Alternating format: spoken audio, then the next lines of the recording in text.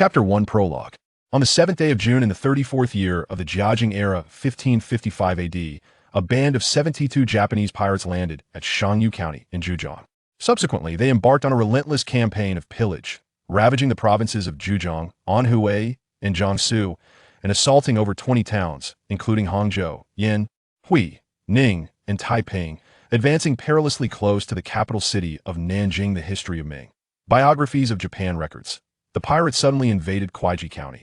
Plundering Hangzhou, they raided Huizhou-Shi County, reaching Jishi and Jingde, slaughtering through Jing County, pressing onto Nanling, and finally arriving at Wu that burnt the southern banks, advanced towards Taiping Prefecture, invaded Jiangning Town, and directly approached Nanjing. The Compendium of Maritime Charts notes, these 53 individuals are cunning and strategic, fierce and adept in combat, undoubtedly the elite among thieves, far from ordinary. Bandits, the veritable records of the Ming Shizong states. As they drew their bows to shoot, the pirates caught every arrow with their hands, leaving the troops astounded, leading to a complete rout during the Battle of Nanling. Chun Yi Dao and his son, leading the Wuhu brave, fought valiantly, ultimately sacrificing their lives in the Battle of Jiangning Town. Commanders Zhu Xiang and Jiang Sheng led their forces to confront the enemy, yet were unable to withstand them. Xiang perished in battle, while Sheng was injured and fell from his horse, resulting in over 300 casualties among the military personnel. The history of Ming records.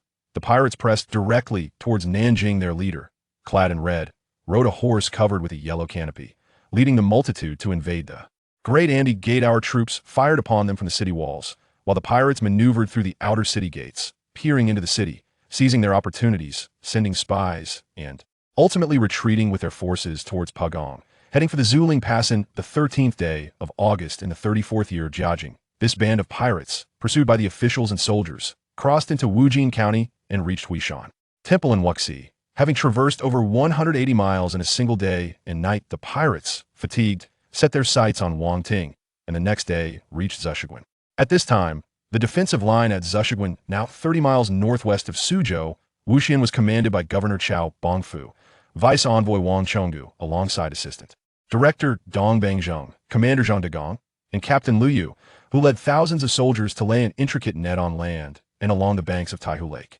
The necessity of deploying such formidable forces arose from the considerable disturbance caused by these pirates, and failure to eradicate them would yield no favor from the emperor and would weigh heavily on the common people. Chao Bongfu admonished his subordinates before the battle. These pirates possess thousands of fierce enemies. They have scrutinized our terrain and military strength. Should they launch a major incursion in the future, how shall we withstand it? We must vow to eliminate them before entering the city. The government forces, having awaited the weary pirates, finally engaged in battle at Wulin Temple. They captured and slain 27 pirates. The remaining pirates fled across the Hongjing-Qianma Bridge, seeking refuge in a civilian dwelling. The government troops surrounded the house and employed fire attacks. The pirates, unable to withstand the onslaught, fought desperately for a bloody escape, running a considerable distance before scattering into the fields. Upon noticing the grass slightly rustling, the commander ordered his men to shout in unison, "The bandits are hiding in the fields." Startled by the cries, the pirates fled, only to be apprehended and slain, leaving not a single one to escape. Thus, this sudden onslaught, comprised of extraordinary Eastern warriors capable of catching arrows with their bare hands and fighting one against 100, culminated in the annihilation of the 72 sword saints. The Japanese pirates, they had rampaged through the Ming Empire for over 80 days, traversing more than 3,000 miles, resulting in the deaths and injuries of 4,000 to 5,000 soldiers, including one censor, one county magistrate, 2 commanders, and 2 captains, while the toll on civilians and the destruction of farmland and property remained incalculable. For several years, the Jiajing emperor had not convened a court, but upon hearing of the unrest, he was filled with wrath. He issued multiple edicts, dismissing and punishing a total of 46 officials, including the Minister of War and his deputy, as well as governors from the provinces of Zhejiang, Anhui, and Jiangsu. According to historical records, the aforementioned details are likely to be accurate, though there are discrepancies regarding the number of pirates some accounts suggest. 53, while others enumerate 7 Taitwo. This variance may be attributed to the attrition experienced by the pirates along their route. Regardless of the exact figure, it is evident that the numbers involved could not have exceeded 100. It is indeed a bitter irony that the illustrious Ming Empire, with a populace in the millions and an army comprising hundreds of thousands, was thrown into disarray by a mere band of dozens of pirates who nearly breached the gates of the capital. Nanjing. This situation also serves to illustrate the rampant scourge of piracy during the Jiajing era. The inland regions were already struggling, while the coastal areas suffered even more acutely.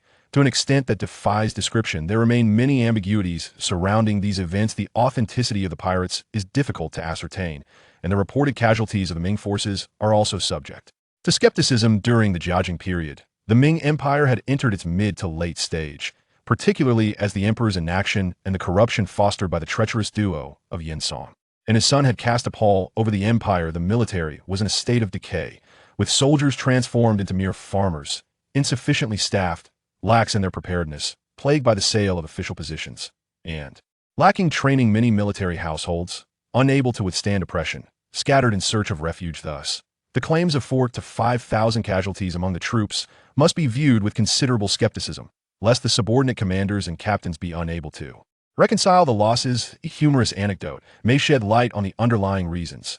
A group of robbers during a bank heist declared, "Do not move. The money belongs to the state, but your lives are your own." The patrons fell silent, complying. One robber, glancing at the cashier sprawled on the table, remarked, "Please lie down more decorously. This is a robbery for money, not for lasciviousness." Upon returning, the robbers were eager to count their spoils. The leader interjected, "Are you fools? With this amount, how long will it take to count? Well, find out the total on the evening news." The next day, the news reported that the bank had been robbed of 100 million, yet the robbers could only account for 20 million. The leader bellowed, "Damn it, I risked my life for a mere 20 million, while the bank president profits 80 million with just a flick of his finger." Clearly, one must pursue education in these times.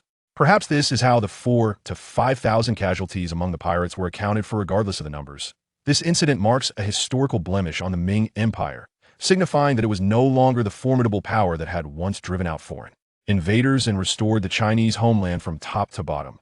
A pervasive atmosphere of incompetence and decay pervaded the empire. Amidst the pervasive atmosphere of treachery and the prevailing incompetence, coupled with the strict maritime prohibitions that rendered the seas inaccessible, the populace along the southeastern coast endured untold suffering. Once the most prosperous and flourishing regions during the Song and Yuan dynasties, these lands had fallen into desolation due to the chaos wrought by Japanese pirates. The rise of banditry was not solely instigated by genuine Japanese marauders. A significant number comprised desperate coastal inhabitants, driven to piracy under the weight of the court's oppression. They gathered in bands of dozens, hundreds, or even thousands, taking refuge on islands, colluding with merchants and pirates alike, traversing vast maritime territories, engaging in rampant smuggling and plunder. Thus, the Ming dynasty's maritime ban became a mere piece of paper, transforming into a grave threat to the empire. This tale commences in the 34th year of the Jiajing era, at a time when the Japanese pirates were at their most rampant. Chapter 2. The Japanese Pirates. Ming Dynasty, 34th year of Jiajing Spring, February. On the shores of the East China Sea, near Ningbo Prefecture, the coastal expanse blossomed in vibrant colors, with fallen petals carpeting the ground. The islands and hills along the coast were adorned in resplendent hues, and the air was filled with the essence of spring beneath the radiant sunlight. The sky was a deep azure, and the boundless waves of the sea danced with life, while flocks of seabirds soared above. The Zhoushan archipelago resembled a collection of miniature landscapes scattered across the water, each a gem that delighted the heart. Such breathtaking scenery ought to have been bustling with prosperity. However, the reality was one of desolation. Towns and villages along the way lay in decay, their structures crumbling, and the population sparse. Even the vast ocean bore no trace of fishing vessels. The once thriving scene, where ships gathered in multitude during the Song and Yuan dynasties, had vanished without a trace. 10 miles southeast of Dinghai County lies the mouth of the Yong River, surrounded by hills, notably the Zhaobao Mountain. At its base sits Yangon Town. Yangon Town was historically a crucial stop for the tributary trade with Japan and Ryukyu, equipped with facilities for receiving tribute. However, following the tribute dispute in the second year of Jiajing, the emperor ordered the closure of the Ningbo Maritime Office. Coupled with the incessant assaults by pirates, the office fell into disuse over the decades, once home to over 1,000 households. Yangon Town now lay in ruins, with countless homes either burned or collapsed, and a majority of its residents had fled. Presently, the town housed fewer than 300 families, and the surrounding farmlands lay fallow. Even those attempting to cultivate the land did so in a haphazard manner. A scene too pitiful to behold. It was around midday, with the sun shining brightly. Suddenly, A piercing scream shattered the warm tranquility, followed by the sounds of struggle and the clanging of gongs. The pirates are coming. They're seizing people. Amidst the shrill gongs and cries, 7 or 8 pirates, clad in short pants and barefoot, emerged from a village in the east of the town, brandishing swords as they dragged a woman along. Hastening towards the river mouth, a few among them bore heavy bundles, indicating they had plundered a substantial haul hot on their heels. A group of 10 villagers emerged, armed with sticks, hoes, and other farming tools. The two groups shouted and chased each other, and within a brief span, they reached the riverbank, navigating around a mountain shrine, where they beheld a two-masted ship anchored. In the basic cess, quick, untie the ropes. Although they were clad in the attire of pirates, this group spoke in a dialect that was familiar to the people of Jiangsu and Zhejiang. A throng surged toward the grand ship, ascending the gangplank in a single file. The abducted women, despite their cries and struggles, were helpless and soon cast aboard. Thieves, do not flee, leave the captives. The delay caused by the pirates boarding the ship allowed a dozen pursuers to close in rapidly. The foremost figure, a robust man, was less than 30 yards from the vessel, his eyes ablaze as he bellowed and hurled a bamboo pole onto the ship. This seemingly haphazard strike, fueled by the man's full might, soared through the air and struck a pirate squarely in the back. With a cry of agony, the pirate tumbled into the river. Chaos ensued among the pirates. Some leaped into the water to rescue their comrade, while 3 others, still ashore, brandished swords and rushed toward the man, who was left defenseless and had to retreat at that moment. A group of villagers, shouting and cursing, came barreling forward. Let us fight these scoundrels. An elderly man, his hair and beard streaked with gray, raised a shoulder pole and called out. Instantly, the villagers began to wield their makeshift weapon sticks and hoes, engaging in a fierce melee with the pirates. In the midst of the struggle, 2 villagers fell, while 3 others sustained injuries. Yet, despite being bloodied, they fought on tenaciously, like madmen refusing to yield. Though the 3 pirates had the advantage of weaponry and strength, they appeared somewhat hesitant, glancing nervously around as they battled. One, caught off guard, was struck in the arm by a hoe, letting out a scream as he dropped his weapon and fled. With 1 less member, the pirates' formation quickly faltered. The remaining 2, wildly swinging their blades, attempted to retreat, but the villagers clung to them fiercely, making escape impossible. Just then, a pirate on the ship shouted, "Hurry! Light the signal fire, the officials are coming." Upon hearing this, the 2 pirates redoubled their efforts, hacking at the villagers to carve a path for their escape. However, the villagers, driven by rage, pressed in even more fiercely. Among them, a lean, dark-haired youth, his eyes ablaze with fury, shouted, "Thieves, if you do not return my sister, I will perish alongside you today." With that, he charged forward, brandishing a pitchfork like a man possessed. The 2 pirates, young and strong, possessed blades and some skill in combat. Thus, despite their initial panic, they managed to maintain their composure. One of them severed the pitchfork from the youth's grasp and kicked him aside, but in doing so, he was struck by 2 blows from the villagers, staggering perilously. Meanwhile, a thick plume of smoke began to rise from the summit of Zhaobao Mountain, signifying that the guards at the beacon tower had spotted the pirates below and were signaling the nearby garrison soon. The sound of neighing warhorses echoed from the direction of Yangon town. "That's enough, return the captives." One of the pirates, in a state of disarray, shouted loudly. Upon hearing these words, the actions of the besieged villagers collectively slowed.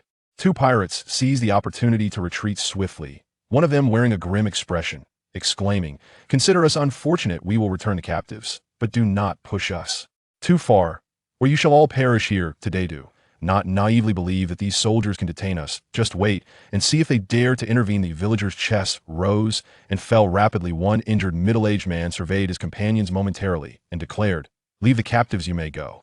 Otherwise, even if we must die today, we shall take you down with us." The 2 pirates sighed in relief, and one of them turned and shouted, "Release them. Let's go." Quickly, the women who had been captured were ruthlessly thrown into the river. Some villagers hastily jumped in to rescue them, while others attended to their fallen comrades. Meanwhile, the 2 pirates seized their chance, rushing aboard the ship without taking the time to retract the gangplank, severing the mooring ropes, and setting sail. The vessel, swaying as it swiftly departed from the shore. By the time the villagers managed to pull the women ashore, the pirate ship had drifted over 100 paces away. Just then, a group of soldiers appeared, emerging along the abandoned official road. However, before the villagers could fully comprehend the situation, an officer on horseback commanded his men to encircle the injured villagers by the riverbank. "Capture these unruly peasants and take them back to the garrison for the captain to deal with." The officer, clad in a red robe and armor, his wide-brimmed hat perched atop his head and a long knife at his side, slumped on his horse and waved dismissively. Instantly, over a dozen soldiers rushed forth to apprehend them by, "What right do you seize us?" The villagers erupted in anger, struggling against their captors. "Humph! Just the act of colluding with pirates is a grave offense. Behave yourselves and return with us. We are all from the same village, and the captain will not impose harsh punishments. A few lashes and a fine, and you shall be released in a few days. Resist, and you shall face dire consequences." The officers scoffed. The soldiers and their commander seemed all too familiar with such matters, and the villagers appeared to understand the implications. After a brief struggle, they fell into despair. An elderly man, his hair gray and thinning, pleaded, "Commander Yang, we are willing to return with you to face punishment, but many of us are injured. We hope you can grant us a little time to find a doctor for treatment before we depart, lest we bleed to death." The officer glanced at the retreating pirate ship. Then his gaze fell upon the girl they had rescued. The girl, still in her early teens, appeared somewhat ordinary in looks. However, with the warm spring weather, she was scantily clad, and her garments, soaked from the water, clung to her form, revealing her figure. In the bright midday sun, one could faintly discern the contours of her body. Her slender frame appeared even more delicate, and now, trembling in fear with her hands covering her shoulders, she looked utterly pitiable. Gulped. The officer, unable to suppress a slight movement of his Adam's apple, turned his head to survey the surroundings, pausing momentarily at the dilapidated mountain shrine, before nodding and saying, "I do not wish to make things difficult for you, however. The law is as such, and I cannot act arbitrarily upon my return. I shall plead your case to the chief elder for now. Tend to the wounded. This young lady, who fell into the water, requires careful attention. The nearby mountain shrine offers shelter from the wind, and I shall take her inside to warm her clothes by the fire, lest she succumb to the chill." Upon hearing this, the villagers erupted into a fervent uproar, with some even resorting to curses, yet they were swiftly subdued by a group of soldiers who resorted to force. A smug expression crossed the officer's face as he coldly remarked, "Your fates lie in my hands. With a mere word, I can determine your destiny. Claiming that you have colluded with the pirates is but a minor offense. Do you not realize why the number of officials in Yangon town has drastically diminished of late? I, a mere captain, have brought only a handful of men with me. Allow me to disclose the truth. Half a month ago, the notorious pirate Wang Ji led an army of over 10,000 to assault Songjiang Prefecture. The Zhejiang governor has ordered the mobilization of troops from all garrisons in Zhejiang to suppress the bandits, while simultaneously enforcing stringent defenses along the coast. Anyone daring to secretly communicate with or assist the pirates shall be charged with treason. And merely concerned for this young lad's health after her fall, hence my willingness to oversee her care. Should you resist, I shall have no choice but to take you back and charge you with treason, and in such a case, I would undoubtedly receive a handsome reward for each head. Weigh your options wisely." "Bullshit. If you dare lay a finger on my sister, I swear I'll kill you. You damn official." The dark-skinned, skinny youth struggled frantically and cursed at the top of his lungs. The officer dismounted and strode forward, delivering a heavy kick that sent the youth tumbling into the river. He then stepped closer and pressed the boy's head deep underwater with his foot, his face twisted with rage as he ground his teeth and snarled, "In Yangon town, I am a law. A lowly dung beetle like you dares to threaten me?" The boy thrashed desperately in the water, but the officer only pressed harder with his foot, and the youth's struggles gradually weakened. "Please, my lord, spare him," a villager pleaded. The girl, terrified and distraught, knelt on the ground, kowtowing and weeping. "Commander, please spare my brother. I'll do whatever you say." Only when the boy's movements had nearly ceased did the officer snort coldly and lift his foot. He swept his gaze over the crowd of villagers and declared, "You'd better learn your place. I know you're resentful, but if I hadn't arrived with my men in time today, forget about saving anyone. You'd be lucky to survive at all. The Japanese pirates have been raiding relentlessly lately. A single word from me, and anyone's head can roll. Besides, I'm only taking a little care of her. I isn't that better than letting her be snatched away by the pirates and passed around by dozens or hundreds of them day after day. Don't you agree?" He glanced at his soldiers, who responded with mixed expressions, though most of them laughed and nodded in agreement. Some even began loudly threatening or persuading the villagers to know what is good for them. The villagers finally fell completely silent, though seething with anger. They knew they were powerless against the might of the authorities, especially after witnessing the fate of the boy, which drove home the threat of death. They had been willing to risk their lives against the pirates, but standing up to the officers was another matter. After all, the pirates were a temporary menace. Once gone, they were gone. But offending a commander stationed in Yangon town? The consequences were unthinkable. Seeing everyone bow their heads in submission, the officer smirked in satisfaction. He then strode forward, scooped up the drenched girl from the ground, and carried her toward a nearby mountain temple. "Brother," the girl wailed helplessly and despairingly. Chapter 3. Killing Wang Yunlong struggled desperately in the water. He felt as if a 1,000-pound boulder was pressing down on him. No matter how hard he struggled, he was sinking rapidly. After choking on several mouthfuls of water, his consciousness began to fade, and his limbs flailed in the water, driven by the instinct to survive. Just as his last shred of awareness was about to vanish, he suddenly felt a lightness all over his body. An immense force abruptly pulled him out of the water. Gasping for air, he opened his mouth wide and inhaled as much oxygen as he could muster. In that fleeting moment, he felt as if he had already died. But clearly, he was lucky to be saved, for when he opened his eyes, he saw a pair of large hands gripping his hair tightly. However, the person looked strange, with dark skin, a scruffy beard, and messy long hair piled haphazardly on his head, wearing a patched garment with a cross collar. And there was even a wound on his chest that was still bleeding profusely, making him look like he had suddenly appeared from a different time and space. Dazed, he turned his head and saw that all around him were similarly dressed men and women of all ages, totaling more than 10 people. Moreover, the scene was completely different from where he had fallen into the water. The place he had fallen was clearly a reservoir, but in front of him was a clear, rushing river. "Brother!" A heart-wrenching cry from a girl floated in with the wind. He looked in the direction of the sound and saw a man in strange armor carrying a girl, soaked to the skin, towards a dilapidated temple not far away. Almost simultaneously, a flood of memories that did not belong to him surged into his mind like a tide. Ming Dynasty, the 33rd year of the Jiajing era, Ningbo Prefecture, Yangon Town, Shaowang Village, Japanese pirates, sister in an instant. Wang Yunlong was stunned, forgetting even to breathe.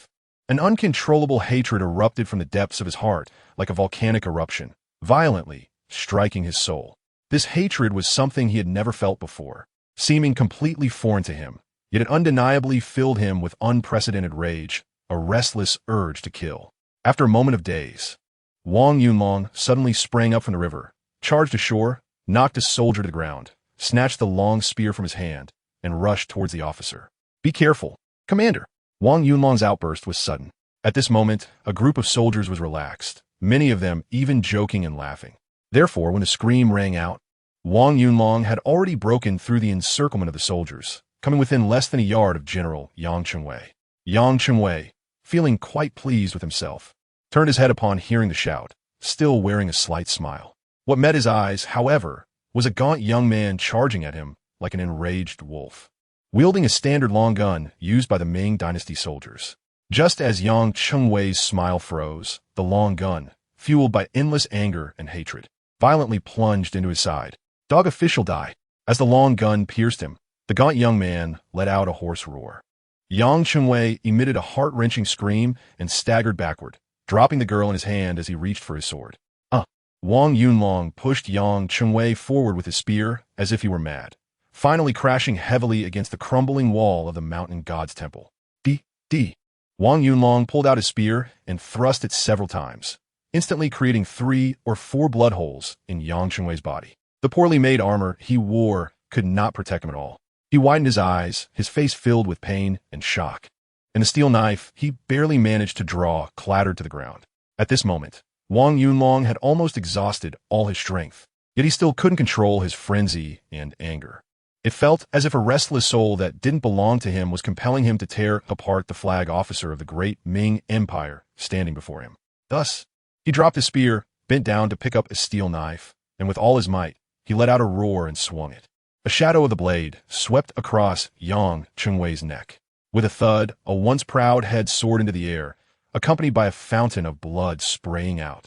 The blood raining down, and under the bright midday sun, reflecting a blood-colored halo of colors. With a crash, as the head fell to the ground, a headless body also staggered and collapsed in front of the mountain god temple, gushing blood soaking the barren ground, emitting a strong scent of blood. The scene fell into a dead silence. The only sound was Wang Yunlong panting heavily with the steel knife in hand.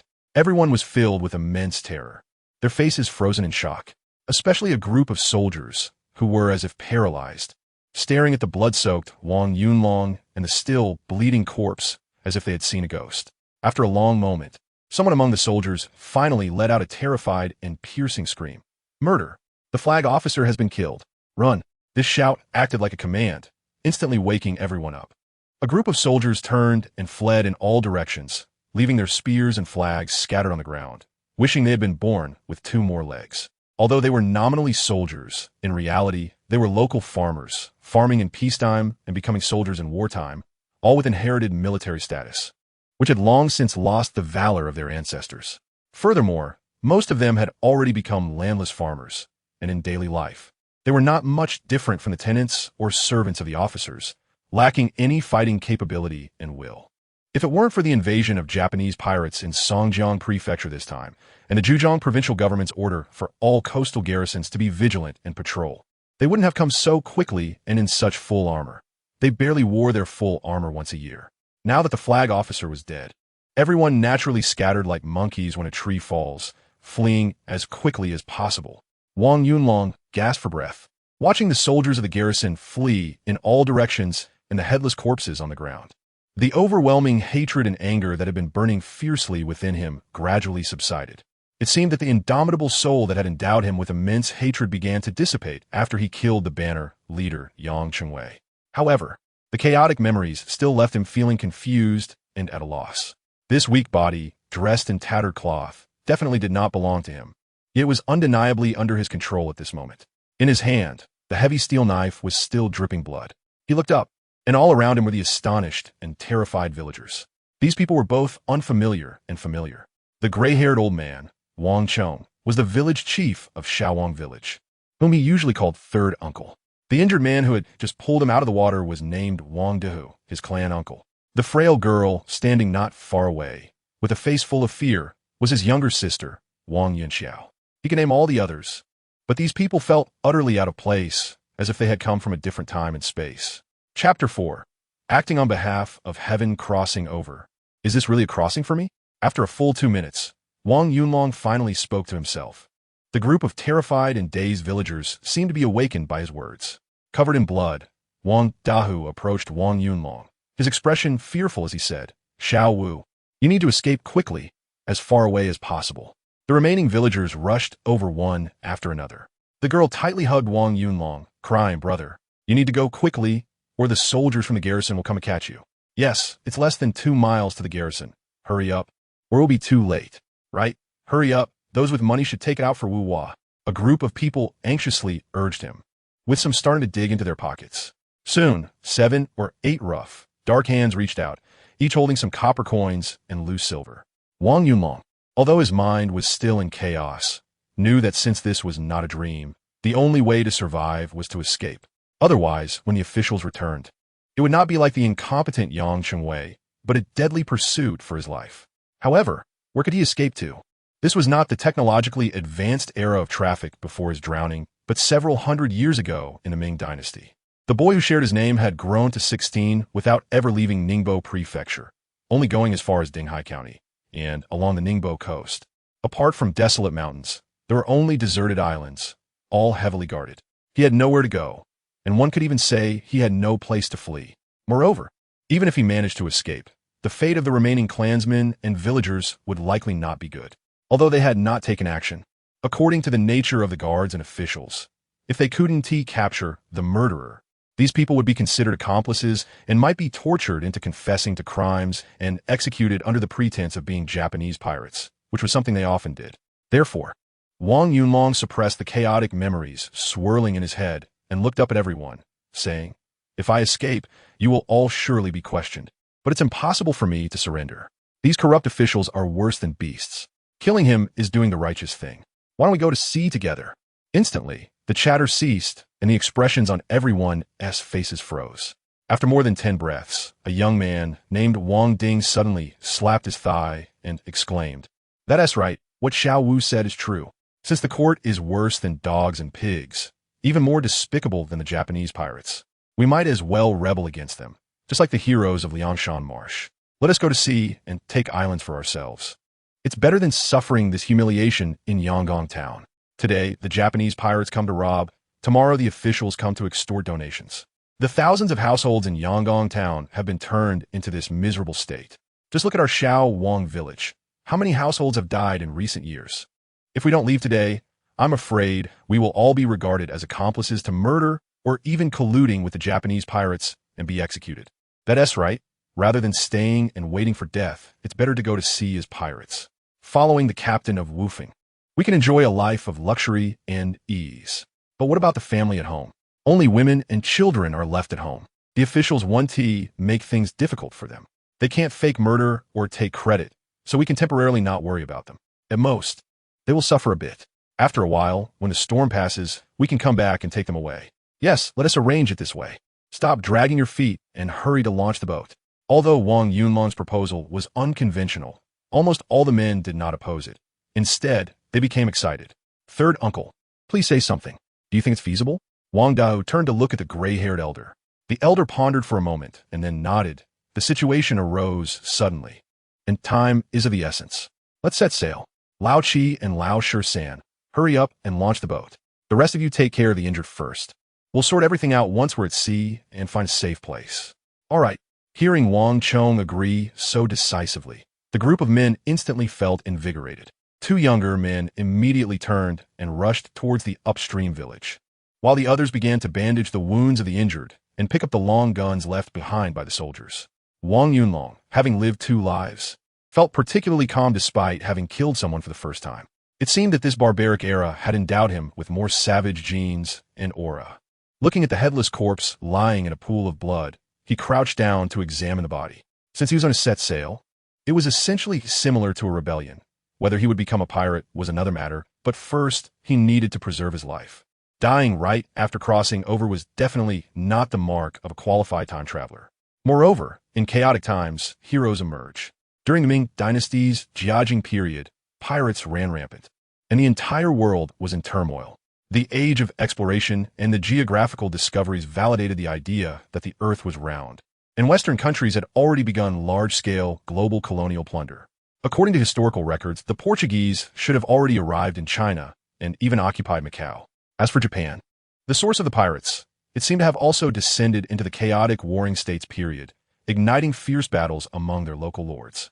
This was the most chaotic time, but it was also the best time, as long as one played their cards right. A pirate gang could easily dominate the global seas and establish an empire where the sun never sets. However, the prerequisite for all this was to first safeguard his life. With his mind in disarray, Wang Yunlong quickly finished examining the body and found a heavy purse containing at least 7 or 8 taels of silver, along with a copper badge of command. After securing the purse and badge, he recalled the scene from Water Margin, grabbed a handful of wild grass, dipped it in Yang Chengwei's blood, and hastily wrote a few big characters on the wall of the mountain god's temple, acting on behalf of heaven. The killer is Wang Yunlong. The mountain god's temple was relatively small, measuring only about 10 feet in width, so when he got to Wang, there was no more space. He could only write Yunlong in a smaller, cramped manner in the corner below, while a group of people was busy preparing and waiting for the boat. A hurried and low horn sounded from the northwest direction of Yangon town. This was the command to assemble issued by the 100 households. Normally, no one would pay attention, but at this moment, the sound was like a death knell. If nothing unexpected happened, the fleeing soldiers had already reported the news of Yang Chengwei's murder to the 100 households. Based on the distance, the soldiers would arrive in no more than a quarter of an hour. What's taking old 7 so long with the boat? What's the noise? We still have half a mile to go. Everyone was tense and anxious, and their emotions seemed to be getting increasingly restless. Wang Yunlong felt a chill creeping down his back. If the boat arrived late and the soldiers caught up with them, it was likely that the men of Shao Wang village would be wiped out, let alone their grand goal of dominating the global seas in the future. Fortunately, after a short while, 2 fishing boats came swiftly down the Yongjiang River, cutting through the water like arrows. In just 2 minutes, they reached the group. Quick, get on the boat. Though the village chief Wang Chong was old, he was quick and decisive. With a wave of his hand, everyone quickly scrambled onto the 2 fishing boats. Then, those who could move grabbed the oars and bamboo poles, and the 2 boats swiftly left the shore, propelled by the rushing river towards the sea. It was not until a full quarter of an hour later that the sound of hooves rushed along the desolate official road. However, when the soldiers arrived, all they saw was chaos and the headless corpse of Yang Chengwei lying in a pool of blood, along with a head that had rolled into the grass, wearing a shocked and terrified expression. On the wall of the mountain god's temple, The blood-red characters reading acting on behalf of heaven appeared strikingly bold and glaring, exuding a suffocating aura in the sunlight. Chapter 5, Trouble Damn It. That's ruthless and arrogant enough. At the murder scene, Chun Jian, mounted on his horse, felt his skin twitch repeatedly, especially the bold, blood-stained characters acting on behalf of heaven. The killer is Wang Ba. On the wall of the mountain god's temple were shocking. Although the name Yunlong was written in smaller, simpler characters below, it was small and messy, covered by the blood flowing down, making it hard to discern. Thus, those characters clearly resembled a rebellious slogan. The group of accompanying soldiers all turned pale, looking terrified. Compared to killing, these soldiers were more adept at drinking, gambling, and bullying the common people. Looking at the only 2 headless flag officers under his command, Chun Jian was filled with surprise, joy, and fear. He was surprised that Yang Chengwei had died so horrifically and decisively, clearly indicating that the opponent was ruthless and skilled. He was pleased that he had no accomplishments to show, but Yang Chengwei, as his subordinate, had died fighting against the pirates, which he could use to claim some credit. Of course, more than anything, he felt fear. If he had come instead, he would likely be the one lying headless on the ground. He was already aware of the underlying story. Yang Chengwei had brought this upon himself, and he couldn't blame anyone else.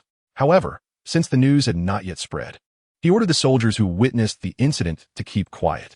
There was a lot of room for maneuvering in this matter, and for them, it was a familiar operation. After a brief pause, Chun Jian left one of the small flag officers with a few soldiers to clean up the scene and took the other remaining flag officer along with the rest of the soldiers straight to the nearby Shaowang village. As long as he captured the killer and these villagers, he could indiscriminately execute them all to claim credit.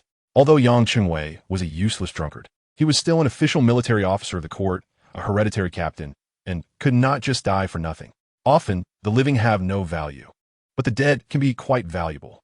Unfortunately for Chun Jian, he came up empty. Shaowang village had only a little over 10 households left, and now there were only women, children, and the elderly, all of whom knew nothing. They only knew that their men had gone with the village chief to chase the pirates and rescue people. But when they heard that someone had killed the 100 households flag officer in rebellion, they all screamed in terror. "Master 100 households, should we take all these people back?" The only surviving flag officer, Lu Ming, suggested. Chun Jian's face darkened as he kicked Lu Ming in the backside and scolded. "Are you a pig?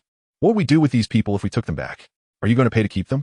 Lu Ming was so frightened that he shrank his neck and quickly said, "My lord, please calm your anger." I misspoke. Chun Jian understood the nature of his soldiers. Aside from drinking, gambling, and bullying the weak, they were useless. Thus, he mounted his horse and ordered, "You hurry and take people to report to the nearby Qianwei office, saying that the people of Shaowang village colluded with pirates to rob property, and Yang Chengwei died resisting. The killer is the bandit leader Wang Yunlong from Shaowang village, along with accomplices like Wang Daho.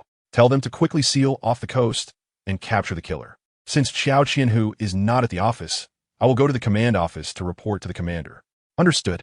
Lu Ming quickly nodded. "Oh, and keep an eye on Yang Chengwei's men, so they don't start talking." After speaking, Chun Jian spurred his horse and rushed towards Dinghai County with a few trusted subordinates. Compared to his group of incompetent subordinates, Chun Jian, as a hereditary 100 household, still had some skills and abilities. Not only did he know some martial arts with weapons, but he was also quite astute. Otherwise, Dinghai Guard wouldn't let him lead people to guard the Yangon town you saw. According to the explanation from the soldiers who had just escaped to report, the murderer was a thin black teenager from Zaiwang's Wang, only about 15 or 16 years old. And the reason was that Yang Chengwei wanted to take advantage of the underage sister of that boy on the spot. In fact, upon hearing the news, Chun Jian had already cursed Yang Chengwei's female ancestors several times in his heart. He completely believed this to be the truth. But he couldn't fathom how Yang Chengwei could be so reckless, especially at such a critical moment. If this was reported, he would surely be severely punished for not managing his subordinates properly. Right now, the Japanese pirates were frantically attacking Songjiang Prefecture, and the Zhejiang regional governor had issued strict orders for all guards to be on high alert and not disturb the people, even requiring localities to organize volunteer militias to resist the pirates. If this matter were to spread, it would undoubtedly provoke great public outrage. If a civil disturbance were to arise because of this, Dinghai Guard commander Lu Jingxiong would certainly face severe consequences, and as a mere 100 household, he feared he might lose his head. Moreover, the newly appointed Zhejiang and Zhili governor Zhang Jing had already been reported to be exceptionally strict.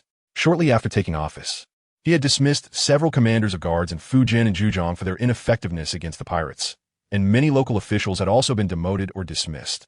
Even the governor of Yingtian, Tu Dashan, had been directly reported to the emperor for his hypocritical actions against the pirates and had recently been taken to the capital for trial by the commander of the Jinyui. The Jinyui, riding at full speed, the mere thought of this terrifying name made Chun Jian shudder, feeling a chill run down his spine. If he thought a bit more about his official rank, he might not even qualify for the Jinyui's level of handling cases, which could have made the situation feel a little lighter. Right now, the most important task was not to capture the murderer, but to find a way to resolve the matter. The best approach would naturally be to portray Yang Chengwei as a heroic guard who died fighting against the pirates, thereby taking advantage of the situation to gain some merit. Most importantly, he must not bring trouble upon himself or his superiors, as they wouldn't hesitate to eliminate him as a nuisance.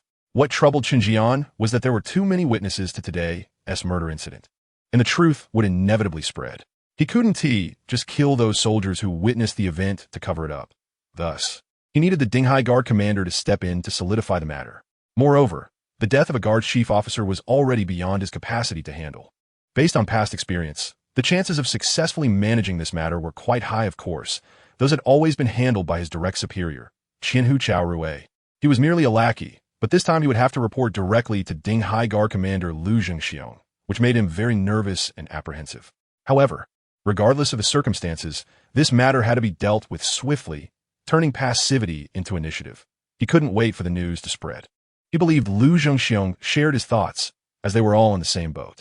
Once the truth was revealed, the Dinghai Guard, from top to bottom, would undoubtedly face punishment. If he failed to manage his subordinates, Lu Zhengxiong would similarly face the same issue, especially at this critical juncture. He had heard that the Zhejiang and Zhili Governor Zhang Jing had long been dissatisfied with the guards and officials along the Fujian and Zhejiang coasts. In fact, a few years ago, the previous Zhejiang and Zhili Governor Zhu Wan had already executed a large number of officials in Fujian and Zhejiang for their ineffectiveness against the pirates. And Zhang Jing was even more ruthless than Zhu Wan. A person who could dismiss even the governor of Yingtian could easily eliminate these minor guards. Chapter 6. Mengda Syndrome. Dinghai County. The Dinghai Guard Command was located next to the Dinghai County government, with the two offices less than 50 zhang apart, separated by a street. At this moment, the guard commander Lu Zhengxiong was in the office, discussing defense arrangements with two officials and 4 Qianhu from the county. To support the campaign against the pirates in Songjiang, Governor Zhang Jing had drawn 2,000 soldiers from the guard offices in Ningbo, and recruited an additional battalion of local volunteers, totaling 5,000 troops. As the largest garrison in Ningbo, Dinghai Guard had nearly half of its personnel drawn away. Originally, the soldiers in each guard were already less than 50%, which was a tacit number for empty salaries. In reality, many guards had less than 30% of their personnel, and when there was no other option, they would temporarily gather some local old and weak villagers to fill the ranks. Therefore, expecting these guards to fight was a fantasy, let alone win. If they could hold their ground against the pirates, they would be considered brave. The most amusing incident was when a 100 household recruited a blind man to fill in. When the pirates attacked, the blind man didn't know which direction to go, and while everyone else fled, he stood there with his gun, causing the pirates to think it was a trap, and they didn't dare to approach, instead opting to raid the neighboring Xiangshan County. This time, too many people had been drawn from Dinghai Guard, leading to an extreme shortage of soldiers. If the pirates were to invade, it was estimated that Dinghai County could not be preserved. However, as the commander, this burden rested on his shoulders. If he couldn't hold the position, his fate would be grim. Although the current emperor was not adept at governance, he was very skilled at executing punishments, and he showed no mercy in doing so. Therefore, Lu Zhengxiong prayed that the pirates would wreak havoc in Songjiang and not come to visit Ningbo, especially not to Dinghai. If it came to that, they could at least take a stroll in the neighboring Xiangshan, which would be easier to plunder. Report: Yangon Town 100 household Qinjian has arrived, saying there is urgent military business to report. A soldier rushed in to inform. Lu Zhengxiong's hand, which was pointing at the map, trembled violently, and the two officials and 4 Qianhu surrounding him also shook simultaneously, their faces turning pale. Let him in. After all, Lu Zhengxiong was an experienced commander, and he quickly steadied his mindset. If it's a blessing, it's not a disaster. If it's a disaster, it can't be avoided. If the pirates are coming, then we can only face it bravely. I just hope there aren't too many preferably not exceeding 100, or we might not withstand it. Soon, Chun Jian strode in, looking anxious and clasping his fists, saying, "I am Chun Jian, 100 household of Yangon Town Yusua. Greetings to you, Lord Liu." Liu Zhengxiong didn't he have time to return the greeting and hurriedly asked, "You say there's important military business. What is the situation? How many pirates are coming?" Chun Jian quickly replied, "The pirates have only come with one boat, totaling less than 10 people, and have already been driven away by the people of Yangon Town, causing no major harm." Phew! Upon hearing that the pirates were so few and had already been driven away, Liu Zhengxiong and his subordinates almost simultaneously exhaled a sigh of relief. One of the Qianhu wiped the cold sweat from his forehead, saying gratefully, "Very fortunate, very fortunate. Yangon Town indeed has a brave and fierce populace, worthy of commendation. Lord Liu, I suggest we reward these villagers to encourage them. If the pirates come again next time, everyone will surely put in their efforts." Indeed, we must reward them." The others all nodded in agreement. Liu Zhengxiong also deeply agreed, smiling as he nodded. Indeed, Yangon Town is under the jurisdiction of 100 household Chun. They did very well this time.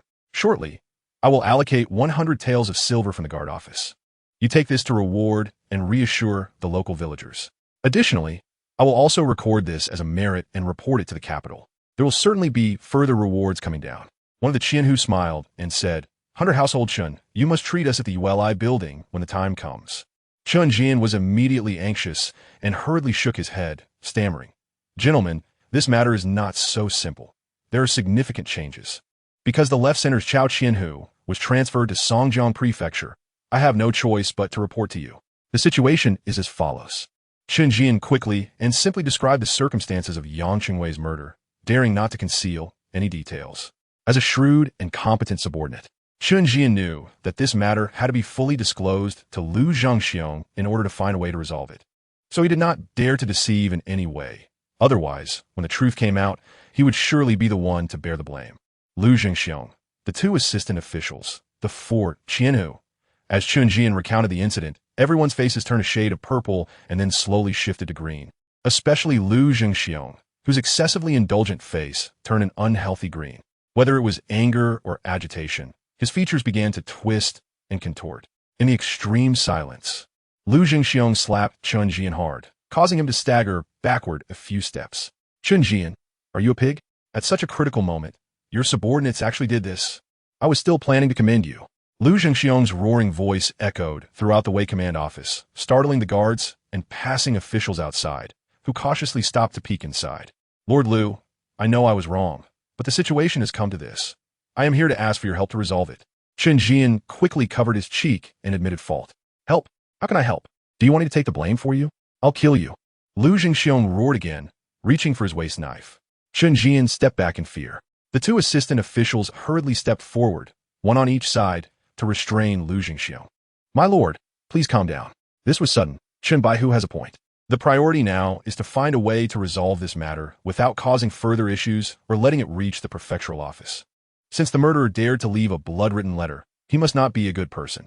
From what I see, it would be better to say these people were colluding with the Japanese pirates, and Yang Qingwei unfortunately died in battle while trying to exterminate them.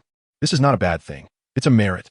Liu Zhengxiong's chest heaved violently as he forcefully sheathed his knife and said, "It's easy to say that. More than 10 military households witnessed this. It must have already spread in Yangon Town, and it can't be covered up." Saying this, he kicked Chun Jian hard and then seemed to calm down slightly, staring at the map for a moment before saying, "Chun Jian, you say these people all fled after the murder.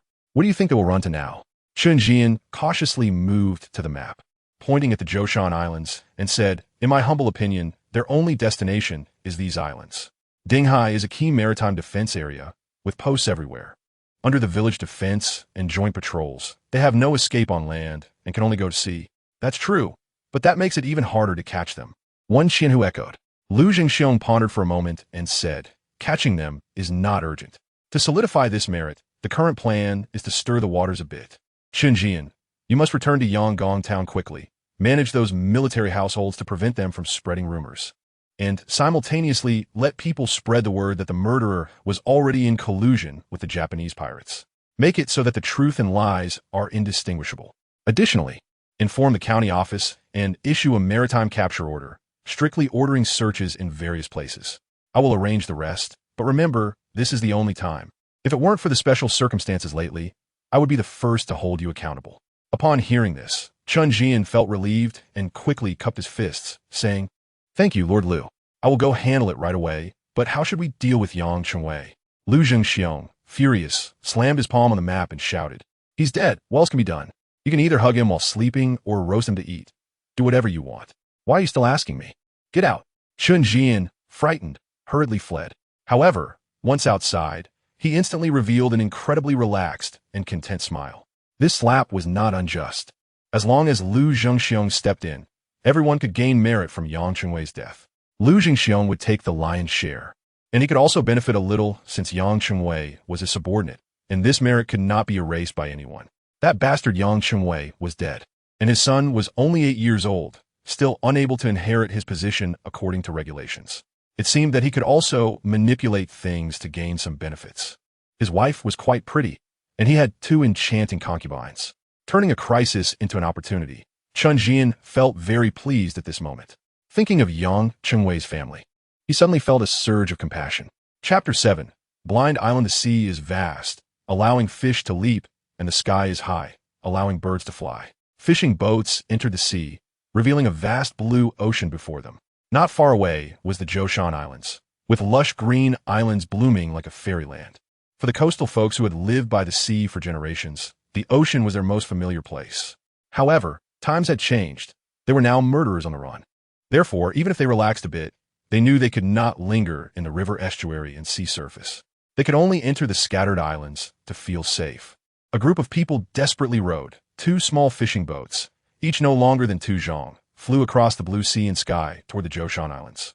Watching the coastline and the still billowing smoke from Zhaobao Mountain grow further away, Wang Yunlong's inner tension finally began to ease.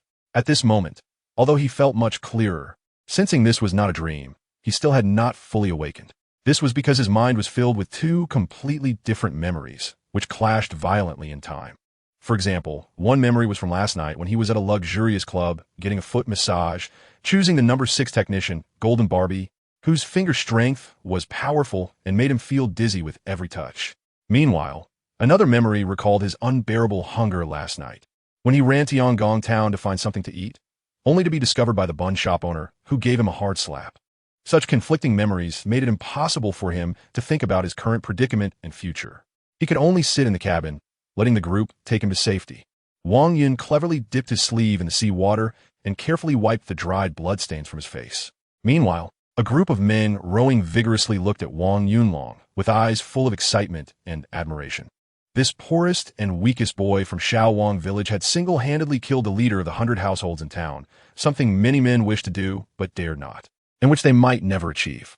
Since ancient times, killing has been a way to establish authority. Those who dare to kill corrupt officials are seen as great heroes in the eyes of all common people, especially in such a chaotic era of official oppression and with the endless harassment from Japanese pirates. The coastal villagers had accumulated a pent-up anger that could not be vented. Today, this anger was released by this inconspicuous boy, leading them to risk their lives and venture out to sea as bandits alongside him. Everyone knew that once they set out, there would be no turning back unless the Ming Dynasty collapsed. Yet, they all pressed on without hesitation, because staying would only lead to a more dire and tragic end. Moreover, there were so many Japanese pirate groups overseas living in abundance, and they were not unfamiliar with some of the pirate strongholds near Ningbo, occasionally visiting to trade for food, salt, and cloth in exchange for money to support their families. Compared to the oppression from the Ming government, these areas occupied by pirates were a true paradise of freedom. Of course, danger was ever present. The pirates acted without restraint, and survival depended solely on strength and luck. "Uncle San, should we go to Bird Island or Gourd Island?"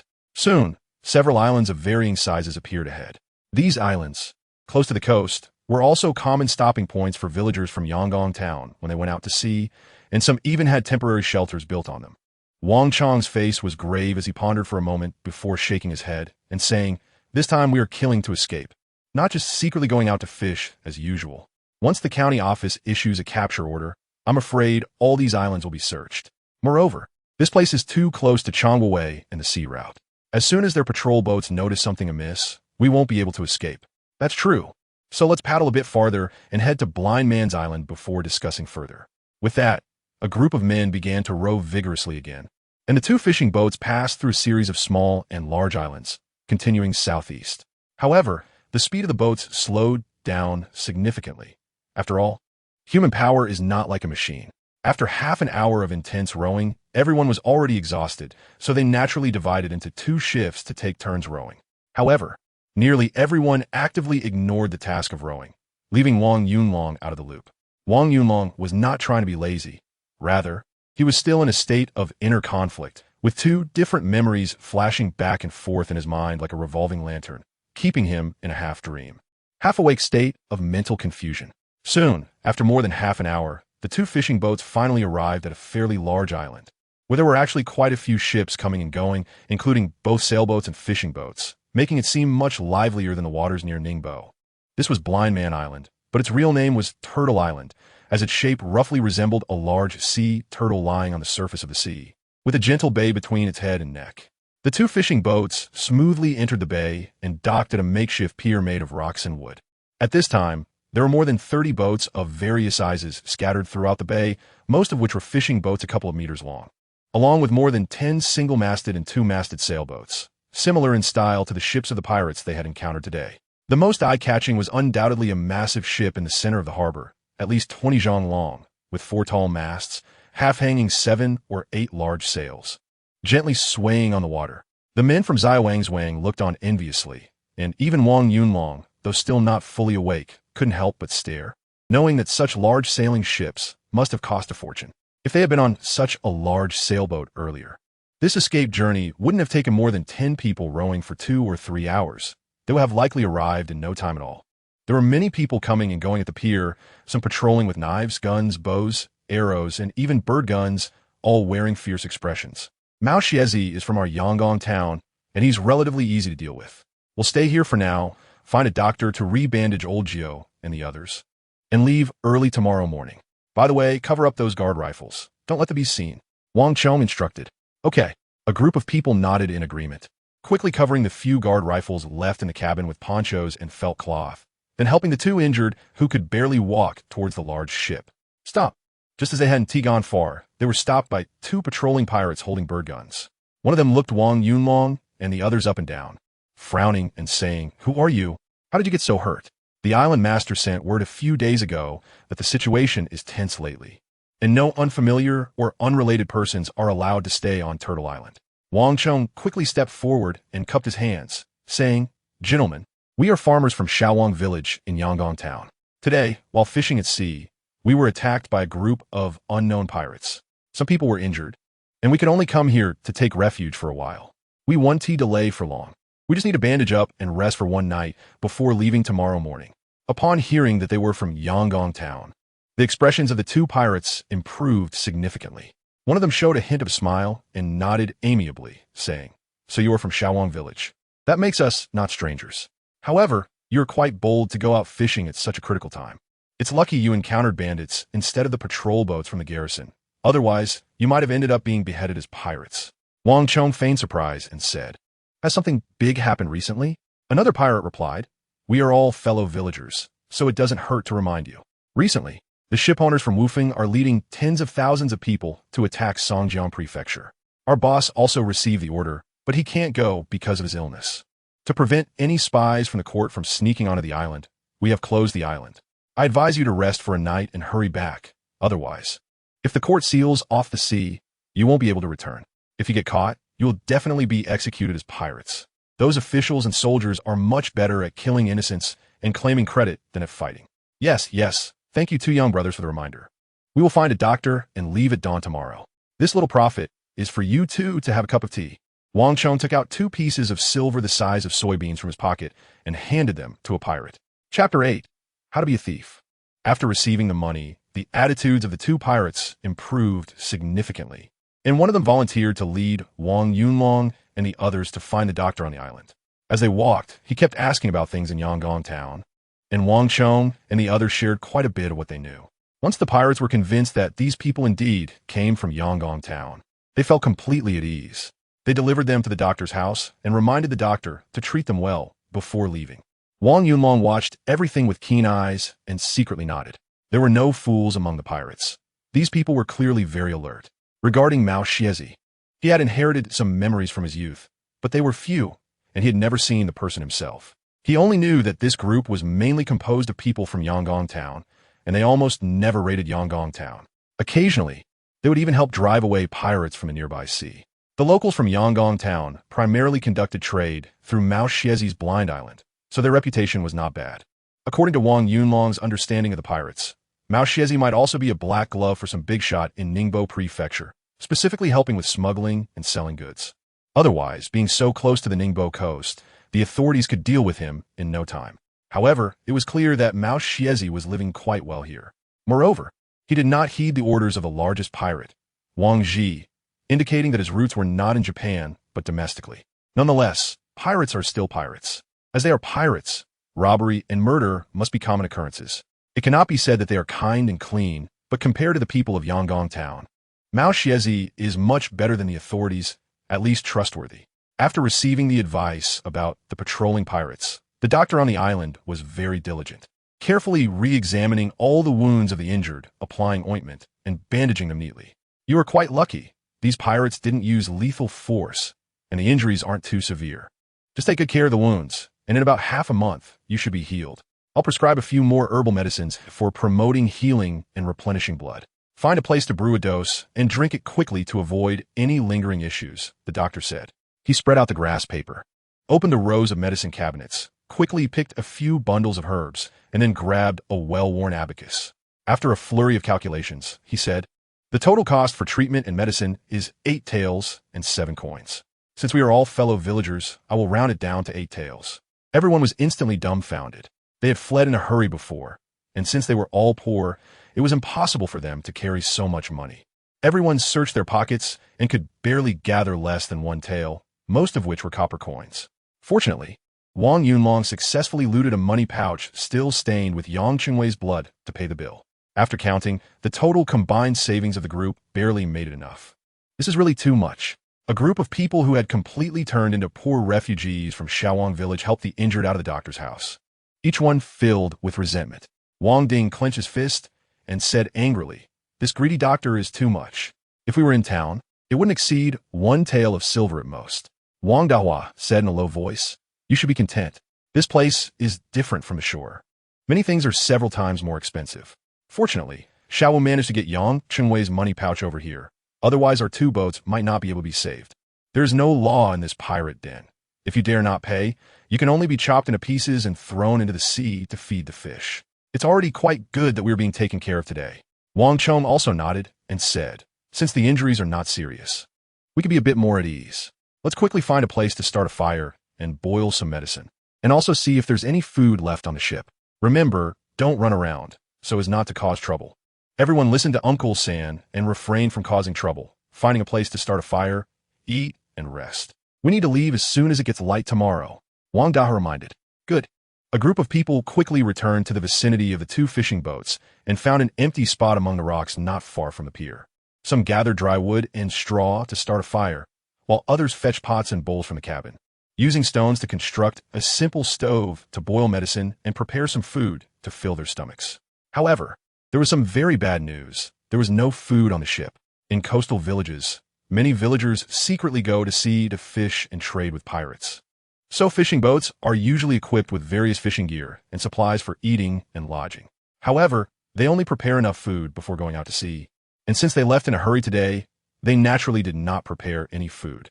Moreover, today they were especially unfortunate as they had just been completely stripped of all their money by the island's doctor, making it impossible to buy food from pirates even if they wanted to spend money. "How about we go borrow some grain from them?" a villager suggested. "These pirates are greedy and ruthless. It's a miracle they let us stay. Besides, nothing grows on this island, and buying food from the shore is not cheap either.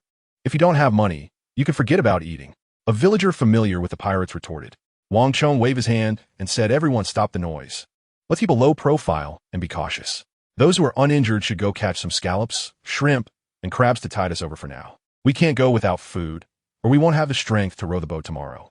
Upon hearing this, everyone felt they had no choice but to comply. So, Wang Ding and 4 younger villagers went to the dock and took a fishing boat to catch seafood. Wang Yunlong was not injured, but no one arranged for him to work, So he walked over to a small creek nearby, took off his clothes to wash the bloodstains off his body, and then sat on a rock with his wet clothes and disheveled hair, staring blankly. At this time, the sun was already setting, the sunlight was bright, the sea breeze was gentle, and the azure bay shimmered. Fishing boats were coming and going on the sea, flowers were blooming along the coast, and one could even hear the rough songs of the fishermen. What a beautiful and peaceful scene. I was originally an honest citizen, but ended up as a thief. Others who crossed over were either young masters or noble sons. At the very least, one could become the son of Yen Shifan, the current powerful prime minister of the Ming Dynasty, Yen Song. Although others had already crossed over once, what was wrong with me crossing over again? Unfortunately, as soon as I crossed over, I became a wanted criminal for murder. This starting point was simply hellish difficulty, unless something unexpected happened within 2 days. The news of the wanted criminal for murder would spread around Zhoushan. Therefore, it was absolutely unwise to stay on this blind island.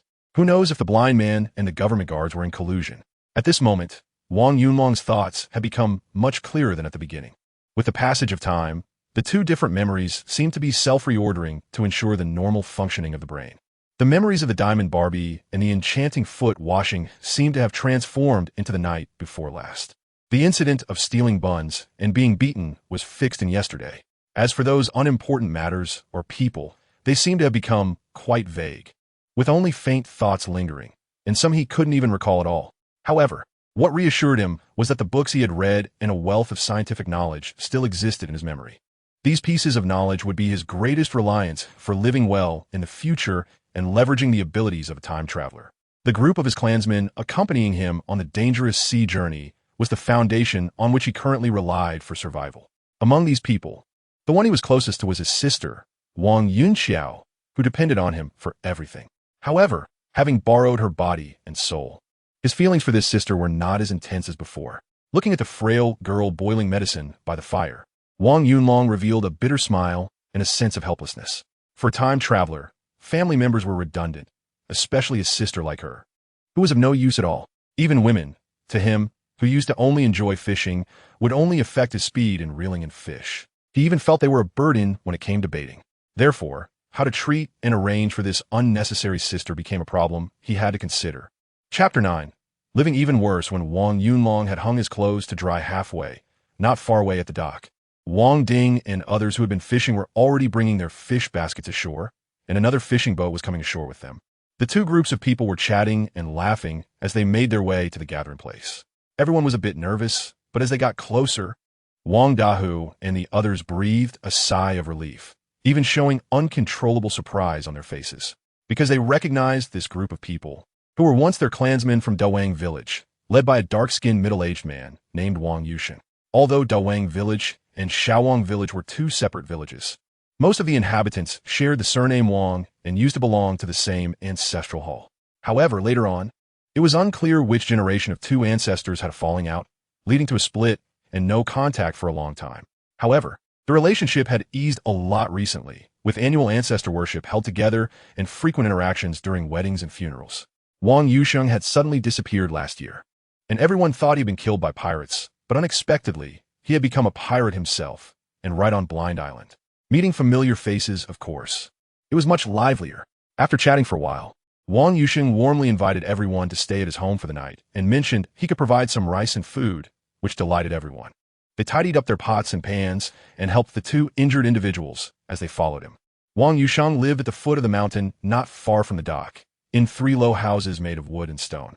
After a group of people settled down, Wang Yusheng took out some rice and flour, and Wang Yunxiao obediently started to light a fire to cook. A group of men gathered together to inquire about the situation. Wang Yusheng said they were pirates, but in fact, they were just fishermen living on the island, dependent on the blind man Mao. On ordinary days, they made a living by fishing, collecting sea cucumbers and abalones to dry and sell to Mao, and if they were lucky, they could even find pearls and corals. Naturally, the purchase price from Mao was very low, and then he sold these precious seafood to the coastal states. Compared to the people on land who were completely forbidden from going to sea, Wang Yusheng and the others were free, as long as they worked hard. They could save 1 or 2 taels of silver each month. After all, the number of people represented the strength of the pirates, and Mao could not exploit his subordinates too much. Once they set out to rob or conflicts arose among the pirates, everyone had to do their best. Those who fled in fear would generally meet a bad end. Pirates had their own survival rules. There were no laws here, and everything relied on moral persuasion.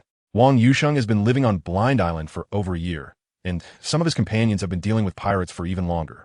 In fact, these people are not without families. Their families are still living on the shore. Every once in a while, they secretly send the money they earn back to the shore, and in return, they bring back some food and daily necessities. Thus, the strict maritime ban of the Ming Dynasty is essentially like a sieve, full of holes. The powerful and wealthy pirate leaders use the big holes, while ordinary pirates and civilians squeeze through the small ones. Most of the time, the court and the garrisons turn a blind eye, tacitly allowing each other to profit and coexist without interference. If someone tries to disrupt this stable and united situation and destroy this web of interests, their fate is bound to be unfortunate.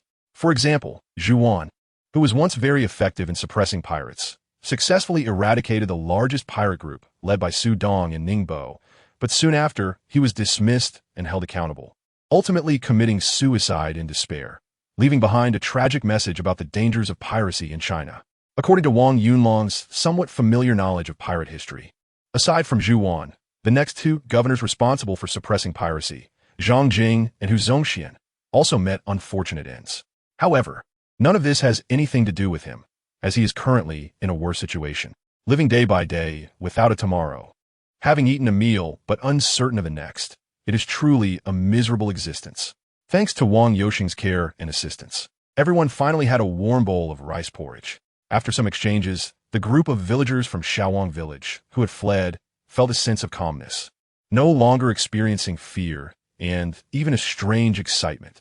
According to Wang Yusheng and others, as long as they greet the blind man, they can stay on Blind Island for a long time, find a place to build houses, and survive by fishing and robbing. They can sneak ashore every now and then to take care of their wives and children at home. This life is much better than farming in Yangon town. Not to mention feasting and drinking, at least they have safety, freedom, and no worries about food and clothing. According to the nature of pirates, they can just rob whatever they lack. Aside from Yangon town, they can rob anywhere along the coasts of Ningbo, Taizhou, and Hangzhou. It is truly exhilarating. To fulfill his promises, Wang Yusheng excitedly went to find the blind man after dinner, wanting to make arrangements for his group from Shaowang village to settle down properly, so they would have support in the future. Wang Chong and Wang Dehu and others also dared not reveal the true reason for their escape, so they could only let it go. After all, they would be leaving early tomorrow, and whether they would return in the future was uncertain. If they said they had escaped after killing the chief officer of the garrison, it was likely that Wang Yusheng would not dare to host them, and he might even change his expression and inform Mao Xiezi, leading to unpredictable consequences. The sun sank in the west, and the vast sea began to shroud in mist. Before they knew it, night had fallen. Fishermen who had gone out to sea to fish and patrolling pirates gradually packed up to head home, and the docks slowly became deserted. However, in the center of the bay, a grand and majestic building resembling a palace was bustling with activity, brightly lit, with drinking and merrymaking, and the sounds of laughter and cursing filled the air. This was the gathering hall of Blind Island, where Mao Xiezi was currently drinking heartily with his trusted subordinates, and there were more than 10 beautiful women present, playing musical instruments and dancing to liven up the atmosphere. These women had diverse backgrounds, including those dressed in Ming attire, some in kimonos with faces painted like ghosts, and others with fair skin and tall stature of unknown ethnicity. Yet these women, who had never been seen together on land, were all gathered here. Mao Xiezi, in his 40s, was a burly man and a one-eyed dragon. He had been blinded in one eye during a territorial dispute in his early years, and thus wore a red tortoiseshell eye patch over his face, giving him a somewhat eerie appearance. Although he treated the people of Yangon town decently, he was a ruthless character, with countless coastal civilians and merchants having died at his hands. At this time, other pirates on the island, taking advantage of the dim twilight, quickly had a simple meal, washed up, and went to sleep. Wang Yunlong and others were the same. In just half a day's time, fighting against the Japanese pirates, killing the general flag, and fleeing to sea, the group was already exhausted. Therefore, after eating and drinking their fill, they all went to sleep immediately. They were all worn out and had no particular preferences, except for Wang Yunxiao, who slept alone in the kitchen. The remaining more than 10 people lay sprawled out in the parlor, and soon the sound of snoring was like thunder. Wang Yunlong tossed and turned, unable to sleep. Aside from having killed someone, he hadn't engaged in any other physical activity, so he couldn't say he was tired. Moreover, due to the soul crossing, He had been in a semi-dazed state for most of the time. The sudden transition from a high-tech modern society to such a backward primitive feudal era made it impossible for him to adapt. What's more, he had never shared a bed so closely with so many snoring, teeth-grinding, foot-picking big men. Sandwiched between two bodies reeking of sweat, he stared wide-eyed at the increasingly dim, low ceiling. After enduring for a while, he simply rolled over, got up, and quietly pushed open the door, stepping outside for some fresh air. Just as he was about to stretch, his body suddenly stiffened, and he rubbed his eyes to take a closer look at the harbor. In the gathering dusk, a two-masted sailing ship suddenly broke through the sea mist and entered the bay. At this moment, there wasn't a soul at the dock. After the sailboat silently docked, a group of people quickly disembarked and headed straight for the brightly lit palace. Chapter 10. The stolen ship. How could a ship still come in at this late hour? Wang Yunlong couldn't help but murmur, while a sense of alertness rose in his heart. It wasn't that he was overly cautious, but because he was currently bearing a life on his shoulders. He had to be vigilant. Additionally, the background of Maoxiezi was also unclear. Most importantly, they were too close to the coast of Ningbo, only about 50 miles away. They could reach it in 2 or 3 hours by boat, and with a sailboat designed specifically for navigation, it wouldn't even take half that time. They had already been at Xiezi Island for more than 2 hours, and it was estimated that by now, the government notices for his capture had filled the streets and alleys of Ninghai County. As Xiezi Island was the most common trading spot for the people of Yangon Town and the pirates, it would be unreasonable for the authorities not to come. Even if Mao Xiezi opposed the government, he definitely wouldn't be willing to harbor someone who had killed a court officer. That wasn't chivalry, but foolishness. What to do? Wang Yunlong knew that a decision had to be made quickly, because a careless mistake could lead to their group's annihilation. After pondering for less than 5 seconds, he turned around and went into the house, waking up Wang Ding, who was sleeping at the door. "Xiao Wu, why are you waking me up when I'm trying to sleep?" Wang Ding mumbled, still groggy. "Seventh uncle, a big ship has arrived. I'm afraid things might change. Should we go check the situation first?" Wang Yunlong said in a low voice. "Really?" Wang Yunlong nodded and said, "I just saw that many people got off the boat and went to Mao Xiaozi's place. Could they be officials?" Wang Ding was instantly wide awake, sitting up and walking out of the room. Following Wang Yunlong's pointing direction, he indeed discovered a large two-masted ship. Although the night was hazy and it was hard to see clearly, he could still make out its size and specifications. "Let's go take a look and assess the situation. We need to be cautious tonight." Wang Ding is only a few years older than Wang Yunlong, but he is considered an uncle figure. He is quite active in the village and is regarded as a key member of the young and middle-aged population in Shaowang village. He is also a main force in fishing and smuggling. Living under the constant threat of pirates, the coastal villagers are very vigilant. Those who are too lazy or foolish have basically perished. The two of them crouched low and quickly ran to the dock, then stealthily approached beneath a two-masted ship. The ship is about 10 zhang long and 2 zhang high, with palace-style towers at both ends and a concave deck in the middle, forming a shape that is narrow at the front, wide at the back, pointed at the front, and curved upwards at the back. This is the most common style of Fujin and Zhujiang fishing boats, not only used extensively by pirates, but also a standard configuration for coastal defense forces. However, this ship has no markings on its sails or hull number, making it impossible to determine its origin. Wang Ding whispered, "Xiao Wu, this ship is suspicious. I'll keep an eye on it here. You hurry back and wake up Uncle San and the others. It seems we need to leave under the cover of night." "Okay, be careful." Wang Yunlong gave a quick reminder and turned to leave, Su returning to Wang Yoshing's house, where he woke up the group of people lying haphazardly on the floor, snoring loudly. Although everyone was extremely tired, they all became alert after vaguely hearing what Wang Yunlong said, and one by one, they got up nervously and walked outside. The commotion also woke up Wang Yusheng, who was sleeping in the adjacent woodshed. He came out yawning and asking what was going on. Wang Dahu didn't hide anything and directly recounted how Wang Yunlong had killed the chief Yang Chengwei in Yangon Town. After hearing this, Wang Yusheng was instantly petrified. "How would you guys do this? Damn it, I'm going to be screwed over by you." Wang Yoshing's face turned from green to white, and after a while, he let out a mournful howl, grabbing Wang Dahu's collar and whispering in a low voice. Wang Dahu's wound was touched, causing him to grimace in pain. But he wasn't angry. Instead, he wrapped his arm around Wang Yoshing's shoulder and whispered, "What are you yelling about in the middle of the night? We didn't say anything at first, because we didn't want you to worry. After all, you can't write 2 Wang characters with 1 stroke. We are all connected like broken bones tied with tendons. We are family. And you know how those soldiers in the garrison are? They bully us poor common folks and are nothing but useless drunks. This time, when Xiao Wu killed him, we were all very happy. Otherwise, why would we come all the way here to Blind Man Island, leaving our wives and children behind? It's just so we won't have to endure this humiliation in the future.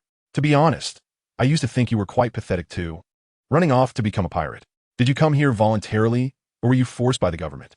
If you still remember your surname is Wang, then don't concern yourself with this matter. We're leaving now, and you don't need to worry about life or death. Stop talking nonsense. How could this not involve me?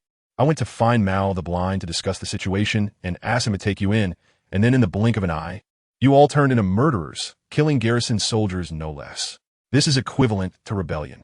Once the imperial court issues a wanted order, if Mao the Blind can't catch you, he will definitely hold me accountable. Mao the Blind is not the government. He won't hesitate to kill. Wang Yusheng gritted his teeth, his face twisted in a grimace. Wang Dahu was left speechless and could only awkwardly lower his head. Wang Yunlong knew that time was tight and could not allow these people to continue their literary battle. However, he could see that Wang Yusheng was still somewhat loyal. After learning the truth, he did not completely lose his composure, but was merely very angry. Therefore, he secretly poked Wang Dahua in the lower back and then stepped forward to whisper, "Uncle Yusheng, this matter was caused by me. If you're afraid of being blamed by Mao the Blind, then I can stay behind and let the others leave. That way, if the court comes for someone with me, the murderer, here, Mao the Blind can report back, and naturally, he won't blame you." Xiao Wu, what are you talking about? How could our Wang family do such a thing? If our ancestors found out, wouldn't they jump out of their coffins to hit people? Since we can't escape, let's die together, Wang Dahua said angrily. Wang Yoshing's face changed from green to white, and then he gritted his teeth and released his grip, saying, "Although I, Wang Yusheng, am a thief, I will not harm my own people." Everyone almost simultaneously breathed a sigh of relief.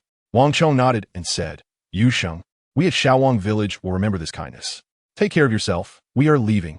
Wang Yusheng quickly put on his clothes and said, "Wait for me to tidy up a bit and call a few brothers to go together." Everyone was astonished, and Wang Dahu exclaimed in delight, "You're coming with us too?" Wang Yusheng nodded impatiently and said, "What can we do? If I let you go, Mao Xiazi will definitely not let me off. Otherwise, should I just stay here and wait to die? Anyway, it's just being a pirate. Zhoushan is so big. Which island can't we hide on? The only problem is that Mao Xiazi is ruthless, and I'm afraid he might do something to our families on shore." Wang Yunlong comforted him, saying, "Don't worry, Uncle Sheng. At least he won't act for now." Currently, Wang Ji is attacking Songjiang, and the entire Zhejiang coastal area is heavily defended. He definitely won't seek trouble for himself. Wang Yusheng thought for a moment, and his expression improved significantly. He reached out and patted Wang Yunlong's shoulder, saying, "You're right, he really hasn't dared to come ashore recently. To be honest, I admire you a lot. I wanted to kill a few of those corrupt officials and soldiers in Yangon town's garrison for a long time. Remember back then?" Wang Dahu quickly interrupted Wang Yusheng, saying, "Time is tight. Let's hurry up.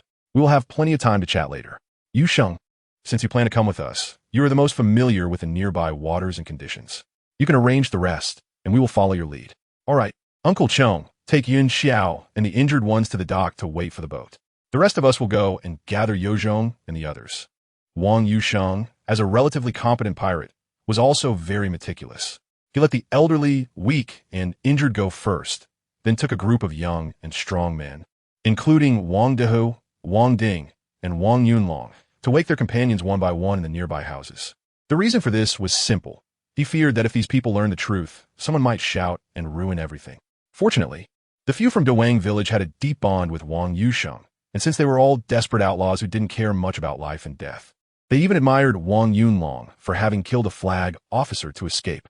So, each quickly packed a few items of clothing, some money, and some food, and soon the group made their way to the dock. Wang Ding had also returned to the vicinity of the fishing boat and was anxiously waiting with Wang Chong and the others. Seeing that everyone had arrived, he let out a long breath and instructed them to hurry aboard and prepare to set off. "Uncle Qi, how is the situation on the boat?" Wang Yunlong asked Wang Ding when he boarded the ship. Wang Ding said softly, "It's very quiet on the ship. There shouldn't be anyone left." Wang Yunlong immediately stopped in his tracks. "Xiao Wu, hurry up, what are you waiting for?" At this moment, the people who had already boarded the boat started to untie the ropes and prepare to set off, and Wang Dahu couldn't help but urge in a low voice. Wang Yunlong grabbed the rope and said, "Uncle Big Tiger, it's pitch dark here, and with just a few small fishing boats, we won't be able to move quickly. Since that ship has no one on it, why don't we just steal it and sail away?" It's not only safe, but our chances of escaping will also be much higher. The crowd fell silent for a moment. Then someone exclaimed in surprise, "Yeah, if we steal a big ship and they find out, it would be hard for them to catch up. It would be much more convenient for us to come and go at sea." Another person added, "Then why not just steal Mao Xiaozai's big ship? Wouldn't that be even better?" "Nonsense. If you dare to steal Mao Xiaozai's ship, he'll eventually kill you. Besides, his big ship requires at least 70 or 80 people to operate. With just us, we wouldn't even be able to raise the sails, let alone escape or even leave the harbor." Where there are confused people, there are also those who understand. After a brief discussion, the group quickly reached a consensus. They would steal the mysterious big ship. So everyone quickly disembarked again. Wang Yusheng and Wang Ding, along with a group of young and strong men, took the lead and silently crept back to the side of the big ship. It was indeed very quiet on the ship, seemingly without any guards, and most surprisingly, the gangplank was still in place. Taking advantage of the dim night, several figures quickly climbed aboard. Moments later, the sound of night birds chirping came from above. Wang Yunlong and the others waiting nearby immediately breathed a sigh of relief. Wang Chong waved his hand and said, "Hurry, get on the ship." A large group of people assisted the injured and rushed over. Under the direction of Wang Yusheng and others, they boarded the ship in an orderly manner, while the sails were gradually raised up the mast. In just 3 minutes, everyone was already on board. Some took down the gangplank, while others untied the ropes. Soon, this Tianjiang Sea ship swayed away from the dock on the gently rolling waves, turned its bow, adjusted its sails, and disappeared further into the night, silently vanishing into the flowing mist in less than 15 minutes. Chapter 11. Collusion in the gathering hall halfway up the mountain. A banquet was in full swing. Mao Xiaozai had one arm around a disheveled woman, while another woman knelt beside him, feeding him wine and food. Most of the other pirates were similarly engaged, and there were even 2 Japanese women dancing naked in the center. The scene was exceedingly debauched, just as the festivities were at their height. Suddenly a pirate came in and whispered a few words in Mao Xiaozai's ear. Mao Xiaozai looked out the window in surprise and muttered as he pushed away the woman in his arms, "Bring them in." The informing pirate hurried out and soon returned with 2 people. The first was a Confucian scholar dressed in a long gown and wearing a square headscarf. Around 40 years old, with a goat beard and a mustache, looking quite shrewd. The other was a burly man in exquisite leather armor, with a long knife hanging at his waist and a shiny yellow badge with the words Qianhu clearly visible in the candlelight. "Mao Island Master, long time no see." The scholar greeted with a hint of arrogance and a slight bow. Seeing the badge, Mao Xiaozai's body stiffened slightly, and with a cold snort, he said, "I was wondering who it was. Turns out it's you, Lu Shiya. What brings you here in the middle of the night? Aren't you afraid of falling into the sea and feeding the fish? Besides, the payment time hasn't arrived yet, right?" Lu Shiya shook his head and said, "Don't worry, Mao Island Master. I haven't come for the payment, but rather for another important matter that requires your assistance." Hearing that it wasn't about collecting payment, Mao Xiaozai's expression softened significantly, and he straightened up to ask, "What do you need my help with?" Lu Shiya took out a letter from his pocket and said, "This matter cannot be spoken of openly. Mao Island Master, once you read it, you will understand. After reading, burn it, and leave no trace." Mao Xiaozai took the letter, opened it, and, as he glanced at the contents, his entire being froze, his face displaying shock as if he were petrified. After a long time, he regained his senses and read it again, then waved his hand with a strange expression. "Everyone get out." The group of reveling pirates and women quickly stood up and left the room. Soon, the lively room fell silent, leaving only Mao Xiaozai, Lu Shiya, and the Qianhu. At this moment, the surprise on Mao Xiaozai's face had yet to fade, and he slowly lowered the letter, staring at Lu Shiya and asking, "Did you know the content of the letter?" Lu Shiya nodded, "Of course I know. I hope Mao Island Master will act quickly." Mao Xiaozai slammed the table and stood up, saying, "Although I am a thief, I am not a fool. Our agreement is to assist in moving goods and disposing of stolen goods, each getting what we need. Do you not know the current situation? Wang Ji is attacking Songjiang Prefecture, and the coastal defenses are tight. At this critical moment, asking me to land is like seeking death." The upright Qianhu suddenly spoke up. "So what? Do you dare not go?" Mao Xiaozai's breath hitched, and a fierce aura gradually emerged on his face. The Qianhu's hand gently rested on the hilt of his knife, and he coldly snorted, "Mao Xiaozai, don't overestimate yourself. If it weren't for someone covering for you, this blind island would have been flattened several times by now." Mao Xiaozai's face instantly twisted and turned red, veins bulging on his neck. and one eye gleamed with immense anger. Under the candlelight, he looked like a wild beast ready to attack. Meanwhile, the Qianhu tightened his grip on a knife hilt, his legs slowly spreading apart, exuding a similar murderous aura.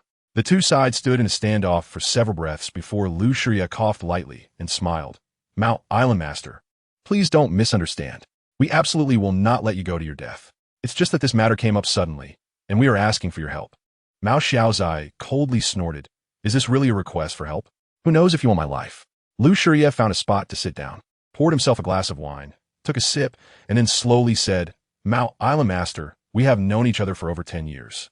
Since you first became a pirate, we have had dealings. You may not be entirely clear about who I represent, but today I will remind you. The person behind my master is surnamed Zhu." Mao Xiaozai's body jolted, and his expression suddenly became flustered. "Huh, you need not be nervous or afraid. The entire world under the Ming Dynasty is surnamed Zhu. Although not all are important, we cannot afford to offend them. Moreover, this matter is not dangerous. You should know that the bandit Wang Ji's troops are occupying the Songjiang area and have a long history of raiding Suzhou and Hangzhou for grain and silk. Ningbo has lost much of its value since the maritime trade office was abolished. So while the defenses seem tight, they are actually quite weak, mainly relying on the garrison.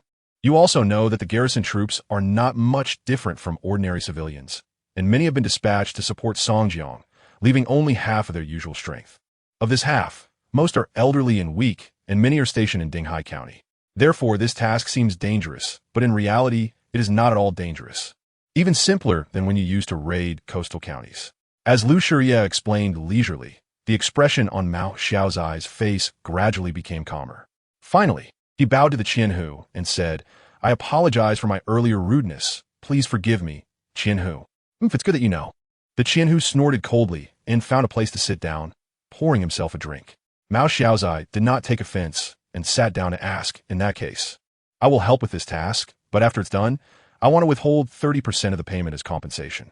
After all, going ashore could be deadly, and it's not easy to train my subordinates." Lu Shiria smiled faintly and nodded. "This request is not unreasonable. When we came, my master had already instructed that everything should be done according to Mao Island Master's wishes. The only requirement is to act quickly. All right, I will prepare for 2 days and set sail the day after tomorrow at dawn." Mao Xiezi got the conditions he wanted, so he was very straightforward. Lu Shiria frowned and said, "The day after tomorrow is too late. It's best to do it tomorrow." Mao Xiezi paused for a moment and replied, "There's no need to rush. I still have many people on other islands. It will take at least a day to gather them." The Qianhu put down his wine cup and said, "It's not like you're going to attack Ningbo Prefecture. Why do you need to gather so many people? Just putting on a show is enough."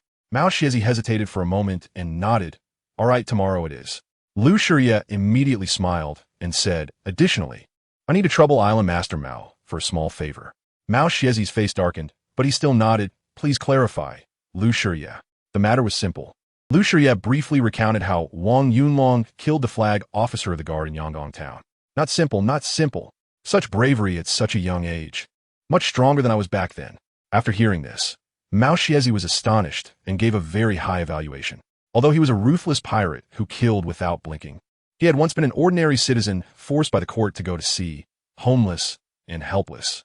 However, to survive in such a fiercely competitive and harsh environment, he had to make himself increasingly cruel and wicked. Though he colluded with powerful merchants on the shore to smuggle, he also harbored a deep hatred for the officials. Since ancient times, officials and bandits have never coexisted.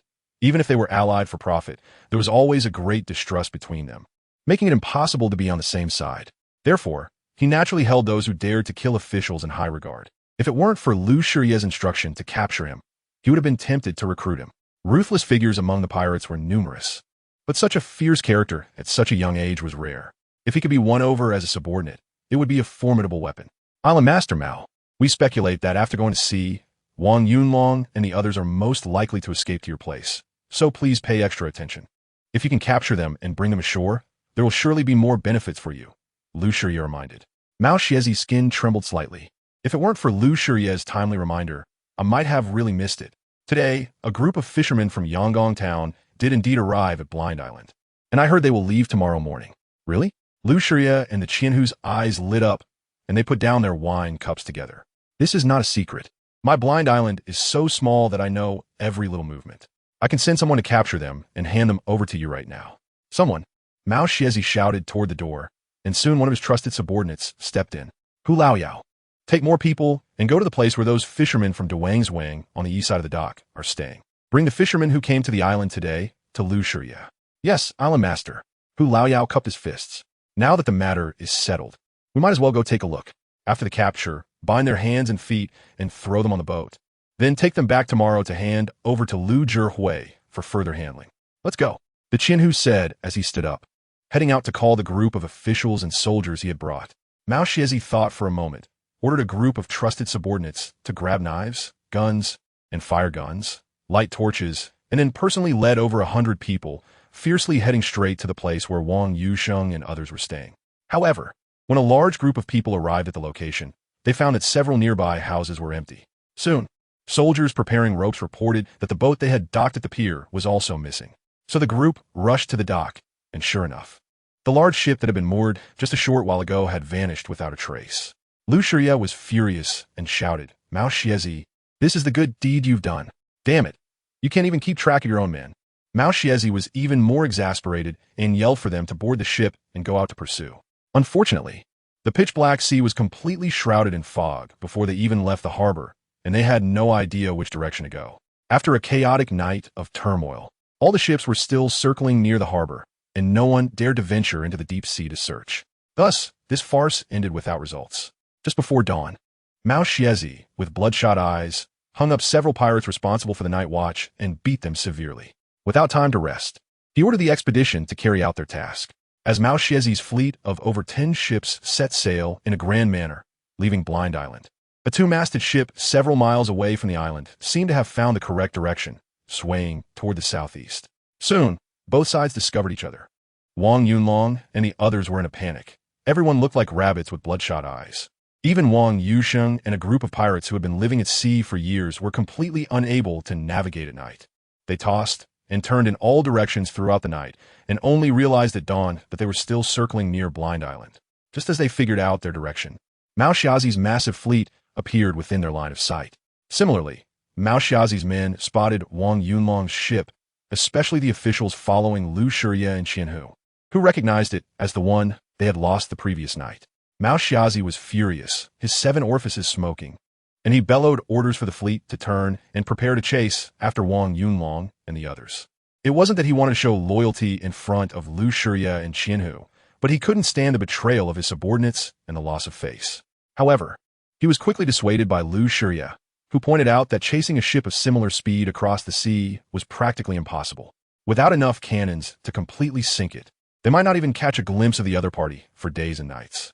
Moreover, the main task was to complete the mission assigned from above, and wasting time was unnecessary. Besides, it was even his ship. It belonged to the Ningbo Maritime Office, and losing it was no big deal. As for Qianhu, he was indifferent to the matter. Whether to chase or not, he didn't care. His responsibility was merely to protect Lu Shiya while conveying orders. Everything else was none of his business. Losing a ship was nothing significant, as ships were consumables, and the Maritime Office lost dozens of ships of various sizes every year. They just needed to apply for new ones, and it wouldn't cost him anything. On the contrary, he was impressed by this group of wanted pirates. He heard that the leader was just a skinny boy of about 15 or 16, who not only killed a general of the Dinghai Guard, but also, upon their arrival at Blind Island, decisively stole their ship. This level of vigilance and adaptability was remarkable, if allowed to develop. It could lead to the emergence of another formidable pirate. As for Mao Xiazi, Qianhu glanced at the pirate leader sitting on a redwood chair at the bow of the ship, revealing a hint of sarcasm on his face. Chapter 12. Is your courage enough? In a terrifying encounter, after both sides faced each other from a distance of 2 or 3 miles, Mao Xiazi's fleet unexpectedly set sail and vanished without a trace, quickly disappearing among the scattered islands of Zhoushan. Damn, that almost scared me to death.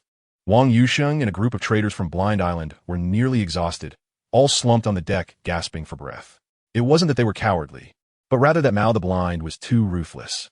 Especially against traders who betrayed their own, he showed no mercy. Anyone caught would inevitably be hacked to pieces and thrown into the sea to feed the fish.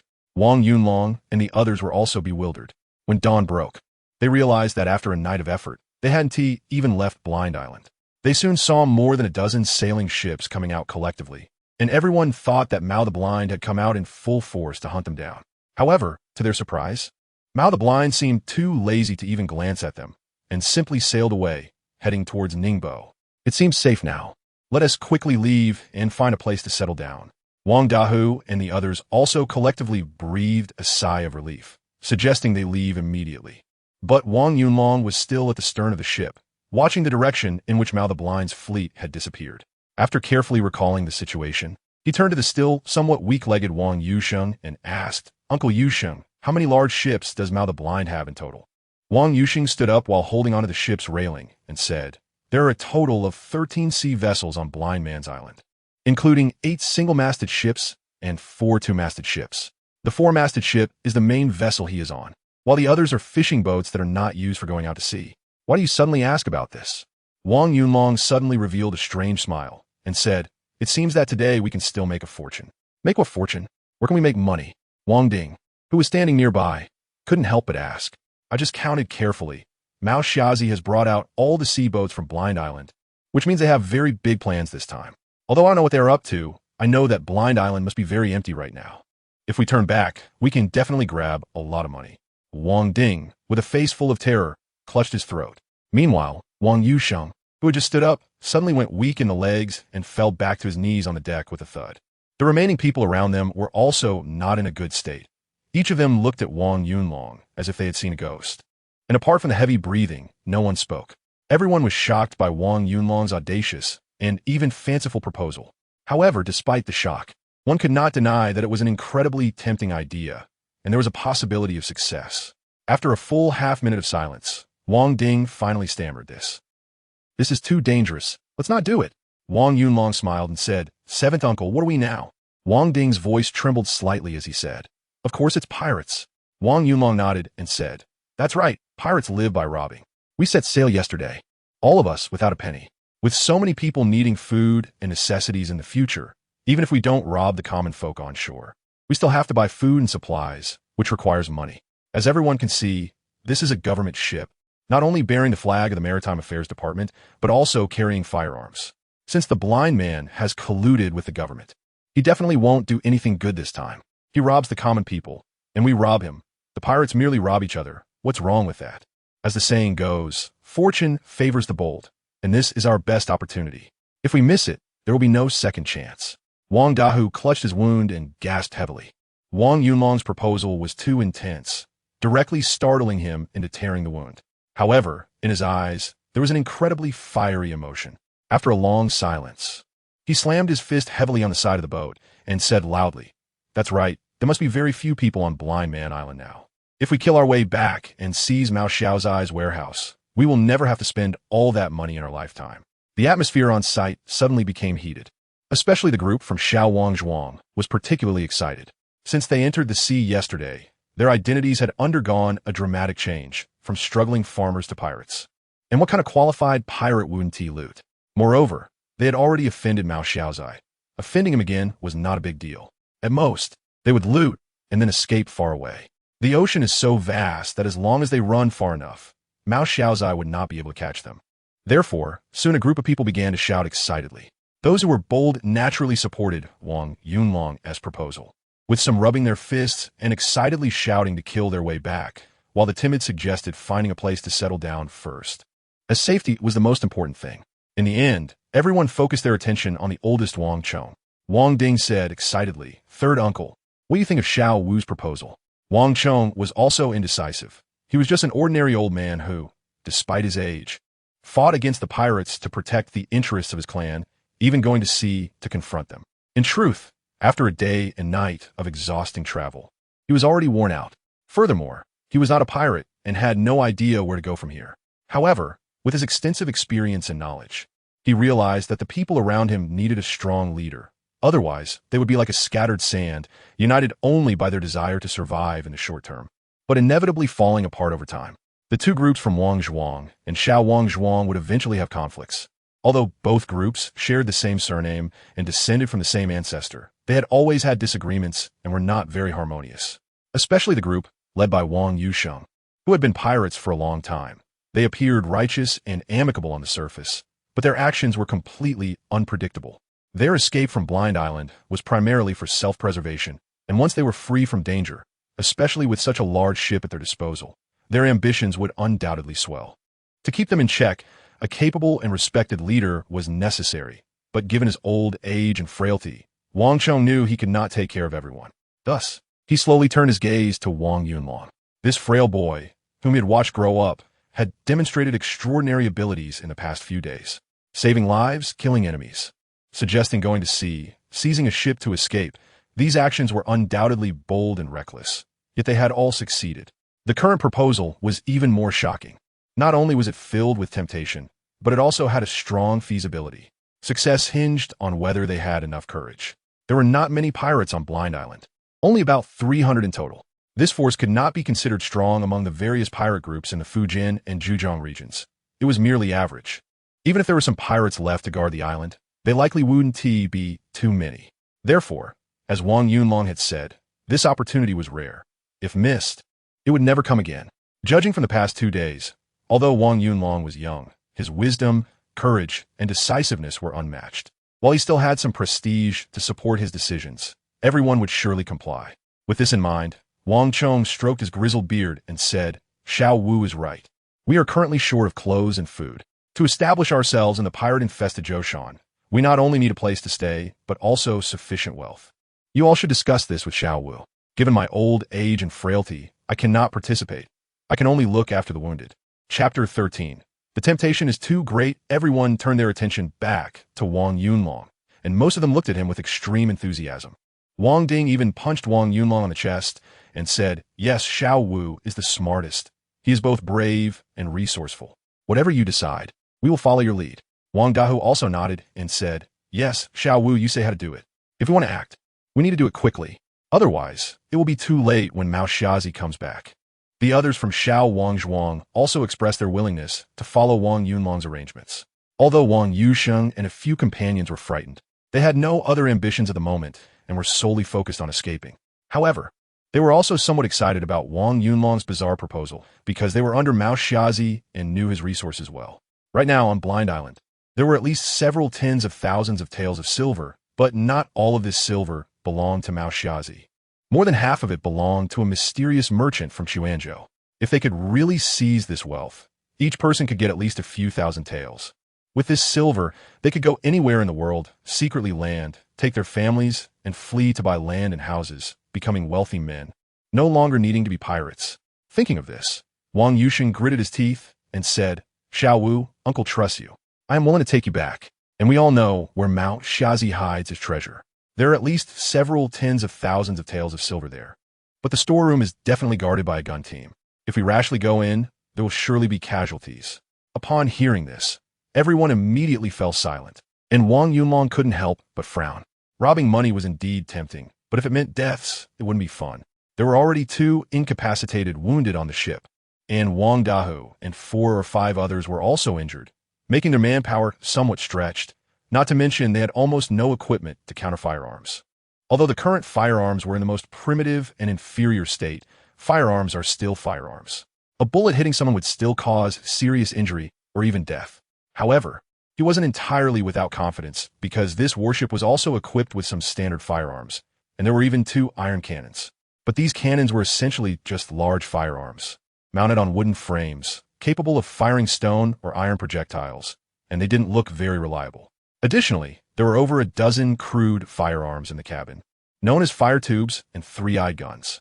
Wang Yunlong had also studied them briefly last night and felt they were similarly unreliable, lacking ignition devices, not even being matchlock guns, but the oldest type of ignition firing. They were worse than the bird guns used by the patrolling pirates on Blind Island last night.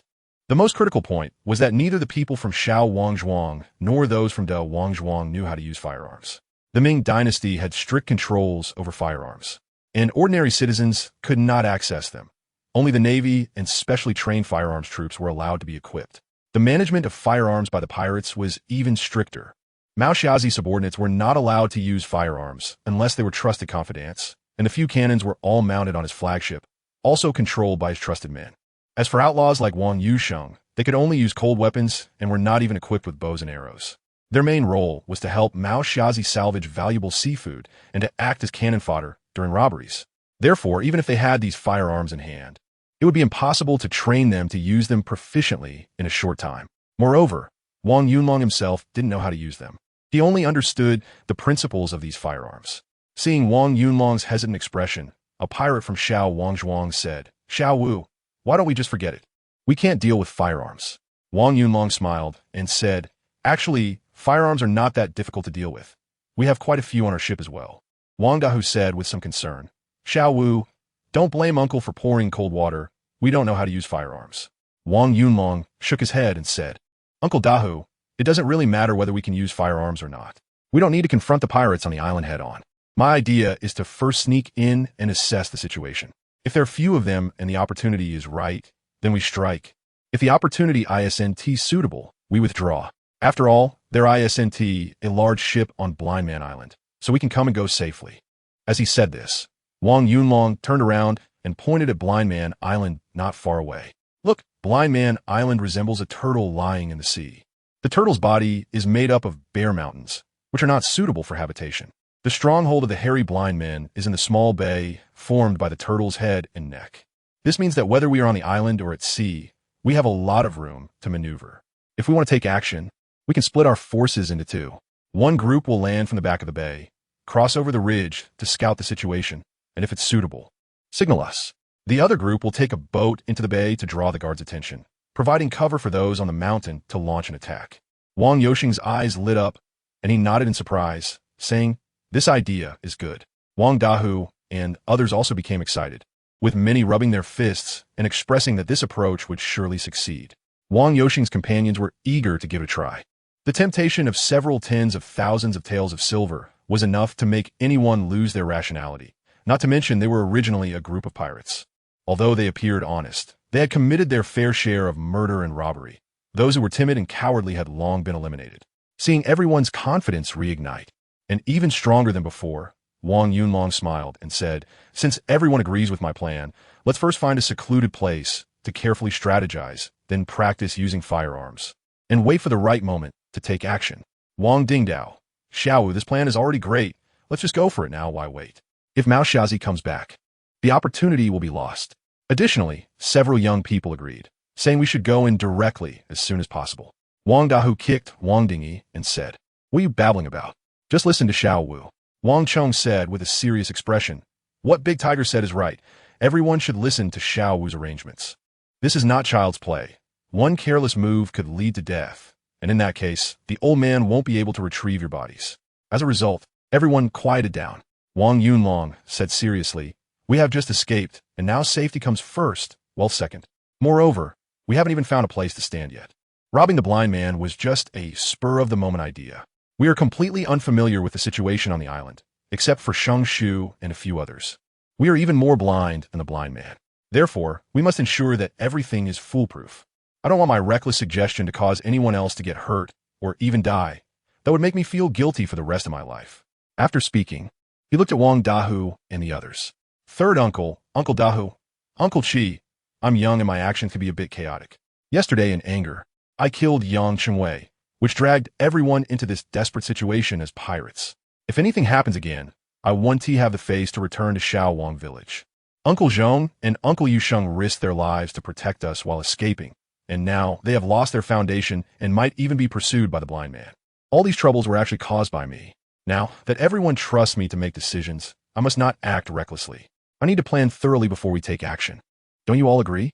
Wang Ding's face turned red as he lowered his head and said, "Xiao Wu, I was too impatient just now. We will all listen to you. Whatever you say goes." "Yes, everyone will follow Xiao Wu.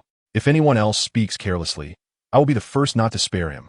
Wang Dao, the second in command in Shaowang village after the village chief Wang Chong, raised his fist and looked around seriously. Everyone nodded in agreement, indicating that they would follow Wang Yunlong's arrangements.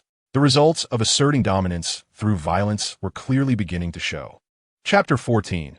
Planning. Wang Yunlong let out a sigh of relief, showing a relaxed expression as he looked at Wang Yozhong and the others and said, "Uncle Yozhong, you are familiar with Blind Island. Next, I hope you all can come up with more ideas to ensure the success of our first joint robbery operation between the two Wang clans.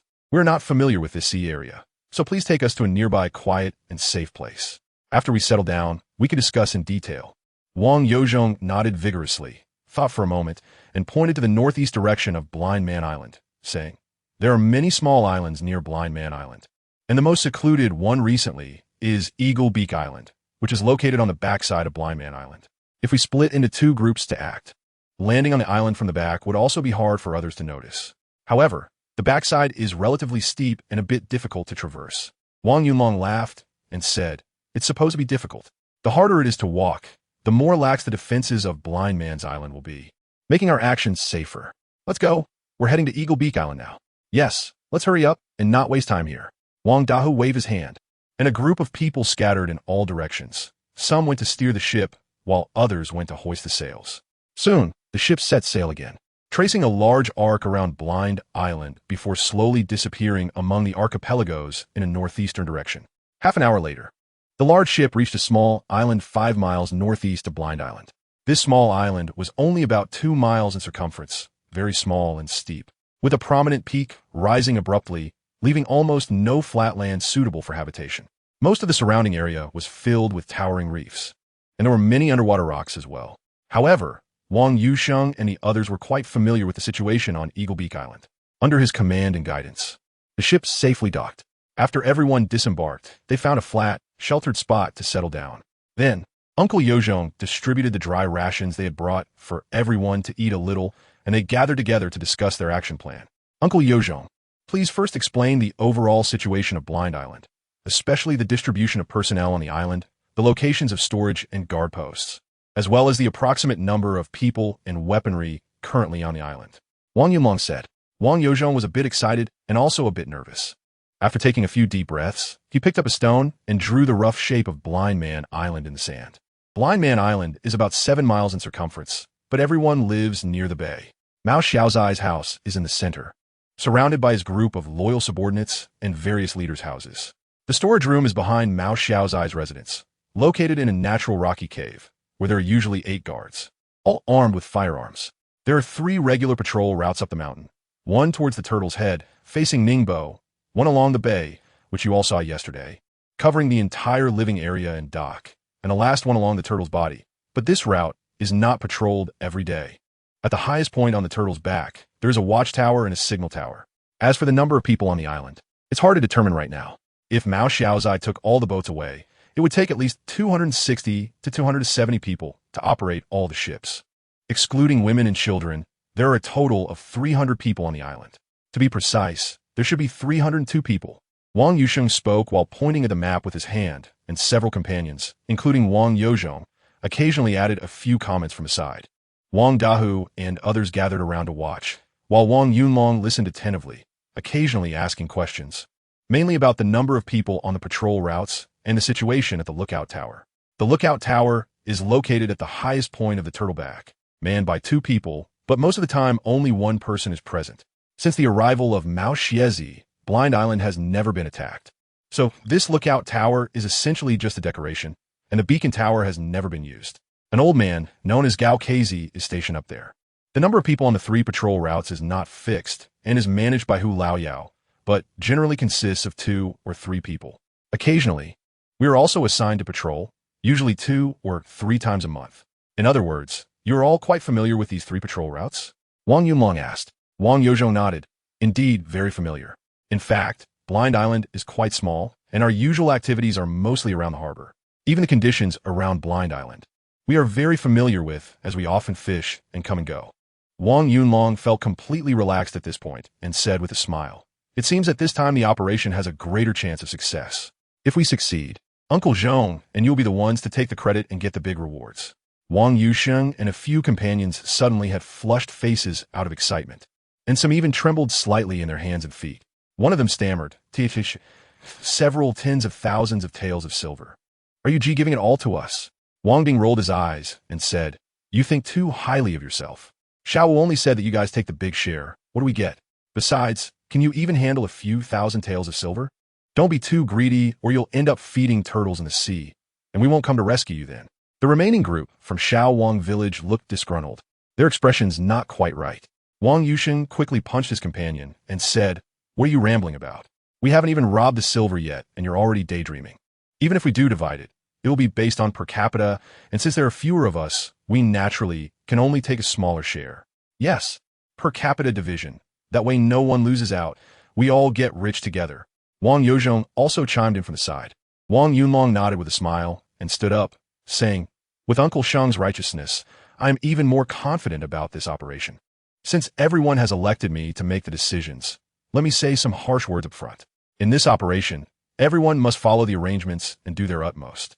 If a fight breaks out, no one can flee at the last moment, nor can anyone abandon their companions. If anyone is tempted by greed or is cowardly and neglects the safety of their companions, leading to injury or death of any one of us, we will deal with it according to clan rules. Today, Uncle San is here, and we will leave it to him to handle it. Is everyone in agreement?" Everyone stood up, nodding in agreement after hearing this. Wang Chong looked seriously at everyone from the two villages and said, "Everyone heard it clearly. I, as an old man, state here today that as long as I am alive, no one can sabotage this. Otherwise, I will not spare them." The 27 rules of the Wang clan in Yangon town were all left behind by our ancestors during the Song Dynasty when they followed Lord Yu to kill the Jin dogs. Now, the people of Yangon town are almost all gone, but the people from both Wang villages have persisted in guarding the heritage left by our ancestors. So far, there hasn't been anyone cowardly or afraid of death. This time, if anyone dares not to listen to Xiao Wu and mess things up, I will follow the clan rules and deal with them one by one. If it's necessary to cut off hands or feet, I will do so. Don't blame me for being unfeeling then. Chapter 15. Clan rules. Everyone's expression became serious. Not only were Wang Dahu and Wang Ding feeling anxious, but Wang Yozhong and Wang Yusheng also turned pale. Although the two villages seemed divided and had a poor relationship, the clan rules were still jointly observed. Currently inscribed at the entrance of the ancestral hall in Dawang village. In the past, whenever there were major events between the two villages, the clan leader would convene the elders and clansmen from both villages to hold a clan rules meeting. Sometimes it was for someone passing the imperial examination, and sometimes it was for punishment for crimes, all significant matters that touched on clan rules. However, with the rampant activities of the Japanese pirates in recent years, not only have more people from Yangon town fled, but the lives of those who remained have also been severely disrupted and impacted. Everyone was living in fear, with no guarantee of the next day. As a result, no one had the heart to pay attention to and manage the clan rules and village agreements. Because it was simply unmanageable in the past, theft, robbery, and murder were all serious crimes according to clan rules, and not only would there be punishment, but offenders would also be handed over to the authorities. But now, if you don't rob others, others will rob you. If you don't kill others, others will kill you. Those who warn you that this or that is against the law are actually doing the same things themselves, just like the authorities and local militias, who oppress the common people, bully men and women, kill the innocent, and take undue credit, among many other things. Thus, the Wang clan rules have almost been abandoned and forgotten. However, regardless of how the world changes, clan rules and family laws remain the bottom line that all Southern families adhere to, often even more significant than national laws. Cutting off hands and feet may seem cruel, but what everyone fears more is being stripped of their surname and expelled from the clan. In this chaotic era, those without a family have no roots. They have no one to help them in life and cannot enter their ancestral grave in death. The kind of mental torment and spiritual fear is the greatest punishment. Seeing that everyone was subdued, Wang Yunlong couldn't help but give the old man a big thumbs up in his heart. The saying goes, pulling a tiger's skin to wave a big flag, and everything must have rules and bottom lines to be manageable, especially for matters that involve life and death. However, being the youngest here, relying solely on killing a general to establish authority is not enough, and so-called intelligence cannot make a group of illiterate, struggling people completely obey. I can only control them by using some external force, especially those from Dawang village like Wang Yozhong. At this moment, the effect was very good. Uncle San had exceeded his task and fully achieved the purpose of using the fox to scare the tiger, with the clan rules as a foundation. Wang Yunlong also believed that this action would be smoother. He wasn't too worried about the people from Shaowang village. His main concern was about Wang Yusheng and the others, about whom he knew little. These people came from pirate backgrounds, and it was not impossible for them to be tempted by greed. Alright, the issue of clan rules is just a reminder for everyone, including myself, that we must treat this operation with caution. We need to be bold and meticulous, and also look out for each other, striving for all of us to set out together and return safely, ideally bringing back bags of silver. That would be the best outcome. Now, let us discuss the specific action plan in detail. After speaking, Wang Yunlong squatted down, and everyone quickly followed suit, forming a circle to listen to his instructions. The biggest problem with splitting into two groups this time is the distribution of personnel. Our numbers are limited, so we must maximize efficiency. This means we cannot afford to have anyone excess going to waste. Except for those who cannot act, everyone has their own tasks, including Yun Xiao and Uncle San. According to my plan, we will choose the people most familiar with the layout of the Blind Man Island and the situation on the island, along with the strongest individuals, to form a team to take the land route, climbing the mountain to be the main assault force. Meanwhile, those who are injured or weaker will be responsible for operating the boat to draw the attention of the guards and patrolling Japanese pirates. As long as they are attracted to the dock, the people on the mountain can seize the opportunity to act. I will now assign tasks. Uncle Shang will be the commander for the land operation, leading Uncle Yozhong and Uncle Chi, a total of 12 people, to land on the island, bypass or eliminate the patrols, and head straight for Mao Xiaoji's storeroom, aiming to occupy the storeroom and seize the silver at the first opportunity. While I, along with Uncle Dahu and Uncle San, will operate the boat in the harbor to draw fire. However, everyone must pay attention to safety, especially with Uncle Zhong present. You are the most at risk. Therefore, once you land on the island and find that the number of pirates exceeds expectations, or if the enemy's strength is too overwhelming to resist, you must abandon the mission immediately. We will increase our attack strength at the harbor to cover your retreat. Even if you have already entered the storeroom, if the counterattack from the enemy is too fierce, you must also abandon the mission. As the saying goes, as long as the green hills remain, one need not worry about firewood. Do not risk your lives for money. Staying alive gives you the chance to earn wealth again. This is Wang Yunlong's first robbery plan since his time travel, so he is being very cautious. Moreover, he is not a real pirate. It has been less than a day since he traveled here, and he never imagined he could become a bandit in this lifetime. Thus, this matter is both exciting and nerve-wracking for him. If it fails, it doesn't matter as long as no one dies.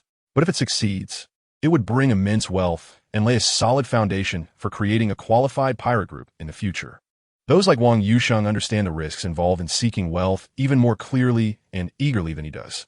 Therefore, after the tasks were assigned, Wang Yusheng and Wang Yozhong jumped up excitedly, patting their chests, expressing their determination to do their utmost to complete the assigned tasks.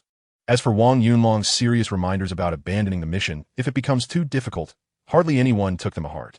Seeing the excited expressions of the group, Wang Yunlong knew that no matter how much he reminded them, it would be of little use. After all, they were not an army, but rather a mob composed of fishermen and farmers. His greatest hope at the moment is that there are as few people on the island as possible, preferably that the pirates take away all those who can move, so that this operation could be carried out effortlessly. However, this idea is definitely impossible. At least the guards of the storeroom must be very strict, and to get to the silver, there will inevitably be a fierce battle. So, the next step is to see if they can train this group of villagers who have never handled firearms to correctly use muskets and cannons in just a short half-day. According to Wang Yunlong's plan, the robbery is scheduled for the evening. Firstly, this allows for a day's observation to see if the pirates will suddenly return. Otherwise, if they act rashly and get blocked by over a dozen large ships in the harbor, and Wang Yozhong and the others on the mountain have no ships to escape, it would result in a total annihilation, and his time travel career would end there, labeled as a failure by the Time Travel Management Bureau for humane destruction. Secondly, in the evening, the island's alertness is at its lowest, and with everyone going home for dinner, they will mostly gather near the harbor, leaving possibly no one on patrol in the mountains, including those guarding the storeroom. After all, they're just a group of bandits, with no military discipline or orders to constrain them. As long as the pirate leader is present, the guards might still be relatively dedicated, but once he leaves, the situation could change drastically. According to the nature of these pirates, they would definitely become extremely lax, and perhaps there wouldn't even be anyone in the storeroom. Finally, by this time, it is almost dark, making it highly unlikely for the pirate leader to return. Even if he does, due to poor visibility, it would be easier to evade pursuit, and at the same time, Wang Yozhong and the others would have the cover of darkness for a safer retreat. Chapter 16. Training. Once everything was arranged, the two groups trained separately. One group was led by Wang Yusheng, who trained some simple spear stabbing techniques and the loading and use of muskets on the beach. The other group was led by Wang Dahu, who familiarized the crew with sailing and specifically selected 4 people to be responsible for the loading and use of the 2 cannons. Although they all came from farming backgrounds, the people of this time are completely different from those Wang Yunlong knew before his time travel, especially in rural areas. Besides farming, they generally know some basic martial arts, which is a product of the times. The government implemented a system of community defense to deal with the pirates, requiring all able-bodied men to gather and train, known as local militia, to protect their homes and people. Moreover, even without a government order, villages are generally self-governing, with each village primarily composed of families with the same surname, living in a clan-like manner, resulting in a strong sense of territoriality. As a result, conflicts over resources such as water sources, forests, roads, and even wasteland between neighboring villages of different surnames are very intense, and skirmishes between villages occur from time to time. Wang Yunlong traveled back in time and inherited not many useful memories, but he had experienced rural brawls and battles with Japanese pirates more than 10 times, even witnessing injuries and deaths.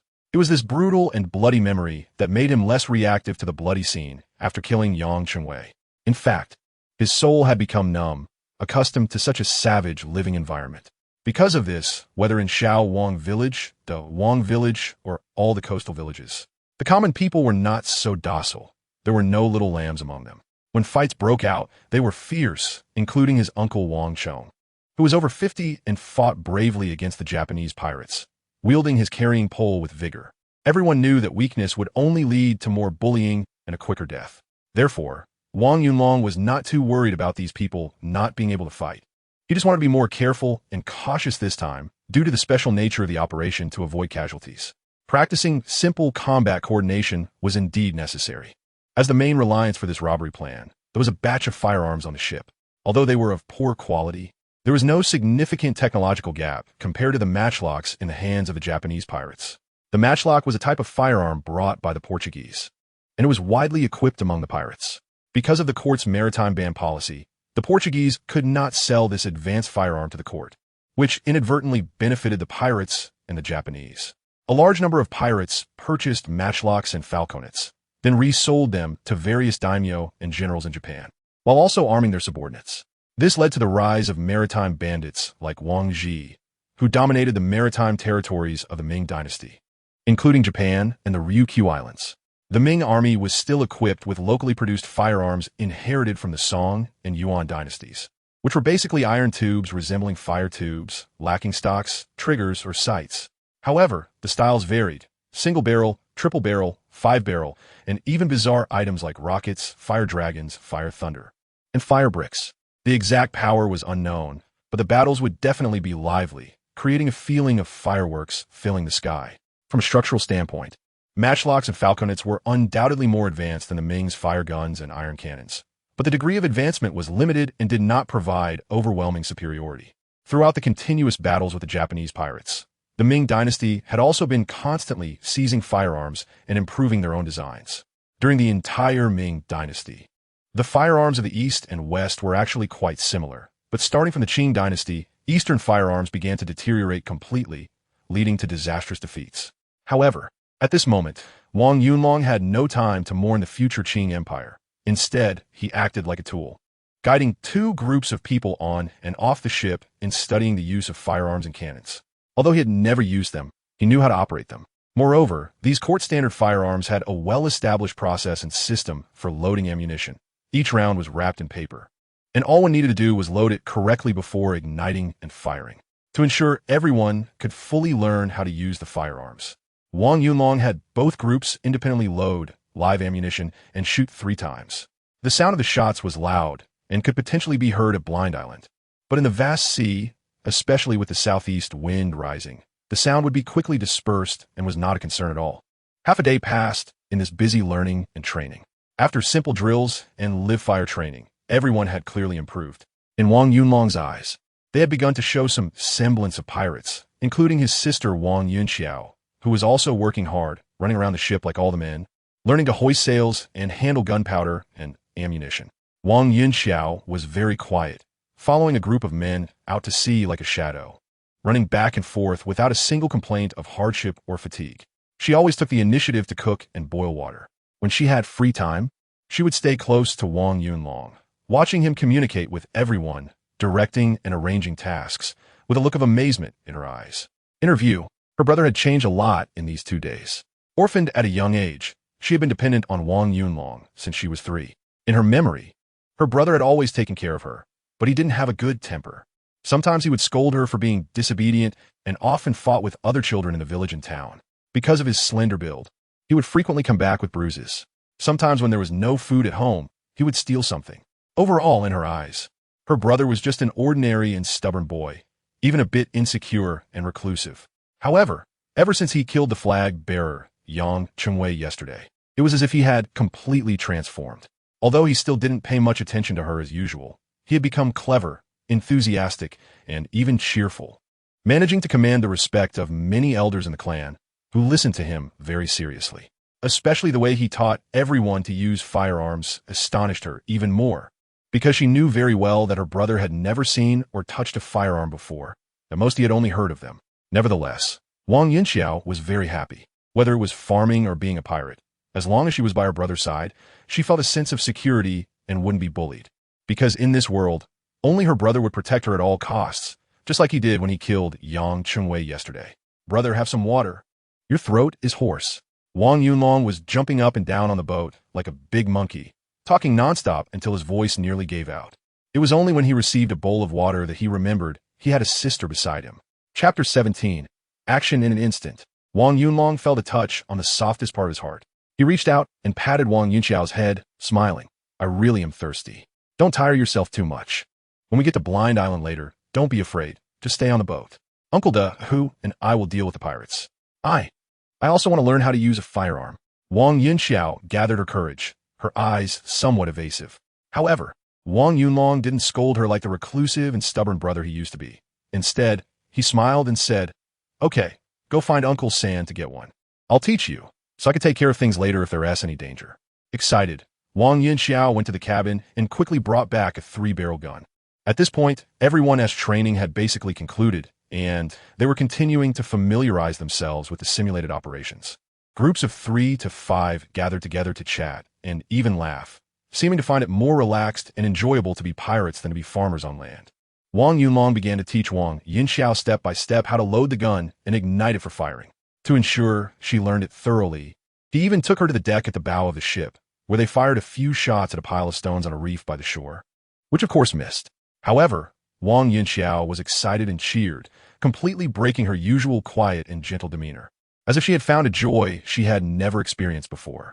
She then eagerly started loading ammunition again. Yinxiao, you are now a female pirate too. Since you love firearms so much, you might become a famous female bandit in the East China Sea in the future. Ha! Wang Ding joked from his side. A group of people laughed along. Wang Yinxiao chuckled and said, It's great to be a big female bandit. Then I can join everyone in fighting the real pirates and make all the bad guys dare not bully the people of Yangon Town. Wang Dingza smiled and said, If you really become a big female bandit, it might be hard to find a husband in the future who can handle someone who easily pulls out a gun. Ha! Everyone burst into laughter again. Wang Yinxiao pouted and said, I won't get married. My brother hasn't married yet. Well, my brother gets a sister-in-law. I'll help with washing clothes and cooking. Washing clothes and cooking won't do. That's something a big girl bandit should do. By then, I'm afraid all the island lords of the Japanese pirates in the East China Sea will come to propose. The bride price will have to be at least 3 to 5 big ships. We need to hurry and prepare more dowry for you. Otherwise, it will be so embarrassing. Ha ha! Wang Yunlong sat on a pile of boards, watching Wang Yinxiao and a group of people joking and laughing, a gentle smile gradually appearing on his face. It is often said that the simpler and more innocent a person is, the more carefree they are. This group of villagers is largely like that. Just yesterday, during their escape, everyone was in chaos and fear, but now they can laugh heartily, seemingly without any psychological burden about becoming pirates. But this is the stark reality. If it were a time of peace, who would want to become a bandit? It is only when pushed to a dead end that one becomes completely disillusioned with reality and ultimately embarks on an irreversible path. Was there hope on this path? Wang Yunlong still had a smile on his face, but inside he felt very confused. According to his historical knowledge, the Ming Dynasty had only passed halfway through its existence, and it could be said that it was in its prime. It wouldn't die, but would only become increasingly decayed. Moreover, the Wokou, who were currently in their heyday, would be completely wiped out in the next decade or so by famous generals like Yu Dayo and Qi Jiguang, ultimately being sent to their graves. So what should he and these villagers do in the future? There was no place for them in the Ming Dynasty. And the ocean would not always be a paradise for pirates. Once they lost their foundation, they wouldn't even be able to drift like a leaf in the current. Amidst the laughter, the sun sank again in the west, now hanging over the ridges of Blind Island several miles away. In just another hour, it would be dark. Wang Yunlong stood up, his expression somewhat serious. Everyone who was laughing and joking quickly fell silent. It was almost time to set off. Wang Yunlong adjusted his clothes. On board. Get ready to depart. Wang Yusheng raised the fire gun in his hand and shouted excitedly. Set off, let's go rob some silver. Ha ha. I wonder if Mao the Blind will cry when he comes back. Damn it. I'm just afraid he won't cry to death. We'll have to find a place to hide then. Hide my ass. Once we get these tens of thousands of taels of silver, we'll go to Putao, buy boats, guns, and men, and go all out against them, take down Mao the Blind, and Blind Island will be ours. I think that sounds good. Ha ha ha. A group of people rushed onto the ship, laughter echoing on the lonely little island. Soon, the big ship raised its sails and set off, swaying as it left the island, heading against the sunlight into the shadows of Blind Island. A moment later, the big ship silently docked at a hidden beach behind Blind Island. Wang Yozhong, accompanied by a group of people, disembarked and began to climb up the steep cliff with long guns and several firearms. The ridge of Blind Man Island is not very high, about 20 or so zhong, but it is indeed quite steep. However, with the guidance of familiar insiders like Wang Yusheng, they reached the vicinity of the mountaintop in about 20 minutes. They did not choose a position directly facing the bay, but rather one closer to the turtle's head. There is a wooden pavilion here where the patrolling personnel usually stop to rest and observe before returning the same way. Moreover, the view is wide open, allowing them to see the entire bay at a glance. Soon, Wang Yusheng and a few others made their way to the vicinity of the wooden pavilion and found no patrolling guards. They also observed that there were no ships in the bay, confirming that Blind Man Mao had not returned. They then signaled with a prearranged code, and the group followed suit, quickly disappearing over the ridge. Meanwhile, Wang Yunlong and others, who were watching from the sea not far from the island, collectively breathed a sigh of relief, turned the boat around, and headed straight for the bay from the northeast direction, circling around Blind Man Island. The island is only about 7 or 8 li long, so the speed of the ship was fast, and it took no more than a quarter of an hour to reach the entrance of the bay. Normally, there would be many pirates fishing nearby, but today it was unusually quiet, with not a single fishing boat in sight. After a brief observation, Wang Yunlong and the others proceeded directly into the bay. At this time, the sun was slanting further west, already half set behind a distant large island, casting the entire harbor in a dusk-like atmosphere with dim visibility. Indeed, there were no large ships in the harbor. Instead, 20 to 30 fishing boats, each about a zhong long, were haphazardly docked at the pier, including the 2 boats that Wang Yunlong and his group had taken out to sea yesterday. There was not a single person at the pier. It seemed that after Blind Man Mao left, the remaining pirates completely lost their motivation and had all gone home to rest before dark. Xiao Wu. It seems the situation is much better than we expected, Wang Dahu said excitedly. Chapter 18. Changing plans. Wang Yunlong's tense emotions have calmed down a lot at this moment. Looking at the empty dock, he nodded and said, "That's true, but we must not be too careless."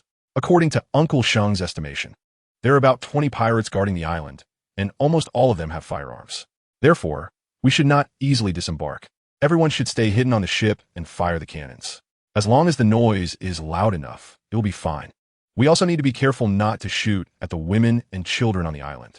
Although we are pirates, we are not true bandits. We are all poor people, so we should avoid unnecessary harm. A villager from Zaiwang's said, "Don't worry, Xiao Wu. You've said this many times, and we all remember it. We won't kill innocents indiscriminately, but aren't pirates just bandits? What's the difference?" Wang Yunlong said seriously, "Woku are Japanese bandits, while pirates are a noble profession. I hope that in the future we can be true pirates, not those ruthless Woku who kill and plunder without mercy. You all know the heroes of Liangshan, right? They became outlaws in Liangshan Marsh, but they never harmed the common people. They only opposed the government. We should be like them, being heroes and not villains." A villager excitedly patted his thigh and said, "Now I understand what you mean, Xiao Wu.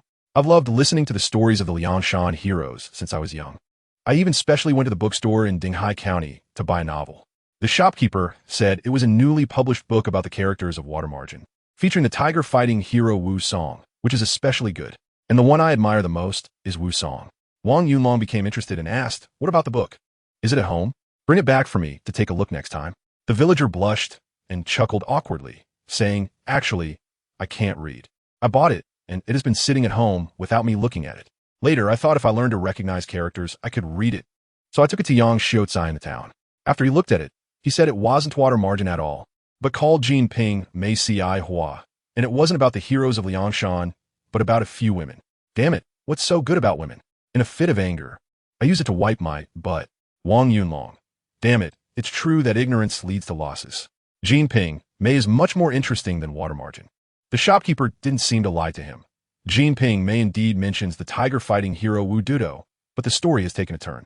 After reading it, people feel excited and restless, not wanting to go up the mountain to become bandits to fight for justice, but rather wanting to visit brothels and cause trouble for good women.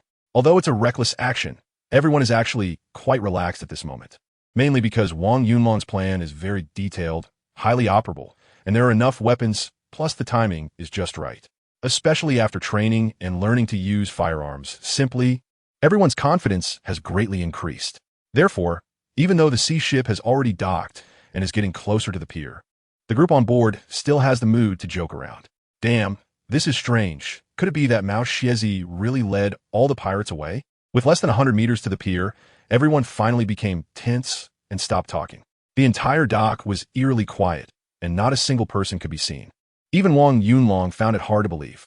When they arrived yesterday, the dock was bustling with people, fishing, drying nets, and moving goods, with 2 patrols even stopping them to ask about their origins and specifically inquiring about some matters in Yangon town for verification, showing a good level of vigilance. But unexpectedly, just a day has passed, and this group of pirates seems to have completely changed their nature. "Xiao Wu, what should we do?" Wang Chong, who was in charge of commanding the ship, walked over and whispered, his face filled with confusion and anxiety. According to Wang Yunlong's original plan, after the big ship approached the dock, they were supposed to randomly fire a few cannons to attract the remaining pirates on the island, so that Wang Yusheng and the others could start their actions upon hearing the cannon fire. However, right now, not a single person could be seen at the entire pier, and the large area of pirate houses from the foot of the mountain to halfway up was almost completely dark. Even the large palace-like house of Mao Xiezi only had a few dim lights flickering. If we don't take action, Yusheng and the others won't know when to move. Otherwise, we should follow the plan and fire a few cannons at the mountain first. A villager whispered. Wang Yunlong did not speak, but instead widened his eyes and continuously scanned the entire dwelling of the Japanese pirates. After a full half-minute, he finally said, "No, change the plan, land directly."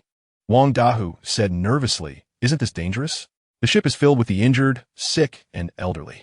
If the pirates discover us and rush onto the ship, it will be a problem." Wang Yunlong pointed to the faint lights on the mountain, saying, "Based on the current situation, it seems that Mao Xiezi has indeed taken almost all of his forces away, and the remaining people should be at those few lit places. Now that we have fired the cannon to alert them, most of them will certainly be attracted to the dock, but it will also raise the vigilance of the warehouse guards, which means that Uncle Sheng and their actions will definitely be in danger. Our initial plan is to ensure the safety of everyone first, and only then to steal the money. Additionally, not everyone is getting off the ship after we dock. Uncle Dahu, I, and Brother Air Mao will go down, armed, to check the nearest lit area. It would be best to capture someone to find out the specific situation on the island and the number of Japanese pirates. That way, we would have a better grasp of the situation. Xiao Wu's point is valid. Adapting to the situation is the best approach. Dahu and Air Mao, you two protect Xiao Wu as he goes down. Be careful. I will stay with the others to guard the ship. Don't worry, as long as the ship doesn't dock. Even if the Japanese pirates come, they definitely won't be able to board. The old man will do his best to guard the ship." Wang Chong decided to support Wang Yunlong as the leader, so he was the first to express his agreement. If he were to refute Wang Yunlong's proposal at this moment, it would lead to many people believing that he was the most influential speaker here, which would be very detrimental to Wang Yunlong's establishment of a leadership position. Moreover, Wang Yunlong was absolutely correct. Circumstances change, and plans should adapt accordingly, which is the hallmark of a truly qualified leader. After a brief discussion among the group, Wang Yunlong, Wang Dahu, and Wang Air Mao, who used the golden lotus to wipe, got off the boat. Wang Yunlong took the steel knife that belonged to Yang Chengwei, which was considered the best weapon among the group.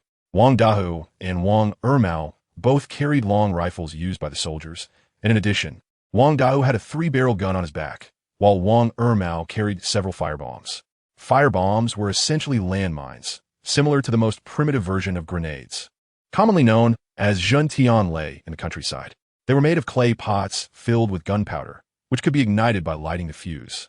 The military version of zhentianlei contained iron nails, iron sand, and broken porcelain pieces to increase shrapnel lethality after detonation, making it a fairly decent weapon. However, the clay pots were not durable and generally could not be thrown over long distances. When a Ming army fought, they usually used them as landmines or water mines, adjusting the fuse length to control the detonation time. Their power was decent, but the effectiveness was somewhat unreliable, mainly used to blow up ships and serve as a deterrent. After the three arrived at the dock, they quietly made their way to a thatched cottage at the foot of the nearby mountain, where there was light among the more than 10 nearby houses, while the large ship slowly left the shore, stopping 20 zhang away from the dock. Chapter 19. Can't we just watch? On the mountain, Wang Yusheng and others had been lying in ambush for a long time halfway up the slope. They were also constantly observing the movements below. In fact, they could see the large ship entering the harbor clearly from their vantage point. They had already prepared, just waiting for the cannon on the ship to fire, which would attract the Japanese pirates to the dock, allowing them to rush to Mao Xiaozai's residence. However, after waiting for a long time, they noticed that the large ship did not fire its cannon and actually docked. "Look, someone is coming down from the ship," a sharp-eyed villager whispered in surprise. Everyone exchanged glances, as this was clearly not part of the plan. However, Wang Yusheng, being an experienced bandit, quickly understood that Wang Yunlong must have sensed a change in the situation, thus altering the plan. In fact, after observing the situation on the island, they all felt that the initial plan was too cautious. At that time, the sun had not yet set, but the entire harbor was almost devoid of people. Moreover, they had not encountered a single patrol from the Japanese pirates on any of the 3 usual routes. Someone had suggested to take action directly and start moving the silver as soon as the ship arrived, but this proposal was simultaneously vetoed by Wang Yusheng and Wang Ding. After all, the clan rules weighed heavily on their minds.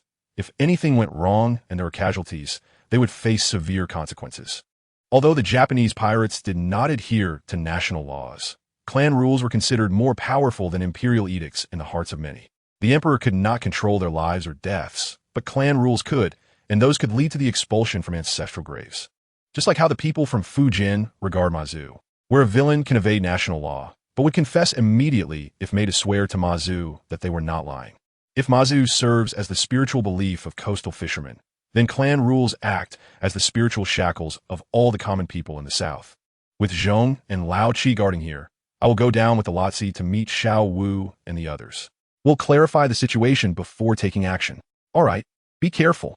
After a simple arrangement, Wang Yusheng and a villager named Lotzi set off towards the place where Wang Yunlong and the others were headed. Blind Man Island was not large, and the bay was only about a mile wide, so it wouldn't take much time to go back and forth. Wang Yunlong and the 2 others had quietly approached the brightly lit house. Inside, a man and a woman were talking, seemingly flirting, with their words full of teasing. The door was closed, and the 3 of them peered through the crack but couldn't see clearly. However, there was a small window nearby, slightly ajar, allowing them to see the situation in the room. The room was small, containing only a simple wooden bed, which seemed to be made from a worn-out shipboard. A woman, appearing to be around 30, with some attractive features, was wearing only a thin garment, her open collar revealing her pale chest as she sat on the bed. Another thin, dark-skinned man, with a sharp face, was shirtless and leaning over the woman, making muffled noises while groping her, creating a rather uncomfortable scene. "Hosanna, if you're going to do it, hurry up.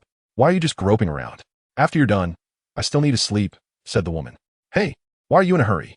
There's no one on the island today, so we can have some fun," the man replied while continuing to grope and grunt. "If you're having fun like this, I'm not comfortable. If you want to play longer, you need to take care of me first." Wang Yunlong watched clearly from outside the window and couldn't help but curse. Wang Dahu and Wang Ermao were staring intently, especially Wang Ermao, whose throat was bobbing up and down, and the sound of him swallowing could be clearly heard. "Ermao, isn't it good looking?" Wang Yunlong teased in a low voice. "It's really good looking." Wang Ermao continued to swallow. "Actually, the Jinping Mei that you used to wipe your, but is 10 times better than this. Shimanqing has 7 or 8 wives, living even more joyfully than this every day." Wang Yunlong said softly. "Really? Who is Shimanqing?" Wang Ermao perked up and couldn't help but ask. Of course it's true. Xi is a big villain in the book, rich and powerful, specializing in seducing married women.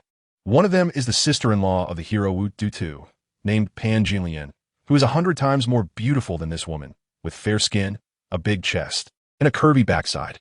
Wang Ermao gulped even louder this time, retracting his gaze and widening his eyes for a while.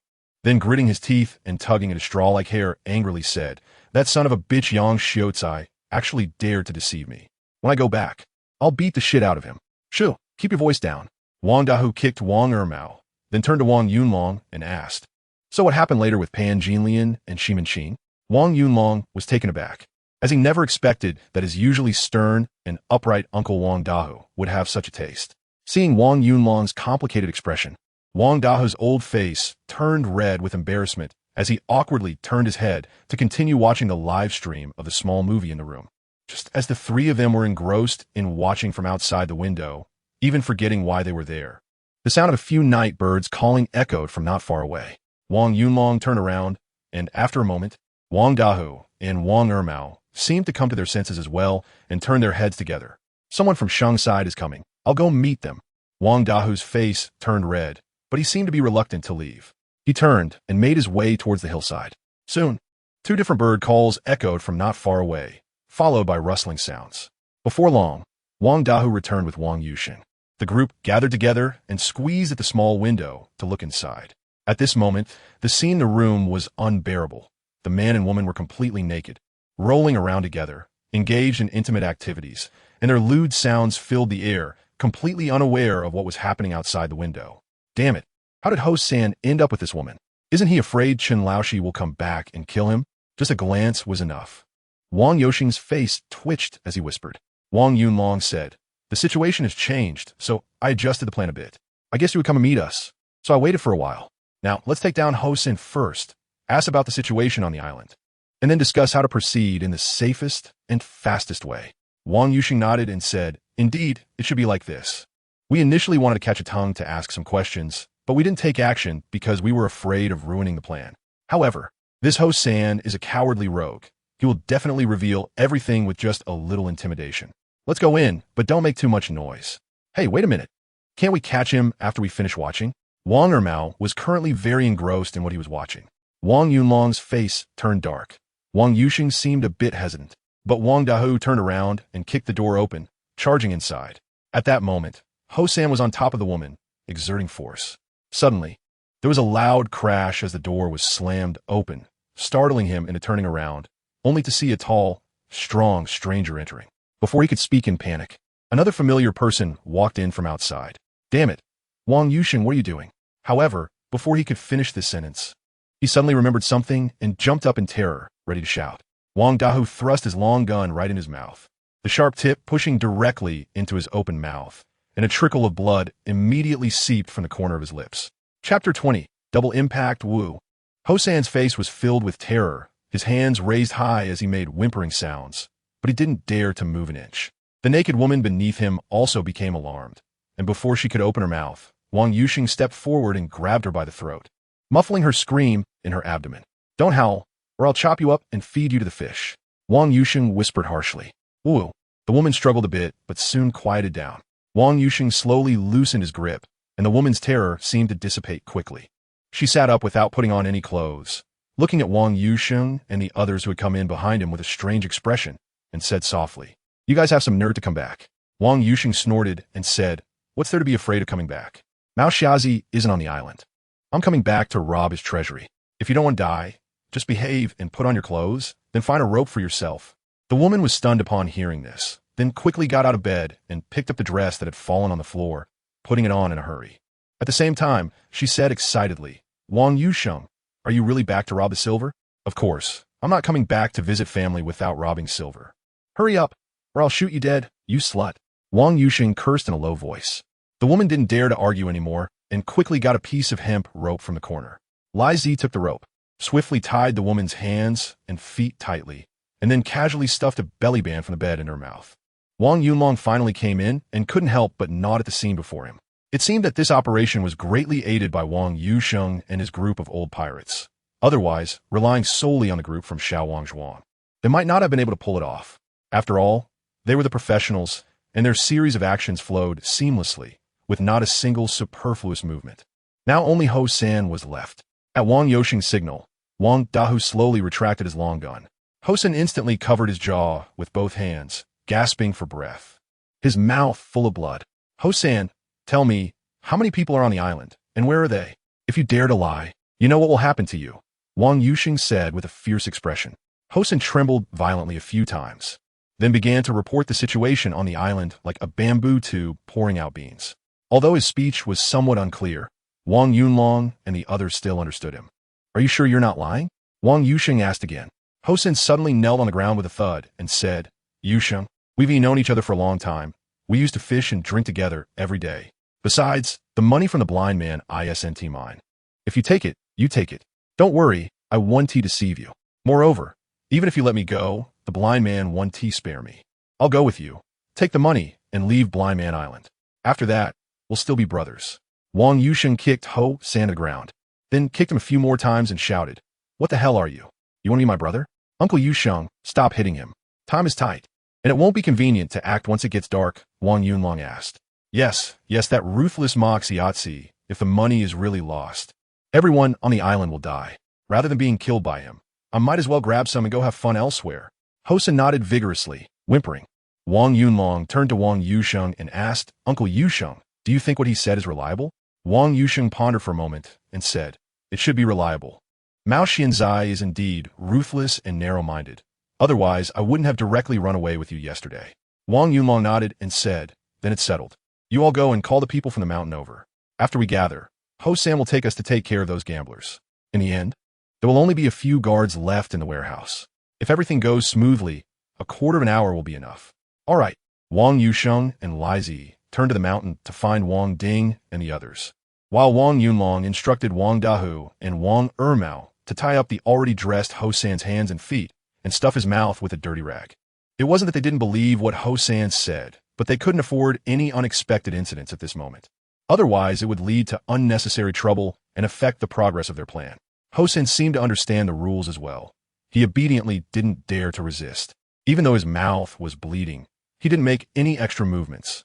As she watched the three push Ho San out the door, the woman tied up and thrown on the ground couldn't help but make a sound, shaking her head continuously. Wang Yunlong thought for a moment and stepped forward to pull out the belly band that was blocking his mouth. The woman gasped for breath and even threw a flirtatious glance at Wang Yunlong, saying, Little brother, take your sister with you. Wang Yunlong was somewhat surprised and curious as he said, You are a woman, and the blind man definitely won't kill you. Why are you running with us? You should know something about our identities. We're the ones who killed the officials and escaped. Right now, we don't even have a place to land. Aren't you worried about starving to death or even drowning in the sea? The woman sighed and replied, A woman on this island is just a plaything. What difference does it make between living and dying? If I escape with you, I might still have a chance to reach the shore and see my parents and siblings. Mao curled his lip and said, Xiao Wu, don't listen to her. She's definitely trying to deceive you.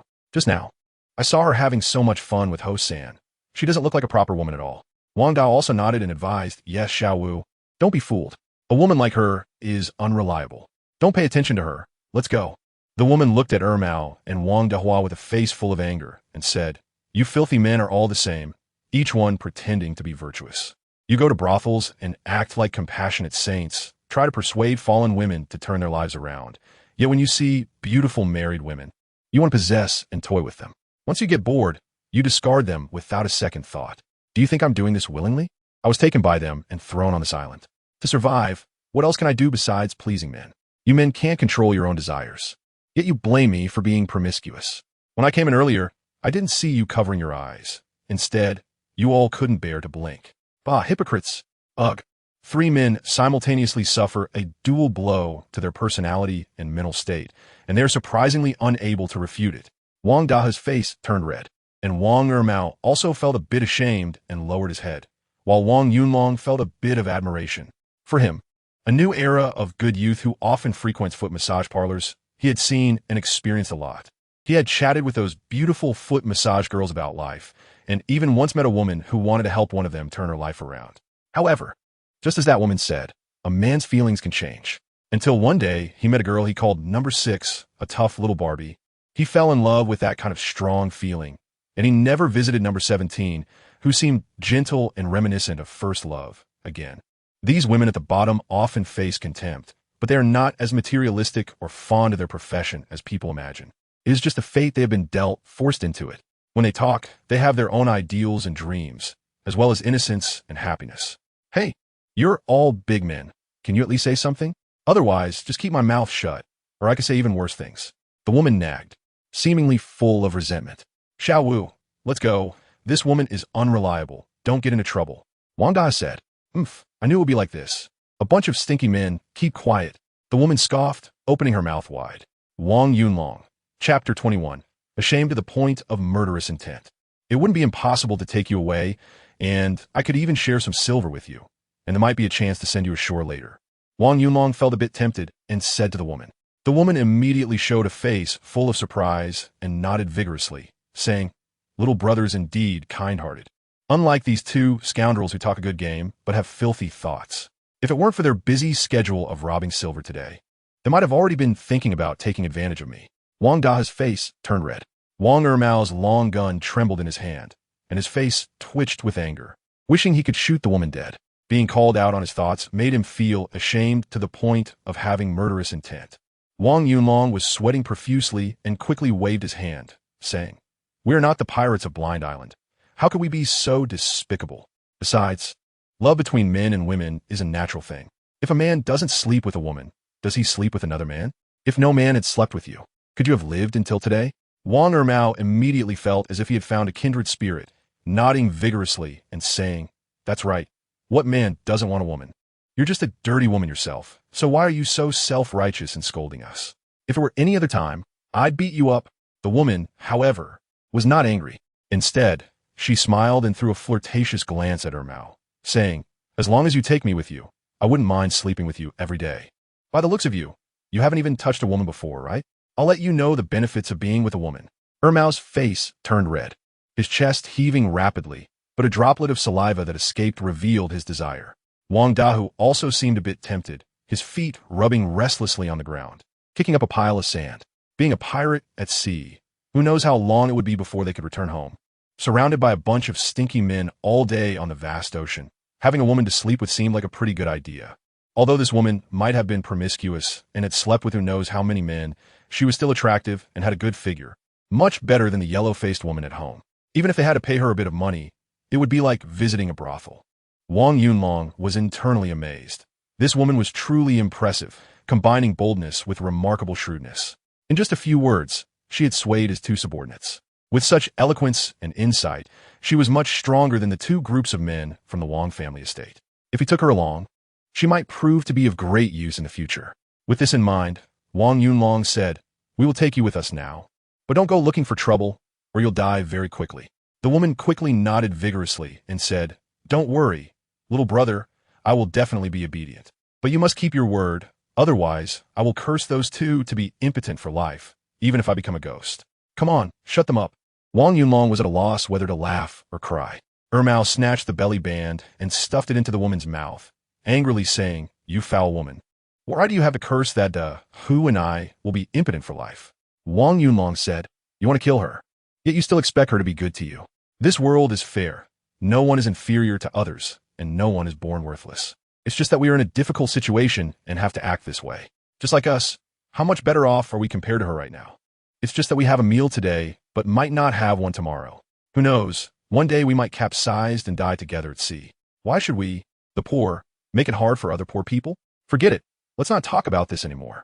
Let's go make some money. Once we have money, everything will be easier to discuss. Soon, 3 men led a woman and Ho San out, standing outside the door for a few minutes. Wang Yusheng arrived with a large group to join them. Following Ho San's guidance, the group quickly made their way to a relatively spacious house near the center of the port as dusk fell. Light was shining from inside, and aside from some crude and vulgar laughter and insults, the sounds of dice being thrown and bets being placed could also be heard. The surroundings were very quiet, making the sounds from the room particularly clear. The group quickly surrounded the house, and Wang Yusheng listened carefully before whispering. Ho San wasn't wrong. From the sounds, there are a total of 7 people inside. They should all be trusted subordinates of Mao Xinzai. As long as we take them out, There won't be much external force left on the island, and then we can focus on dealing with the guards of the storeroom. Wang Yunlong nodded and said, since that's the case, you take people in, but remember to be quick and precise, and don't make too much noise. Wang Yusheng nodded, his face revealing a fierceness never seen before. Standing straight, he waved his hand, and Wang Yozhong and Wang Ding, who were standing by the gate, simultaneously pushed open the slightly ajar doors. Immediately, the dozen or so members of the main assault team filed in. Soon, the sound of a door being violently flung open echoed from inside the house, followed by the thuds of blades and spears piercing flesh and the noise of collisions and falls.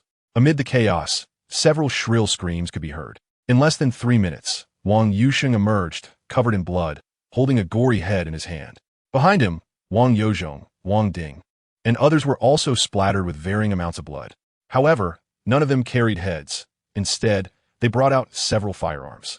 These firearms were clearly of much better craftsmanship than the Ming Dynasty weapons Wang Yunlong and his group had brought, almost indistinguishable from later-era hunting rifles, complete with barrels, stocks, triggers, hammers, and sights.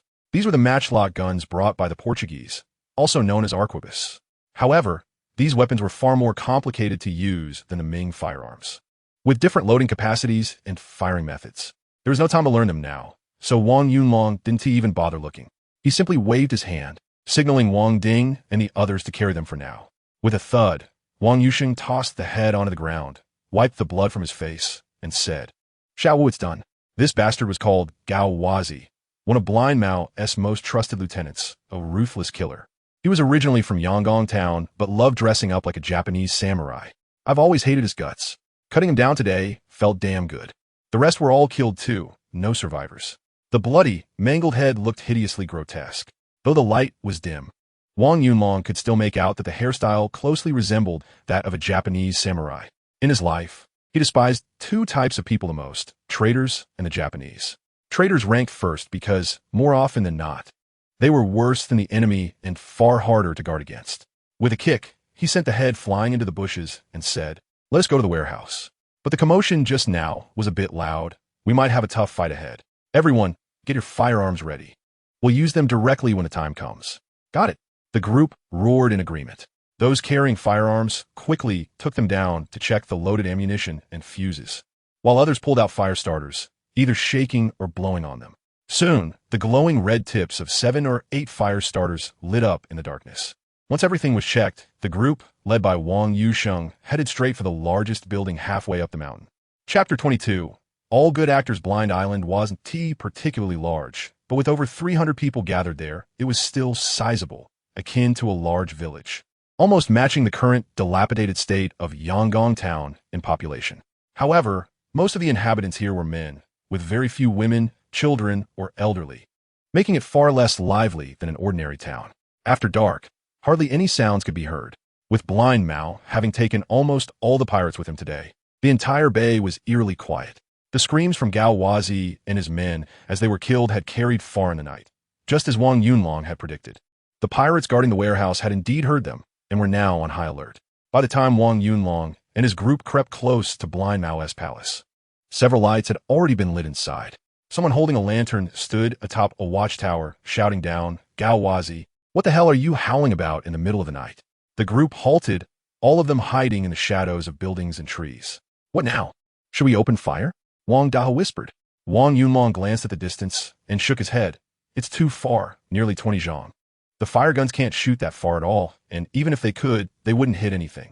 The eager musketeers fell silent. They had trained for most of the day and had indeed learned to use the firearms, even going through several rounds of live-fire shooting, but the results were a mess. At 10 zhang, no one hit the target. At 8 zhang, only one person barely hit, leaving a pea-sized dent in the rock from a piece of iron shot. Finally, they adjusted to 5 zhang, where half of them could hit the target. This wasn't just a problem with the shooters. The poor quality of the guns was a major reason. These muskets had barrels less than 2 feet long, of very wide bore, were heavy, lacked a stock and trigger, and had no sights for aiming, so hitting anything depended mostly on luck. If the enemy wasn't clustered together at 10 zhang, 9 out of 10 shots would miss, and the 10th might not even fire. In other words, although the firearms of the Ming Dynasty seemed versatile, they were more effective in large-scale chaotic battles. As long as there were enough enemies, a few would inevitably be taken down. In the northern border towns, firearms were more often used to scare the enemy's horses and create confusion, and in terms of power, they were far inferior to bows and arrows. Currently, the warehouse guards were at a distance of 20 zhang, and there was no chance of hitting them with the muskets. It seemed they could only go for a direct assault. Xiao Wu, let's charge indirectly. Once we're close, we can use the firearms. There are only 8 of them, and since they should be on a rotating watch, there are likely only 4 on duty. With our 8 muskets, we might be able to take them all down in one round. Even if we don't take them all down, the rest can be taken out with our guns. As they were close to getting the silver, Wang Yusheng and most of the others became increasingly excited. Even Wang Dahu couldn't contain himself. Wang Yunlong knew he had to make a quick decision now. If the other side saw that no one responded for a long time, they would surely grow even more suspicious, and the casualties from a forced assault would only increase. Just as he was about to agree to the operation, the woman who had been restrained by Ermao suddenly began to struggle and whimper. Ermao, panicked, immediately tightened his grip around her throat. Wang Yunlong pulled away Ermao's hand and whispered to the woman, "Do you want to say something? If so, nod your head." The woman nodded frantically. Then Wang Yunlong reached out and tore off the cloth covering her mouth. The woman turned her head and glared fiercely at Ermao, her face filled with anger and gritted teeth. Wang Yunlong didn't have the patience to wait for her to make a scene. He grabbed her hair and turned her face towards him, whispering, "Speak quickly. If you ruin this, this place will be your grave." The woman shivered slightly and then said softly, "I want to help you. Let me go in, and I'll trick them into thinking that Gao Wazi and a few others got into a fight because they lost at gambling and someone got hurt. Then they send 2 people to help mediate, making it much easier for you to deal with." Wang Yunlong asked coldly, "Why should I trust you? How do I know you're not trying to go in and warn them, so we can't get the silver?" The woman fell silent for a moment before replying. "Because of something you just said, it made me feel that even if I die, it would be worth doing this." "What did I say? No one is inferior, and no one is born lowly. That's the happiest thing I've ever heard in my life. If you trust me, let me go in and try. If I die, I won't blame you. But if I succeed, you must remember my contribution and, if possible, help me get ashore. I want to go home to see my parents and my younger siblings." The woman's expression grew very serious as she spoke. Wang Yunlong paused for a moment and nodded. "All right, I will keep my promise. Even if you die, I will bring your ashes back for burial. Where's your home?" The woman's eyes instantly turned red as she replied, "No need. If I die, just throw me into the sea and let my parents think I've been dead for a long time, so they won't be heartbroken again." The group of people around them, who had been somewhat tense and anxious, even Wang Dahu, who was tugging at Wang Yunlong's clothes from behind, all fell silent upon hearing this. I am willing to go with her. Maybe the 2 of us together will be more believable, and if we succeed, I'll be to share the silver." Ho San, who had been standing at the back, suddenly spoke up hesitantly. "Damn it, what are you guys up to?" A voice from the watchtower sounded impatiently from the Japanese invaders. Wang Yunlong waved his hand and said, "Untie both of their ropes and let them in." Immediately, someone pulled out a knife and swiftly cut the hemp ropes binding the 2. The woman took a deep breath, then ran toward the watchtower while shouting loudly, "It's bad. Gao Wazi lost the bet, and a group of them started fighting. Hurry and send 2 people to help break it up." The woman's voice was loud and shrill, laced with an unmistakable panic. Even Wang Yunlong was momentarily taken aback, unable to believe how convincingly she was acting. Ho-san also chimed in from behind, putting on a show of urgency as he shouted, "I'm Ho-san. Open the door quickly and let me hide.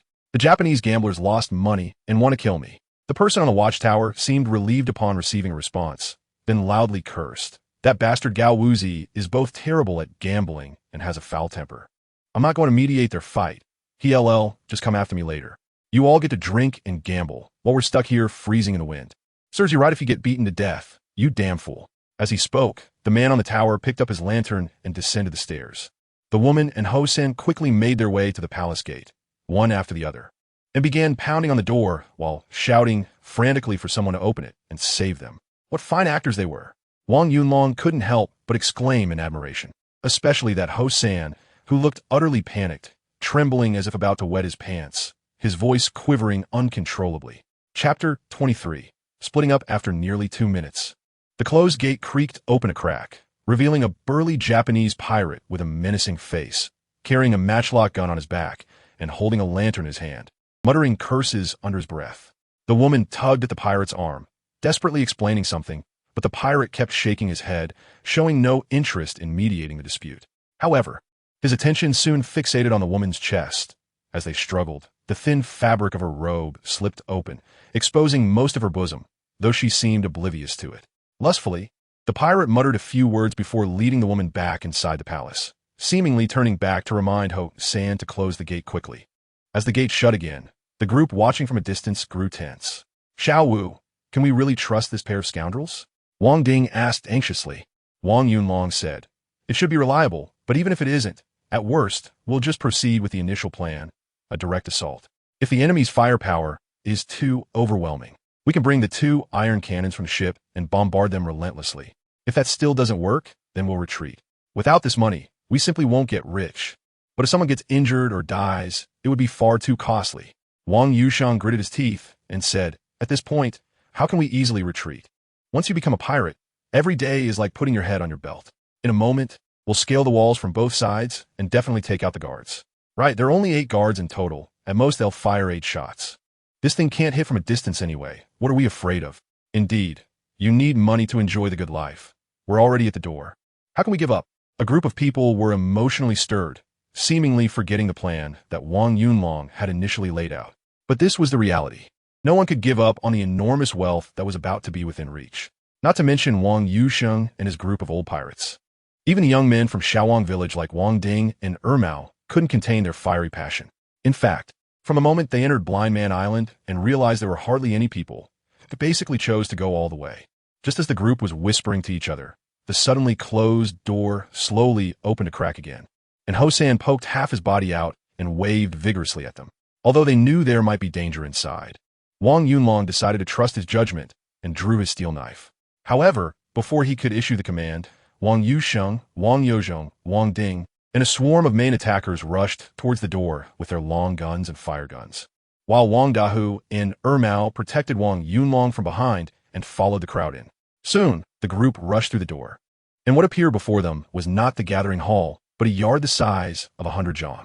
In the dusk, they could see not only archery targets, stone locks, knives, guns, and sticks, but there were also 2 lookout towers, each 2 zhang high, on either side. And directly in front of the door, 10 zhang away, was a spacious hall. Although it was roughly built with stone blocks and logs, it still had a strong, imposing presence. Ho-San, where's that woman? Wang Ding grabbed Ho-San and asked. She was taken to the side room by that guy just now, and the others were also tricked away by me. They're all back in the backyard drinking now, Ho-San quickly replied. At this point, there was no need for any hesitation. The absence of an ambush upon entering meant that both Ho-San and the woman were indeed fine, so the only thing left was to take out all the guards. Yusheng, you take people to the backyard quickly. Speed is key.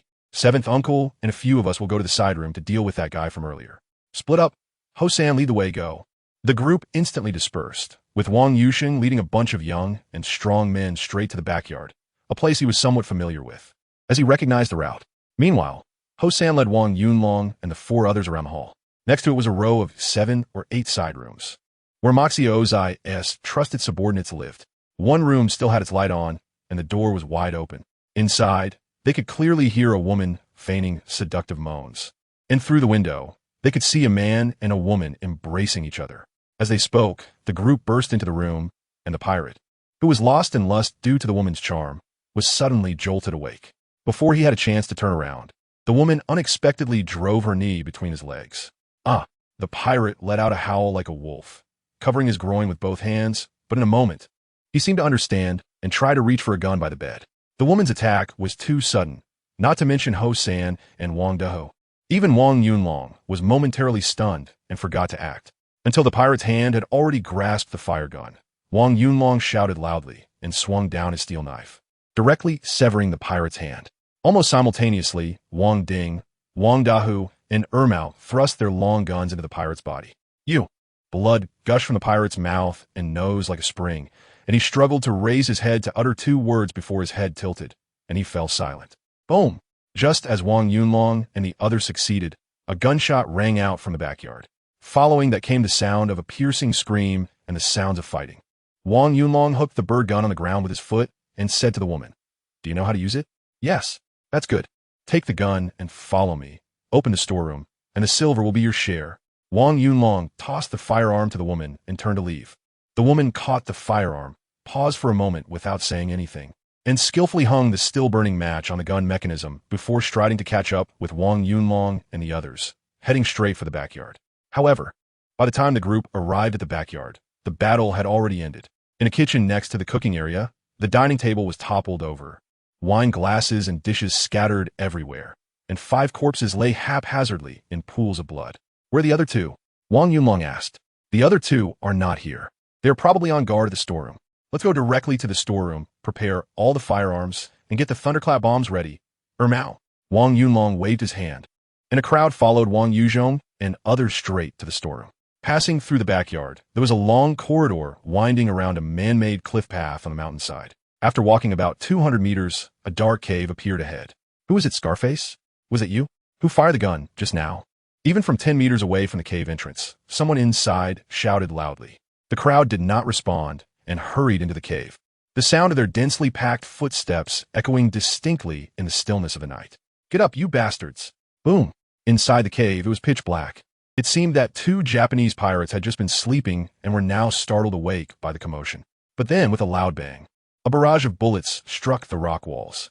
In the moment the fire gun lit up, the pirates inside the cave saw a familiar woman holding a firearm, surrounded by a multitude of figures, all raising their guns. Chapter 24. Thunderous roar, boom, boom, boom. As the woman fired, it was as if by command. All the firearms erupted in a series of roars, illuminating the already dim night with a bright glow, which was soon enveloped by thick smoke. Amidst the acrid smell, the 2 Japanese pirates inside the cave screamed in shock and terror. "Get back, the thunder's coming!" Mao shouted, rolling a lit firecracker towards the cave entrance. "Damn it, Mao, you bastard! Do you want to kill us and take all the silver for yourself?" With Wang Yoshing's shout, a large group of people panicked and scattered in all directions, while Wang Dahu did not forget to push Wang Yunlong to the ground. Boom! Not long after the firecracker rolled into the cave, a bright flash of light exploded inside, shaking the entire blind island.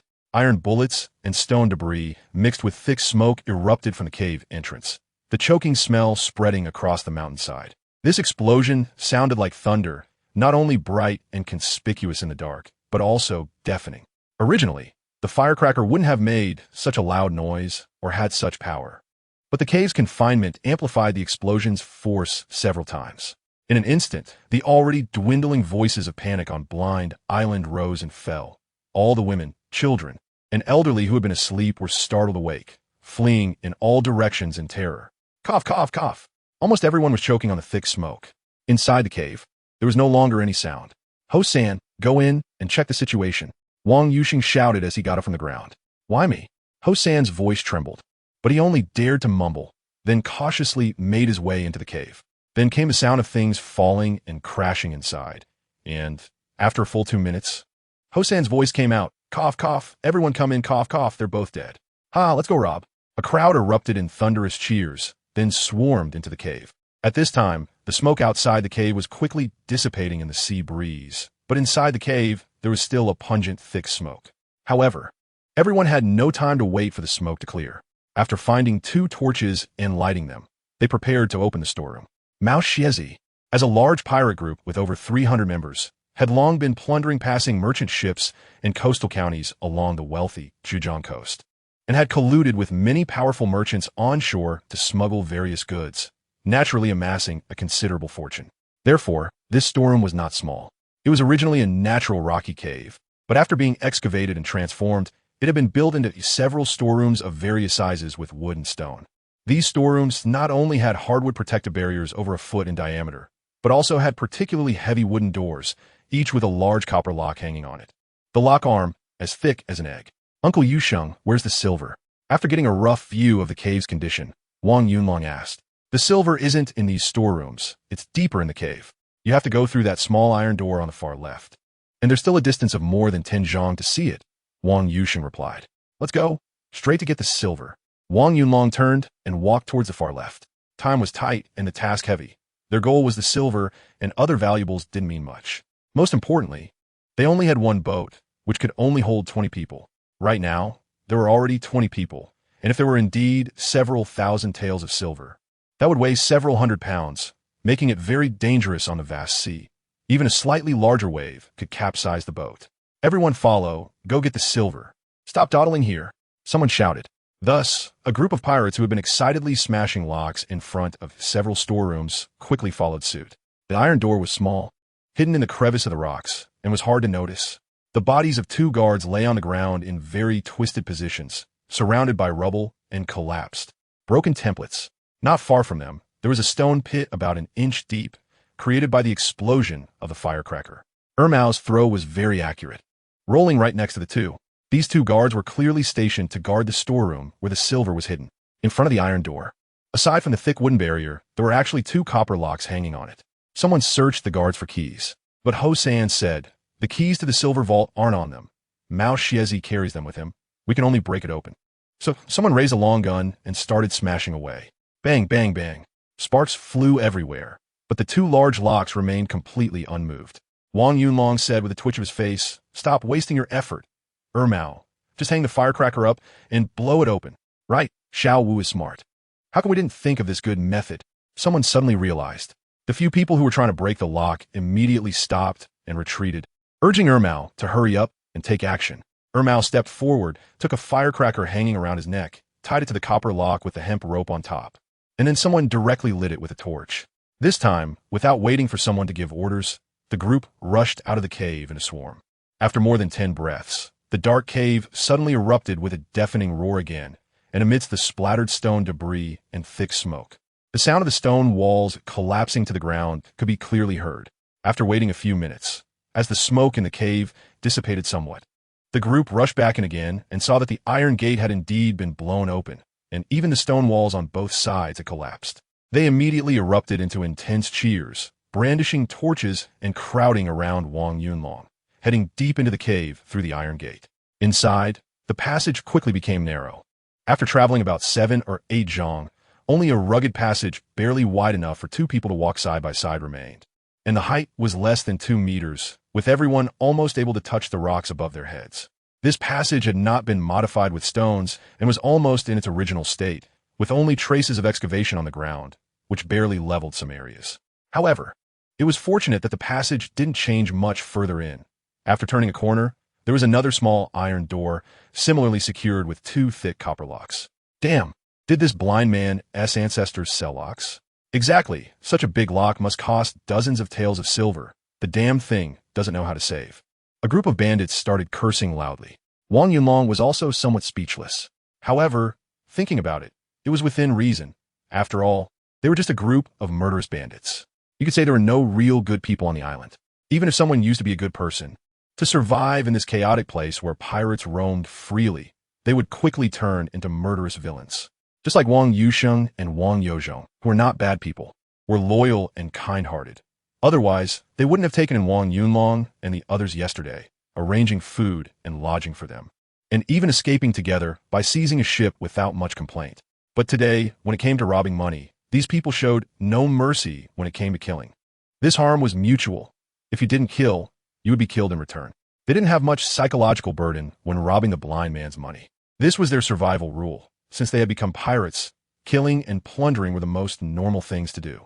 Complaining about the heavens or showing pity for the good would only lead to a quicker death. Among such a group of bandits, being the leader meant that Mao Xiazi certainly had strong strength and prestige, but he was also filled with distrust towards everyone. Even his closest confidants were not allowed to hold the keys to the treasury. Only in this way could he ensure that the wealth was his own. Otherwise, the money could disappear without a trace in an instant. However, without the keys, he couldn't stop a group of bandits wanting to rob his silver. Soon, a group of people retreated from the narrow cave to the iron door, while Ermao stayed inside to ignite the explosives and then ran out. Chapter 25, The Treasury Boom. Just as Ermao ran out of the iron door, a muffled explosion echoed from deep within the cave. The entire cave shook slightly, and a large number of stones began to tremble and even collapse. A few breaths later, a choking cloud of smoke erupted from the iron door and the collapsing stone walls. Everyone was covered in dust from the smoke, coughing as they continuously retreated until they all exited the cave. If nothing unexpected happened, the iron door inside should have been blown open. However, the cave was too deep and narrow, and the smoke from the explosion was hard to dissipate. Therefore, Wang Yunlong instructed Ho San to take Ermao and a few young and quick-footed ones outside to look for carrying poles and ropes. Once the smoke inside dissipated, they would quickly start moving the silver. After waiting for 7 or 8 minutes, Ermau and the others returned with over a dozen carrying poles of varying lengths and a large amount of rope, even pushing 2 wheelbarrows and several lanterns. At this time, Wang Yusheng and the others, who had gone into the cave to scout the situation, also came out coughing loudly with their mouths and noses covered, reporting that the iron door had been blown open. The smoke inside was still thick, but with the torches, they could barely see the path.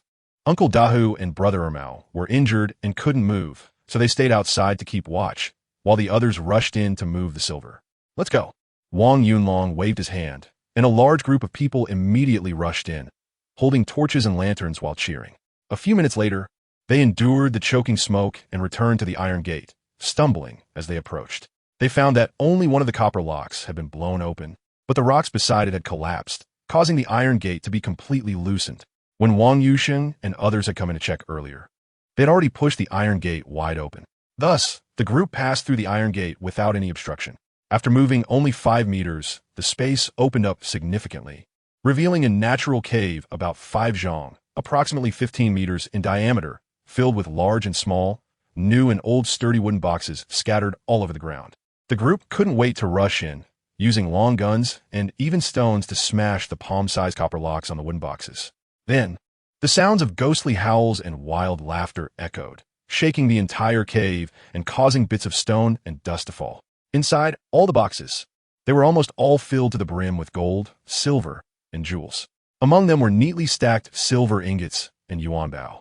But even more were irregular pieces of silver and various gold, silver, and jade artifacts. There were also quite a few silver coins with Latin symbols and a large number of ornaments mixed in. It was clear that these gold and silver treasures had a very complicated origin, completely fitting the characteristics of piracy and looting wealth. Almost everyone was frantically diving into the boxes, hugging the gold and silver treasures while cheering and laughing. Even Wang Yunlong was no exception, grinning widely while holding several heavy gold pieces. Throughout his life, across 2 lifetimes, he had seen real gold and silver only a handful of times. Before his time travel, he had only seen various gold and silver ornaments in jewelry stores, but had never bought a single gram.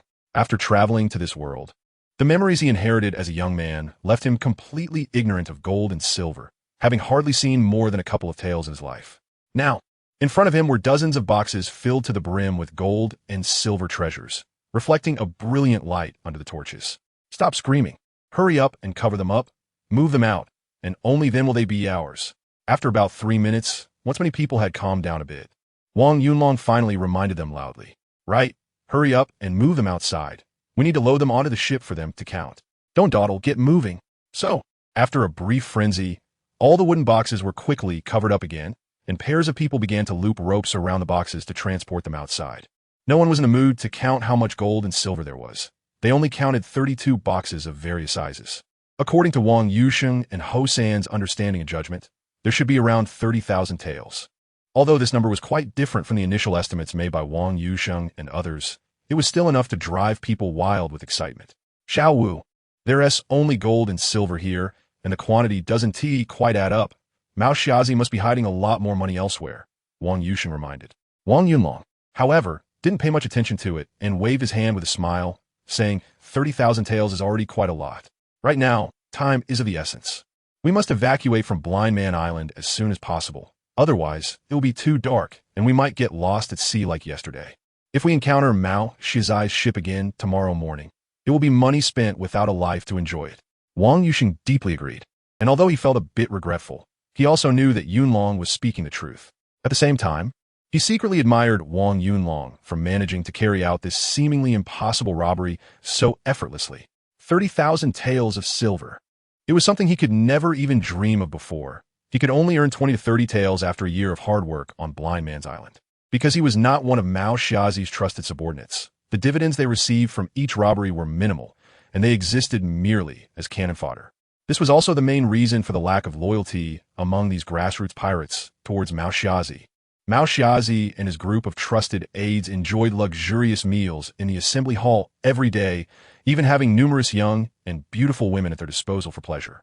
However, Wang Yozhong and the other peripheral members lived lives not much different from those on land, still having to struggle as fishermen all day. The only difference was that there were no heavy taxes here, and they wouldn't be bullied by the officials and soldiers, but it was filled with slaughter and danger. They not only had to deal with government crackdowns, but also faced the risk of fighting with other pirate groups over territory and goods, along with inexplicable conflicts and vendettas among themselves. In just a moment, a group of people came and went, quickly moving all the wooden boxes out of the cave. Some started to tie them onto a wheelbarrow, while others directly carried them towards the dock. At this point, the pirate gathering area was in complete chaos. However, all 16 internal and external guards left by Mao Xiaozi had been killed or captured, leaving behind only some women, children, and the elderly. Therefore, this chaos posed no threat to the group. Everyone confidently carried their firearms and pushed the wooden boxes, laughing and joking as they made their way to the ship docked at the pier. Wang Yunlong waited until the last batch of wooden boxes moved out of the cave before setting off to follow back to the palace of the blind man, Mao. After this robbery, this group of novice pirates became sworn enemies with Mao. After Mao returned, he would definitely not let them off, not to mention the people. Even the E. coli on their bodies would be suffocated.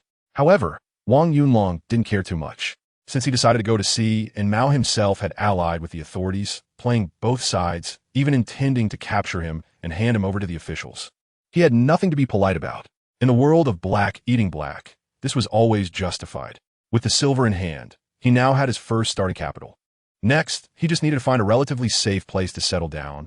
Then he could recruit troops and officially become a qualified pirate, slowly building his own pirate empire, striving to become the largest pirate group on Earth, dominating the seas, plundering all continents, leaving Captain Jack to only kneel and worship his little toe.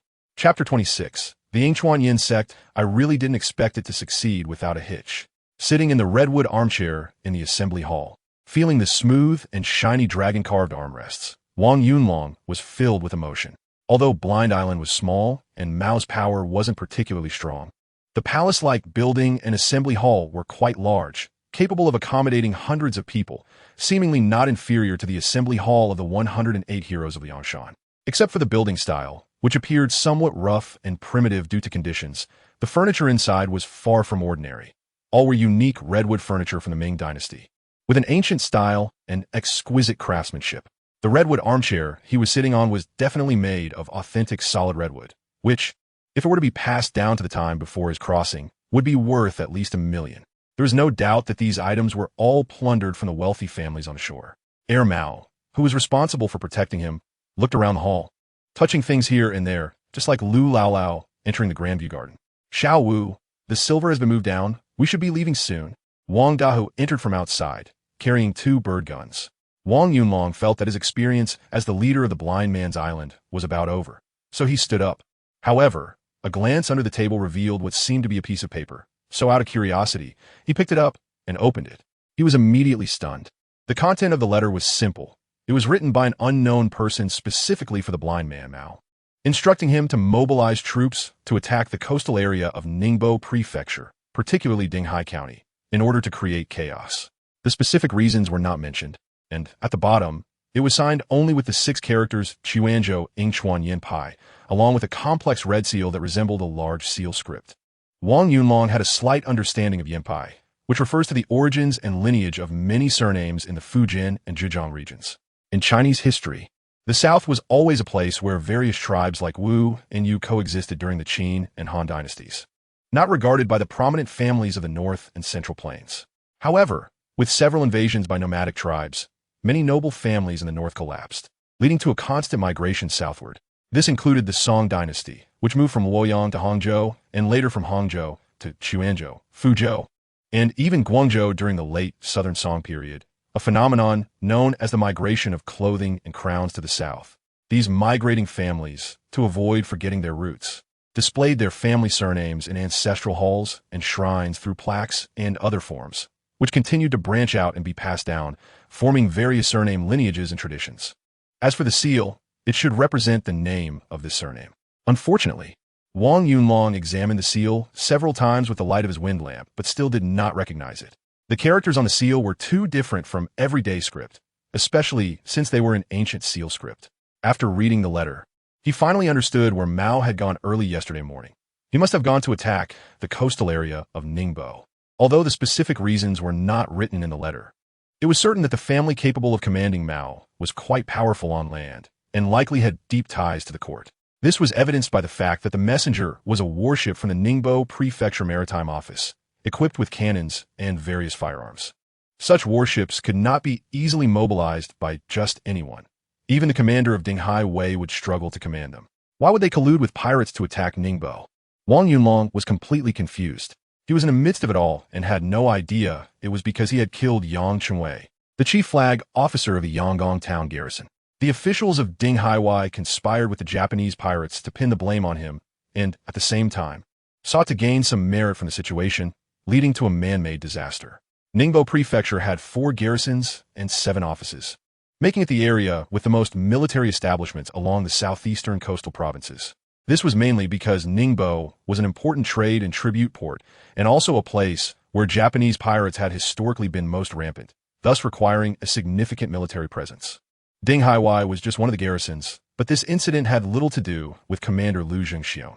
In order to turn this scandal into a merit for himself and solidify it ahead of time, he had the 100 household Qinjian and the local garrison's county office issue a notice to capture Wang Yunlong and others while continuously spreading false information. Moreover, he thought it necessary to be more meticulous at this critical juncture to avoid any backlash later. So he hurriedly wrote to Wu Biao, the deputy of the Ningbo Military Affairs. The Ningbo Military Affairs was the direct superior of Dinghai Wei, primarily responsible for managing and commanding the training and defense of the 4 garrisons and 7 offices in Ningbo.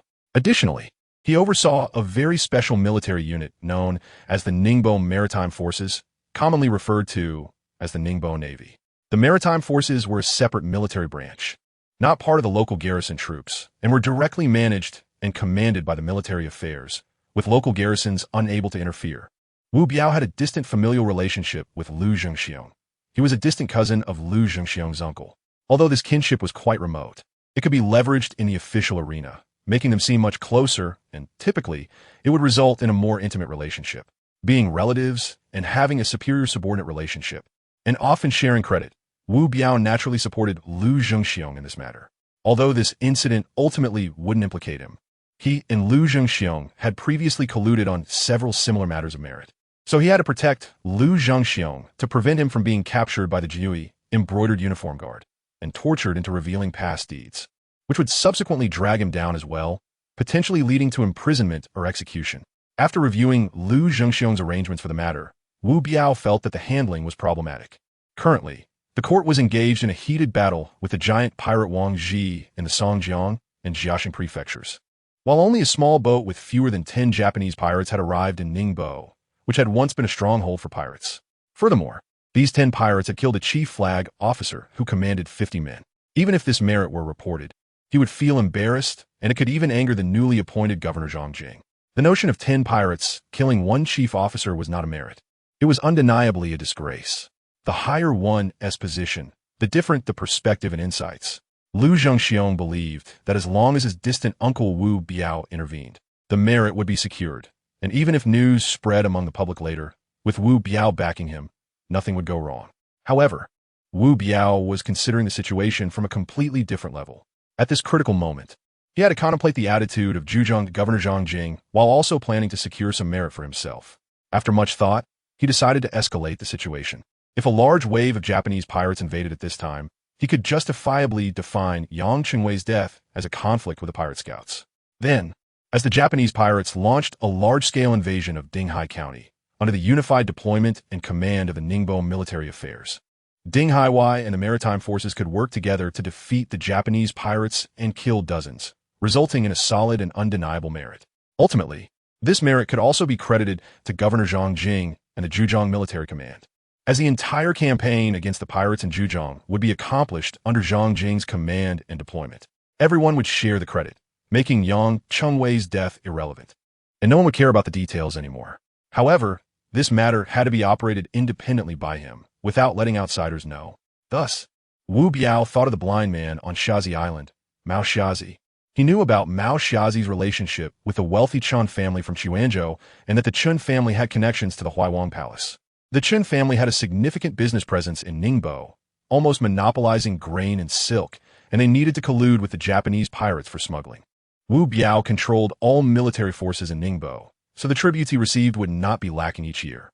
Therefore, after receiving Lu Zhengxiong's letter within just a short time, Wu Biao summoned the head manager of the Chun family in Ningbo to help him with this matter. This led to the letter that Wang Yunlong now held. This letter had been instructed by Lu Shiye to be destroyed after Mao Xiazi read it, but after reading and negotiating the terms, Mao Xiazi discovered that Wang Yunlong and others had stolen the boat. The following night was filled with chaos, but the boat was still not recovered. Mao Xiazi felt too embarrassed, so as soon as dawn broke, he directly led his men out to carry out the task, almost completely forgetting about the letter-burning matter. Now, in Mao Xiazi's possession, while attacking Dinghai County, there was only an empty envelope. Chapter 27, All Looted. The court is so corrupt, it truly is beyond redemption. Wang Yunlong carefully read the contents of the letter again, sighed deeply, and folded the letter before putting it away in his bosom. This letter was the evidence of the collusion between the wealthy merchant from Chuanzhou and the Japanese pirates. He was not aware of the relationship between this Chuanzhou merchant and the Huai king, nor did he know about his connection with Wu Biao, the deputy governor of Ningbo's military affairs. However, he did know that Mao Xiazi had deep ties with both the Chuanzhou government and the Ningbo officials and merchants. The attack on Dinghai led by Mao Xiazi would undoubtedly bring tremendous suffering and disaster to the coastal people. He did not know how many poor families would be ruined or how many innocent civilians would be killed or injured. In short, this was an absolute man-made disaster, caused by the collusion of officials and bandits. However, he felt completely powerless at the moment and could only keep this evidence for future use. Perhaps one day it would come in handy. At this time, it was completely dark outside, although they had been trying their best to hurry. They had spent an additional half an hour due to the change of plans, causing them to miss the best time to leave the port. Since it was already dark, Wang Yunlong decided not to rush anymore. After reading the letter, he was certain that even if they spent the night there, Mao Xiazi would definitely not be able to return by morning. This was because Mao Xiazi could not possibly hurry back at night. The earliest he could return would be after dawn. It was at least 50 miles from the Ningbo coast to here, and even the fastest sailing boat would take about an hour, not to mention the delays caused by so many people. It would probably be considered quick if they returned by noon. They would set off at dawn the next day, and an hour would be enough for them to leave the Zhoushan Islands. Mao, go call Uncle Sheng, Ho San, and Chun Shinyang. I have something to ask them. Wang Yunlong said while sitting in a large redwood armchair. Mao was a bit surprised and said, Xiao Wu, it's already dark, and most of the silver is probably loaded onto the ship. Can't you just ask them on the ship? Wang Dao also nodded and said, Yes, Xiao, it's getting late. Let's hurry up. Wang Yunlong waved his hand, somewhat dispirited, and said, Uncle Dahu, we are not in a hurry to leave. Mao Xiazi won't be back tonight anyway. And since it's already dark, rushing would be even more dangerous. Since Sheng Shu said that Mao Xiazi might still be hiding other silver, why don't we just go all out and take everything from him? I'll go gather people. Upon hearing that there was silver to be taken, Mao was exceptionally motivated and immediately turned to rush out of the gathering hall straight towards the dock. Wang Dahu was also very excited and said, Indeed, Yuxing mentioned that the amount of silver doesn't quite match up. It's estimated that Mao Xiazi should have around 20,000 taels of silver left, but we don't know where it's hidden. If we search carefully, we might really be able to find it. In just a moment, Wang Yusheng, Ho San, and the woman named Chun Shinyang came over together. Wang Yunlong expressed his plans and asked the three if they had any clues about Mao Xiazi's hidden treasure, but all three shook their heads in unison. Wang Yunlong was somewhat psychologically prepared. After all, the three of them were not Mao Xiazi's trusted subordinates. And even Chun Shinyang was just a woman taken by a bandit leader, discarded on the island to fend for herself after he grew tired of her, only to be visited occasionally for a night of pleasure. To survive, the woman could only exchange her body for money, and such women were of no interest to Mao Xiazi. However, although Chun Shinyang lived a lowly life, Wang Yunlong saw her as a rare talent, as she fully understood how to use her body to maximize her survival space. With her good figure and appearance, combined with her bold and flirtatious personality, she not only lived quite well on the island, but also gained recognition from many pirates. While accompanying these pirates, she was constantly learning. For example, she learned to use a bird gun, an opportunity earned through her body. Although she did not have a matchlock gun, it did not prevent her from being able to use it when she got her hands on one. Wang Yunlong did not receive any useful information, and his fingers continuously tapped lightly on the armrest of the chair. This was a habit he had developed when he was deep in thought. Today, after the success of the robbery, everyone had already begun to listen to Wang Yunlong, implicitly acknowledging and accepting him as the leader of this makeshift band of pirates. Therefore, Wang Yusheng and the others remained silent, feeling inexplicably tense and anxious. Yesterday, I remember hearing the sound of women playing music and dancing during the banquet hosted by Mao the Blind. Could those women know anything? Wang Yunlong suddenly paused his fingers and asked. Hoseng quickly replied, that's indeed possible. His favorite women are the ones who accompany him to bed every day. However, Mao the Blind is extremely cautious. Every time he goes out to sea, he brings those women along. Currently, there might only be a few less important ones left on the island who definitely wouldn't know anything. I think it's most likely that the remaining silver is stored on that biggest ship. Wang Yusheng hesitated for a moment and nodded, saying, this possibility is the greatest. Every time we move silver from the warehouse, it's basically his trusted subordinates who carry it down, and then we take it to the cave. My estimate of 50,000 taels of silver is just based on the quantity of goods exchanged each time, so it may not be reliable. But certainly 30,000 taels is too little. At this point, Chun Shinyang interjected. I don't think the blind man would put the money on the ship, after all. He hasn't gone out to sea for almost a month, since the shipowner of Wufeng sent a message for him to attack Songjiang Prefecture. He has been pretending to be ill and has stayed on the island, drinking at home all day, and rarely even goes to the dock. He wouldn't feel secure leaving such a large sum of money away from him. The three had differing opinions, but Wang Yunlong felt that Chun Shinyang's reasoning was more reliable. This woman seemed fierce, but was actually very clever and meticulous, and her arguments were logical, unlike Ho San and Wang Yusheng, who were completely guessing. You have a point. But after all, it's 1 or 2 tens of thousands of taels, not just a few hundred. At the very least, there are over a dozen boxes. The blind man's island is so small, he can't carry it all on him, so he must have hidden it somewhere. In that case, Mao, go and call some more people over. Let's carefully search the blind man's residence, and also open the remaining warehouses to see if there's anything worth taking. We might as well pack everything up and take it away together. Wang Yusheng quickly shook his head and said, Xiao Wu, actually there must be a lot of good stuff in Mao Xiaozi's warehouse, like silk, ivory, spices, and glass, all in large piles. However, not only are these items too bulky, but our ship also can't fit them all. If we try to load more, it might sink. Wang Yunlong stood up and said, do you know what Mao the Blind is doing with his troops? A group of people shook their heads together. Wang Yunlong continued, Mao the Blind has colluded with the government to attack Dinghai County. How could this be? How do you know? Several people couldn't help but exclaim in shock at the same time. Chapter 28. What a clever fellow. Wang Yunlong took out a letter and said, this should be the letter sent by the official boat last night, and it says just that. The government has always been afraid of the Japanese pirates invading. So why are they doing this? It doesn't make sense. Wang Da's face was full of confusion. I speculate it's for credit. After all, the Songjiang Prefecture is in a heated battle, while the Ningbo Prefecture has no signs of Japanese pirates. The officials and bandits are just putting on a show, but for this show to succeed, the Japanese pirates will inevitably have to actually seize a lot of property, even causing many casualties among the common people. Damn it, those dog officials. Mao couldn't help but roar. Even Wang Yusheng's face turned cold as he gritted his teeth and said, I've been on the island for more than a year and have done several jobs with the blind man. But such a thing has never happened before. I used to think that the blind man came ashore just to covet the property and women on the shore, but I didn't expect that it was actually the government that made him do it. So, I guess the blind man definitely won't be back by tomorrow morning. Let's just raid his lair tonight, take everything we can, and leave at dawn tomorrow, Wang Yunlong said. But we don't have a boat? Wang Yusheng replied again. No big boats, but there are fishing boats. There are at least 30 fishing boats at the dock, all of which can carry several times more than a big boat. Wang Yunlong said. The others couldn't help but laugh and cry. Even Chun Shinyang couldn't help but roll her eyes and said, I always thought you were very clever, but this idea of yours is completely unreliable. We all know that going out to sea in fishing boats is very dangerous. If you're not careful, the boat will capsize. You were lucky yesterday to row all the way from Yangon Town to Blind Man Island, but that doesn't mean all the boats can safely reach their destination after loading. Moreover, you said you haven't found a place to settle down yet. This is not robbery. It's seeking death. If you hate the blind man, it would be safer to just burn down his warehouse. At least you wouldn't die, and we wouldn't have to die with you. That's right, Xiao Wu. This plan is completely unworkable. Even if the fishing boats can go out to sea, each boat needs at least 2 people, and their speed is far from that of a sailboat. If the blind man comes back tomorrow morning, he could still catch up with us. Mao also couldn't help but start persuading Wang Yunlong to give up this unreliable proposal. Don't rush, let me finish.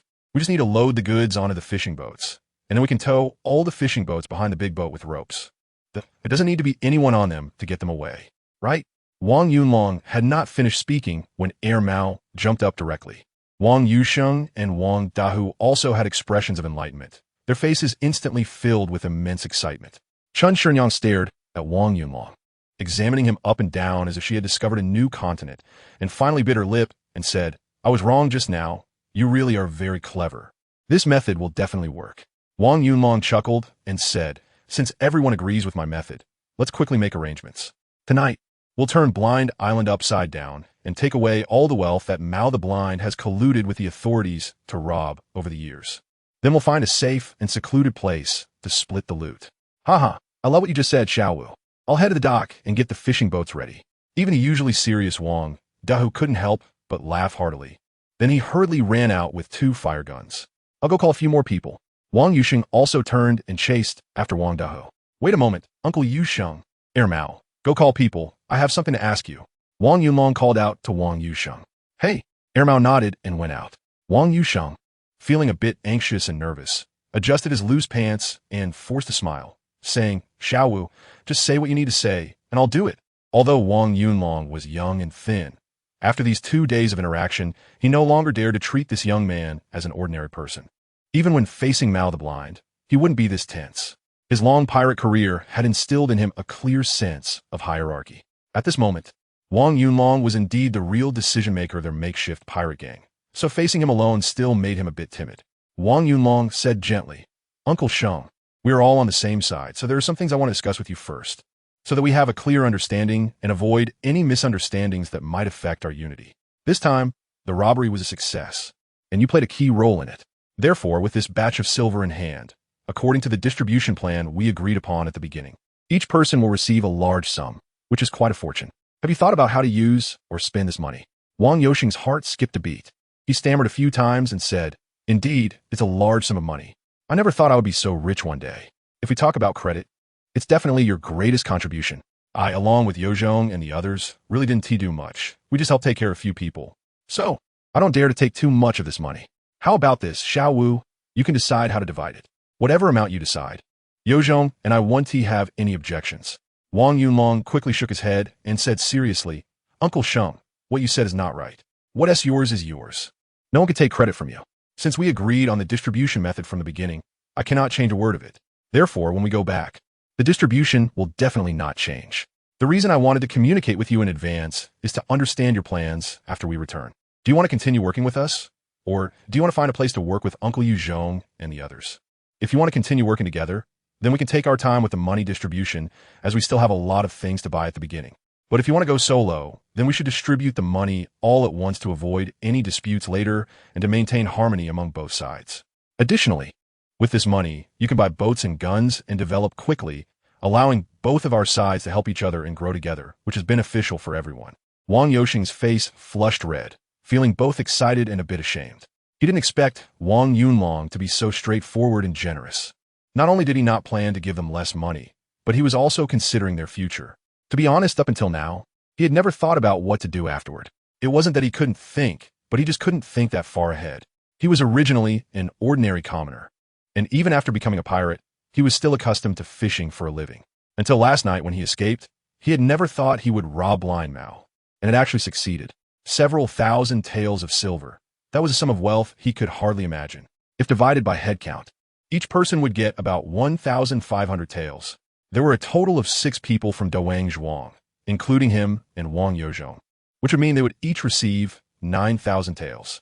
Such a large sum of wealth, not to mention he had never thought of it. He couldn't even believe it was real. In fact, Wang Yusheng and a few companions from Doang Zhuang had privately discussed that the final amount of silver they might get would be much less. So he was somewhat prepared mentally and didn't have much resistance, willing to accept such an outcome. After all, the entire robbery plan and process were almost entirely proposed and completed by Wang Yunlong. The rest were just simple executors. From start to finish, no one who came was injured, not even a scratch. This plan was audacious yet seamless. But as Wang Yunlong said, now that the silver was in hand, they had to have a plan for the follow-up. What to do after getting the silver became the most pressing issue. Going solo seemed viable and aligned with the interests of the group from Doang Zhuang, as they had deep bonds and knew each other well, making it more casual and safe to work together.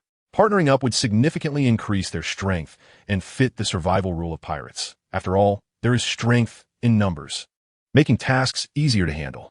However, either choice required a swift decision. It couldn't be delayed for too long, or conflicts would soon arise, whether between Duang Zhuang or among their own people. However, Wang Yuxing really hadn't thought it through yet. This sudden, large sum of wealth had completely exceeded his psychological expectations and control. Therefore, facing Wang Yunlong's proposal, he felt anxious and, after blushing and stammering for a long time, said, "Xiao Wu, to be honest, I haven't figured it out yet. How about we talk about it when we get back? After all, we haven't finished the job yet." Wang Yunlong smiled and nodded, saying, "That's fine. But the reason I asked Uncle to stay is actually to discuss something even more important, and only you can help with it." Wang Yozhong's heart skipped a beat, but he still gritted his teeth and nodded, saying, "Xiao Wu, don't be polite with your uncle. Speak your mind, and I will do my best to help." Wang Yunlong's expression suddenly became serious as he said, "Uncle Sheng, now you can see that this robbery plan is almost perfect and we have gained a lot. However, we just escaped yesterday, and we have dragged you all into this mess against Mao the Blind. Right now, we have nowhere to go, so our top priority is to find a safe place to hide, especially one that cannot be discovered by Mao the Blind. Otherwise, it will be very dangerous. Among us, only you and Uncle Zhong are familiar with the waters near Zhoushan, so you must take us to a safe and hidden place to hide for now." Wang Yozhong's expression also calmed down, and after pondering for a moment, he nodded and said, "Indeed, however, there are hundreds of islands of various sizes near Zhoushan, scattered over a range of hundreds of miles. In fact, we are not all familiar with them. Our usual interactions are mainly with the Zhoushan and Putuo areas. To the east, towards Daishan, we rarely go there, and there are almost no people. Other pirates do not go there either. Further north towards Shangshan is even farther away. Already near the Yangtze River estuary, close to Songjiang Prefecture, the island is occupied by the followers of the notorious pirate Wang Ji, and carrying so much money there would also be very dangerous." Wang Yunlong said, "Do you mean we should go to Daishan?" Wang Yozhong shook his head and said, "Dai Mountain is definitely safe, but there are no residents on that island, and there is nowhere to buy food, especially grain. With Ho San and Chun Shenyang, we already have more than 20 people, and we will consume at least several hundred pounds of grain in a month. If it's too far and too remote, it will be very inconvenient." "That's true," Wang Yunlong nodded. So far, they had been at sea for 2 days, and yesterday they barely managed to have a hot meal at Wang Yoshing's house. Today, after a busy day, they still hadn't eaten dinner, relying on the mental support provided by the tens of thousands of taels of silver to endure hunger. As the saying goes, man is iron and rice is steel. If you don't eat a meal, you feel uneasy. One meal without food is unacceptable, let alone months or years. Therefore, the foundation for survival is being able to eat enough. The emperor does not want to starve his soldiers, let alone a group of bandits who kill and loot. Then there was a moment of silence, and Chun Shenyang, who had been standing nearby, suddenly said, "Actually, I think that the more chaotic the place, the safer it might be. Why don't we just go to Putuo Island? Even if Mao Xiezi knows we are there, he wouldn't dare to act rashly." Wang Yunlong asked in confusion, "Is it very chaotic over there in Putuo Island?" Although he had inherited the memories of a young man, he knew very little about the situation overseas, most of which was just hearsay. Wang Yuxing nodded and said, "It's chaotic, not just chaotic, but also dangerous. There are at least 100 pirate gangs gathered over in Putuo, totaling at least 3,000 to 4,000 people. Besides us refugees, there are also many real pirates, and even a large group of Franks running casinos and doing business there." Wang Yunlong instantly became interested. However, it was a pity that Wang Yuxing wasn't very familiar with the area either. He had only been there 2 or 3 times, and Chun Shenyang had never been there at all. They had only gathered various pieces of information from those pirates on the island who coveted her body. So their conversation was quite simple and crude. But even this simple information gave Wang Yunlong a rough understanding of Putuo Island. Putuo Mountain had always been a sacred Buddhist site by the East China Sea. During the Qin and Han dynasties, it was a Taoist sanctuary, where many Taoist practitioners gathered to cultivate and seek the Tao by refining alchemy. By the way, in Jin dynasties, Buddhism rose, and many Buddhist practitioners began to take advantage of the Taoist reputation, establishing a Guanyin temple on Putuo, which gradually expanded until it completely transformed into a Buddhist site. Today, while Putuo Mountain is still a Buddhist holy site, the constant attacks from pirates have nearly destroyed many of the temples on the island, which have long lost the scale of the Tang and Song dynasties, leaving only a few small temples. because no one dares to go to the island to make offerings. Most of the monks have fled due to starvation, leaving only a dozen or so elderly and sick individuals to guard it. According to Wang Yusheng, the real Putuo Mountain is currently a massive nest of pirates. However, these pirates do not belong to any large gang. They're commonly known as scattered pirates, consisting of those unwilling to be cannon fodder or those who prefer to commit small group crimes or even act alone. They use Putuo Mountain as a base to radiate throughout the East China Sea. Because of this, the situation there is far more complicated than on Blind Island. It is also much more lively. The entire Putuo Mountain and the surrounding dozens of large and small islands are almost entirely occupied by pirates, forming a large black market trading hub centered on Putuo Mountain. The pirates mingling there outnumber and outclass those on Blind Island. People like Wang Yusheng, who still retain their fisherman nature, find it nearly impossible to survive on Putuo Island. Even ordinary fishermen, there might be a wanted criminal by the court, involved in murder and smuggling. Moreover, these gangs are complex in composition, including Ming people, many so-called true Japanese pirates and samurai, as well as merchants and bandits from Korea, Ryukyu, Luzon, Chinla, Kampa, Annam, Siam, Java, Brunei, Sulu, and other Southeast Asian countries, and even a group of Frank from the distant West. If Blind Island has no law, at least it has some rules. But Putuo Mountain has neither law nor rules. It can only be described as chaotic. However, according to the natural order of the universe, anything that descends into chaos will inevitably develop a balance to maintain that chaos. Thus, the pirates occupying this place gradually developed many gangs of varying sizes based on region, ethnicity, or habits, such as the Mingzhou Gang, Taizhou Gang, Chuanzhou Gang, and Fuzhou Gang, among others. There are also casinos and merchant groups established by the Franks, as well as mercenary organizations composed of Japanese, samurai, and ronin. Therefore, the entire Putuo Island is almost a miniature gathering place for international pirates and merchants, much livelier than the coastal regions of the Ming Dynasty. There, aside from common goods like silk, tea, porcelain, jewelry, pepper, perfume, glass, and Persian curved swords, one can also buy ships, firearms, black slaves, and women. Moreover, heroes are not questioned about their origins, and goods are not distinguished by their source. As long as it is merchandise, everything can be traded here with no taboos whatsoever. Thus, although Putuo appears small and unremarkable, the annual trading volume reaches millions of taels of silver.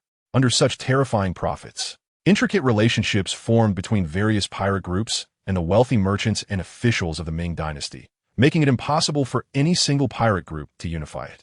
Even the giant pirate Wang Ji, who currently commands tens of thousands of men, cannot swallow Putuo Island whole and must frequently come here for large-scale trading to satisfy his smuggling control over Japan and Korea.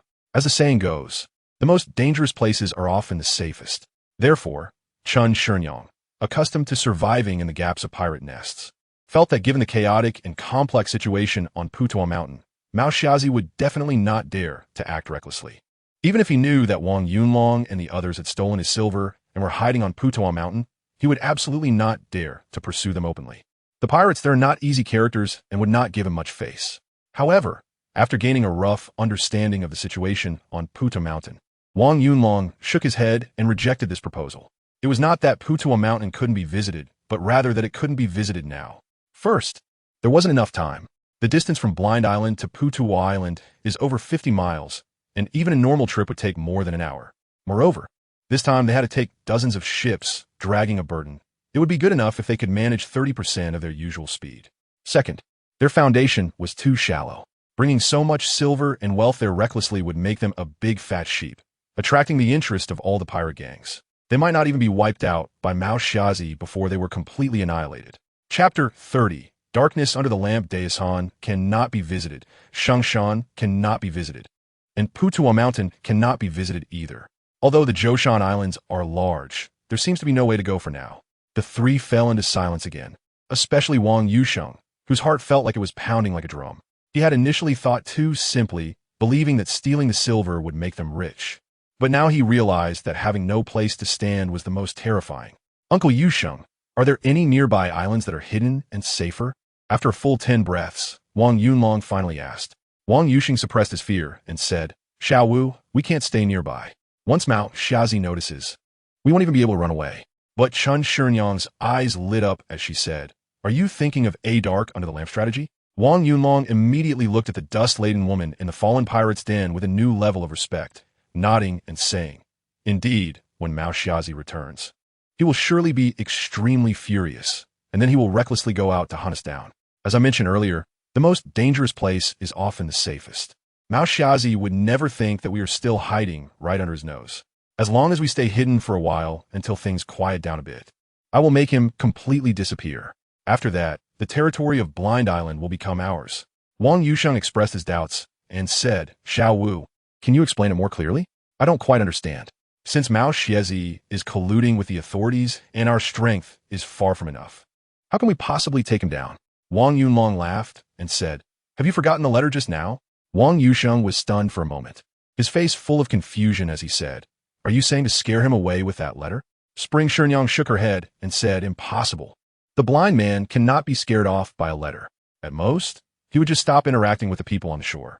No one could do anything to his blind island." Wang Yunlong revealed a hint of mockery and said, "Scaring the blind man definitely won't work. But Sister Chun is also mistaken. In the eyes of the officials, the blind man is actually insignificant. The reason he can live so comfortably on Blind Man Island is that he has deep connections with the powerful on the shore. However, if we remove this layer of relationship between him and the powerful, then his foundation will be completely cut off. Furthermore, you should be aware that right now, Wang Ji is leading a large number of Japanese pirates to attack Songjiang Prefecture, and Zhujiang is in an urgent situation of suppressing bandits. The blind man can interact with the officials of Dinghai County and even Ningbo Prefecture, but I think his strength is far from enough to connect with higher-level relationships. As long as we hand this letter over to the general of Zhujiang or someone with greater power, the local officials and soldiers who collude with the blind man to create chaos for personal gain will inevitably provoke outrage. All the officials involved in colluding with the blind man will be punished, and the blind man will certainly become the primary target for extermination." The two were stunned after hearing this, especially Chun Shenyang, whose face was dazed as if petrified. She had seen countless men and had been with dozens, but she had never encountered someone so meticulous and audacious. Most importantly, this seemingly youthful little man did not discriminate against women, which was completely different from all the men she had met. "Xiao Wu, the method you mentioned is indeed good, but we're just a bunch of common folks. How can we know someone from a general's office, let alone a higher official from the court? Additionally, I must remind you that all crows in the world are black. If this letter falls into the hands of an official who is in collusion with a blind man, it would be even more dangerous." Wang Yusheng reminded after regaining his senses. Wang Yunlong nodded seriously and said, "I naturally know this. This letter, if I were to send it, would only be delivered to 2 people. If they receive it, this matter can at least be resolved to 70 or 80%. The 2 of them seemed to become excited again and asked together who the 2 people were. One is Zhang Jing, the governor of Zhejiang. He is the highest official responsible for eradicating the Japanese pirates this time, and he is very strict with his subordinates. If this letter falls into his hands, and we provide him with a clear account of all the events leading up to this, I believe he will handle it fairly. The other is the renowned General Udekyu, known for his efforts against the pirates. He is brave and righteous, and he harbors a deep hatred for the Japanese pirates. If this letter reaches him, it is bound to yield a very good result. These 2 individuals are the most familiar high-ranking officials to the coastal people of Zhujiang and the Japanese pirates. Wang Yusheng and Chun Shenyang are pirates themselves, so they understand even more that if this letter can truly be delivered to these 2, they also believe that Mao Xiazi would face dire consequences, and it is not impossible for him to vanish without a trace. But the biggest problem is how to deliver the letter to these 2 people. Therefore, Wang Yusheng hesitated and said, "Xiao Wu, the 2 people you mentioned can indeed deal with Mao Xiazi, but we have no way to reach such high-ranking officials. If we rashly go, we won't even find a way in. We wouldn't even be allowed through the front door." Wang Yunlong nodded and said, "So, this is the key to solving this problem. However, I believe we can definitely find someone to help send messages. For now, we are urgently considering the issue of where to stay. Once we find a suitable place to hide, we can slowly plan this matter." The 2 realized this, and Wang Yusheng began to ponder deeply again. At this moment, Air Mao and Wang Dahu returned, excitedly bringing along Wang Dingho and 7 or 8 others. "Xiao Wu, Uncle San and the others have already started preparing the fishing boats. We discussed it and decided to tie a few of those fishing boats together for more stability, so they won't capsize easily, and we'll also be able to carry more cargo when the time comes." Wang Dahu reported the results. Wang Dingho and the others were all rubbing their fists and shouting to quickly go to Mao Xianzai's place to look for money. Wang Yusheng then grabbed Wang Yozhong and quickly explained the plan for Wang Yunlong to find a place to settle down, asking him to help come up with ideas as well. Wang Yozhong pondered for a moment and said, "If we really want to hide right under Mao Xiezhi's nose, there is no better place than Xuanyu Island." Wang Yusheng shook his head and said, "Xuanyu Island was destroyed by the officials and soldiers several years ago. The channels and ports for entry and exit have all been filled with wooden debris and abandoned ships. There's no way to get in anymore." Wang Yozhong said, "You don't know. In fact, Xuanyu Island can still be accessed, but you need someone to guide you.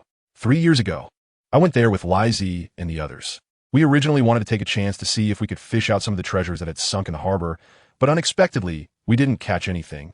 And those guys who guided us actually tried to rob our boat. We had no choice but to fight, and we ended up taking out all 3 of them. Though we lost one of our own too.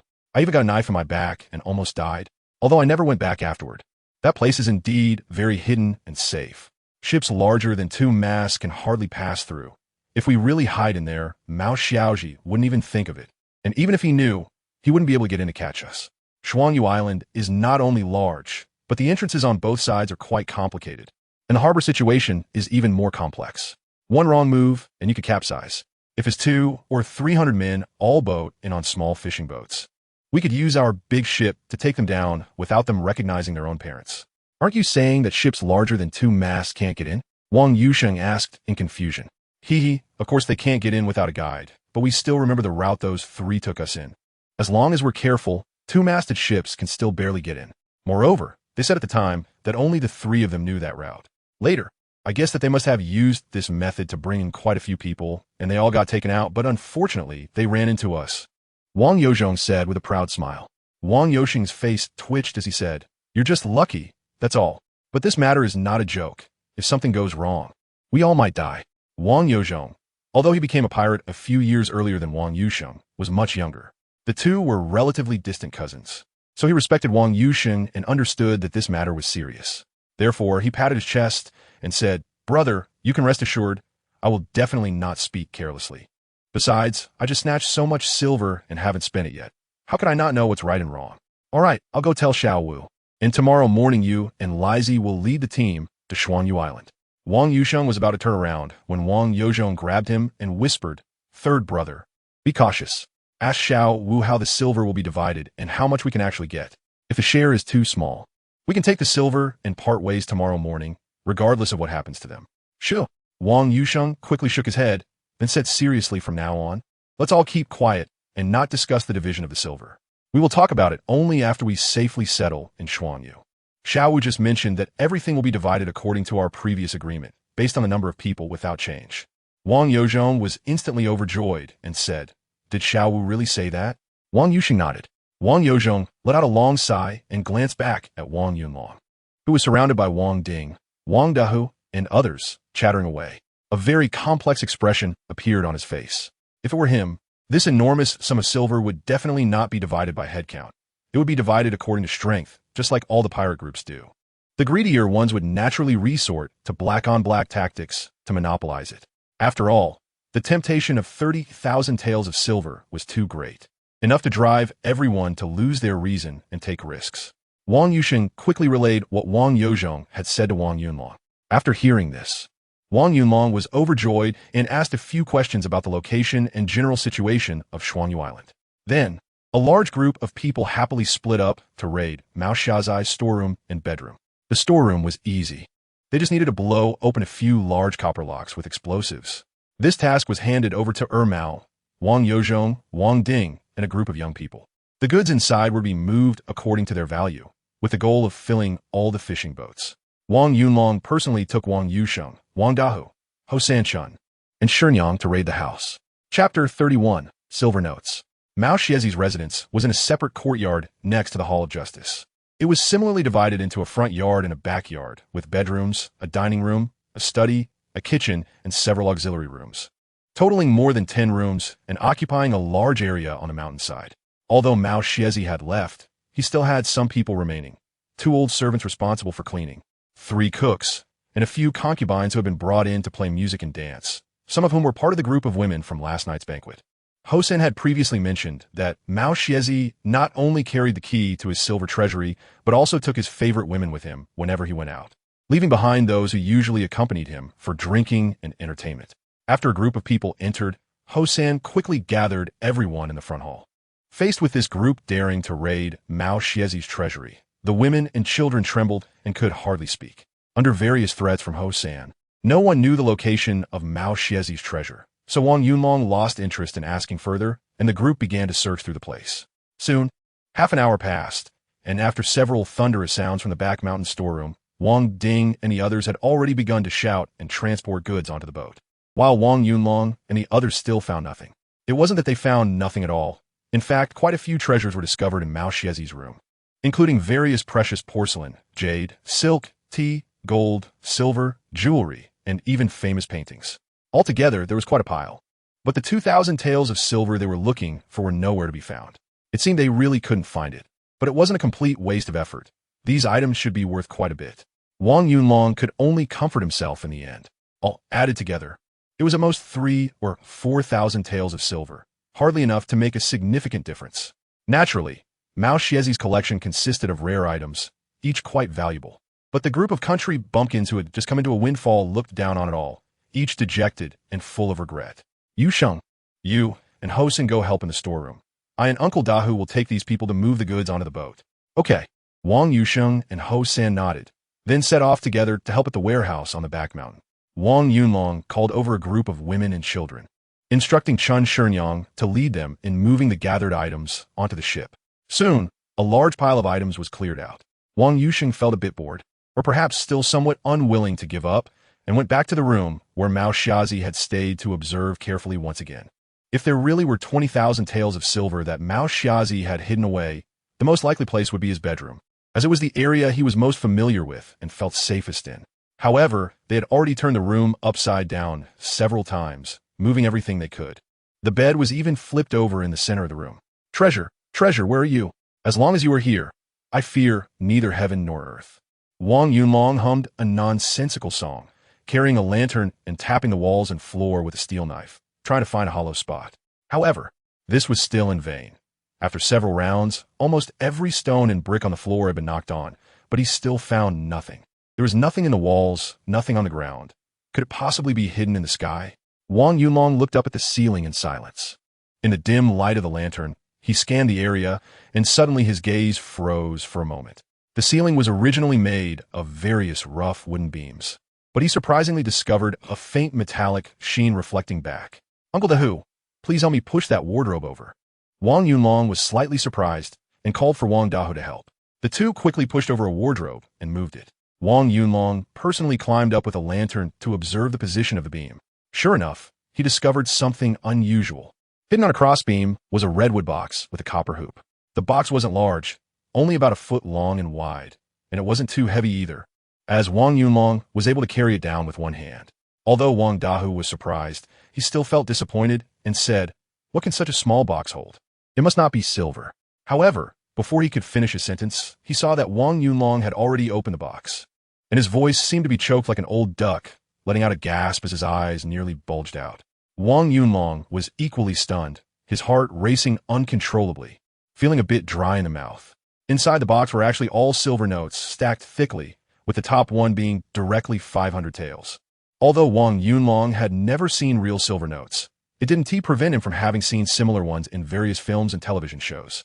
This one in front of him was almost identical. It was a grayish paper, printed with various complex characters and patterns, with the words 500 taels of pure silver clearly visible in the center, and several different seals stamped on both sides. He never expected that the remaining money of the blind man was actually all silver notes. No wonder it had always been hard to find. After a brief moment of distraction, Wang Yunlong grabbed the silver notes from the wooden box and roughly counted them. There were over 100 notes with varying denominations. The smallest was only 50 taels, while the largest was as much as 1,000 taels. He estimated that the total value exceeded 30,000 taels. In other words, this small box of silver notes was likely worth more than the silver that more than 10 of them had moved out of the silver vault. Besides the silver notes, there was also a book in a box. Wang Yunlong stuffed the silver notes into Wang Dahu's arms and took the book out. Based on his intuition, this book might be worth no less than the silver notes. Upon opening it, he discovered that it was not a book, but an account ledger, detailing the transaction records between the blind man and many merchants and dignitaries on the shore. The most frequent transactions were with a big merchant from Chuanzhou called Fuyue Trading Company, with each delivery record involving several ships of tea, porcelain, or tens of thousands of taels of silver. This meant that the Fuyue Trading Company in Chuanzhou was the blind man's biggest client on the shore, and it should also be his greatest support. Unfortunately, the ledger only recorded the transactions and contained no other clues. Wang Yunlong skimmed through the documents and roughly counted that just the goods traded by Mao Xiezi over the past 7 or 8 years amounted to over 100 ships, with the silver exchanged exceeding 500,000 taels. 500,000 taels of silver. What a terrifying number. To put in perspective, the annual military expenditure of the Ming court during its mid-period was only about 4 million taels. Currently, a single businessman from Fujian could amass such a vast fortune of 500,000 taels through piracy and smuggling in just 7 or 8 years. Moreover, Mao Xiezi is just part of a relatively small group of coastal pirates, not even comparable to Wang Ji or many other pirate factions. It is also unknown if the Fuyue Merchants Guild has other smuggling routes apart from Mao Xiezi. This shows that if the court lifted the maritime ban and allowed trade, the annual tax revenue alone would be an astronomical figure, enough to support all the officials and the army of the entire Ming Empire. Unfortunately, the Ming Empire has severed this source of wealth, handing it over to various powerful merchants and pirate groups along the coast, in pursuit of greater trade and smuggling opportunities. A giant like Wang Ji even had the audacity to attack the Ming Empire, attempting to coerce the Ming court into lifting the maritime ban to allow them to earn money freely and legally. However, a dead camel is still bigger than a horse. No matter how powerful the pirates are, they ultimately cannot match the might of the Ming Empire, and they will soon be crushed to nothing.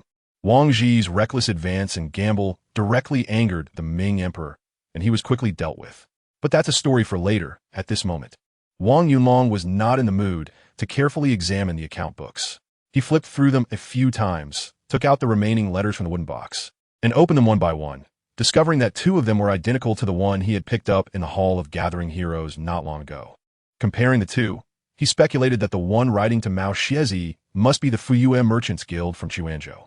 It was also this guild that instigated Mao Xiezi's attack on Dinghai County. A single merchant guild being able to mobilize the Ningbo naval forces for assistance shows that the network behind this guild is quite substantial. Moreover, what benefits could a merchant guild gain from getting involved in such matters? This left him puzzled. Chapter 32. Matchlock Gun. Xiao Wu Wu. Are all these silver notes for me? Wang Dahu was still immersed in a pile of silver notes, unable to extricate himself. His eyes were bloodshot, and the veins on his forehead were throbbing. He spoke with excitement, stuttering as he talked. Wang Yunlong was somewhat amused and exasperated. Uncle Big Tiger, if you want it, hurry up and hide it. It will be too late once we go out. Wang Dahu's face instantly turned red, swollen like the color of pig liver, and he began to sway, as if he might have a brain hemorrhage at any moment. This situation lasted for a full half-minute, during which he seemed to gradually come to his senses. The organs that were filled with blood relaxed, and reluctantly, he put all the banknotes into the wooden box and said, "Forget it. I can't even take out so many banknotes, nor can I spend them. I can't afford it." Wang Yunlong smiled and said, "How could that be? Spending money is easy. If you go to Ningbo or other big cities, just buying a few apartments would wipe it out. If you go to Nanjing or Beijing, even buying a decent house wouldn't be enough. Don't think that this money is a lot." This account book records the transactions between Mao Xiazi and a big merchant from Chuanzhou, and there are 500,000 taels of silver alone. Wang Dahu was stunned when he heard this, and, after a long while, he said, "Is there really that much?" Wang Yunlong nodded and said, "There are definitely more, and there might be many that haven't even been recorded. Otherwise, how could there be so many pirates? This maritime smuggling is purely a huge profit.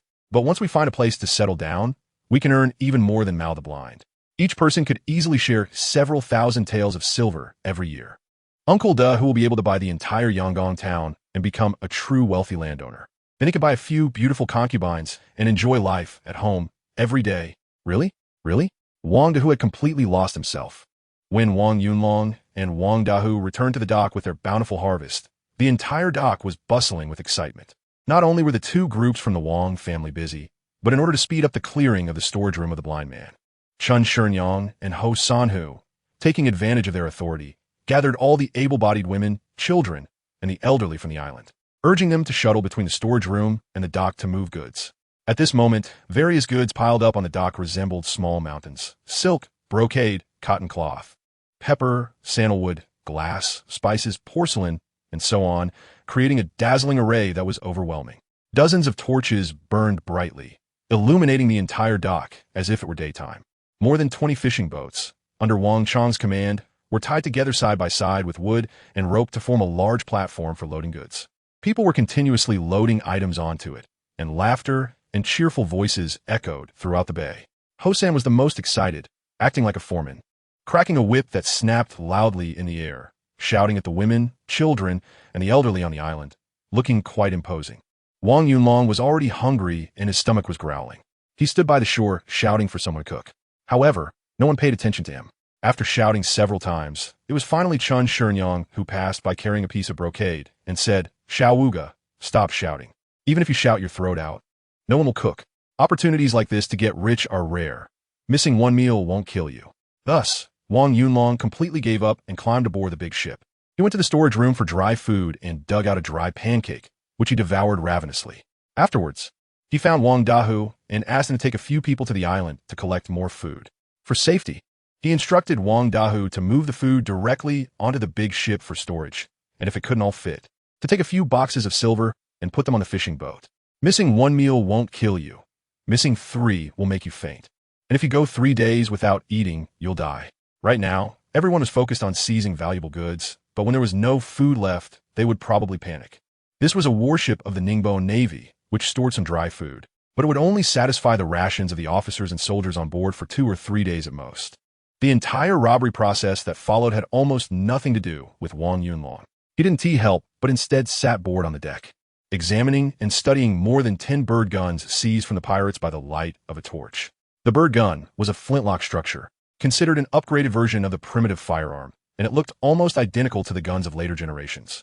Almost all the powerful pirate groups along the East China Sea coast mainly used this type of bird gun, all purchased from the Portuguese.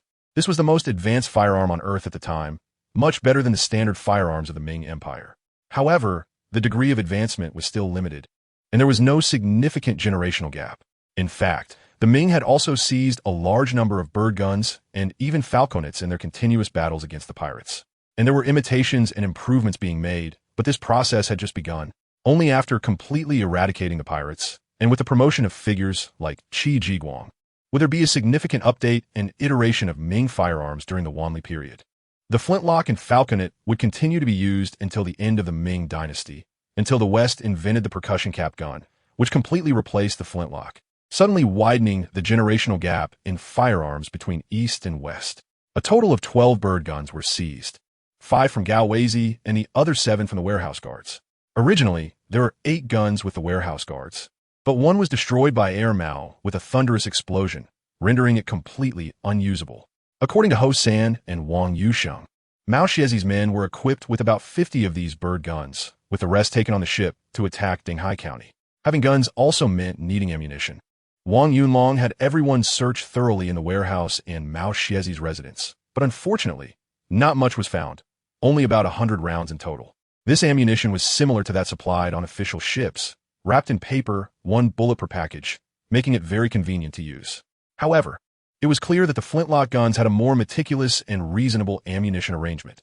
Not only were each package almost identical in size, but every 10 rounds were also tightly wrapped in oilcloth and stored in special bullet belts, making them very convenient to carry on the waist. In contrast, the ammunition on the official ships was much more complicated and chaotic. Aside from single-barrel, triple-barrel, and 5-barrel guns, the weight of the ammunition loaded varied, and they used fuses for ignition, requiring a separate fuse to be configured. These different types of ammunition were haphazardly stored in labeled boxes, making retrieval and carrying quite chaotic. Many rounds had already become loose and completely unusable. Besides the variety of types and chaotic gunpowder, the Ming's firearms were also very mixed. Aside from guns, there were peculiar weapons like fire crow arrows, fire dragons emerging from water, and fire bricks. While it's unclear how effective they were in combat, they were certainly very lively. After examining the bird guns, Wang Yunlong also found their crude craftsmanship intolerable, but for their newly formed pirate gang, it was a decent upgrade. Unfortunately, the ammunition was too scarce to withstand a large-scale consumption.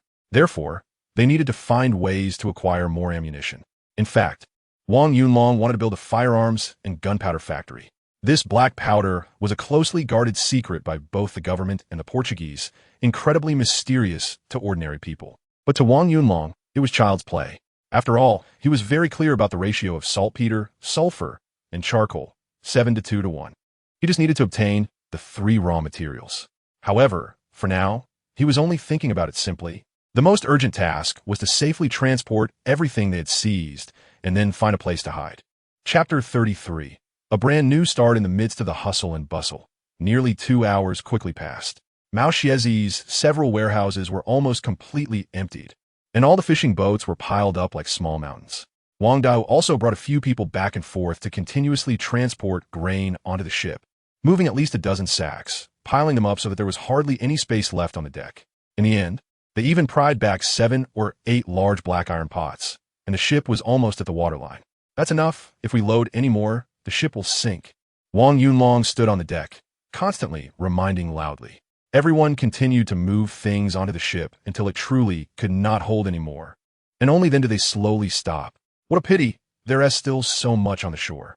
Wang Ding and a group of young people kept wiping their sweat, each with a face full of regret and heartache. Exactly, we were planning to search for more grain. It would be best to empty Blind Island completely, Ermao said with a face full of excitement yet helplessness. Wang Yunlong pointed at the pile of fishing boats and said, "Look for yourselves. Can one boat carry all this? The problem is we still have so many people. If we keep loading, we might as well not leave at all. Before Mao Xiezi returns, we'll all drown in the sea. We are pirates, true, but we're not beggars. Listen to me, unload some of the useless stuff, or we really won't be able to leave." "Xiao Wu, do we really have to unload?" Wang Dahu asked, his face full of reluctance. "Wang Dahu, we're trying to escape our lives, not moving houses. We have so much silver now. Isn't that enough to get rich?" Wang Yunlong was so angry that he called him by his name, even too lazy to use a title. Seeing that Wang Yunlong was genuinely angry, the group felt a bit deflated. Most of them lowered their heads and dared not speak. Wang Yushang said with a sigh, "Big Tiger, it really is overloaded. I just reminded you that with the ship pressed down like this, I'm afraid it really can't be moved." Wang Chong also blushed and said, "Xiao Wu, I didn't think so much. I just wanted to take more with me. It would be more useful in the future." Wang Yunlong, third uncle, "It's not your fault. But this really won't do. It's too much. Even if we can barely move, we won't be able to go fast. If we encounter some bigger waves, the boat could capsize, and that would be even more troublesome at sea. Everyone needs to listen to me and move some of it down, especially those glass and porcelain items. They're heavy and easy to break, so we need to move all of them down. Xiao Wu, glass and porcelain are valuable. They can be sold anywhere." Wang Ding quickly replied. Wang Yunlong shook his head and said, "What does it matter if it's valuable? Is it worth more than everyone's lives? Having money is useless if you don't have a life to spend it." Following this, under Wang Yunlong's insistence, a group of people boarded the ship again to start moving the porcelain and glass.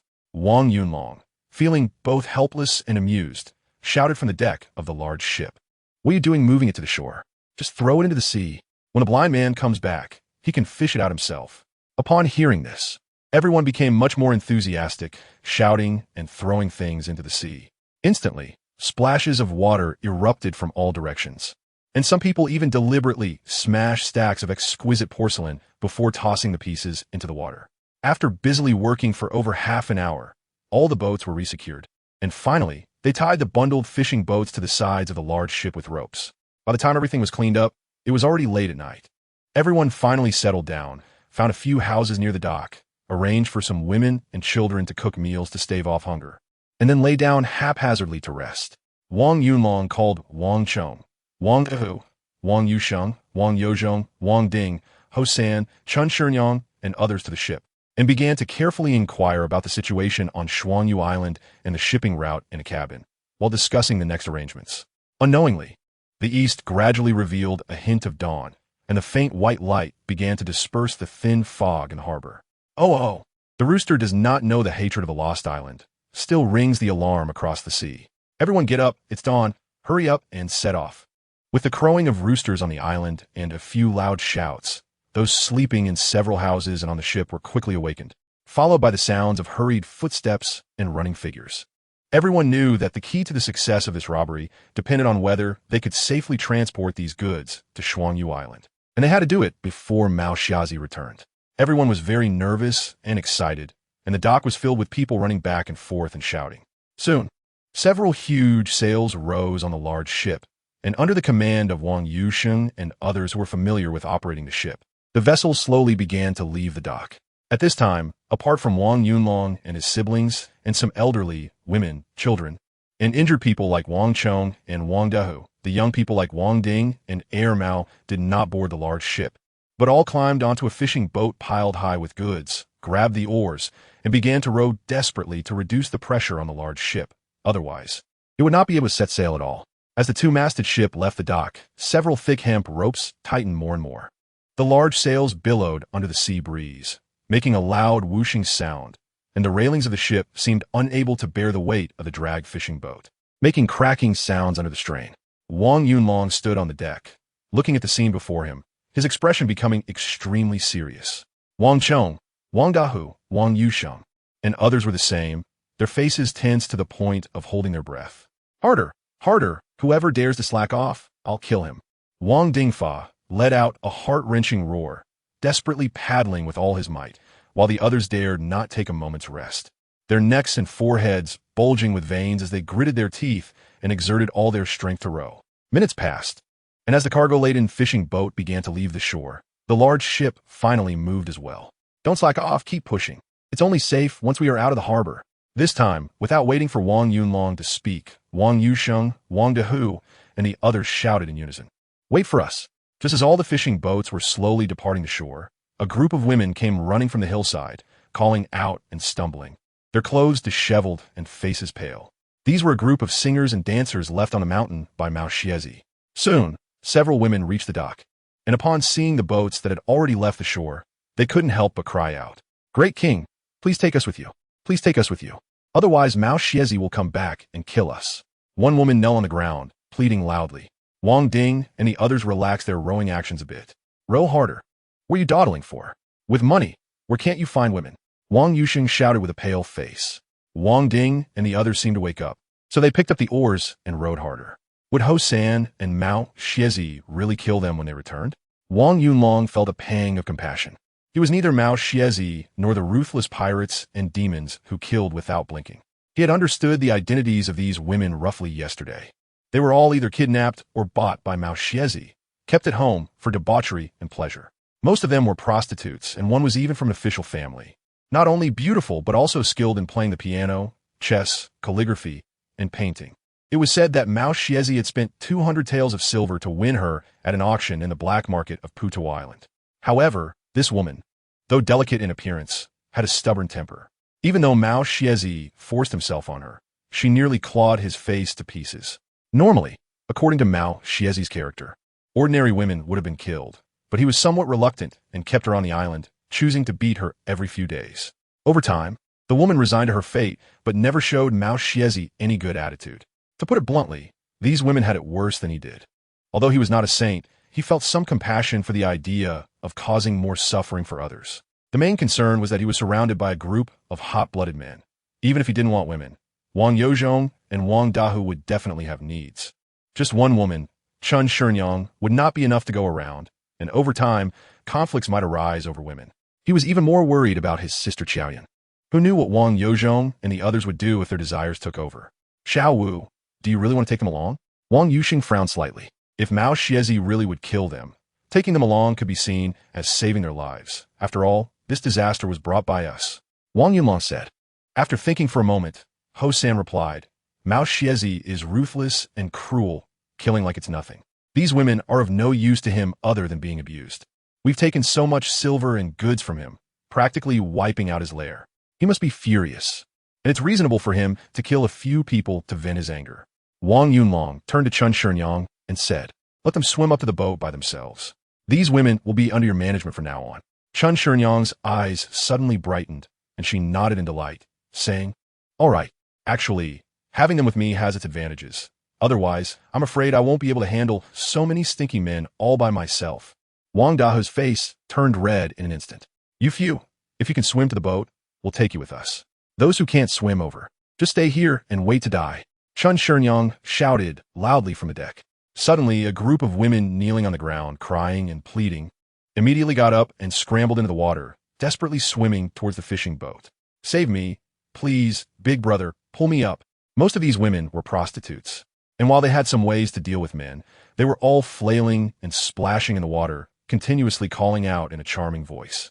The men rowing the boat, who initially felt a bit guilty, upon hearing Wang Yunlong's words of acceptance, also extended their bamboo poles and even threw out ropes. Soon, several women who swam quickly managed to climb onto the fishing boat and then began to help their remaining companions. In just 10 minutes, 7 or 8 women had climbed aboard the fishing boat one after another. "Since you're going to come with us, then quickly help row the boat. If the blind man catches up, we will all die," Wang Yunlong shouted from the deck. "Sisters, what the king said is right. Hurry and help row the boat." The eldest daughter of the official family was the first to grab a paddle and shouted to her companions to help row the boat. A group of women, disregarding their soaked clothes and fatigue, quickly picked up paddles and began to row. To carry more cargo, these fishing boats were tied together in groups of 3, and after discarding a lot of heavy goods last night at Wang Yunlong's insistence, there was plenty of space on board. Although these women were weak, once the boat started to gain some speed, their additions seemed to ease the pressure on the large boat significantly, and its speed gradually increased. In about a moment, the large boat, dragging all the fishing boats, had already sailed more than 10 zhang away from the dock. As the speed increased, the rowers felt much lighter. And with the continuous shouts and encouragement from the group of women, Wang Ding and the other young people were invigorated, rowing even harder. After about 3/4 of an hour, the large boat finally towed a sizable group of fishing boats out of the harbor. By this time, the eastern sky had brightened considerably. The gloomy and dark sea surface was becoming clearer. The sea fog began to dissipate, and the morning tide brought waves rolling in layers across the vast sea. The large boat and the fishing boats started to rock. Suddenly, the sea breeze became fierce, and several large sails on the sea boat filled up, making a thunderous sound, while the sail ropes creaked. Wang Yusheng and others shouted loudly to adjust the sails and rudder. The sea boat, like an overburdened old cow, towed the heavily laden fishing boats, slowly drawing a curve around Blind Island towards the southeast, and gradually disappeared into the blue sea and sky as it faced the dawn. Watching Blind Island grow further away until it finally vanished, the men and women on the large boat and fishing boats erupted into cheers. Although the journey ahead was uncertain, it marked a brand new beginning. Chapter 34. Variables. Dinghai County. Mao Xiaozi, accompanied by hundreds of subordinates, was attacking the eastern city gate. According to the requirements of the Fuyue commercial firm, he needed to attack the county for at least 2 days, bringing enough credit to the Ningbo military preparatory office, so he could receive 30 of the payment from the Chun family in Xuanzhou, amounting to about 10,000 taels of silver. However, this 10,000 taels obviously could not satisfy his appetite, so after landing yesterday, he continuously plundered several towns including Yongdong, Taoshan, Qinshan, and Jiufeng, and only sluggishly arrived at Dinghai County before nightfall, surrounding the east gate to feign an attack. Dinghai County Magistrate Lu Jizhu was unaware of the reason for this sudden invasion by the pirates, so he was quite anxious. He ordered the city gates to be closed and recruited over 1,000 local militia to guard the city walls against the enemy. Dinghai Wei Commander Lu Zhengxiong, however, was well aware of the pirates' approach. He had received a letter from Wu Biao yesterday and was still relaxed at home, humming a tune while enjoying drinks with his concubines and a few subordinates, completely dismissing Mao Xiaozi. Without Lu Zhengxiong's orders, the various posts within the city remained quiet, all huddled in their barracks, with only one Xianhu leading a few hundred men to help maintain order on the city walls. Lu Jizhu, anxious as an ant on a hot pot, personally went to Lu Zhengxiong's house to urge him. But Lu Zhengxiong remained indifferent, claiming that these pirates were just a disorganized mob, and, having just arrived, would soon tire and retreat. Once he had eaten and rested, he would send troops out at dawn to defeat them and kill many, assuring Lu Jizhu that he could go home and sleep, as he would take full responsibility for any problems. The 2 deputy commanders and 3 Qianhis drinking with Lu Zhengxiong also advised Lu Jizhu not to be anxious, assuring him that Commander Lu was well-versed in military strategy, and all posts were prepared, promising him a big surprise in the morning. Lu Jizhu had no choice but to return and keep watch on the east gate wall. However, just as Lu Zhengxiong said, after the pirates had been attacking the city gate for half an hour, they retreated to half a mile away to camp, starting to slaughter pigs, dogs, cattle, and sheep taken from nearby villages to cook, the noise of their revelry echoing for miles, seemingly showing no intention of continuing the attack on the county. Lu Jiju sighed in relief, observing for another half-hour until it was completely dark, and noticing that the pirates seemed to quiet down after feasting. He finally relaxed, instructing his subordinates to keep a close watch on the pirates' movements before yawning and going home to sleep with his wives and concubines. Although the county magistrate was in charge of the county, he primarily managed civilian affairs, while military matters were handled by the various posts. Especially in the southeastern coastal area, where posts were numerous, Dinghai County alone had 4 Weiss and 7 posts, along with maritime forces, totaling over 30,000 troops on paper. Although several thousand had recently been dispatched to support Songjiang, most of those drawn were from rural posts, leaving the 4 Qianhu posts within the city intact. He knew that the troops at each post were insufficient and that there were bad habits of ghost soldiers at all levels, but even combined, the 4 posts within the city had at least 2,000 men, plus the 1,000 recruited local militia. Making 3,000 men against 300 pirates seemed like a bit of an overreaction. Therefore, after returning, Lu Jiju thought little of it and soon fell asleep. Not long after Lu Jiju left, Qianhu Qiubin, who was helping maintain order on the city wall, also yawned and went home to sleep, leaving only one Baihu to keep watch. Qiubin also knew that the pirates outside were just putting on a show, merely there to score credit for the Dinghai County posts and the Ningbo Military Preparatory Office, posing no real danger. However, this was not something that Lu Jiju, a non-military official, could know. These civilian officials were too crafty and unreliable, and if this matter got out, it would be a huge problem. Once the 2 main officials left, the Baihu and soldiers below also began to scatter, yawning and leaning against the wall with their weapons, starting to doze off, leaving only a few local militias still on duty. Time quickly passed into the deep night, approaching midnight, and the sky was pitch black. At this point, the pirates' camp outside the city was quiet, with only a few oil lamps flickering and not a single patrolling pirate in sight. Even the dogs were silent, as the nearby dogs had all been killed. On the city wall, there was also silence, with most of the local militia being ordinary citizens from the city. Seeing that the soldiers had fallen asleep, most of them also found a sheltered spot to close their eyes and dream. However, not everyone was indifferent to the pirates outside the city. At the base of the inner city wall of the East Gate, a group of over 10 men had gathered. Among them, a red-faced man in his 30s said in a low voice, "Mao Xiazi has plundered Qinshan, Taoshan, Jufeng, and other places. We came into the city seeking help from the county magistrate and Dinghai Wei for revenge, but instead of helping, they are all at home indulging in debauchery. These bastards are unreliable. If we want revenge, we have to rely on ourselves." Someone nervously replied, "Li Urge, we all know you are brave and have killed many pirates before, but this time Mao Xiazi's men are too many. They are not the small groups of pirates from before, and we can't possibly win. I think it's better to wait until morning. Lu Jingxiong will definitely send troops to drive the pirates away." Another person angrily said, "Forget it. Relying on those bastards at the posts is worse than praying for heaven to strike Mao Xiazi with lightning. Look, the pirates have been here for a while, and Lu Jingxiong hasn't even shown his face. By the way, have you heard about what happened in Yangon Town the other day? What happened? You don't know such a big deal? Are you talking about that wanted notice?" "Yes, that's it. What's wrong with the wanted notice? Didn't someone from Yangon Town collude with pirates, and then the total flag of the Baihu post, Yang Chenwei, went to join the fun and got his head chopped off? You don't know anything. This is just the government spouting nonsense." The real inside story is that a group of people from Xiaowang's Wang in Yangon Town drove the Japanese pirates away. Yang Chenwei wanted to take the opportunity to claim some credit and intended to capture those villagers to scare them and extort some money. But that bastard had his eyes on Wang Yunlong's underage sister, wanted to take her to the mountain god temple right then and there. As a result, he was shot dead by Wang Yunlong with a few shots, and his head was chopped off on the spot. Wow, there was a gasp of surprise in the darkness. "Are you just talking nonsense? How come your story is so different from what the government said?" "My uncle is from the Yangon garrison, and he told me this in person yesterday, so it must be true. Moreover, he said he wasn't the only one who witnessed it. There were over 10 others. This incident is said to be well known in Yangon Town, and everything on that wanted poster is false. Indeed, I've heard the same thing, and I was originally skeptical. But if so many people witnessed it, it must be true. I heard that the boy who killed Yang Chenwei was only 16. That's incredible. The garrison folks only know how to bully men and women. They definitely fear that the news will leak out and be discovered by their superiors.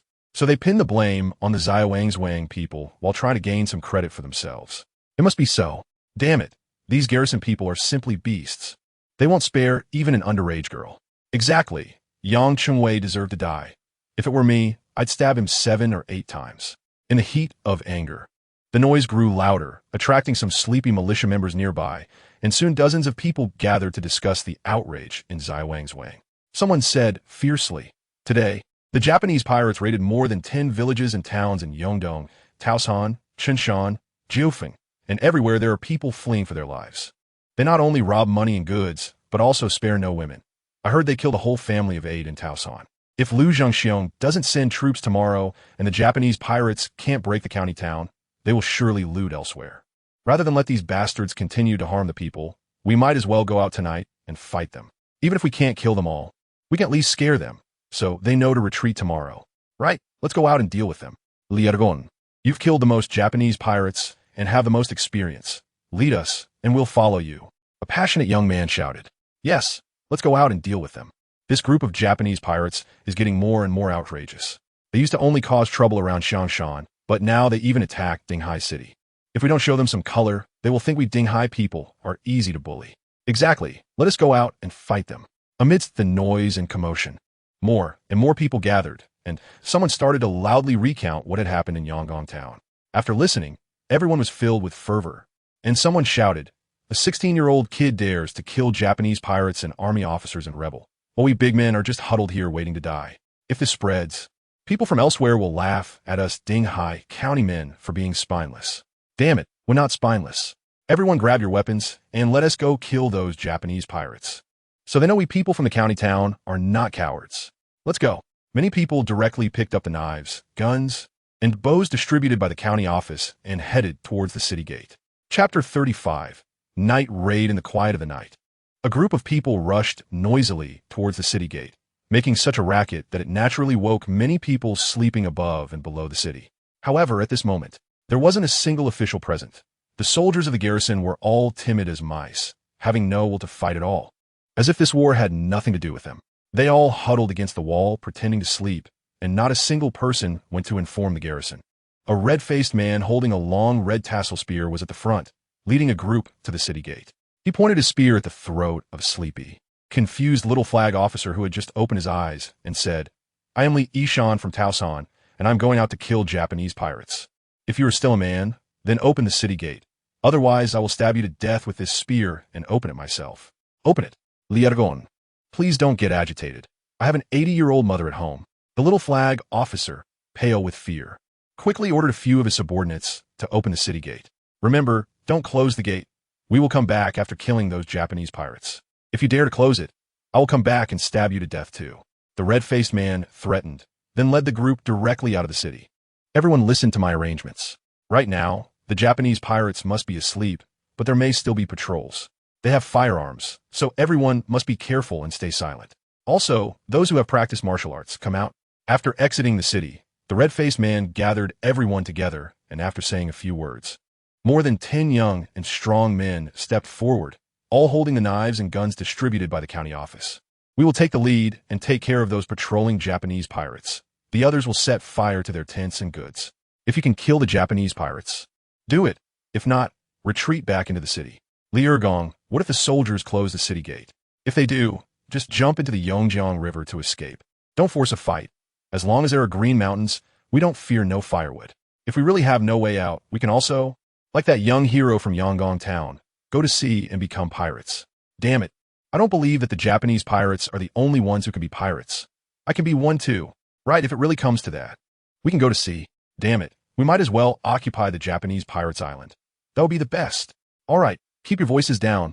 Let us set off. The red-faced man had a high standing, and after a few instructions, he quickly led the group into the darkness. While the little flag officer responsible for guarding the city gate looked at the open gate, hesitated for a moment, gritted his teeth, and ran away. Although he was an officer, he was actually just an ordinary citizen in the city. He still knew the great name of Li Er from Taosan, who had killed Japanese pirates multiple times and even received commendation from the county magistrate. This time, recruiting militia, Li Er was one of the appointed leaders, and he was someone he could not provoke at all. In the dead of night, with a dark moon and strong winds, the Japanese pirates had already fallen asleep in their tents, hugging 2 beautiful concubines. After a day of looting, he was somewhat tired. This mission was very easy. They just had to pretend to attack Dinghai County. Tomorrow, As long as the county's garrison sends troops, they will pretend to fight a little, and he can safely retreat, easily pocketing 10,000 taels of silver. Coupled with the loot from today, the haul was extremely rich, not less than what he earned from smuggling with the Fuyue Trading Company. As for danger, he never thought about it. This was supposed to be a conspiracy between the officials and the bandits, and Lu Jingxiong of Dinghai had not shown up until now, which was clearly part of the plan. Therefore, after eating and drinking well, Mao Xiazi fell asleep with the women. Several trusted leaders did the same, casually giving a few orders to their subordinates before also falling asleep with the women they had seized. Seeing their leader like this, the Japanese pirates below were even more scattered and casual. By the time midnight struck, there was actually no guard left in Mao Xiazi's entire camp. They were all sleeping soundly in their own places, when Lier and his men quietly approached the camp, besides the extinguished torches. Only a few oil lamps hung in front of several leaders' tents, while the others were sprawled out on the ground, wrapped in blankets, mats, or even straw, snoring loudly. Seeing the scene before them, Lier and the group were stunned. But after a moment, they couldn't contain their excitement. "We will go to the tent and take out Mao Xiazi. You all set fire nearby." Lier whispered a command, waved his hand, and led more than a dozen strong villagers toward a few tents in the camp. The remaining people either took out fire sticks or raised their knives and guns to start looking for targets. Menace.The. 7 or 8 points of fire lit up the camp. Following that, several piercing screams erupted, and soon, shouts of killing filled the air. The group of villagers, originally brave men from towns near Dinghai County, harbored a deep hatred for the Japanese pirates. Therefore, when they struck, they showed no mercy. With swift blows of their knives and splashes of blood from gunfire, dozens of them attacked together, instantly killing or wounding nearly 100. Amidst the screams and chaos, a large number of Japanese pirates were awakened, but by this time, flames were already rising in the camp. The goods they had plundered during the day, piled on carts and wheelbarrows, were directly ignited, and thick smoke rolled in, obscuring direction. Coupled with the dark moonlit night, the fire spread rapidly, and the entire camp was soon engulfed in flames. Mao Xiazi was sleeping soundly when he was suddenly awakened by the wails from outside. Before he could comprehend the situation, a scream came from the tent next door, followed by a flash of lantern light.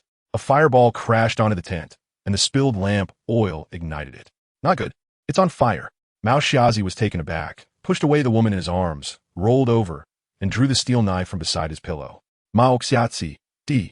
Amidst the shouting, the burning tent was torn open by someone with a spear, and through the firelight, a burly man with a red face strode in. "Lier, is it you?" Mao Xiazi recognized the man and shouted angrily. "Mao Xiazi, today is your day to die. I will kill you to avenge the elders of my hometown in Taosan Town." Lier's face was filled with fury, and his spear whistled like a dragon or snake as it came at him. Clang! Mao Xiazi hastily blocked the spear with his knife, retreating several steps. As he saw Lier's spear thrusting at him again, he gritted his teeth, turned, and slashed the tent open to escape. Outside, chaos reigned. Flames roared, and smoke billowed as a group of villagers rushed through the Japanese pirate camp, cutting down pirates left and right. Almost half of the Japanese pirates had been killed or wounded. However, as more and more Japanese pirates awakened and began to fight back, the villagers gradually found themselves in trouble. Boom! The sound of a gunshot echoed like thunder in the camp, accompanied by a scream as one of the participating villagers collapsed. "They have guns, retreat." In the confusion, someone shouted and began to turn back toward the city.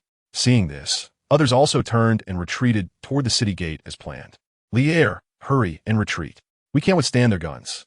At this moment, Lier was still pursuing Mao Xiazi, having knocked down 7 or 8 pirates along the way. But as a result, Mao Xiazi was getting further and further away, quickly obscured by thick smoke. Meanwhile, Mao Xiazi's trusted subordinates had already begun to counterattack with guns. Hearing his comrades' loud calls, Lier looked around and realized he could no longer find Mao Xiazi. Additionally, quite a few pirates armed with guns had appeared, so he dared not linger. He shouted a few times to retreat, and a group quickly dashed through the smoke and disappeared into the darkness. "Island Master, where are you?" A group of bloodied leaders and trusted subordinates searched the camp for Mao Xiazi. After a long time, Mao Xiazi crawled out from a thicket of thorns, his eye patch missing and revealing a dark, shriveled eye socket. He looked disheveled, covered in mud and grass, appearing utterly miserable. "Where are Lier and the others?" Mao Xiazi looked around with a nervous expression. The group of bandits surrounded him, explaining that all the attackers had retreated back to the city. Upon hearing this, Mao Xiazi breathed a sigh of relief, but quickly kicked a small leader who was bleeding from a wound to the ground, cursing, "Where's Hu Laoyao? Why the hell didn't he arrange for someone to keep watch?" The small leader stammered, "Hu Laoyao is dead." Dead? Mao Xiazi froze. A trusted subordinate quickly added, "Boss, Hu Laoyao is indeed dead. He died in his tent, stabbed 7 or 8 times. By the time I went in, he was already gone." Mao Xiazi suddenly jumped up, cursing, "The bastard died well. If he hadn't died, I would have killed him myself. Bastard. Not even a night watchman. I've suffered a huge loss this time." By now, the entire camp had nearly burned to the ground. The dozens of carts of goods that Mao Xiazi had looted from the 4 towns had almost all been burned to ashes.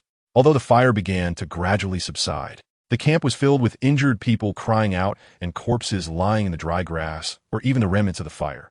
Just as Mao Xiazi was witnessing the scene in fury, a subordinate came forward to report the losses and casualties. "All the goods are burned, 38 dead, over 30 seriously injured with amputated limbs or stab wounds to the chest and abdomen, and 83 lightly injured who can still move. The enemy only suffered 1 injury, and that person was taken away."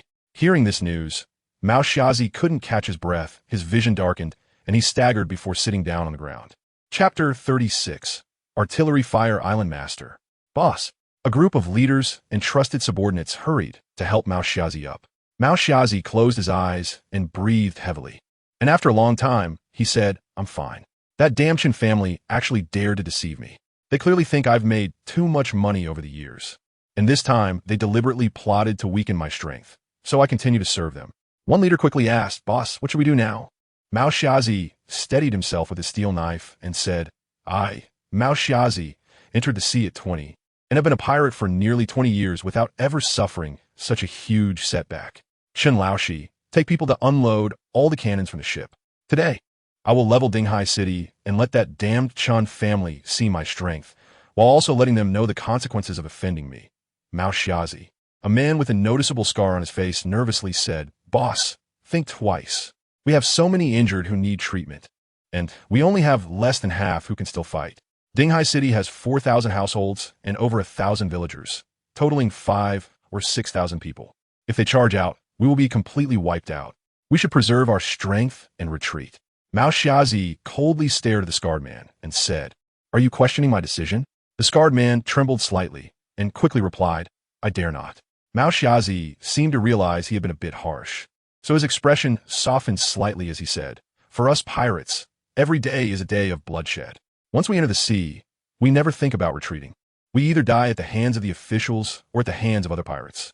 Since we are destined to die, what difference does it make if we die today or tomorrow? So let those who are too severely injured be left to the government to handle.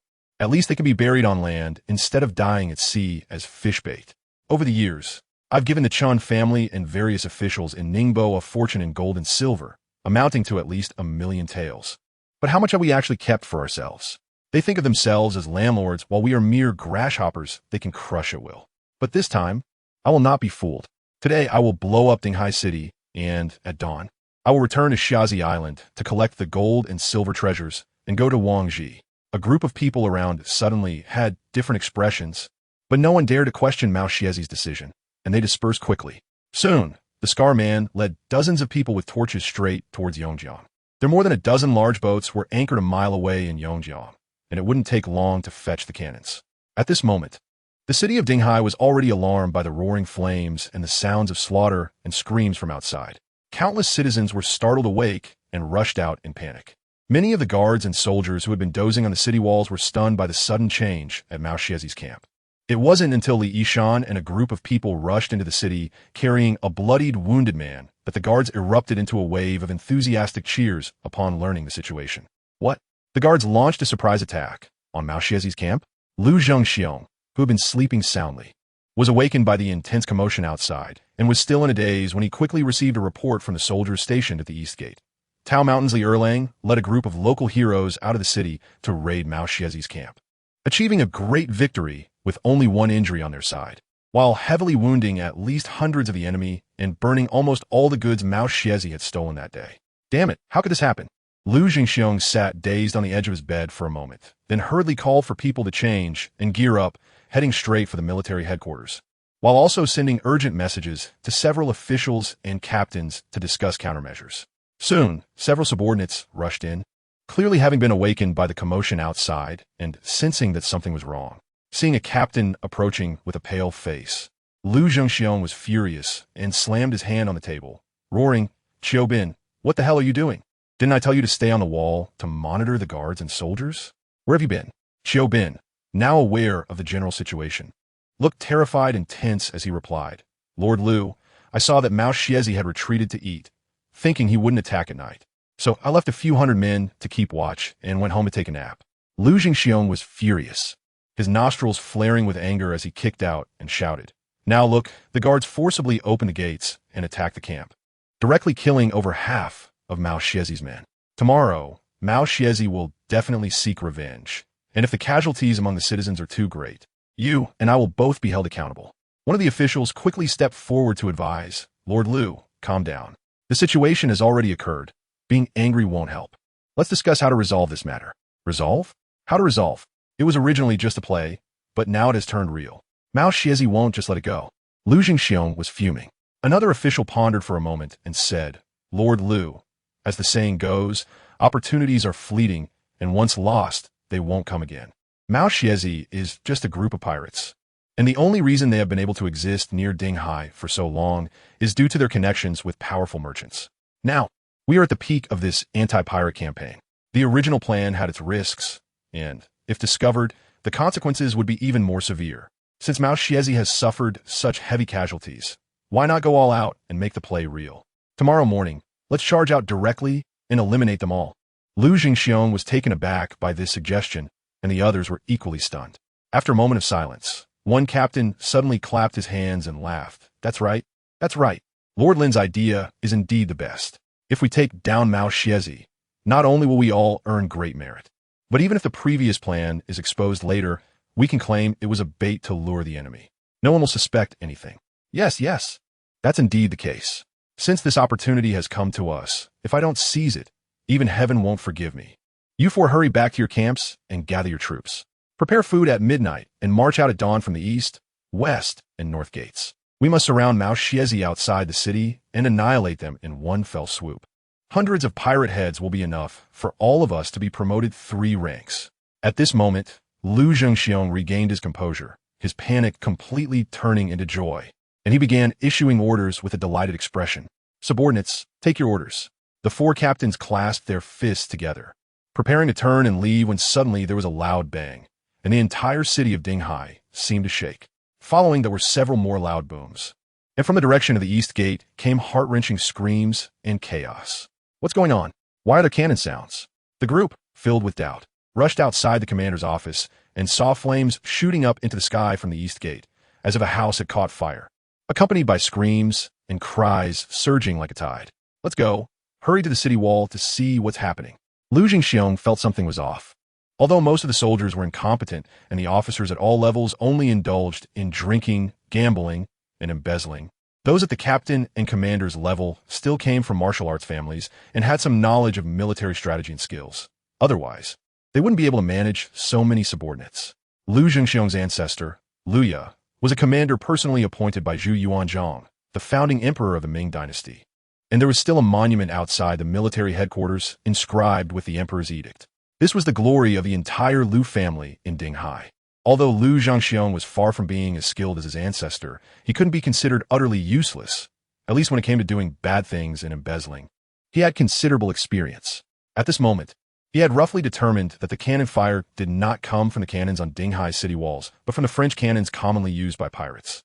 The difference between French cannons and the Ming Dynasty standard cannons was the use of a mother and child structure, which allowed for faster firing but produced a more scattered sound, unlike the deep and powerful sound of the government's iron cannons. Chapter 37. The city falls. Bad news, Lord Lu. The pirates are bombarding the east gate with cannons. The walls have been damaged in several places, and a hole has been blasted in the gate, resulting in dozens of casualties. Just as Lu Zhengxiong and the others stepped out of the commander's office, they saw a soldier running towards them like a dog, reporting loudly from a distance. The faces of the group turned pale at the same time, and Lu Zhengxiong nearly stumbled and fell to the ground. He stepped forward and grabbed the soldier, shouting, "Is what you said true?" "Yes, it's true. Lord Lu, listen. Several cannons are firing in rotation. You need to quickly send troops to defend the east gate, or it'll be breached. The soldier cried in fear. That damn Mao Xiezi has gone mad. Lu Jingxiong released his grip, his face contorted. An official quickly stepped forward and said, "My lord, Mao Xiezi only has a few French cannons, which are fast-firing but have a short range and are not as powerful as our great general cannons. We need to arrange for gunners to go up to the city. Once Mao Xiezi's barrage is over, we can start a counterattack, as long as we take out his cannons." Just as the official was speaking, a tremendous boom suddenly came from the east gate, followed by someone shouting, "The gate is breached. Mao Xiezi is coming in. Hurry and escape." Immediately after, the sounds of fire guns erupted one after another, mixed with numerous screams and the sounds of chaotic running. Lu Jingxiong's face instantly turned ashen, and the two deputy officials and 4,000 household officers began to tremble. Although they were nominally 1,000 household officers and commanders holding over 1,000 soldiers, in reality, they had never truly fought against the Japanese pirates. The court hardly used the soldiers from the military garrisons for battles anymore, instead treating them as supplementary forces to transport food, weapons, or to clean up after battles, while actual fighting relied on recruited volunteer battalions. For instance, in the case of defending the city, County Magistrate Lu Jizu had not placed much hope on Lu Jingxiong, but had instead recruited 1,000 local strongmen for the defense. These local strongmen were paid wages daily, receiving several dozen cash, and were equipped with swords and weapons. Once fighting broke out, they were the ones relied upon. The expenses for these local strongmen could temporarily be covered by the county office, and later accounted for to the Ningbo military governor and the prefect, with deductions made from taxes after a thorough post-battle investigation. Moreover, this was a temporary recruitment, making it relatively flexible. In fact, there was another type of volunteer battalion, informally called camp soldiers, which was entirely recruitment-based, set up with various levels of military officers according to military camp standards. Not only did they train daily, but the court also provided them with armor and weapons, with even higher wages, under such high welfare incentives. The combat effectiveness of camp soldiers was much stronger than that of military garrison soldiers, and they had become the main force in suppressing the Japanese pirates. The famous Yu family army, known along the coast, was a battalion trained by the former Zhejiang General Yu Daikyu, known for its fierce combat capabilities, almost invincible in attacks, and a formidable opponent feared by all pirate groups along the coast. At this moment, after Mao Xiezi had broken through the city gate, he led over 100 men into the city. Under the assault of dozens of fire guns, both the official soldiers and local strongmen could only flee for their lives. The residents near the east gate were thrown into chaos, already fleeing in all directions as soon as the cannon fire started. In this atmosphere of panic and terror, the entire eastern district of Dinghai City was completely out of control. After Mao Xiezi and his men rushed in, they not only killed people but also set fires, igniting civilian homes along the way. This time, they were not looting valuables. They were solely focused on revenge. County Magistrate Lu Jizu, like Lu Jingxiong, was awakened by the cannon fire and dragged out of bed. Upon learning the situation, although Lu Jizu was flustered, he did not lose his wits entirely. As the local official, his first thought was to secure the city gate, so he rushed to the east gate with a group of household guards and clerks, banging drums to gather volunteers for resistance. Unfortunately, Mao Xiazi's attack was too sudden, and the cannon fire was extremely fierce before he could organize any manpower. The east city gate was completely blown apart by cannon fire. Lu Jizu was both shocked and furious, and could only keep calling for people to resist along the way. But Mao Xiazi's fire guns were also ferocious. After one round of shooting, over 10 people were killed or injured, causing the local strongmen to panic and flee as well. Eventually, only Li Er, leading a few dozen men, stayed to protect him and a few county officials as they began to retreat toward the west of the city. Thus, within less than a minute of Mao Xiezi entering the city, flames had already engulfed the eastern part, with over 100 civilian houses set ablaze. The flames shooting up to 100 feet high, visible from villages and towns several miles away. Fire guns, charge forward, burn down the county office and military garrison. Whoever captures that bastard Lu Jizu, I'll reward him with 1,000 taels of silver. Mao Xiezi, with one eye and holding a blood-stained steel knife, roared like a madman amidst the raging fire. Kill, under the lure of great rewards, although there were only 100 or so of them. The group of pirates had already lost their minds, their hearts burning with fury, like a pack of rabid dogs firing their guns as they pushed toward the county office in the city. The entire Dinghai County was completely out of control. Master Lu, Mao Xiaozi is coming. We must flee. 1,000 household officer exclaimed, his face twisted with terror. Yes, Master Lu, let's escape the city quickly. Mao Xiaozi will think we are deliberately deceiving him and will not let us off easily. Their fire guns are too fierce. We can't hold them off. Another deputy official urged. Fire guns, we have fire guns too. Quickly send the soldiers to fetch them. Lu Zhengxiong, as the military commander, still felt a sense of responsibility. 1,000 household officer pleaded, Sir, it's too late. Besides, those fire guns don't even have gunpowder. How can we fight against Mao Xiaozi? Where's the gunpowder? Lu Zhengxiong shouted angrily. The gunpowder? Didn't you sell it to the firecracker workshop last year? A deputy official whispered. Lu Zhengxiong. Sir, if we don't leave now, it will really be too late. Another deputy official reminded him again. At this moment, Mao Xiaozi and his men were already charging toward the county office like a hot knife through butter, the sounds of fire guns and cries of killing mixing together. And they could almost hear footsteps. Lu Zhengxiong knew the situation was dire. Gritting his teeth and stamping his feet, you four hurry back to the military garrison. Gather everyone to guard the camp gate tightly. I will take the men to Incheon overnight. This matter must be reported to Military Governor Wu as soon as possible. The 4,000 household officers' faces were twisted, but they dared not refute, scrambling away like dogs. Lu Zhengxiong didn't even have time to go home to pack belongings or take his wife and children. He hurriedly rushed toward the west gate under the escort of 2 deputy officials and over a dozen personal soldiers. Not long after, Mao Xiaozi and his men reached the vicinity of the county office and military garrison, and after failing to find Lu Zhengxiong, they directly set fire to the 2 buildings. Then, without further delay, turned and rushed out the east gate, taking the remaining able-bodied subordinates straight to the Yongjiang River, where they boarded boats to escape by sea overnight. Chapter 38. Taking the blame, the raging fire continued to burn until dawn before it was extinguished. County Magistrate Lu Jizu was charred all over. His clothes and hair nearly burned off, and the officials and clerks in the county office looked as if they had just crawled out of a charcoal pit, with hardly anyone recognizable. However, fortunately, Mao Xiaozi entered and exited the city quickly, carrying out a brief spree of killing and arson, and all in all, it took less than half an hour. Because they were few in number, although they had dozens of fire guns, the casualties were not significant due to the darkness. It was tallied that only over 10 people died, and fewer than 100 were injured, most of whom suffered burns or injuries from panic-induced falls. However, the greatest loss was due to the fire, which affected over 300 civilian homes, along with the county office and military garrison offices. A large area of defensive buildings from the east gate to the city center was almost completely burnt down, and the losses were impossible to quantify. Li Er and a group of volunteer leaders gathered in the county school, which served as a temporary county office, all looking equally disheveled. Many still bearing injuries and even bleeding. County Magistrate, this time it was our recklessness that caused such great losses. If the higher-ups blame us, just tie me up and take the blame. Li Yishan knelt on one knee, pleading for forgiveness. Lu Jizu waved his hand and sighed. How can this be blamed on you? If we were to punish for killing pirates and resisting enemies, what face would I have left to meet the people of Dinghai? If anyone is to blame, it is my own negligence.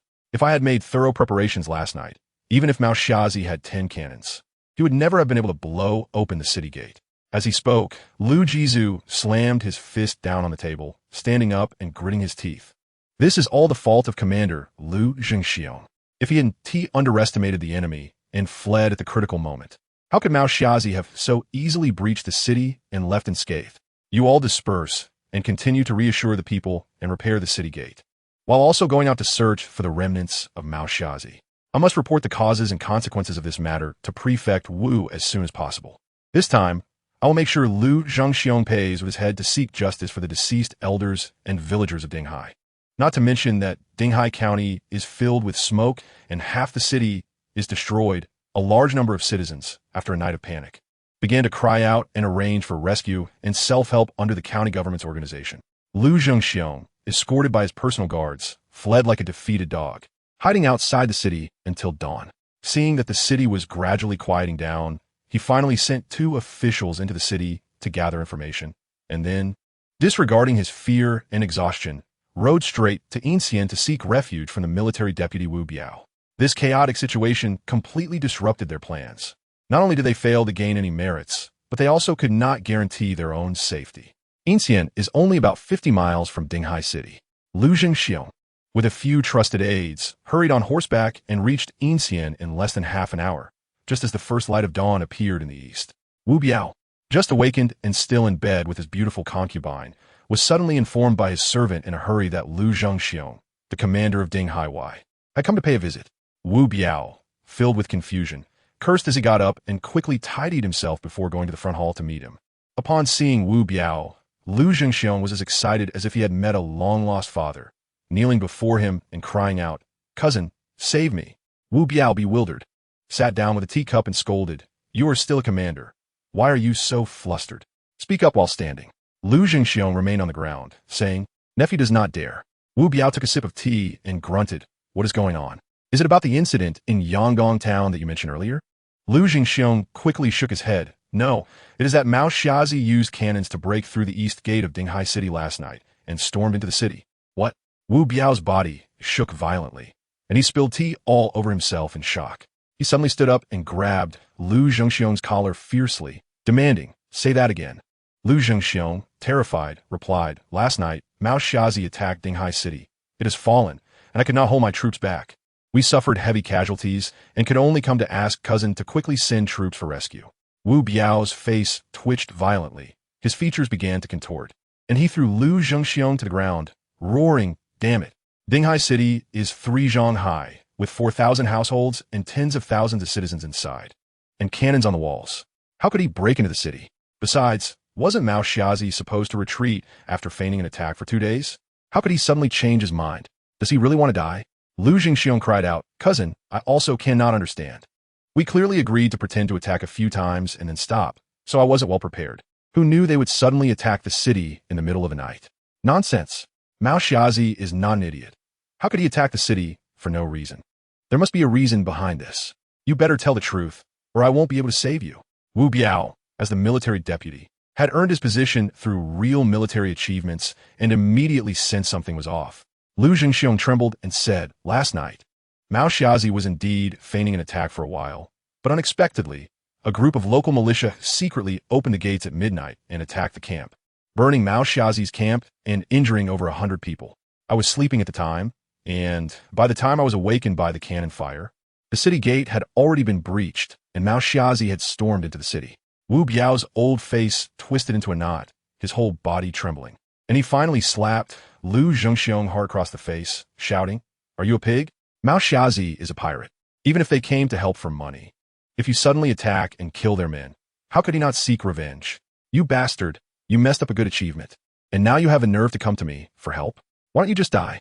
In his anger, Wu Biao kicked Lu Zhengxiong to the ground again, his eyes bloodshot.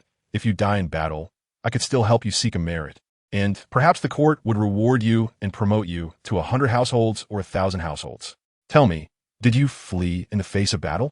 Lu Zhengxiong covered his face and dare not speak. Wu Biao could tell he had guessed right, and his anger made his forehead throb. He stepped back a few steps and sat heavily in a big redwood chair, breathing heavily. After a long while, he finally calmed down and asked hoarsely, "What is the situation in Dinghai County now?" Lu Zhengxiong stammered, It's okay." "Damn it, what does okay mean?" "I'm asking how many people Mao Xiazi killed and whether he is still in the county." Wu Biao roared, feeling as if the blood in his chest would burst out of his head at any moment. Lu Zhengxiong, frightened, shrank back. I don't really know. After dawn, the activity in the city quieted down, and I came directly to the prefecture to inform cousin of the situation."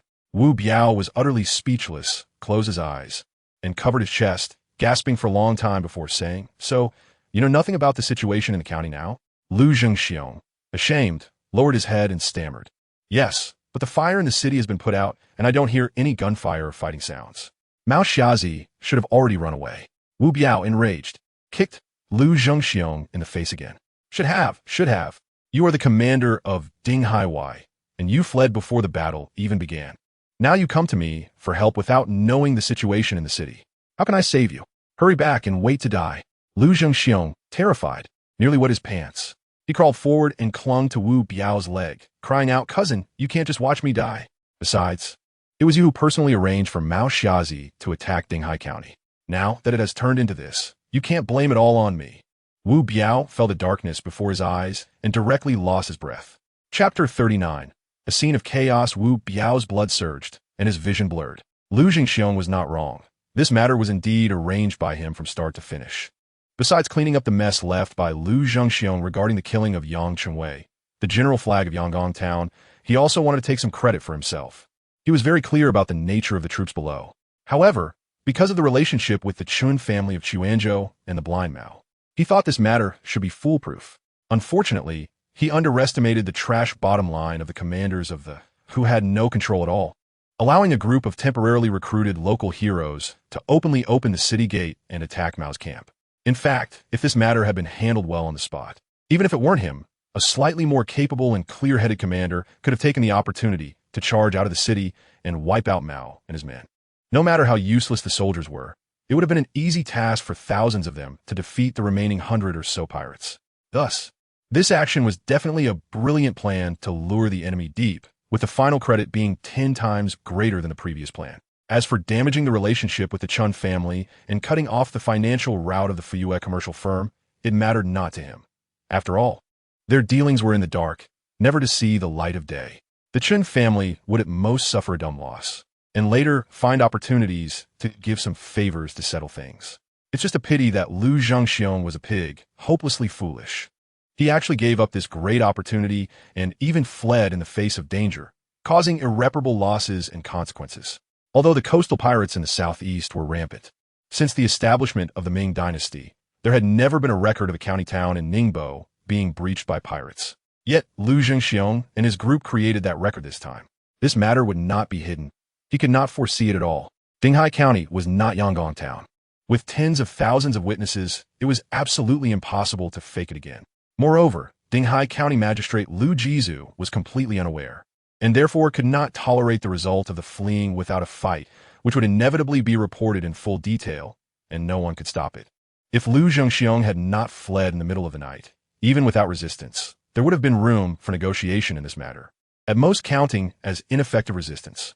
Furthermore, the volunteers' night attack on Mao's camp had already heavily damaged it, which could also be claimed as credit. Thus, with merits and demerits offsetting each other, Lu Jingxiong would definitely be able to keep his position. Preserving Lu Jingxiong would actually also preserve himself. If Lu Zhengxiong were captured and questioned, then he, the mastermind behind it, would inevitably be implicated and execution would be a possibility. After a long time, Wu Biao exhaled deeply, his face full of despair, as if he had aged significantly in an instant. Slowly standing up, he said, "Since it has come to this, there is no point in saying more. You come with me to Dinghai and see what the losses really are. I have been cautious and steady all my life, and I don't want to be buried in the ground because of you." Soon, Wu Biao went to the military preparatory office, gathered his staff and subordinates to report the changes in Dinghai County, and then communicated the matter to the governor, the criminal department, and other offices, before summoning 2,000 officials and soldiers, marching grandly towards Dinghai County. Early in the morning, just as the shift began, such shocking news came, causing a great commotion among the officials in Ningbo. As the news spread, chaos erupted within the city. The governor, Su Zhaoyong, was both shocked and angry, gathering all departments for emergency preparations and strictly guarding against Mao's sudden attack on the prefectural city. Soon after, the magistrate of Dinghai County's memorial was sent swiftly to the prefectural city and placed on Su Zhaoyong's desk. After reading the contents, Su Zhaoyong was so furious that he jumped up, directly drafting a letter and sending along with this memorial to Hangzhou at full speed, presenting it to the Zhejiang provincial governor, Chao Rilin. This incident was too sudden and had exceeded everyone's expectations regarding the pirates, especially Lu Zhengxiong and the others from the Dinghai, who fled in the face of danger, ultimately causing huge personnel and property losses. Someone had to take the blame, and Lu Zhengxiong was the best scapegoat, and it was not unjust at all. Meanwhile, on another front, after Mao's gang breached Dinghai City and vented their anger through plunder and destruction, they boarded their boats and headed out to sea. By dawn, they, along with less than 200 remaining pirates, were rushing back to their lair, preparing to gather their belongings and flee to the biggest pirate, Wang Ji, to escape the pursuit of the authorities. He was very clear that his dealings with the Chun family were merely ordinary merchant-pirate collusion and smuggling, with no room for compromise. The chaos he caused by breaching Dinghai City would definitely lead the Chun family to completely sever ties with him. He could not use this matter to threaten the Chun family to protect him while he continued to live freely under the watchful eyes of the officials, as the Chun family did not have that kind of power. Fleeing was the only choice at this moment. He was not entirely unprepared, despite the heavy casualties. There were plenty of pirates in the East China Sea. As long as he had money, he could recruit soldiers and rebuild his strength at any time. He was not short of money at the moment, aside from the tens of thousands of taels he owed to the Chun family. He had saved up a few tens of thousands of taels over the years after major expenditures on shipbuilding and purchasing firearms and gunpowder. This was all his capital for a comeback. As long as he gained Wang Zhi's protection, he felt that with his ability and strength, he could quickly rise to prominence again. The reason he had previously been reluctant to follow Wang Zhi was that he thought he could enjoy more freedom around Ningbo, which was much better than being a small leader or even cannon fodder in the past. Mao rushed and hurried, and after an hour, more than 10 ships finally arrived at the familiar harbor of Blind Island. All the pirates were exhausted and weary, many still bearing injuries and bleeding, but to escape. The remaining troops worked double time, barely bringing all the ships back to their lair. Once they entered the harbor, all the pirates cheered as if they had escaped from death. This trip was the most disastrous robbery in their history, with almost half of their personnel lost, and not a single piece of loot obtained. But no matter how one looked at it, burning Dinghai County and still having their lives to return was a stroke of luck and misfortune. The harbor was very quiet, but seemed a bit ominous. Amidst the cheers, some pirates began to notice something was off. They could not see a single one of the 20 or 30 fishing boats that usually docked at the pier. "Boss, where are fishing boats?" In the midst of the cheers, a small leader pointed to the dock, looking puzzled as he asked Mao. At that moment, Mao was still deep in thought about the arrangements after joining Wang Zhi, but upon hearing this, he looked up and was instantly stunned. Indeed, there was not a single fishing boat at the dock. It was as if they had vanished into thin air. He was well aware of his own assets. Aside from the warehouse guards and a few responsible for patrol safety, he had taken everything else with him. On the island, there were only a few women and a group of elderly and children. These people would not go out to sea, and even if they did, they would only fish within the harbor. Moreover, to row all the fishing boats out to sea, it would be impossible even if everyone left on the island participated. Therefore, there was only one possibility. External pirates had stolen all his boats. After a brief moment of stupor, Mao was enraged and ordered all the large ships to quickly dock. However, as they got closer to the dock, he felt increasingly uneasy. Not only was there a chaotic pile of discarded goods on the dock, but amidst the mud and seawater, he could also see a large number of broken porcelain and glass, and even silk, pepper, tea, and various other items floating about. Chapter 40. "I want all the ships, boss. Something is very wrong." A small leader reminded him. Mao Xiezi angrily said, "Nonsense, I'm not blind. Hurry up and dock." Soon, all the ships gradually came to shore, and the pirates helped each other down. Mao Xiezi didn't even wait for the ship to stabilize and jumped directly from the deck, which was over 10 feet high, onto the dock. In front of him was a big pile of disordered porcelain, with boxes overturned on the ground, and broken plates, bowls, teapots, and wine cups scattered everywhere. At this moment, all the pirates also sensed that something was wrong, and they exclaimed in surprise. Mao Xiezi's face turned dark as ink, his features twisted and his expression ferocious. These items were obviously his prized possessions kept in the warehouse, all collected through great effort. "Where the hell is Hu Laoyao? Hurry up and find out what's going on." Mao Xiezi shouted. "Boss, Hu Laoyao is dead," a close confidant quietly reminded him. Mao Xiezi staggered in anger, realizing that his most trusted subordinate was already dead, and rushed straight to the assembly hall, smoke billowing from his 7 orifices. He increasingly felt that something was off, but what he was most worried about was still his silver treasury and the banknotes hidden in his bedroom. Surrounded by several leaders, within just a quarter of an hour, Mao Xiezi burst into the assembly hall courtyard, where someone quickly reported, "Boss, all the guards are dead. Chen Laoshi, hurry up and check the warehouse." Mao Xiezi shouted in a fit of rage, then turned and rushed to his living quarters, while the scar-faced man led a few people straight to the back mountain warehouse. Moments later, Mao Xiezi stood in his ransacked bedroom, looking at the wooden cabinet below, and knew that the banknotes had indeed been taken away. Refusing to give up, he climbed up and found that the wooden box containing the banknotes had indeed vanished without a trace. "Ah!" Mao Xiezi roared in the room, brandishing his knife and turning to find the servants and concubines he had left at home, but he couldn't find a single shadow. Every room was in disarray. Just as he was frantically searching with his steel knife, the scar-faced man returned in a panic with several confidants to report that the warehouse had been blown open with gunpowder, all the goods had been emptied, and the silver treasury had been opened, with all the money gone. Mao Xiezi lost all sense of reason in his anger and swung his knife at a pirate who was speaking, severing his head from his body. Amid the screams, the pirate fell to the ground with a thud, blood spraying all over the scar-faced man. Everyone go find out who did this. Mao Xiezi roared with a fierce expression, and a group of people immediately scattered like birds and beasts, wishing they had 2 more legs. Soon, another pirate came to report that the high-ranking pirates responsible for patrolling the island had also been killed in their homes. According to some old, weak women and children left on the island, it was Wang Yusheng and his gang who came in with a big ship to rob the warehouse. Mao Xiezi furiously said, "Nonsense. They only have 1 ship. How could they take so many goods?" A pirate cautiously replied, "Boss, I asked." And they said Wang Yusheng and the others loaded the goods onto fishing boats and then towed the fishing boats behind the big ship to leave. Mao Xiezi, at this moment his heart was bleeding. The silver treasury had tens of thousands of silver coins, which were supposed to be payments to the Chun family. Those goods and the banknotes at home were his real assets and the capital for his comeback. But now they were all gone, completely taken by Wang Yusheng and his audacious gang. Although eating black had always been a tradition among pirate gangs, he had only ever robbed others and could never tolerate others robbing him. Therefore, amidst the surging anger, Mao Xiezi strode towards the dock, ordering people to grab several old, weak women and children to inquire about the time Wang Yusheng and the others raided and left. Upon learning that they arrived last night and left at dawn today, he immediately ordered everyone to board the ship and pursue them. Based on the timing, he determined that Wang Yusheng and the others had left at most an hour ago. They only had 1 ship and were carrying so many goods, so they definitely couldn't have gone far.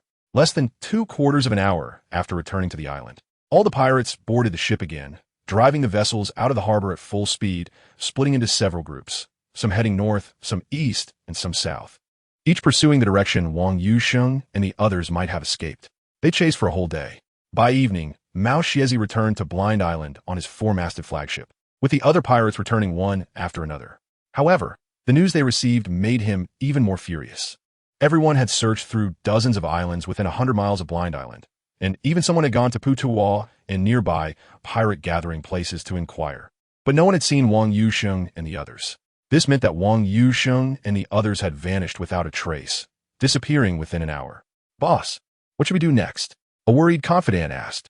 The response he received was a sharp steel knife, and the little leader's head fell to the ground, his face still bearing an expression of disbelief and shock. The assembly hall was drenched in blood, and Mao Xiezi, covered in blood like a god of slaughter, had an extremely fierce expression. "What to do? What else can we do? Heaven and earth! I will tear Wang Yusheng and that bunch of traitorous bastards to pieces. Set off early tomorrow morning, expand the search area, and continue looking. If anyone can't find them, don't come back, just get lost." Mao Xiezi's hysterical roar echoed throughout Blind Island, causing the pirates in the hall, who had gone a day and night without food or sleep, to tremble in fear and flee from the assembly hall in a rush. The scar-faced man returned home with a few trusted subordinates, and a group of them fell silent, feeling helpless and started to worry about their future. "Does anyone have any thoughts?" the scar-faced man asked quietly in the silence. Several pirates looked at each other, and one of them mustered the courage to say, "Old Shi, we all came to follow Mao Xiezi together back then.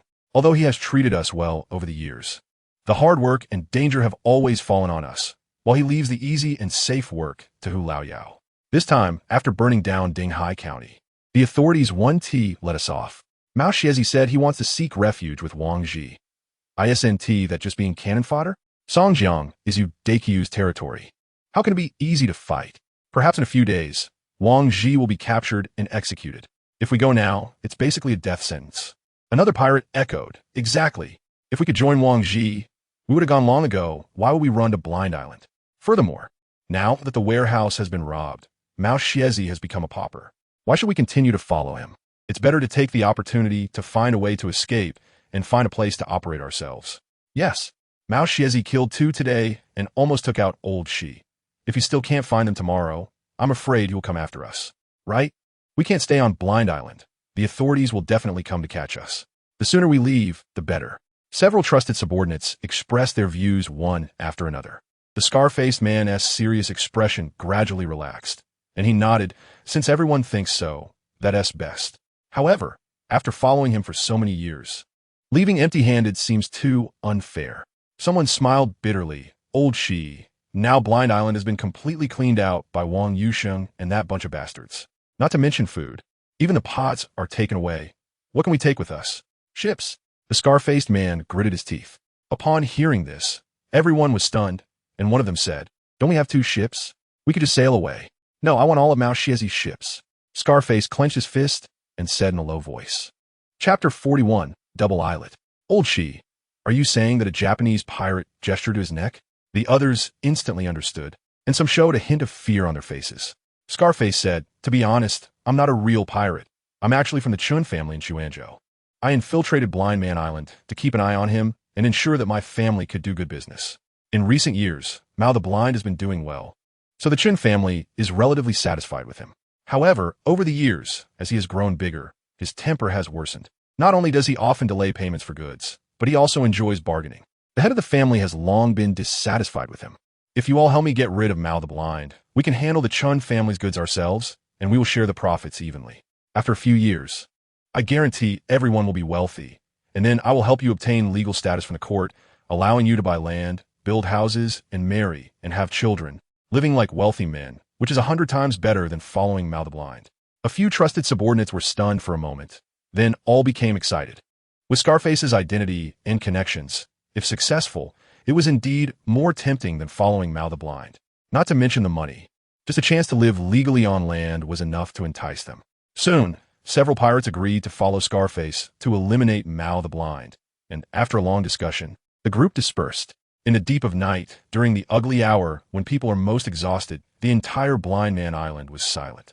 Aside from a few dim-wind lamps at Mao the Blind's residence on a mountainside, the rest of the place was shrouded in darkness. At this moment, not only was the furious Mao the Blind roaring in frustration before falling asleep from exhaustion, but even the guards he had arranged were unable to resist falling asleep in the corners holding their firearms. After 2 days and nights without sleep, no one could bear it, especially since nearly half of the returning pirates were injured and utterly exhausted from the shock and fear. In the night, a group of more than 30 masked men armed with knives quietly crept into the courtyard where the assembly hall was located. Soon, a few sleeping guards outside were taken out, and after acquiring several firearms, most of the group spread out towards the side rooms, while 3 others pried open the main gate of Mao the Blind's courtyard and silently slipped inside. After another quarter of an hour, a sudden scream came from Mao the Blind's room, and soon someone shouted that they had made a move. At this moment, the masked individuals lying in ambush outside the side rooms of the assembly hall all sprang into action, charging into the room and hacking wildly at the person lying on the bed, resulting in a cacophony of heart-wrenching screams, interspersed with the booming sounds of firearms. This commotion came quickly and left just as fast, quieting down in less than the time it takes to drink a cup of tea. As Mao the Blind's courtyard door was kicked open, a man with a torn-off mask stepped out, striding confidently, one hand holding a steel knife and the other a blood-dripping, one-eyed head. With Mao the Blind gone, Blind Man Island would change its name. A group of pirates who successfully staged a coup were elated, firing their firearms into the dark sky, the bright flames illuminating half the island. They say there are no good people in Hongtong County, and among these pirates, there isn't a single kind-hearted individual. Without money, who the hell would follow you? This is the stark reality. You kill, and others kill you. This is the fairest way to survive. To the southeast of Blind Man Island, over 10 miles away, there are 2 almost connected islands, not very large, and compared to Zhoushan and Daishan, they are like little brothers. However, these 2 islands are quite unique, presenting 2 opposing crescent shapes, with cliffs soaring steeply to dozens of zhang high, almost vertical. The entrances on both sides are narrow, with the narrowest point less than 20 zhang apart, and this 20 zhang is blocked by rocks, giant trees, and many broken ships, gradually buried by mud and sand over time, nearly completely sealing off the entire entrance, making it impossible for ships to pass.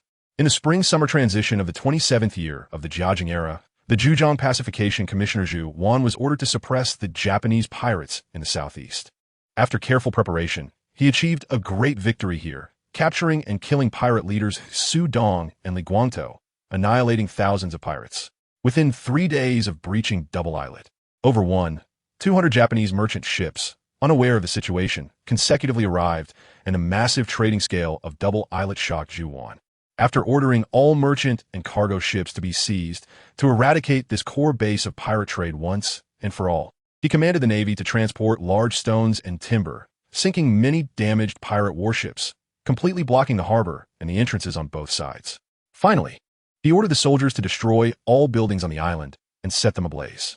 Later historical accounts from Japan refer to Double Islet during that time as Little Shanghai in the 16th century, the largest commodity trading hub in the entire East Asia region. According to historical data, at its peak, the annual trading volume of Double Islet exceeded 3 million taels of silver, and the Su-Dong group truly became a power that could rival nations. Once Su-Dong was killed and Double Islet was filled and destroyed, a large number of pirates scattered, turning into hundreds of pirate groups of various sizes along the southeastern coast. Currently, the prominent figure known as the maritime overlord of East Asia, Wang Ji, was initially a subordinate of Su-Dong, merely a mid-level leader. Mao the Blind was also operating on Double Islet at that time, and after Su-Dong's death, he occupied Blind Man Island and declared himself king.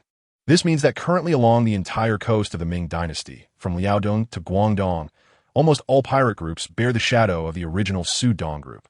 The various legends surrounding Double Islet were not only a source of pride among the pirates, but were also well known among coastal common folk. After all, it was only about 60 miles from the Ningbo coast, not much farther than Blind Man Island. At a time when the court was still dealing with the northern Tartar invasions and had no time to focus on the east, Su-Dong quickly grew stronger, transforming the small Double Islet into the largest and most prosperous smuggling base in all of East Asia in a very short time, attracting pirate groups and merchants from both the east and the west, including Japan, Korea, the Ryukyus, Luzon, Chinla, Java, Jiaoji, Sanfoki, and even Portugal to trade. Since the destruction of Double Islet, pirates have gradually gathered at the further Putuo Island, forming a huge black market trading hub once again. However, without a powerful leader like Su-Dong to control it, today's Putuo Mountain is very chaotic, and the trading volume is far less than that of the original Double Islet. Moreover, black-on-black violence is common, and many Southeast Asian merchant ships are hesitant to go there, having to seek distant trade with Wang Ji, whose base is originally in Nagasaki, Japan. Thus, Nagasaki has now become the busiest trading port in East Asia. It is precisely this indirect assistance from Wang Ji that allowed Japan to acquire a large amount of resources while also obtaining advanced flintlock firearms, beginning mass imitation and improvement. This process continued until the Meiji Restoration, ultimately pushing Japan's national strength and technology to the world forefront, becoming a significant threat to China and bringing immense disaster to the country. Of course, this outcome cannot all be blamed on Wang Ji. The larger issue lies with the Ming Dynasty's maritime bans and isolationist policies. As for what happens next, it holds no significance for Wang Yunlong. What he faces now is still the issue of his own life and survival. Chapter 42. Unaware of Wei and Jin. After taking down Mao, the Blind stronghold, Wang Yunlong and the others boarded their ship and dove into Double Islet, hiding right under Mao, the Blind's nose. Although it is said that the more dangerous a place is, the safer it becomes, this is merely a hypothesis. The idea of darkness beneath the lamp does exist, but it is not common because when someone succeeds, they are revered by those who have nowhere to escape. Wang Yunlong and his group chose this place out of necessity. Since they couldn't escape far, they could only engage in a psychological battle with the blind man Mao, playing a game of cat and mouse.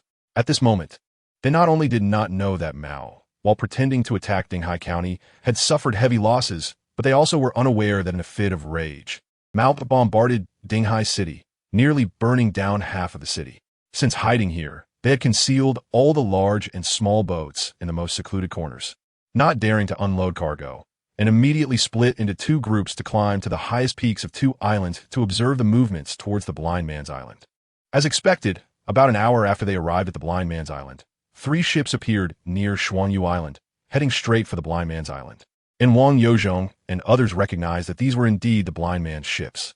This meant they had left just in time. Even if they had delayed for half an hour at night, they would definitely have been caught by Mao's men.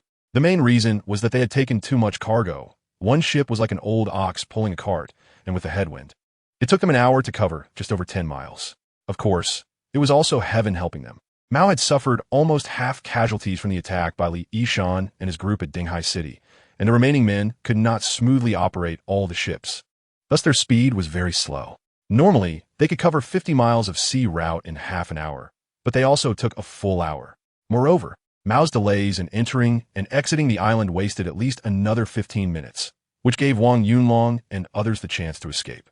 The pirates on the 3 pursuing ships were all battered and exhausted after a day and night of fighting, but under the pressure of Mao's tyranny. They had to muster the energy to search, so their search was not very thorough. Their main target was to track Wang Yunlong and his ships. After all, such a large ship towing dozens of fishing boats was too big a target to hide, even if they landed on the island. Therefore, after circling around the outside of Xuanyu Island, the 3 pursuing fishing boats quickly headed south towards Taohua Island when they found no targets.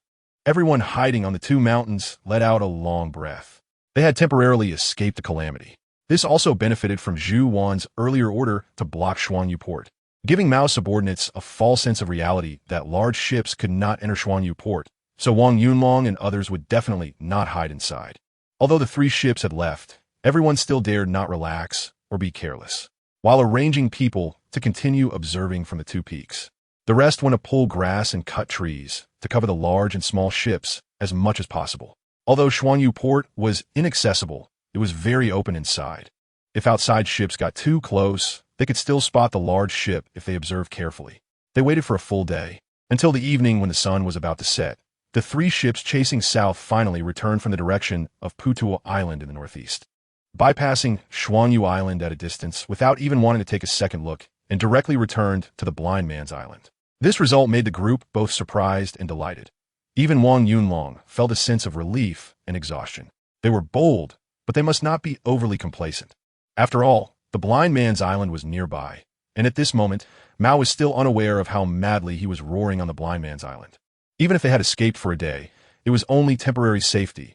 Each subsequent day might be a torment filled with fear, because if Mao could not find them far away, he would eventually turn his gaze back to nearby areas. Even though the terrain of Xuanyu Island was special, as long as they showed any signs, they might be discovered by the pirates.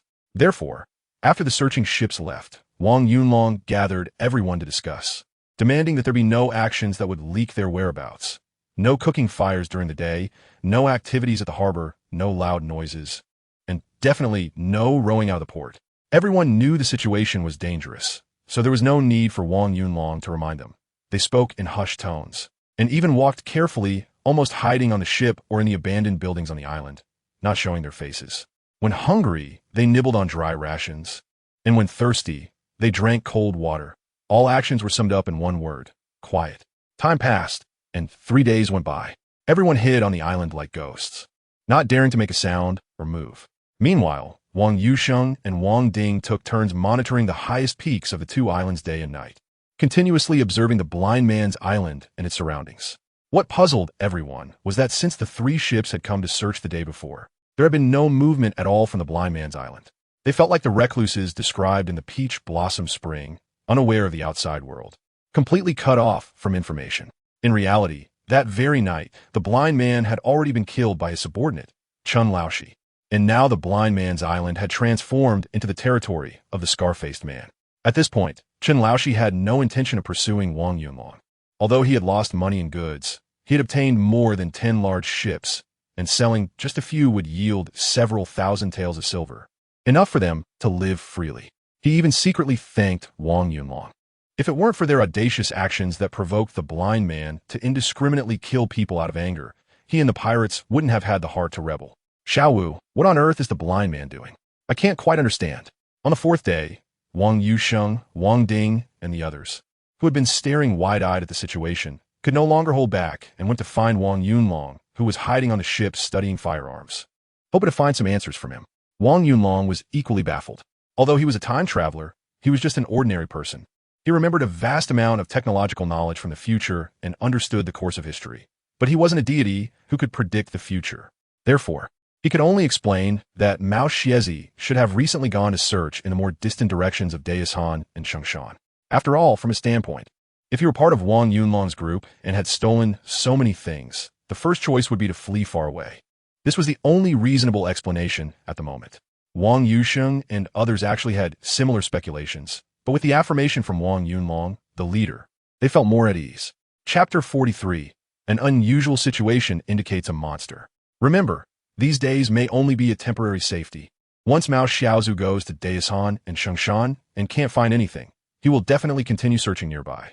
Therefore, We must not neglect our observations and inform everyone to remain cautious during the day. Wang Yunlong emphasized carefully.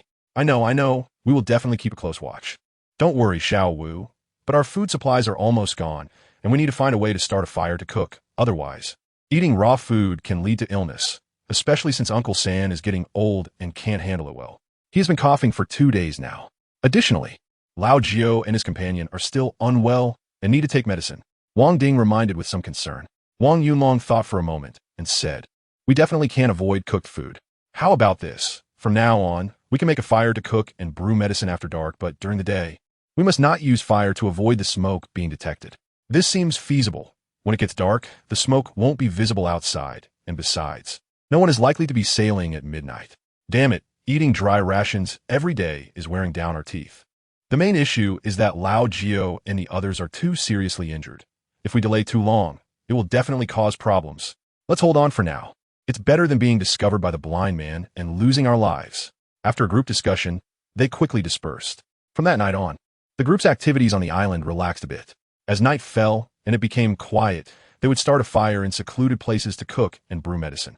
On the first day on the blind man's island, they spent 8 taels of silver to collect a few sets of medicine, but they only managed to consume 1 set, while the 2 severely injured patients were relying solely on their willpower to endure.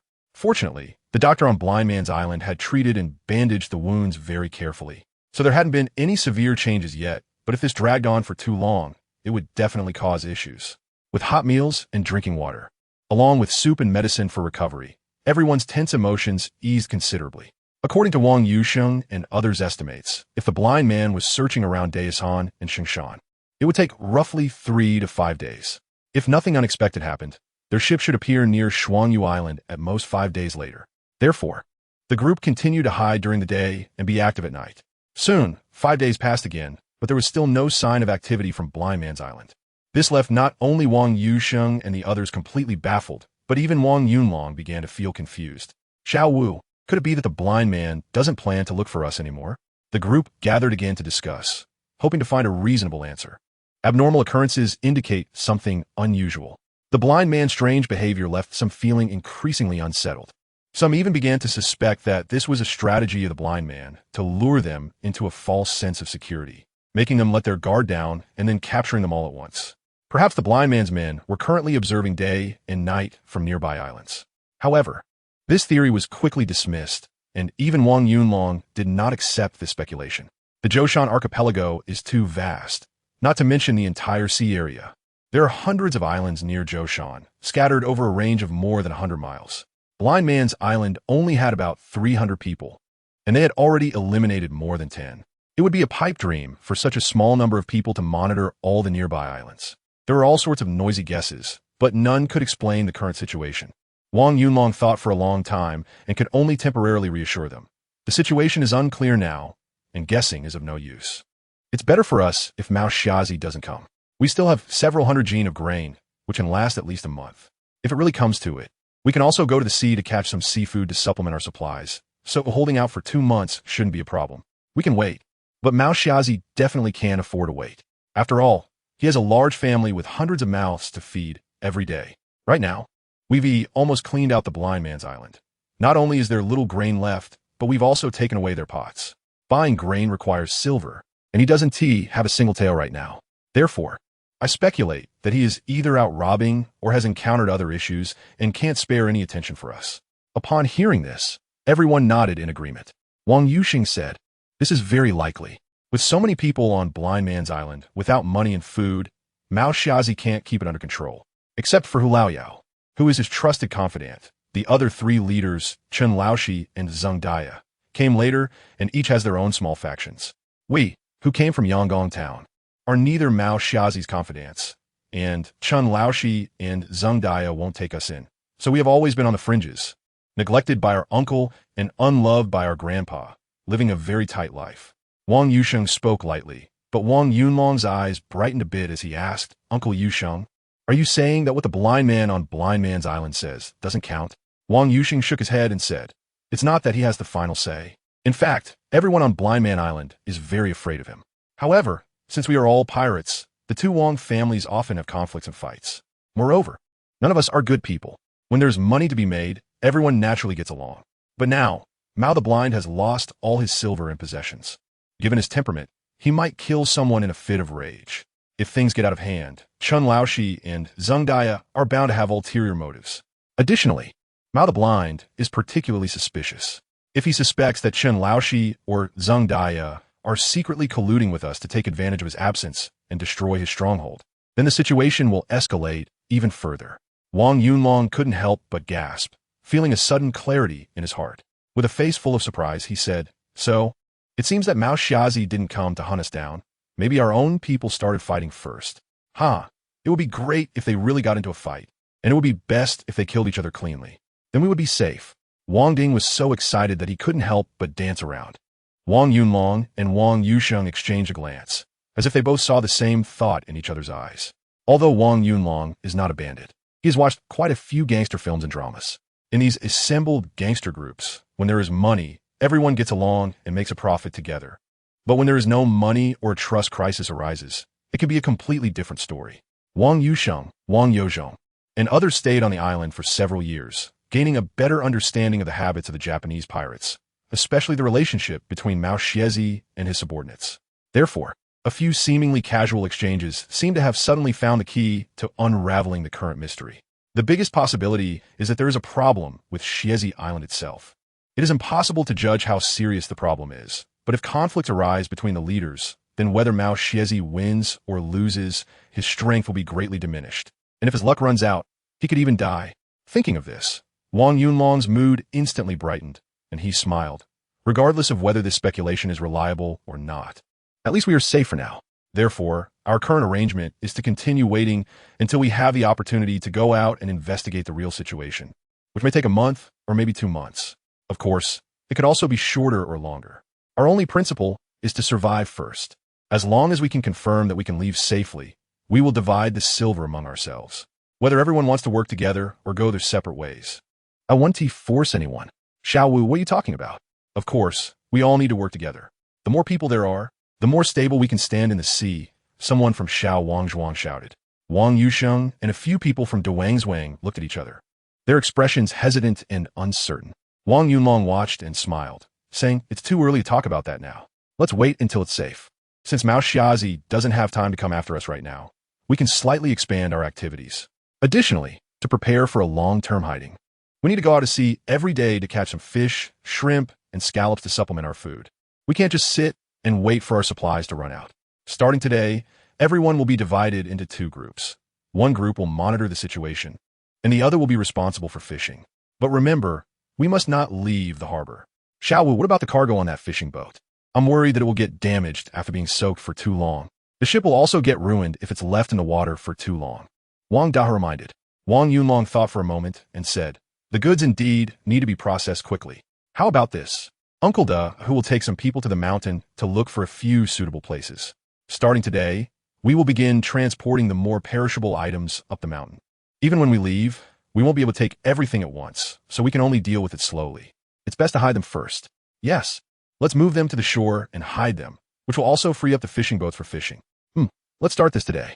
All right, I will continue to keep an eye on things with Yozhong and the others. Then we will be in charge of catching fish." A group of adults didn't need Wang Yunlong's orders. They quickly dispersed after clarifying their roles according to their usual habits. Soon, after nearly 10 days of silence, Shuangyu Island began to become lively.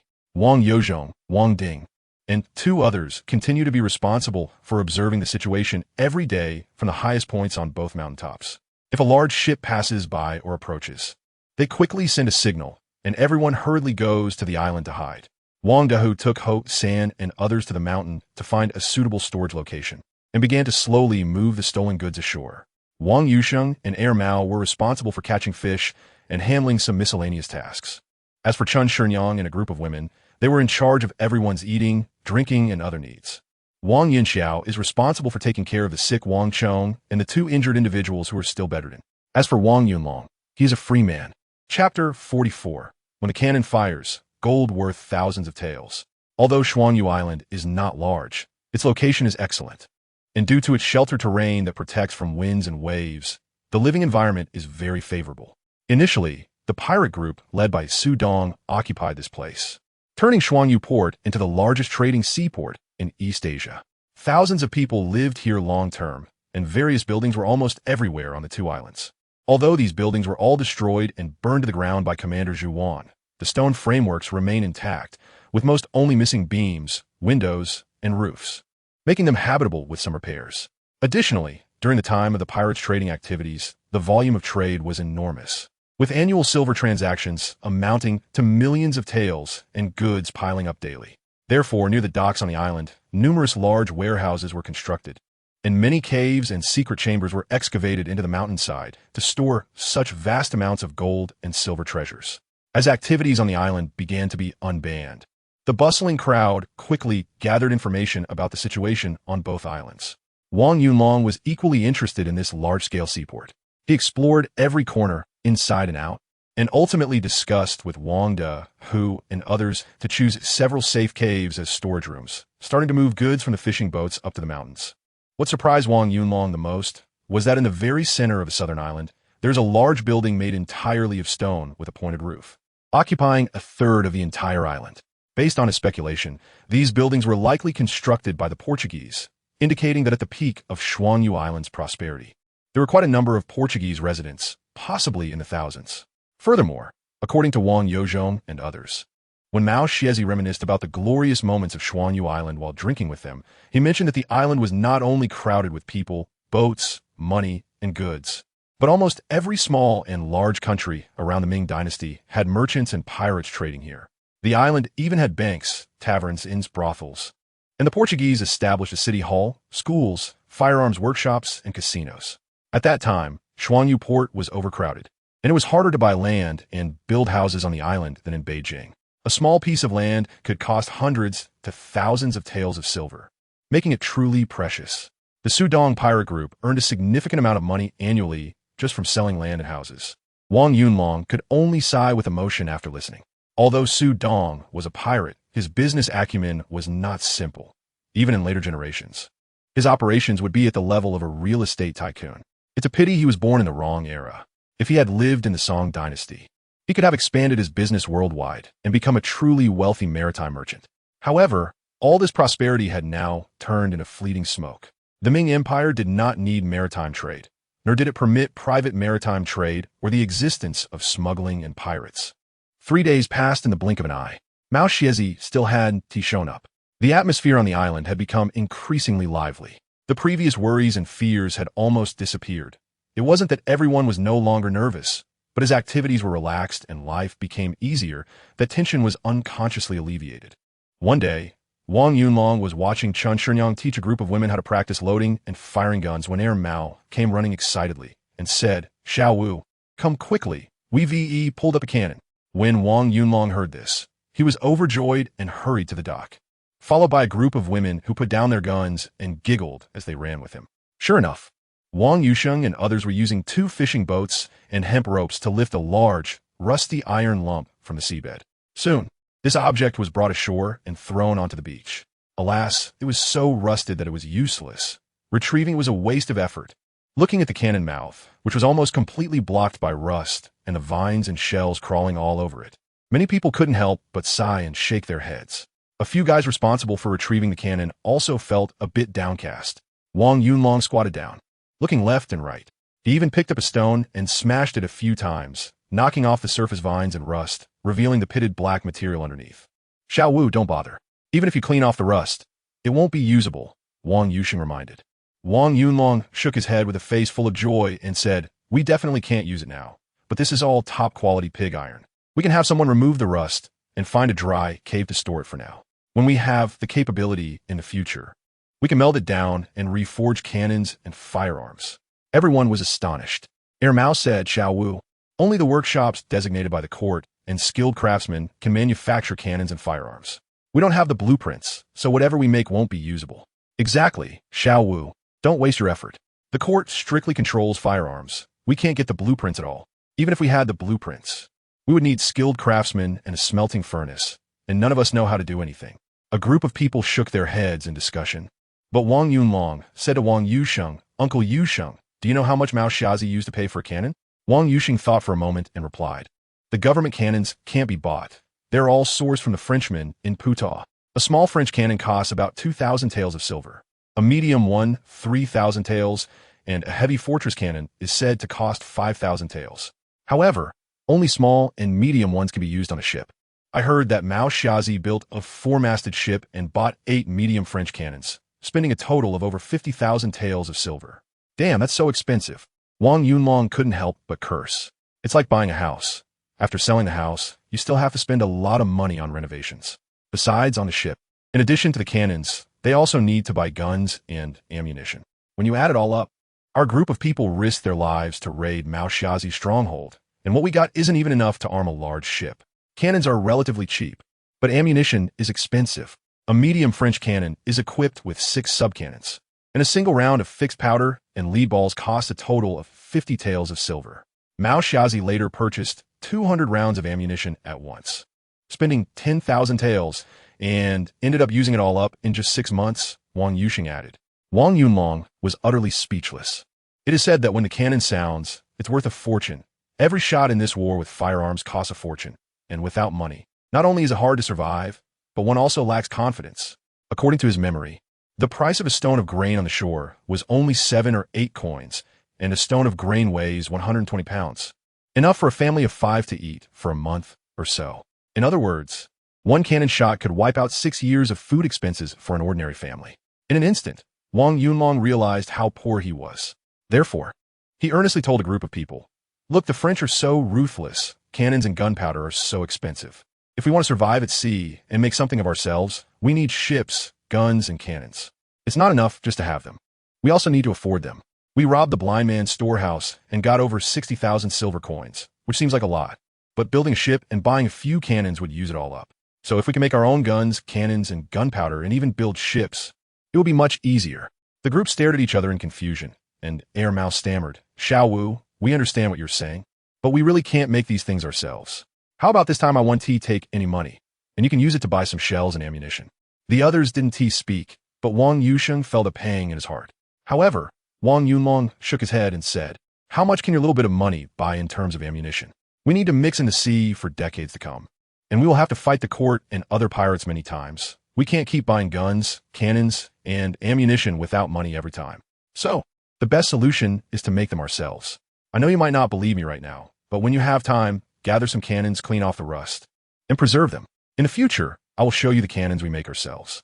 Xiao Wu, I believe you will definitely succeed." A group of men had not yet expressed their views, but Chun Shinyang, standing nearby, smiled and spoke up. "Yes, we all believe Brother Xiao Wu can make the cannons." The group of women nodded vigorously in agreement. They had decided to escape from the blind man's island simply because they were afraid of being killed by the blind man out of anger. So they jumped into the sea and fled without hesitation. In fact, everyone was anxious at that time, thinking that although they wouldn't die, they were merely jumping from the jaws of a tiger into a wolf's den, and they would still be played and mistreated by a group of men. But unexpectedly, after arriving at Xuanyu Island, Wang Yunlong's first words after disembarking were, "No one can forcibly take possession of these women without consent. We are all unfortunate people, and from today on, we must help each other like family. Absolutely no bullying or violence is allowed. Whoever violates this will not only have their money deducted, but will also face clan punishment. As the enforcer of the clan rules, Wang Chong will strictly supervise their implementation." The group of people in Shaowang village has just become pirates. They were all law-abiding farmers and naturally had no dissatisfaction or opposition. Although Wang Yusheng, Wang Yuzhong, and others from Delwang village have been bandits for a long time, they also understand that this is a very critical moment, and everyone must maintain unity and stability. So they all unhesitatingly agreed to the proposal. Because of Wang Yunlong's protection, these women have lived very peacefully and freely since coming to Xuanyu Island. Usually, no men harassed them, and as time passed, both men and women became accustomed to this harmonious coexistence, with men responsible for monitoring and working, and women handling laundry and cooking, creating a joyful atmosphere that dispelled their worries.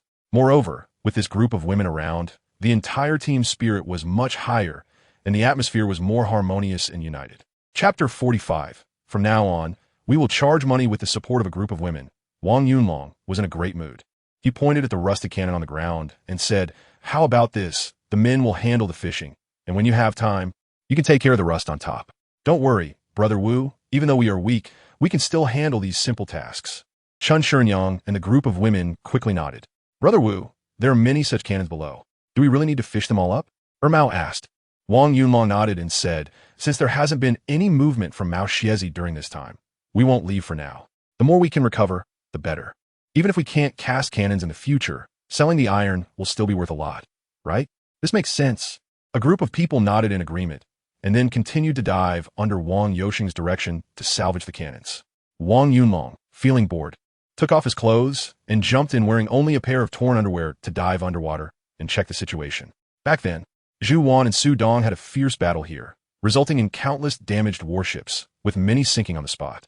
After the officials and soldiers captured Xuanyu Island, numerous unaware Japanese pirate ships and merchant vessels continued to arrive in the vicinity of the East China Sea for trade, with a terrifying total of over 200 vessels arriving within 3 days. Zhu Wan was both shocked and angry. To completely eradicate this pirate menace and prevent it from resurfacing, she ordered the officials and soldiers to destroy all buildings on the island, fill the ports and waterways with giant stones and logs, and sink many damaged warships and fishing boats in the harbor. The underwater observation confirmed this fact. Less than a meter deep in the water, one could see numerous ship planks and giant stones buried in the sand. Observing deeper into the water revealed a dense scattering of shipwrecks below, with many intact hulls. Though after being soaked in seawater for 7 or 8 years, they were already corroded and full of holes, covered in barnacles and seaweed, with various fish, shrimp, crabs, and shellfish swimming in groups, resembling a labyrinthine graveyard of sailing ships. Most of the sunken ships here were warships of the Japanese pirates and merchant vessels from surrounding countries, such as Japan, Ryukyu, and Luzon, along with many smuggling ships belonging to mainland merchants and nobles. Although these ships varied greatly in style and size, none were small enough to be incapable of sailing freely at sea. The smallest were at least single-masted with 3 sails, while most were 2 or 3 masts.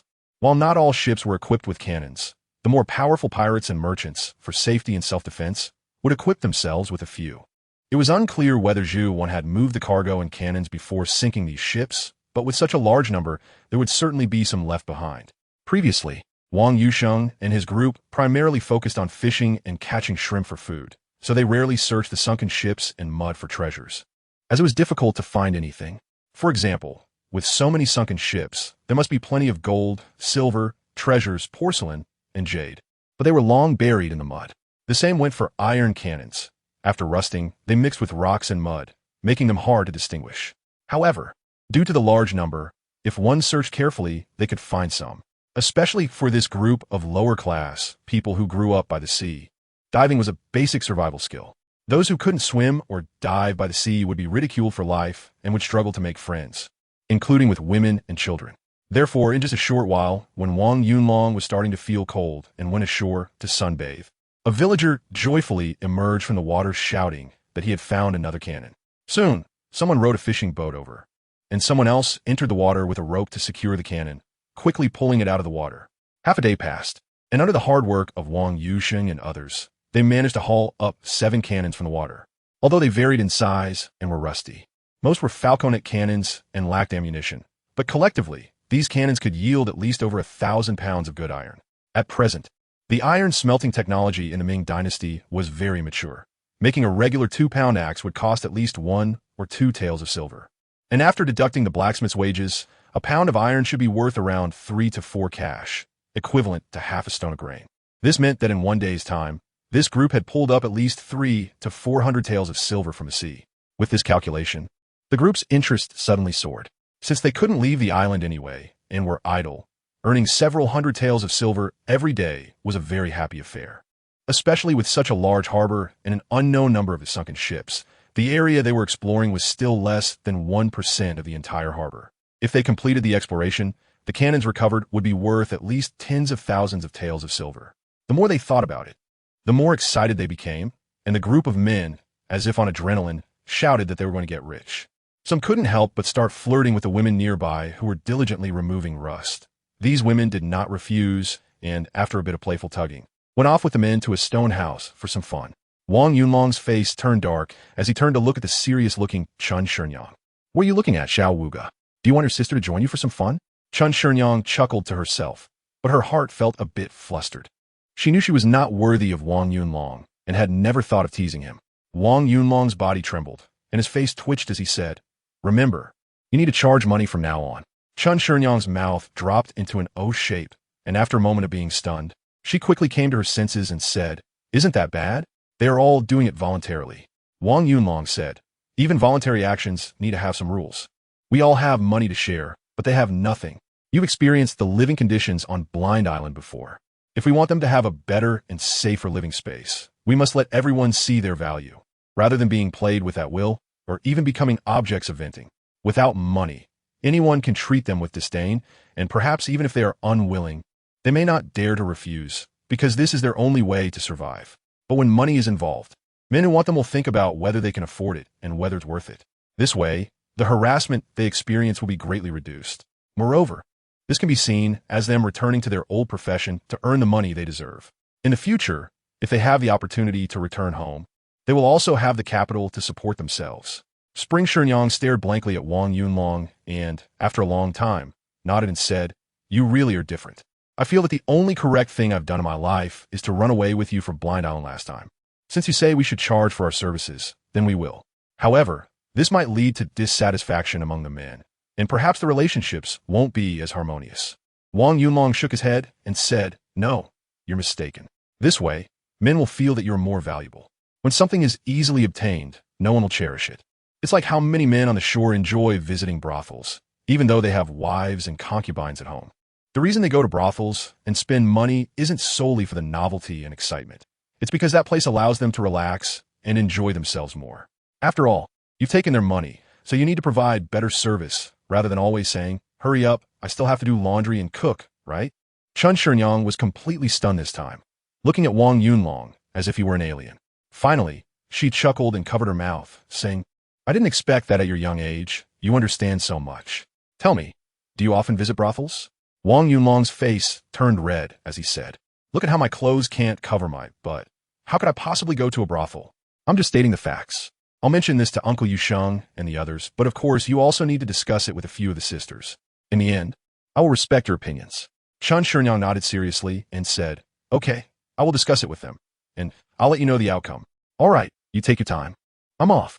Wang Yunlong, carrying his tattered belongings and wearing a pair of ripped pants, walked towards a stone house halfway up the mountain. This little man is truly extraordinary. I wonder which woman will be fortunate enough to marry him in the future. Chun Shenyang looked at Wang Yunlong's back and couldn't help but mutter to herself before continuing to clang away at the iron cannon. Chapter 46. Reputation precedes. Time flew by, and in the blink of an eye, 7 or 8 days had passed. During this time, only 2 ships had passed by near Shuangyu Island, but from their shapes and the writing on their sails, it was confirmed that they were not the ships of the blind man. In the harbor, all the cargo from the fishing boats had been counted and moved into the cave for storage. On the empty ground by the shore, there were quite a few rusty cannons scattered around, at least 20 of them.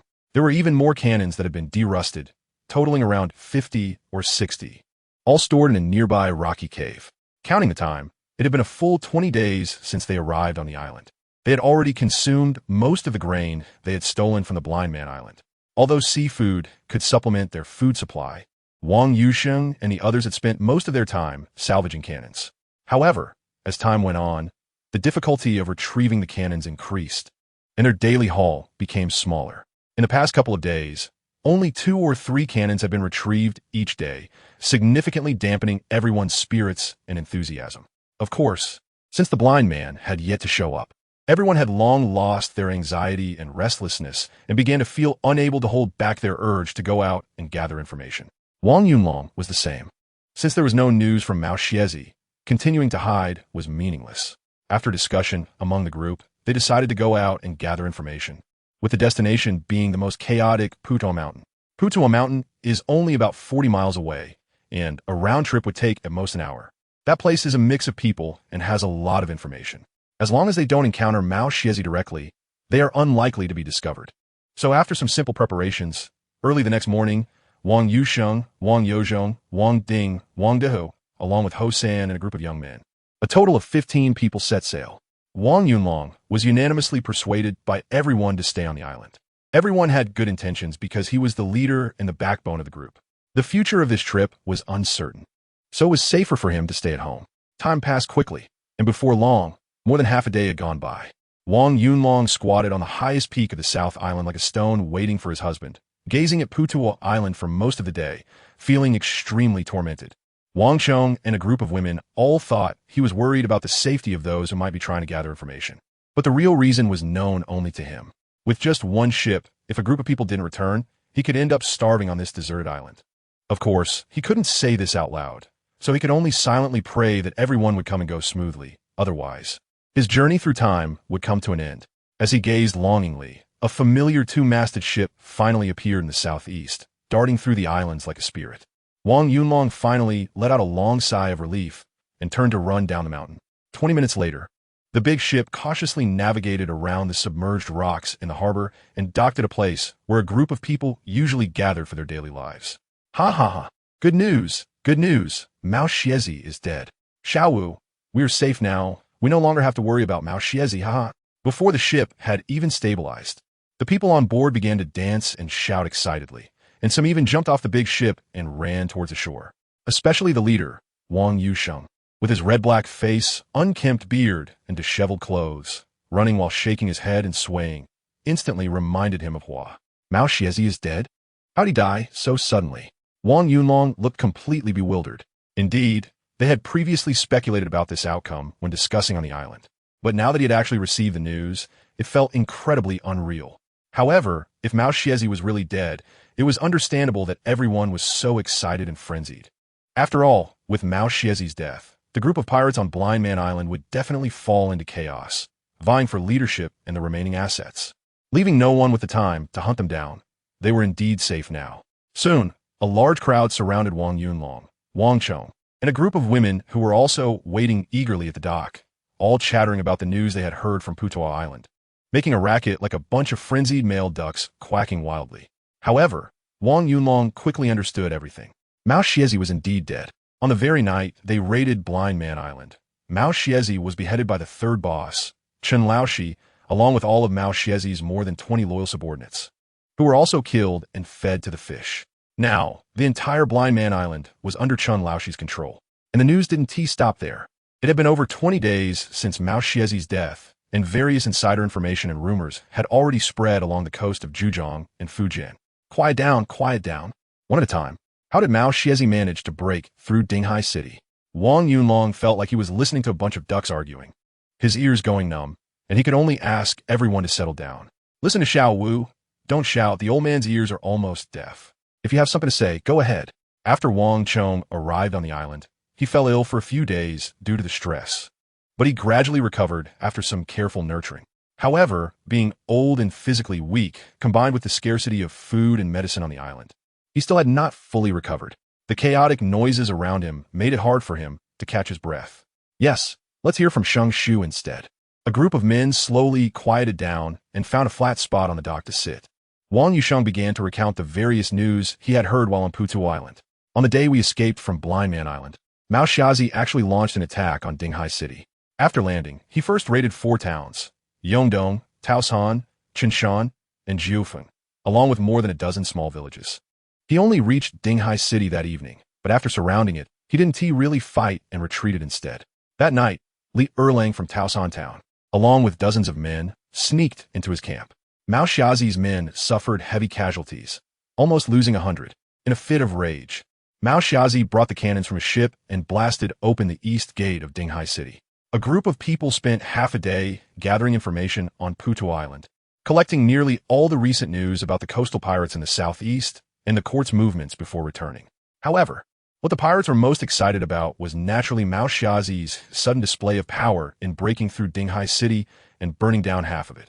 The news of Mao Xiazi being betrayed by a group of his men, who took over his lair and stole all the silver and supplies, shocked and stirred the pirates in the East China Sea. Even more unexpectedly, Mao Xiazi was killed by his subordinate, the third chief, as soon as he returned to Blind Man Island. Therefore, the most talked about figures recently throughout the Zhoushan Islands were the young hero Wang Yunlong, who killed the chief officer in Yanggong Town, the pirate Mao Xiazi who broke Dinghai City, and Chen Laoshi, who killed Mao Xiazi. Of course, Wang Yusheng and a few other traders from Blind Man Island also had some notoriety, but it was far less than the first few. Chapter 47. Upside down and backward, why is my name listed first? Wang Yunlong felt a bit nervous and somewhat puzzled. As the saying goes, fame is feared by people, and pigs are afraid of growing fat. He was not someone who liked to stand out, especially in the underworld. The more famous a person was, the more enemies they had, and the quicker they could get into trouble. Hey Xiao Wu, you don't know, but the news of you killing Yang Chengwei has spread throughout the entire Ningbo prefecture, especially among the common people of Dinghai County, who hold you in great esteem. This time, Mao Xiazi's death is fundamentally because of you. According to rumors, that's how it is. Wang Yushang began to recount the various versions of the story circulating in the community. Ever since Wang Yunlong killed Yang Chengwei and became a bandit at sea, the local garrison had to cover up Yang Chengwei's heinous acts of bullying men and women by placing the blame on Wang Yunlong and others, slandering them as colluding with pirates to kill officials and soldiers. The Dinghai County government and the Dinghai garrison had already issued wanted notices to capture Wang Yunlong and Wang Dahu everywhere. The true inside story of this incident had also spread widely among the people, and the public believed more in the actual circumstances of Wang Yunlong's actions, thus rallying to support Wang Yunlong and his group from Zaiwang's way. Mao Xiazi was ambushed outside Dinghai City, which was actually inspired by the spirit of a young hero Wang Yunlong. Xiao Wu, you really don't need to worry. This incident happened more than 20 days ago, and not many people are paying attention to it now. Many are discussing the matter of Tao San Lier, Wang Yuxing said. What happened to Li Yishan? Wang Yunlong asked, somewhat puzzled. Having inherited some memories from this body, he had some impression of Tao San Lier, whose real name was Li Yishan. He was skilled in marksmanship, had great martial arts, and was known for his loyalty and bravery. His reputation was considerable throughout Dinghai County, and in recent years, he had led people in Tao San to repel many attacks from pirates, earning great respect from locals. Lier has been captured by the authorities, and it is said that he has been sentenced to death and will be executed after autumn. Wang Yuxing sighed. Damn, how could this happen? Wang Yunlong exclaimed, standing up in agitation. According to the developments of the entire incident, Li Yishan led the militia out of the city to kill the pirate gang led by Mao Xiazi, killing and injuring hundreds of pirates. This achievement should have earned him at least a guerrilla position in the militia or even a higher official rank. However, the government not only failed to reward him, but instead sought to execute him. Alas, just like you, he was also harmed by the garrison soldiers. On the night Mao Xiazi broke into Dinghai City, the commander Lu Zhengxiong did not take action. Not only did he order the gates of the 4,000 households in the city to be closed, but he also fled the city overnight. The next day, Deputy Military Commissioner Wu Biao arrived with troops to eliminate the pirates and pacify the people. Lu Zhengxiong shifted all the blame for the breach of Dinghai City onto Lier, accusing him of disobeying military orders by opening the city to ambush Mao Xiazi, disrupting his plan to encircle and annihilate Mao Xiazi at dawn, which angered Mao Xiazi and led to the breach of the city gates, allowing the bandits to enter and burn hundreds of houses, causing hundreds of civilian casualties. After Wu Biao's investigation, he accepted Lu Zhengxiong's account and ordered the arrest of Lier and all those who had followed him out of the city to attack the camp. Damn, this is completely unjust. Wang Yunlong couldn't help but curse again, his face trembling with anger. Who says it's not? If the government hadn't turned black and white upside down, there wouldn't be so many pirate bandits near Ningbo. Everyone is forced into this. Who would want to be a thief? Wang Yuxing sighed and shook his head. The group of people who had been excited and agitated just moments ago fell completely silent, all wearing expressions of grief and indignation. Wang Yunlong was stunned for a long time, then slowly sat down and said, logically speaking, such a great achievement shouldn't be easily erased or even reversed. After all, this is about killing Japanese pirates, not killing soldiers. Even if Lu Zhengxiong has absolute power in Dinghai, there are still county magistrates and other officials, and the tens of thousands of common people are not blind. Wouldn't such a conviction make the local people feel cold at heart? Aren't they worried about the people causing a riot? Wang Yushang said in a deep voice. Lier was not convicted from the very beginning. The news only came out a few days ago. In fact, after Mao Xiazi retreated, County Magistrate Lu Jizu submitted a report to Ningbo Prefect Su Zhaoyong, informing him about Lu Zhengxiong's refusal to send troops and his desertion, demanding severe punishment for Lu Zhengxiong, and also requesting merit for Lier and others.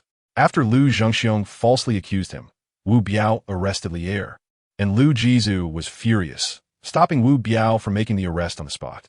However, he had no military power, so he could only watch Wu Biao take everyone to Yin County. Later, This matter reportedly had ups and downs. Ningbo prefect Su Zhaoyong also disagreed, with punishing Li Er and others, demanding that Wu Biao release them, and submitted a report to Zhejiang Governor Zhang Jing and General Liu Tang to explain the situation. However, there was no further news until recently, when it was reported that Li Erlang was convicted of disobeying military orders by opening the city gates, undermining the strategic plan of the Dinghai commander, which caused Mao Xiaozi's artillery to breach the city, bringing enormous disaster and losses to the people of Dinghai. How could this happen? Wasn't Liu Tang known for being brave and upright?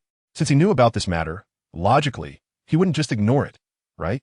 Wang Yunlong is a time traveler who is quite familiar with several formidable anti-Japanese generals from the Ming Dynasty. Liu Tang is a renowned general in the fight against the Japanese pirates, second only to Yu Daikyu and Qi Jiguang. Even the Weiyuan city, known as the gateway to eastern Zhejiang, was planned and constructed by him. Of course, Weiyuan city hasn't been built yet, but Liu Tang should not be so foolish, otherwise he wouldn't be such an impressive commander. As the saying goes, a general is as good as his troops. A brave and skilled army must have a leader who is fair in rewards and punishments, as well as upright and capable. As the general of Zhejiang, Liu Tang controls the entire military force in Zhejiang, and he cannot possibly turn a blind eye to such an obviously problematic situation, which could ultimately lead to a distortion of truth. If that were the case, it would greatly tarnish his image as a hero in the fight against the Japanese. Regarding Wang Yunlong's doubts, Wang Yusheng and others could only shake their heads. After all, they were just a group of peasant farmers, mostly hearing about things in the officialdom through rumors. It would be quite difficult for them to get to the bottom of this matter, let alone speculate on the dark dealings within the bureaucracy. By the way, Xiao Wu, we also heard another piece of news that might be related to this matter. Wang Ding interjected. What is it? I heard that the court has sent a high official named Zhao Wenhua to Hangzhou to pray for blessings from the sea for the emperor. But he was almost killed by Wang Zhi's men while out at sea near Hangzhou. Because of this incident, Zhao Wenhua was very angry and almost got into a fight with the governor Zhang Jing. Recently, Wang Zhi has indeed been causing quite a stir, reportedly having captured several garrisons and towns in Songjiang, Jiaxing, and Hangzhou, with the officials and troops continuously suffering defeats. Perhaps these high officials are currently too busy dealing with Wang Zhi to care about the small matter of Dinghai City. Someone added. Wang Yunlong nodded after listening. If that's the case, then this matter might make sense. Chapter 48. Dividing the money. Zhao Wenhua knew a little about this. This guy is the godson of Yen Song, who climbed to the position of Deputy Minister of War by flattering and currying favor, and then got this task of offering sacrifices to the sea on behalf of the emperor through the same means. After Emperor Zhu Hozong ascended to the throne, the first 20 years were quite normal, but ever since the Renin Palace incident, he completely changed, no longer residing in the palace or attending court. And under the influence of Taoist priests Xiao Yuanjie and Tao Zhongwen, he began alchemy and seeking immortality. As a result, officials in the court who supported Taoism and respected Taoist priests were promoted and became wealthy, while those who opposed or expressed opinions were basically dismissed from their positions. Zhu Hozong, being swayed by Xiao Yuanjie and others, selected a large number of 12 to 13-year-old girls from the common people every year to enter the palace, forbidding them from eating grains and only allowing them to drink dew and eat mulberry leaves daily to obtain pure menstrual blood for alchemy. Consequently, these summoned palace maids were tortured to the point of suffering immensely, with countless starving or dying from illness. Later, a group of palace maids, unable to endure the torment, decided to kill Zhu Hozong and almost succeeded, but due to panic, the hemp rope they used became a dead knot, preventing them from strangling Zhu Hozong to death. After this incident, Zhu Hozong's temperament changed drastically, and he spent all his time hiding in the western garden built outside the palace, practicing qi and taking pills, no longer attending court, while the power of state affairs gradually fell into the hands of the chief minister Yen Song and his son Yen Shifan. Wang Yunlong, after his time travel, flapped his small butterfly wings slightly, which somewhat altered the movements of the Ningbo pirates, leading to the turmoil of Mao Xiezi breaking through Dinghai City. However, it could not change the historical trajectory of the upper echelons. If you remember correctly, due to Zhao Wenhua's arrival, Zhang Jing would soon be framed and killed. Right now, the entire Zhejiang was under the intense assault of the Wang Zhi pirates, and Zhang Jing and other high-ranking officials were striving to repel Wang Zhi to alleviate the court's pressure and the emperor's dissatisfaction. In fact, Zhao Wenhua's official visit was ostensibly for sea sacrifice, but in reality, he was there to oversee the troops. As the governor of Zhejiang and the southeast as commander against the pirates, Zhang Jing would naturally not allow Zhao Wenhua to meddle. And a conflict between the two was very likely, but physical fighting would certainly be absurd. At this level of officials, resorting to brawling would be beneath their dignity. If they wanted to act, they would use their various powers to utterly crush their opponent. Because of this, Zhang Jing and Lu Tang were too preoccupied to attend to matters in Dinghai County. Moreover, the local militia officials and the military supplies department were essentially direct subordinate agencies. Since Wu Biao could arrest Li Yishan and others without questioning right or wrong, he could take this opportunity to completely resolve the matter and make it reasonable. After all, just like what happened in Yangon town, it was commonplace for them to turn black and white upside down, killing the innocent and claiming credit. However, this was quite a disgraceful display.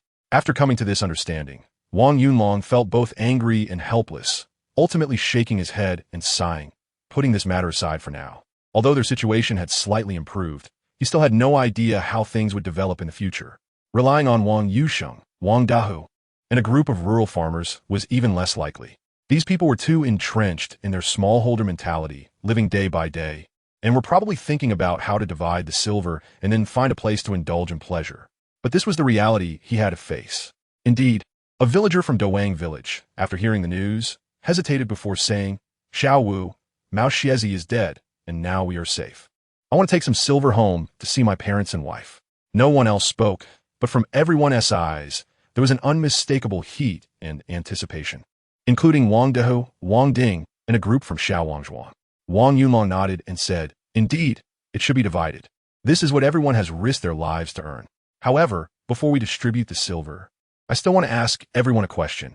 Have you thought about what you will do with the money after you get it?" Wang Ding immediately shouted, "Now that we're pirates, what else can we do? Of course, we should continue being pirates together." The group from Xiao Wangzhuang also nodded in agreement. Wang Dahu said, "Xiao Wu, it doesn't matter whether we divide this silver or not. From now on, we'll all listen to you. You decide how to spend it." Wang Chong coughed a few times and said the old man thinks the same way. With too much silver, even if it's divided, no one can take it all at once. On the contrary, if it's all secretly taken home and accidentally revealed, it could bring disaster to the family. Wang Yozhong, who originally wanted to speak, swallowed his words due to this comment, feeling a bit awkward.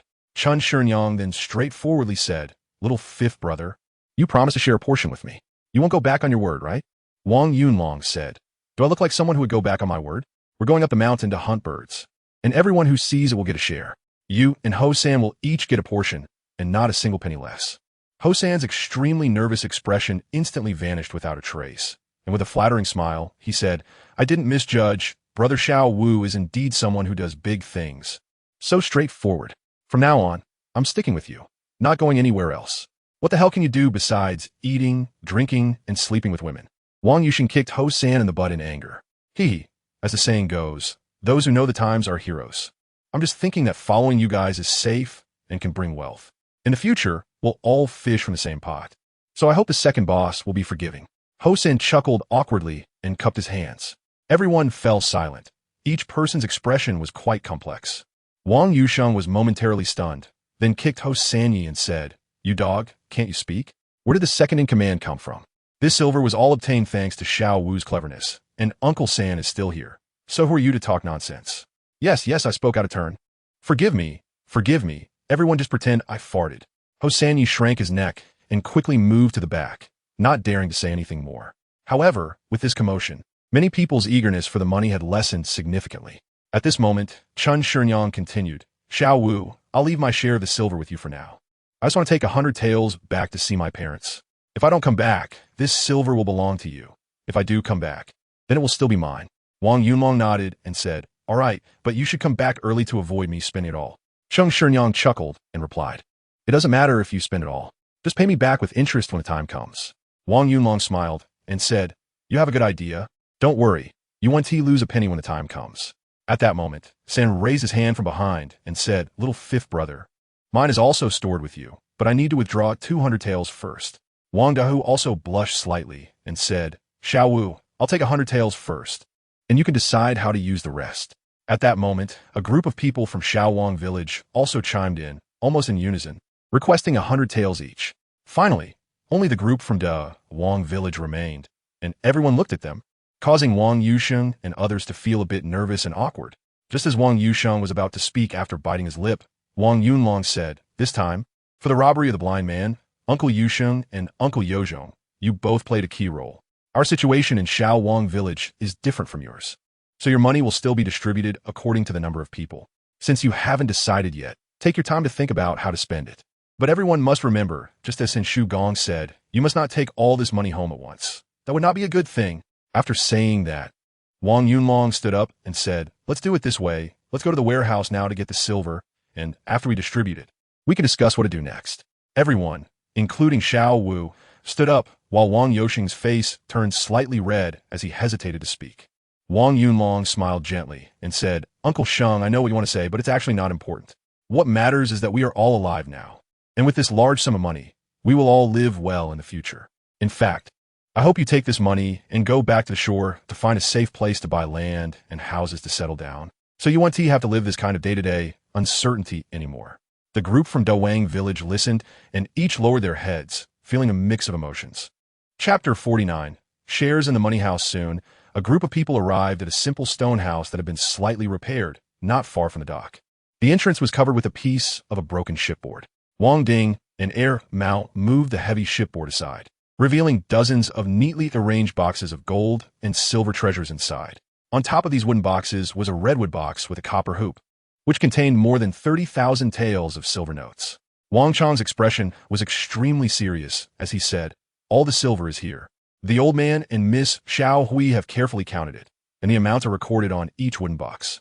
There are a total of 31,850 taels in silver, about 1,000 taels in gold, 3,000 taels in official silver, and 10,000 taels in broken silver. The rest consists of gold and silver ornaments and some utensils. Since it was too chaotic, the old man did a rough estimate, and it seems to be about 7,000 taels.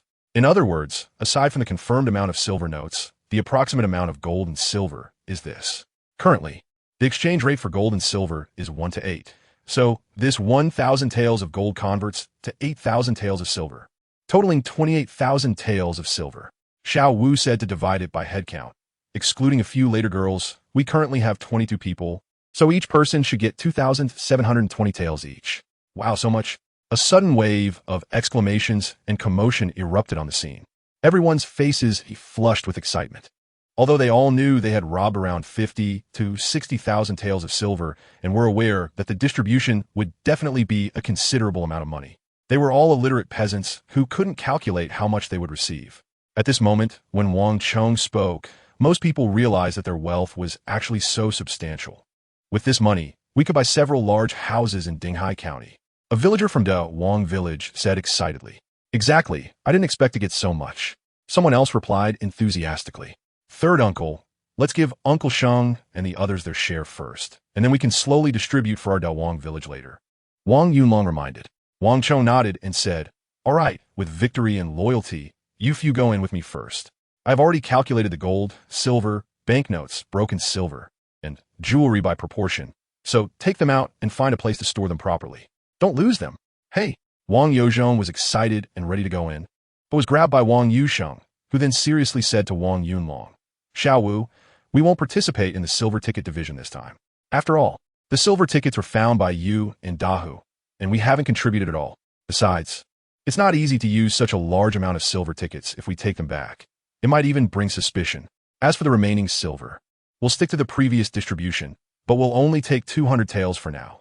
The rest will be kept together for the time being, and when the time comes, we'll buy guns, boats, and sell grain. Wang Yunlong smiled and said, what belongs to you is yours, but indeed, it can't be taken all at once. It's fine to keep it together. How about this? Since everyone has this plan, I'll propose a scheme. If everyone agrees, we can handle our money this way in the future.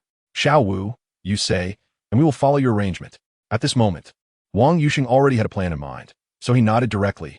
Merchants on the shore, when their capital is insufficient, often find partners, called shareholders. After making money, the shareholders share the profits according to the proportion of their investment, known as dividends. Since we have so much money that we don't need to use right now, and we will definitely need to develop later, buying firearms, ammunition, ships, food, etc., let's combine our resources.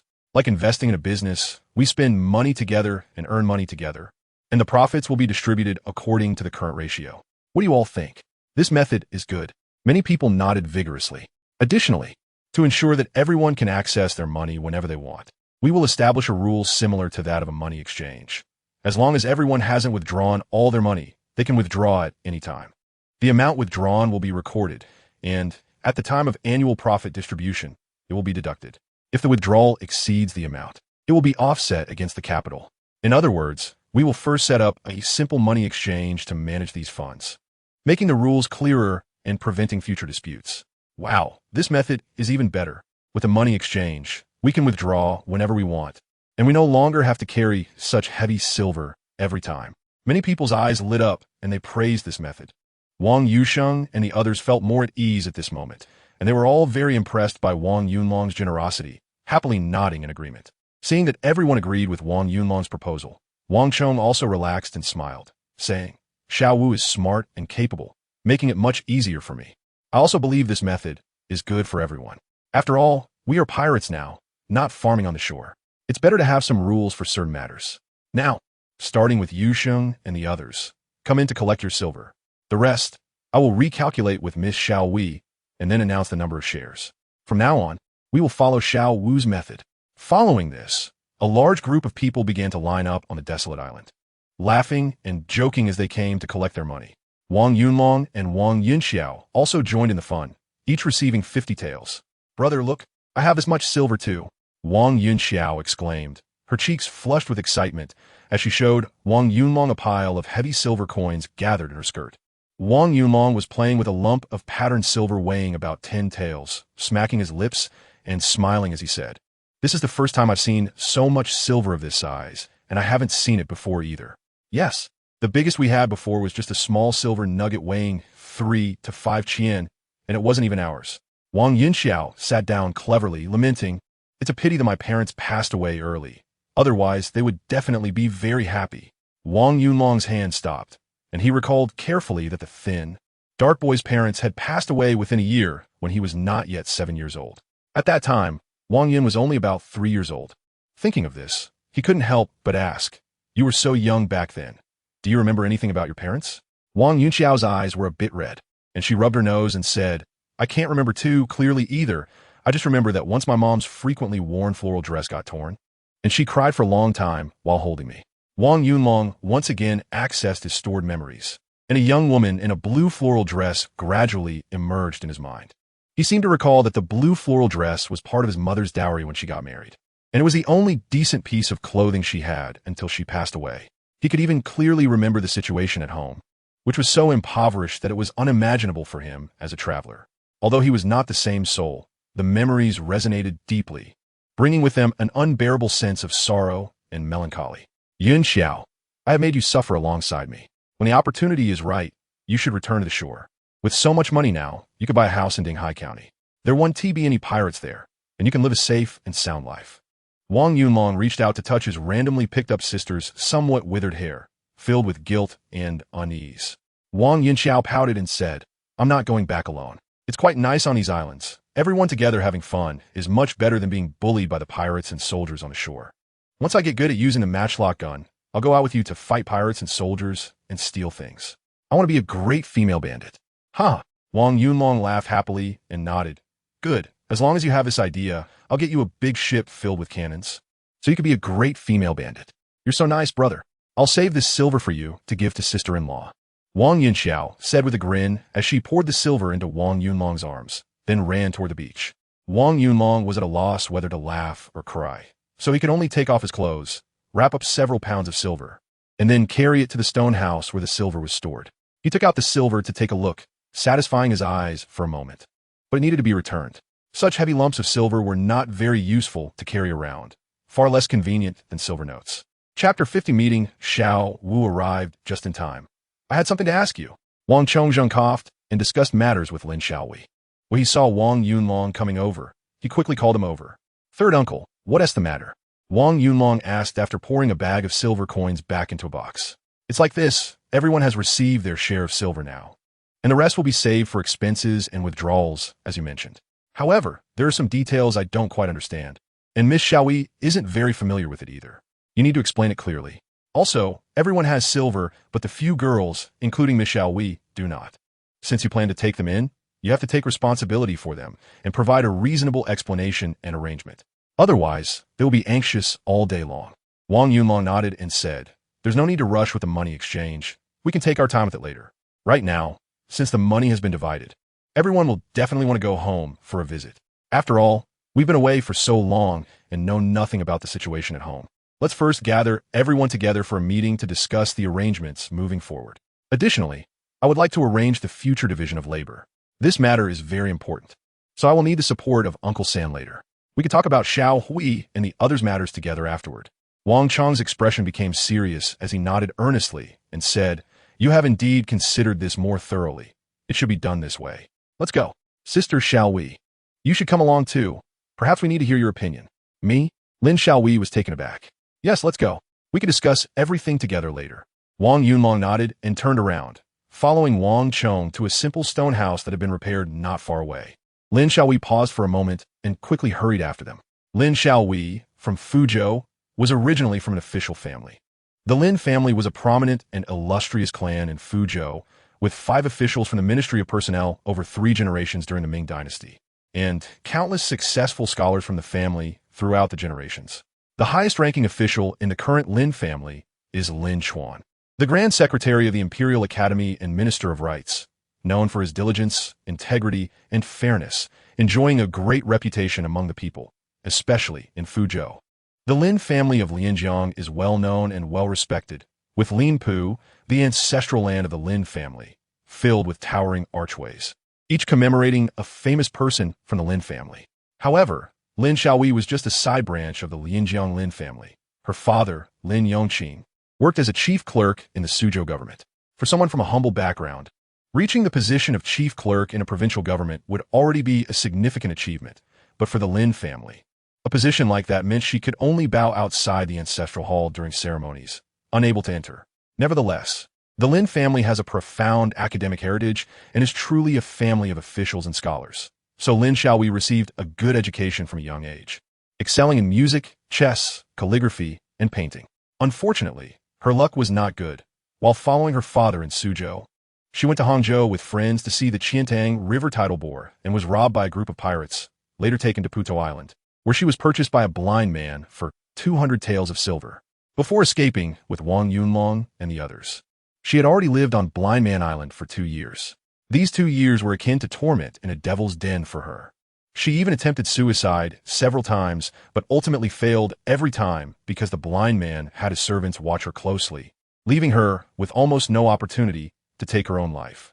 Occasionally, when she thought she might succeed, she would be discovered, and the blind man would beat her severely and threaten her, saying that even if she died, the pirates on the island would take turns humiliating her. Under such terrifying threats, Lin Xiaowei could only endure the humiliation and survive on Blind Man Island. This escape with a group of women was, in fact, proposed and instigated by Lin Xiaowei herself. After arriving at Shuangyu Island, Wang Yunlong specifically inquired about the identities of the group of women and provided them with ample respect and care. Because of her different status and her ability to read and calculate, Lin Xiaowei was specially arranged to stay by her third Uncle Wang Chong's side to help sort the goods and treasures. Thanks to her assistance, the many stolen items were organized and counted clearly. In fact, the entire counting process was almost completed by Lin Xiaowei, although Wang Chong could read and do some calculations. His age and frailty meant he could only assist. Among Wang Yunlong's group, apart from himself, who was a true intellectual, Lin Xiaowei was the only other one. The others were largely illiterate rough men. Their makeshift pirate crew needed talent to grow and develop, especially since he did not want to be a true ruffian like the blind man, but rather had a grand and ambitious plan. He intended to lead these clansmen not only to survive, but to live with dignity, even ultimately to overturn the entire world as development. Although the group was temporarily out of danger, the key issue was how to develop next. Soon, at Wang Yunlong's call, everyone gathered together, including Chun Shinyang, who was dealing with rust, and several women. They all followed the usual task distribution and sat in order in the stone hall. This place was likely a gathering spot for Su Dong's pirate group. The room was quite large, over 100 square meters, but lacked a roof, windows, or doors, only surrounded by stone walls. Because it was close to the dock and spacious, it was tidied up for daily meals and communication. Without tables or chairs, everyone simply moved a stone to sit on the ground. Wang Chong, as the elder and the custodian of clan rules and family laws, naturally sat in the main seat, while Wang Yunlong, as the spiritual leader of the entire team, usually sat to the left of Wang Cheng. As for the others, there are not many strict rules, but Wang Yusheng and Wang Dao, who were both leaders of their respective Wang Zhuang factions, also sat at the front. As for the auxiliary members like Chun Shenyang and Ho San, they consciously sat at the edges. The excitement of everyone receiving silver had not yet faded, so the gathering was naturally lively. However, many people felt a bit anxious and apprehensive, knowing that the reason Wang Yunlong had called the meeting might be to discuss the next steps. Once everyone was seated, Wang Cheng coughed a few times and said, "Since everyone is here, let's start the meeting. The silver has been distributed, and since we have decided to work together, we need to have a plan for what to do next. I'm getting old and can only help by offering ideas and overseeing things. The rest is up to you to discuss. But as the saying goes, there can't be two suns in the sky or two masters on the earth. Every endeavor needs a leader. Today, I want everyone to listen more to Xiao Wu's arrangements. Is anyone opposed?" This was the first time Wang Cheng officially raised this topic since the group had gone to sea as pirates. Chapter 51. Amulet Third Uncle. What else is there to say? Xiao Wu is clever, daring to think and act. The fact that we managed to seize so much silver and survive is all thanks to Xiao Wu. We all support him as the leader. Wang Ding was the first to shout loudly. Exactly. What is there to discuss? If anyone is dissatisfied, they should first ask about my old fist. Wang Dahu also expressed his support. The rest of the people from Wang Zhuang followed suit, loudly agreeing, and there was not a single dissenting voice. Even several women like Chun Shenyang supported it loudly from the back, their voices sounding particularly clear amidst the crowd. Wang Yusheng and several others from Duang's Wang also expressed their compliance with this arrangement without hesitation. Therefore, the first topic of this meeting was the confirmation of Wang Yunlong's position as the leader of this newly formed pirate gang. Wang Cheng's serious expression faded significantly, and he nodded with satisfaction, saying, "Since that's the case, I won't waste any more words. The matters below will be discussed and handled by Xiao Wu and you all." Wang Yunlong's face remained calm, but he still felt a slight ripple in his heart, along with some pressure, as the lives of these people would now be his responsibility. Therefore, he cleared his throat and said, "Since Uncle San and everyone believe in me, I will not let you down. Mao Xiezi has already met his end. So the next step we need to discuss is where we go from here and how we develop in the future. After all, this is about being pirates, not farming on land, and certainly not playing house like children. Little 5, what does meeting his end mean? Didn't Mao Xiezi die? What else is there to eat?" Mao asked loudly. Many others seemed to share the same confusion. Wang Yunlong laughed and said, "Getting a box meal is a saying from Guangdong. Locals will invite some people to sing opera for weddings and funerals, and after the performance, the host will send some food in a box to feed them. Once the performers finish eating, they pack up and go home, indicating that the matter is concluded. When Mao Xiazi died, it's just like the King of Hell invited him for a box meal. After tidying up, he should head back to meet the King of Hell." Ha! This metaphor is good. Mao Xiazi indeed received the King of Hell's box meal. After hearing Wang Yunlong's explanation, the hall burst into laughter, and the somewhat dull atmosphere eased significantly. Someone shouted, "Xiao Wu, we are not literate. We can fight, but thinking gives us headaches. You just tell us what we should do next, and we will listen to your arrangements. Right, Xiao Wu? Just tell us, and we will follow." Exactly. Anyone who doesn't follow the arrangements, don't blame my old fist for being rude. Amid the chatter, Wang Yunlong raised his hand, and the crowd quickly quieted down. You may not want to think, but since we are all tied together and making money, we can't be too lazy. I can't be the only one with a headache. So everyone needs to help out with ideas. For the sake of better survival in the future, we need to establish some rules. As I said before, we are pirates, forced to become bandits at sea. We are not true Japanese pirates. Therefore, our primary goal is not to rob, nor to confront the officials, and certainly not to harm the common people, but rather to survive and develop. In other words, we need to focus on doing business while accumulating strength for self-protection, gradually growing stronger. For better development, we need to have some reasonable division of labor. This way, everyone can perform their own duties in the future. Some will be responsible for purchasing goods, some for selling goods, and others for security. Additionally, someone needs to handle daily needs. Although there is already some division of labor, the tasks will increase, leading to more chaos. At this point, Wang Yunlong looked at Wang Yusheng and said, "Uncle Yusheng, you have spent the longest time at sea and are most familiar with the pirates. Therefore, I would like to assign you the task of external trade." Uncle Chi and Uncle Yozhong will follow you for now. Currently, aside from the silver, we have dozens of ships of goods that we have seized. After keeping some for our own use, most of it needs to be sold for money. This money will not be divided, but will all be used as common funds for future development. What do you all think? Indeed, it should be this way. The distributed silver is already enough. I could never spend it all in my lifetime. The remaining goods should be exchanged for money to buy ships, cannons, and gunpowder. This is a must. Wang Yusheng was very excited. With Wang Yunlong's words, he was firmly seated in the second position. His heart was pounding as he stood up and said, "Xiao Wu, don't worry, I will definitely do this well." Wang Yunlong nodded with a smile and then looked at Wang Du, saying, "Uncle Dao, everyone in our Shaowang village has just entered the sea not long ago and doesn't understand the rules of the road. But no matter what, safety at home is the most important. If we also become careless and end up like Mao Xiezi, losing our base, then we would have no choice but to drink the northwest wind. Therefore, the task of guarding the house will be entrusted to you. You will be equipped with half of the various firearms, but the personnel left behind are mostly old and weak, so you need to be mentally prepared. After all, we don't have enough manpower, and the strong and capable must go out to sea to ensure safety." Wang Dahu quickly patted his chest and stood up, saying, "Don't worry. Xiao Wu, Shuangyu Island is hard to enter and exit. As long as we guard the two entrances well, even if 10 large ships come, they won't be able to break in. I will defend the island well." Yes, the current situation on Shuangyu Island is indeed quite special. We probably won't move for a short time, and as long as we are careful, it should be safe. Wang Yunlong turned to look at Ho San, who was sitting far back, and said, "Ho San, since you've decided to stick with us from now on, you can't just eat and drink for free. I'm assigning you a very important task." "Yes, boss, you say." Ho San quickly stood up, accustomed to the title commonly used by pirates. "I want you to go ashore to gather information and also look for some sources of goods. In the future, as we develop, we will need a continuous supply of goods. We can't rely on robbery anymore. Engaging in black-on-black crime can only happen once. If it happens too much, all the pirates will turn against us, and then we'll be stuck."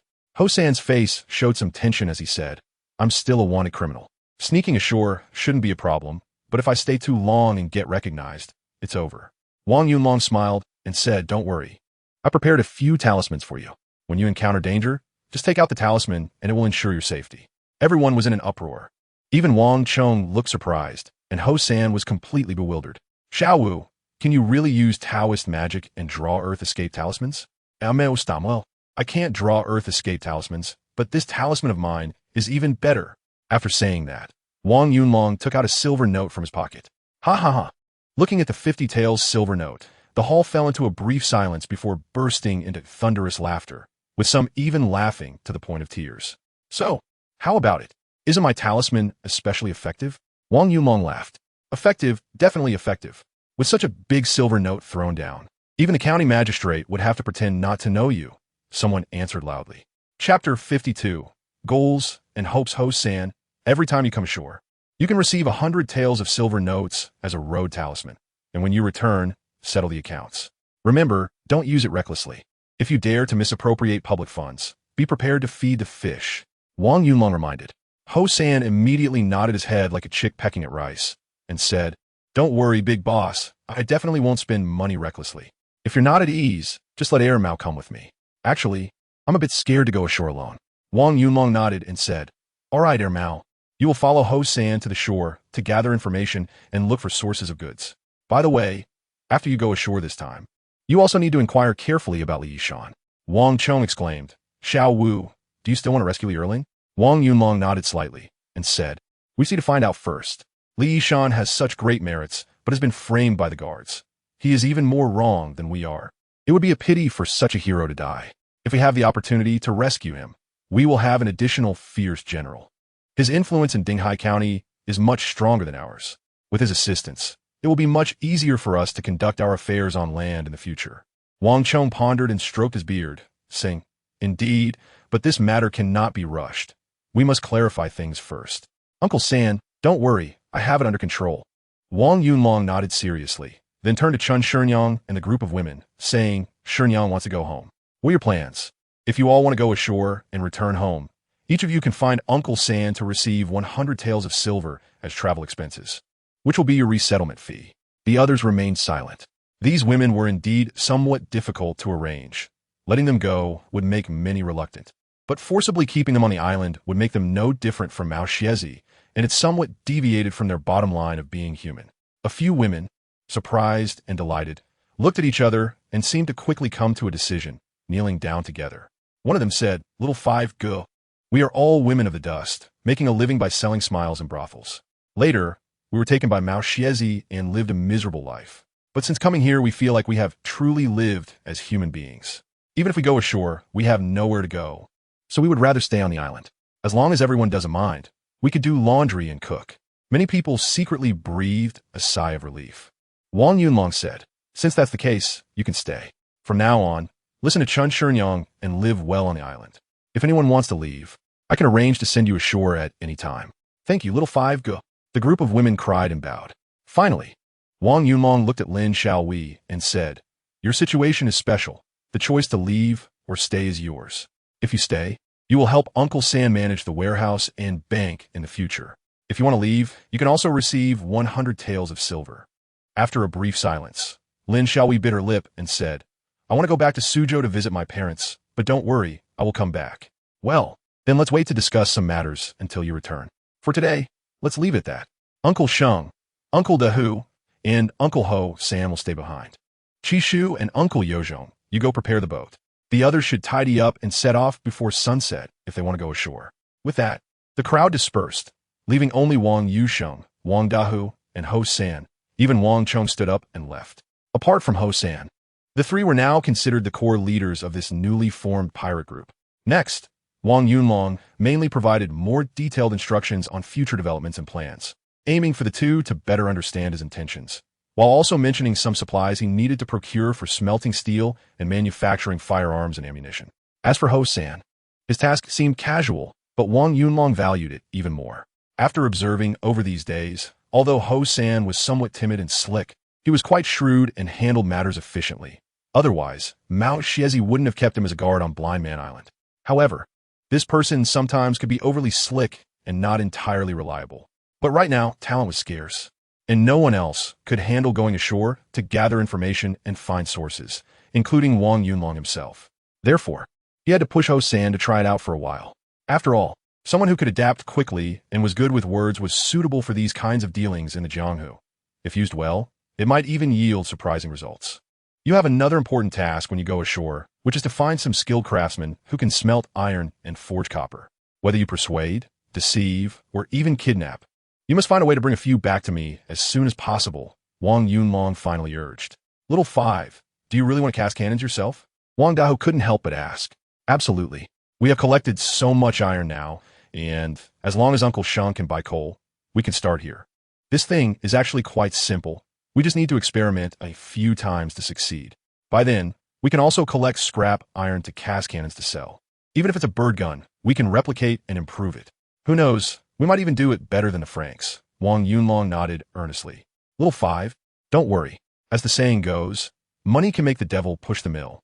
I and Yozhong are quite familiar with several larger trading points for Japanese pirates near Zhoushan. Although coal is a bit difficult to get, it can definitely be obtained with money.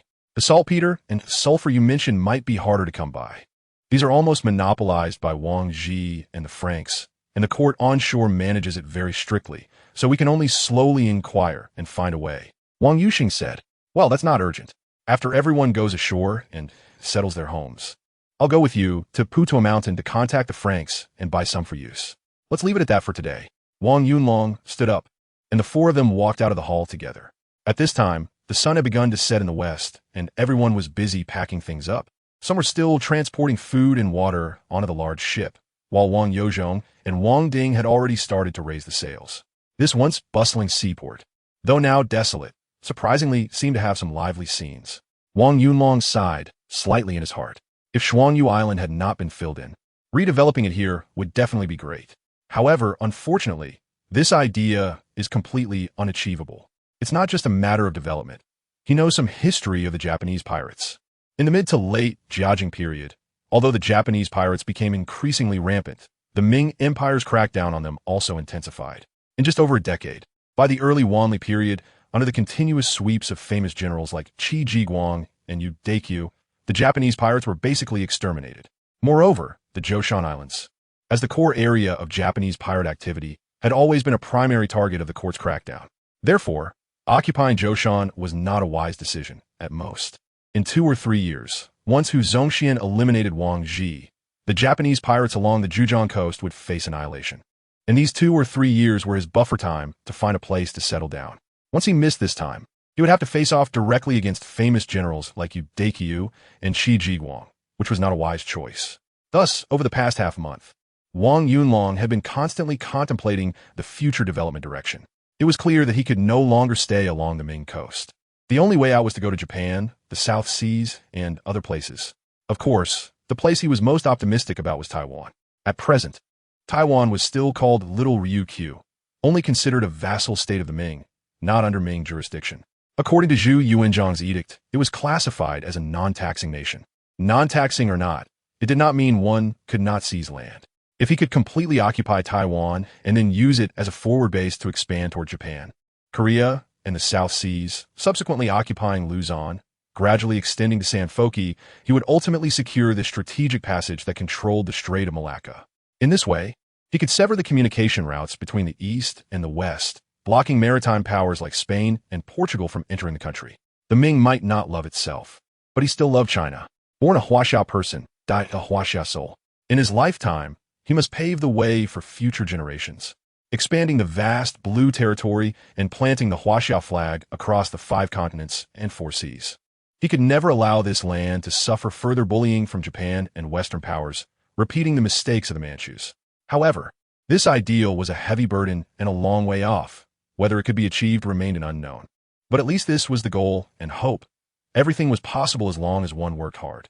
Although there are no chapters, the first volume is considered complete with the departure at this point. Chapter 53. Of course, it's about seizing after sunset. Yangon town was quiet.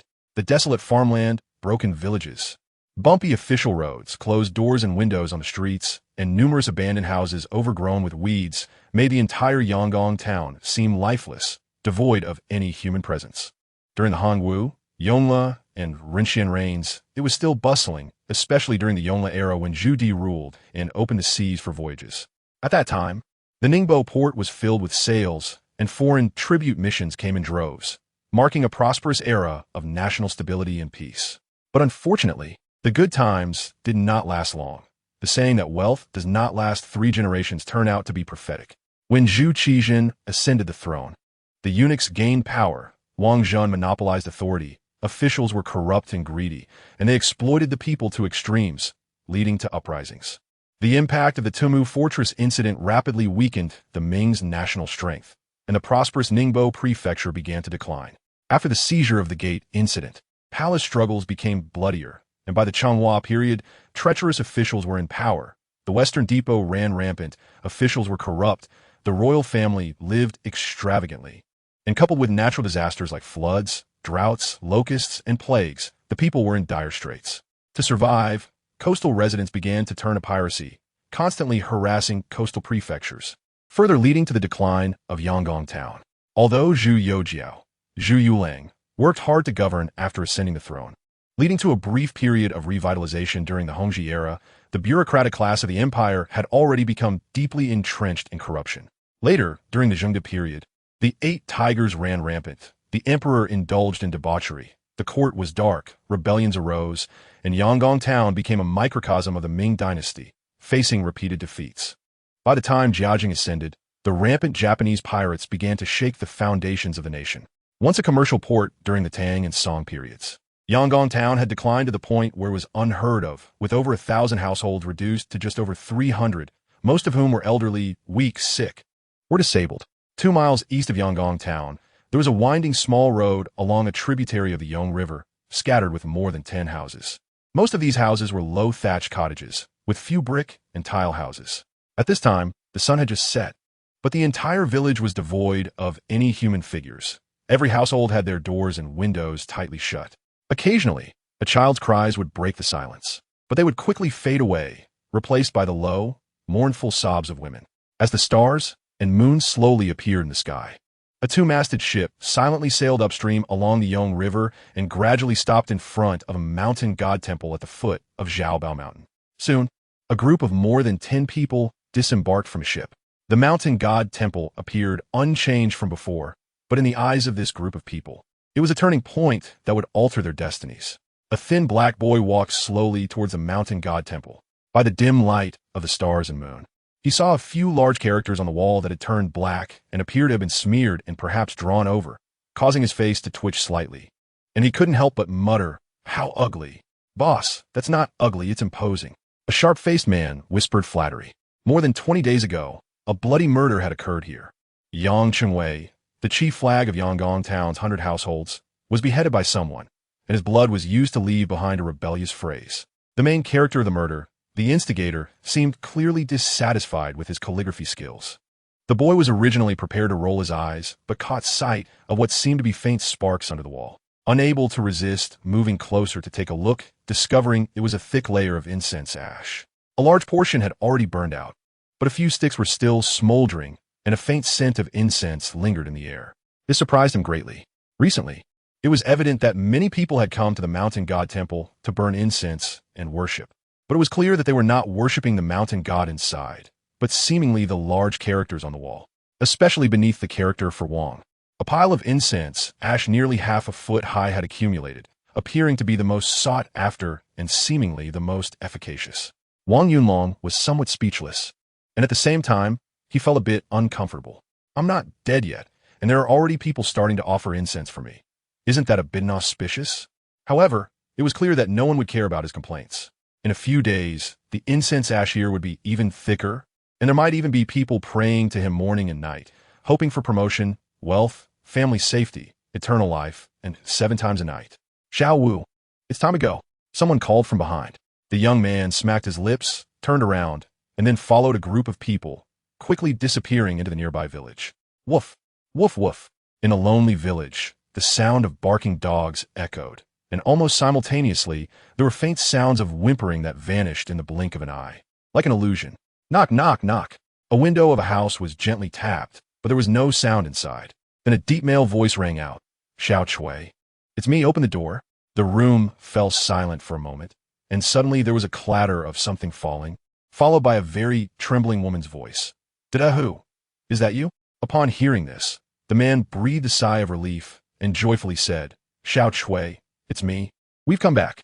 Instantly, the room was filled with joyful sobs, and as footsteps approached, the door was soon opened a crack.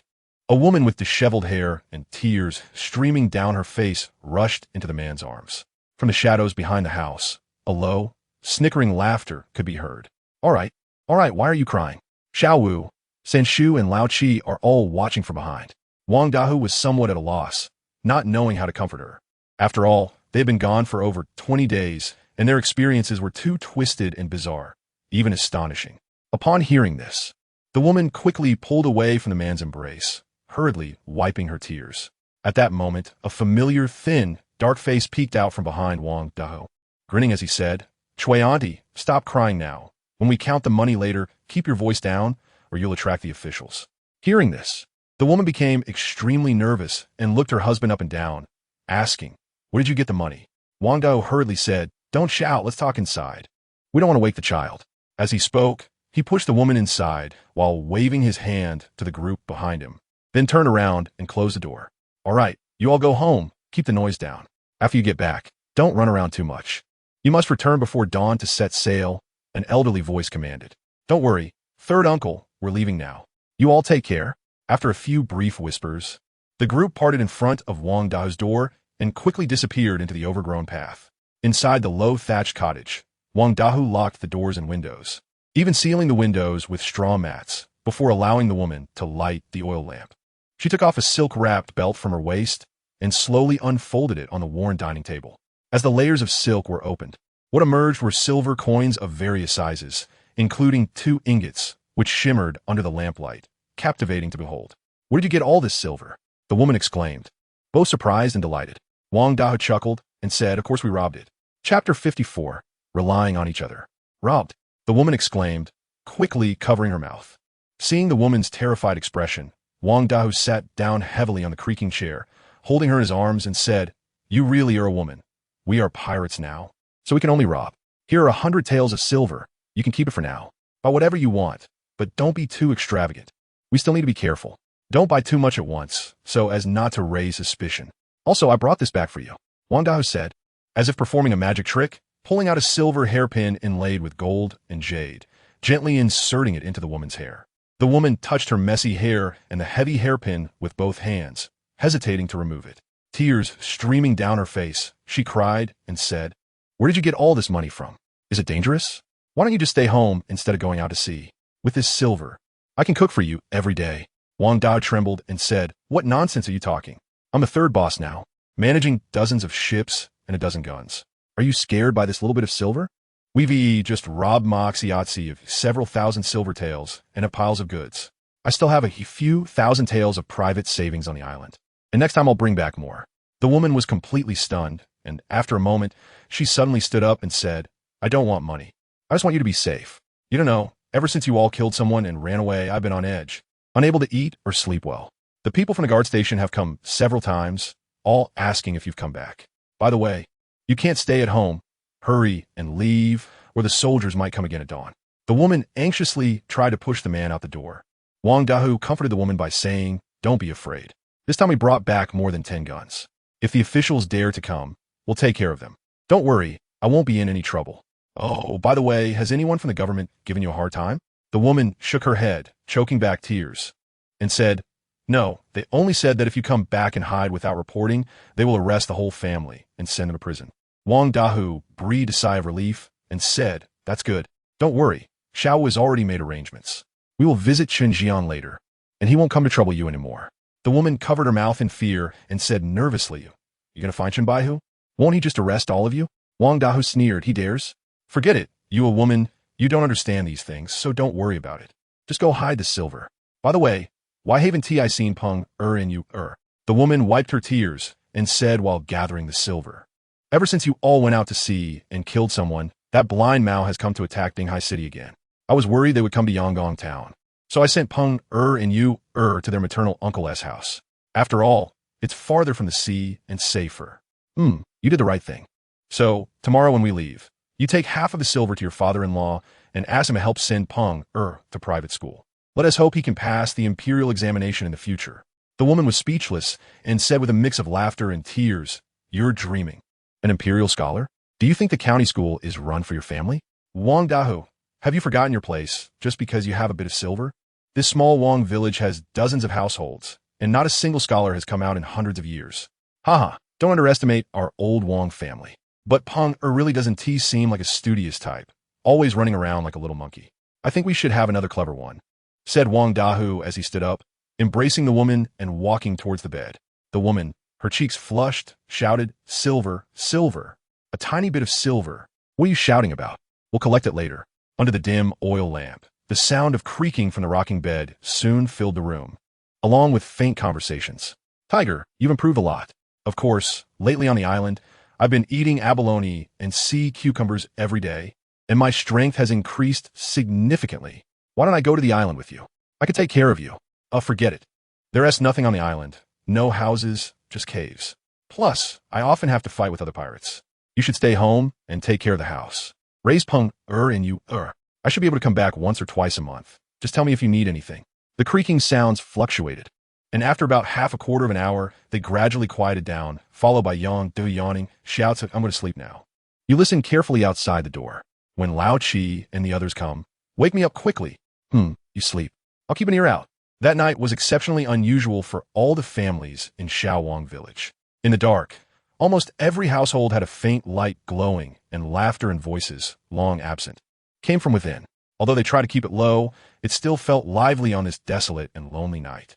A group of women and children, who had been in fear for over 20 days, were now completely pulled into happiness by the sudden safe return of the men. Especially the bundles of silver brought back immense surprise and excitement. No one cared that their men were pirates. For the coastal people, this might be their ultimate fate. In one of the most dilapidated thatched houses, under the light of a small oil lamp, Wang Yunlong and his sister were placing incense on the 2 spirit tablets in the hall. With both parents deceased, the siblings had relied on each other since childhood. This house held all their joyful and painful memories, retaining the images and smiles of their parents when they were alive. Although they could hardly remember their parents' past, the bond of blood made them still deeply attached to this place. However, Both knew that opportunities to return would become fewer and fewer. Dad, Mom, may your spirits in heaven bless us. And please take care of yourselves over there. After bowing 3 times, Wang Yunlong placed the incense in a ceramic bowl filled with ash. Dad, Mom, I will take good care of my brother. When he marries my sister-in-law and has a son, I will bring them back to visit you. Please take care of yourselves over there. Wang Yunxiao knelt on the ground, crying and knocking her head, then stood up to light the incense. Wang Yunlong was caught between laughter and tears, but he still seriously used a broom to sweep away the cobwebs and dust from the offering table. Then he walked outside, watching the faint sounds of laughter and conversation coming from other families, feeling a wave of nameless sorrow and loneliness in his heart. No matter where one is, as long as parents are present, there is a home. When parents are gone, the home is scattered, especially in such a poor and ancient era. However, it is fortunate that this era values family ties more, and people can still huddle together for warmth. Chapter 55. What is favored above will surely be emulated below. Time flowed like water, and soon it was midnight.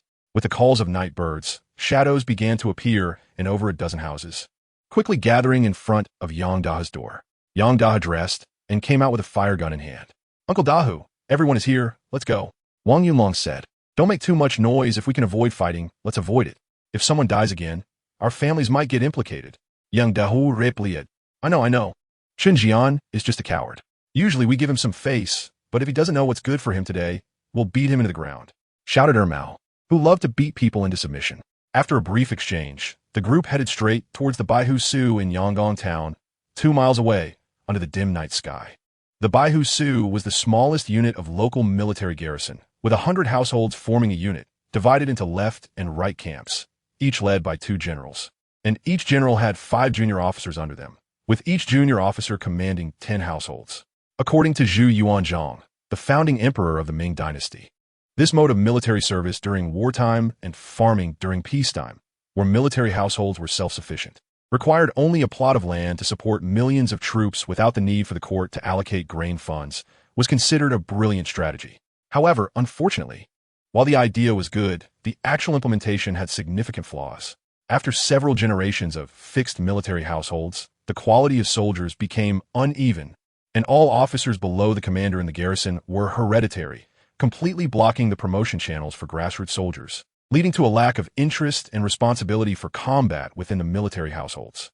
Additionally, the continuous exploitation and oppression by garrison officers led to many military households going bankrupt, with military lands being occupied by various levels of officers, forcing military households to become tenant farmers or even flee their registered status.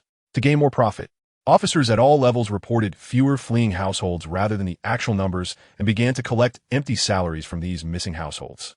Thus, from the early Hanwu period to the mid-Jiajing period, over 100 years later, the military garrisons across the country had almost completely become mere decorations, with military households essentially turning into farmers, and the number of soldiers was less than half, with some garrisons barely having a third of their required personnel. Therefore, starting from a mid-Ming dynasty, the court had to recruit a large number of soldiers and invest significant amounts of gold and silver to rearm a fighting force. This meant that during the mid-Ming dynasty, there were always 2 equally sized armies, one combat-ready and the other collecting empty salaries. However, the situation was slightly better along the coast, as the presence of pirates required the garrisons to take on considerable defensive responsibilities. The court strictly ordered all states and prefectures in the southeastern coastal areas to strengthen the maintenance and investment in the garrisons, ensuring they maintained a certain scale. However, while the scale remained, their combat effectiveness was still weak. It wasn't that the garrison officers and soldiers couldn't fight, but rather that the officers at all levels had become completely rotten, with hardly any capable individuals left. For instance, this time, the Ningbo military commissioner colluded with a blind man to invade and feign an attack on Dinghai City, performing a play to gain military merit. Such actions, regardless of the dynasty, would lead to heads rolling from the top down. But for middle and high-level commanders like Wu Biao and Lu Zhengxiong in the garrison, this was common practice. However, this time they didn't team manage it well, resulting in some mistakes along the way. To completely cover up their crimes, they didn't hesitate to turn black into white, framing the hero who killed the pirates, Wang Yunlong, as the mastermind behind a rebellion and awaiting execution in the autumn, ensuring that no one would investigate or mention this matter again. What is favored above will surely be emulated below. Although the Baihusu in Yangon town was small and weak, the 3 townships and 8 villages under its jurisdiction were the targets of their exploitation. The previous general, Yang Chunwei, who was beheaded by Wang Yunlong, was known for bullying men and women, and Baihu Chunjian was not much better. Since Yang Chunwei's death, he had turned black into white, branding Wang Yunlong and others as colluding with pirates to kill officials and rebel, and then used Yang Chunwei's 8-year-old son, who was not yet able to inherit his position, as a threat to occupy Yang Chunwei's wives and concubines, living in Yang Chunwei's home and committing lewd acts in front of his 8-year-old son.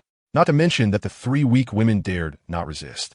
Even the military households with a moral bottom line within the garrison were left angry, but dared not speak out. Today was no different. Chunjian was still staying at Yang Chunwei's home.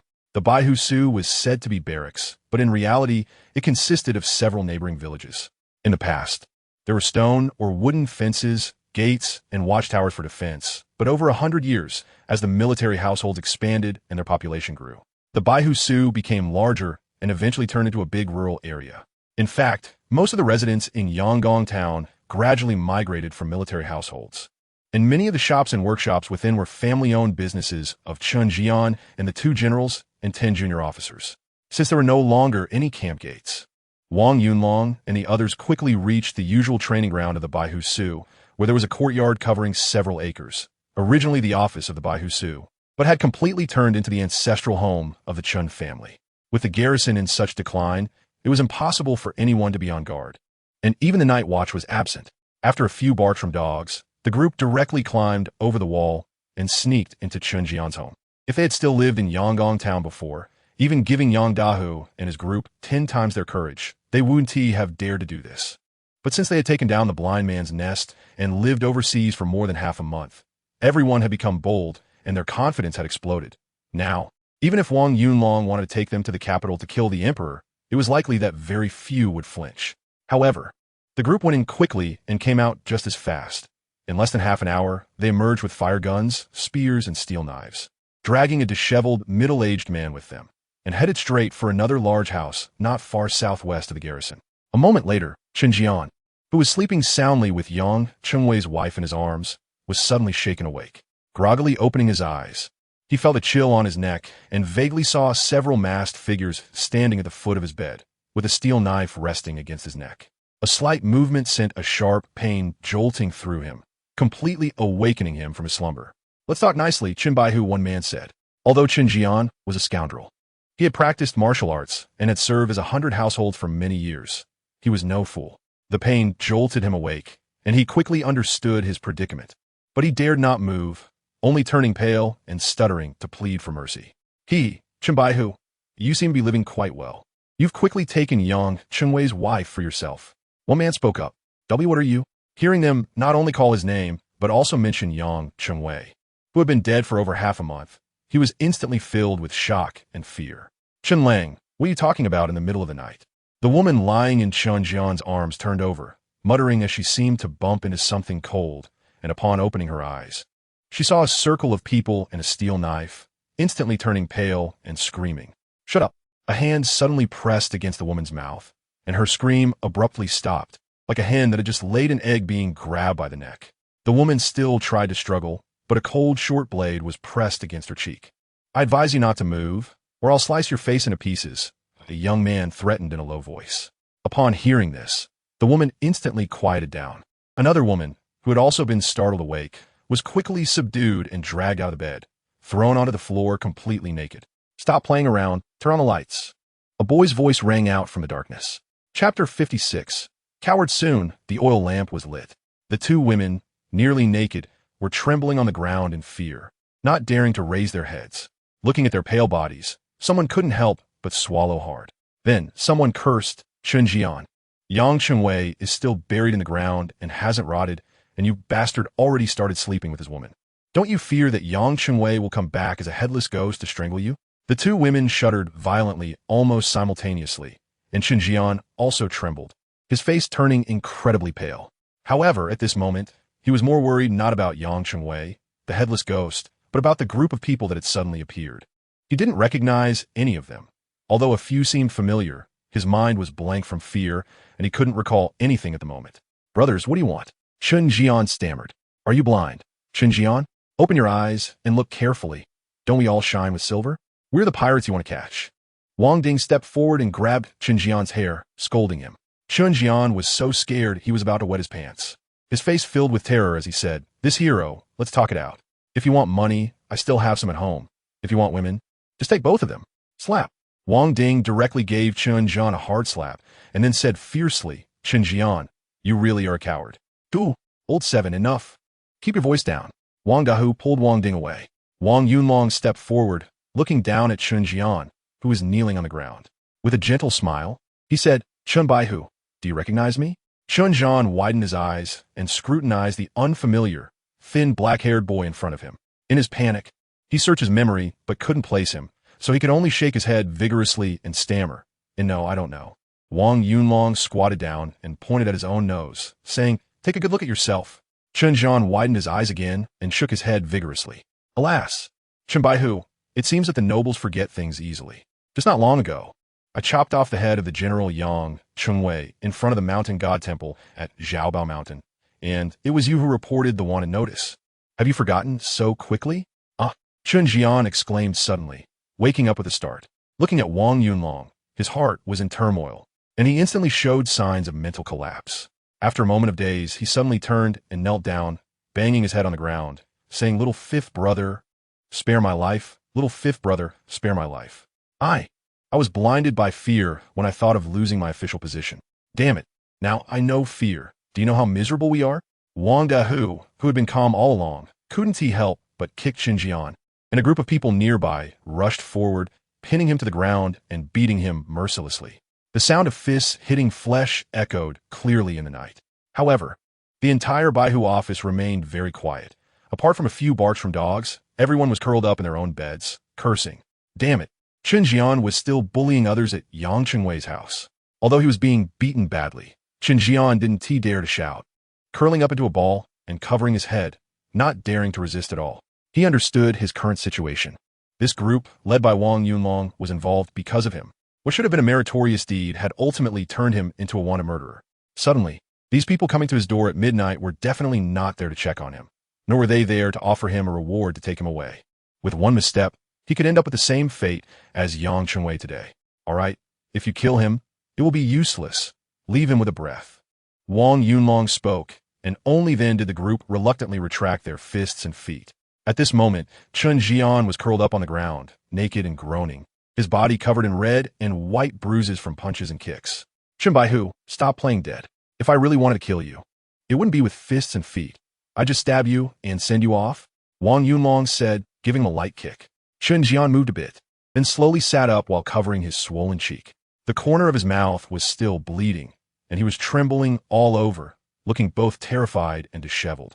But his emotions seemed to have calmed down a lot. Wang Yunlong said he wouldn't kill him, which probably isn't a lie. After all, killing him would serve no purpose for anyone other than seeking revenge and venting anger. A group from Shawang village has gone out to sea as pirates, and this has already been recorded by the Dinghai County government and the garrison, meaning that Wang Yunlong and others are officially recognized as Japanese pirates, and they can be killed on sight. If Wang Yunlong and the others were to kill him now, it would be no different from the invasion of pirates. Tomorrow, the men, women, and children of Shawang village would all be arrested and charged as accomplices, then exiled to the northwestern wilderness. Brothers, I admit I was wrong about that matter. Rest assured, as long as you want to come back day or night, I will pretend I didn't see anything and will not make things difficult for you. Xinjiang's heart calmed down, and his thoughts became clearer as he began to grasp the purpose of Wang Yunlong and the others coming at midnight. Over the years, at least 100 people from Yangon town have gone out to sea as pirates, most of them on Blind Man's Island, secretly returning home for years.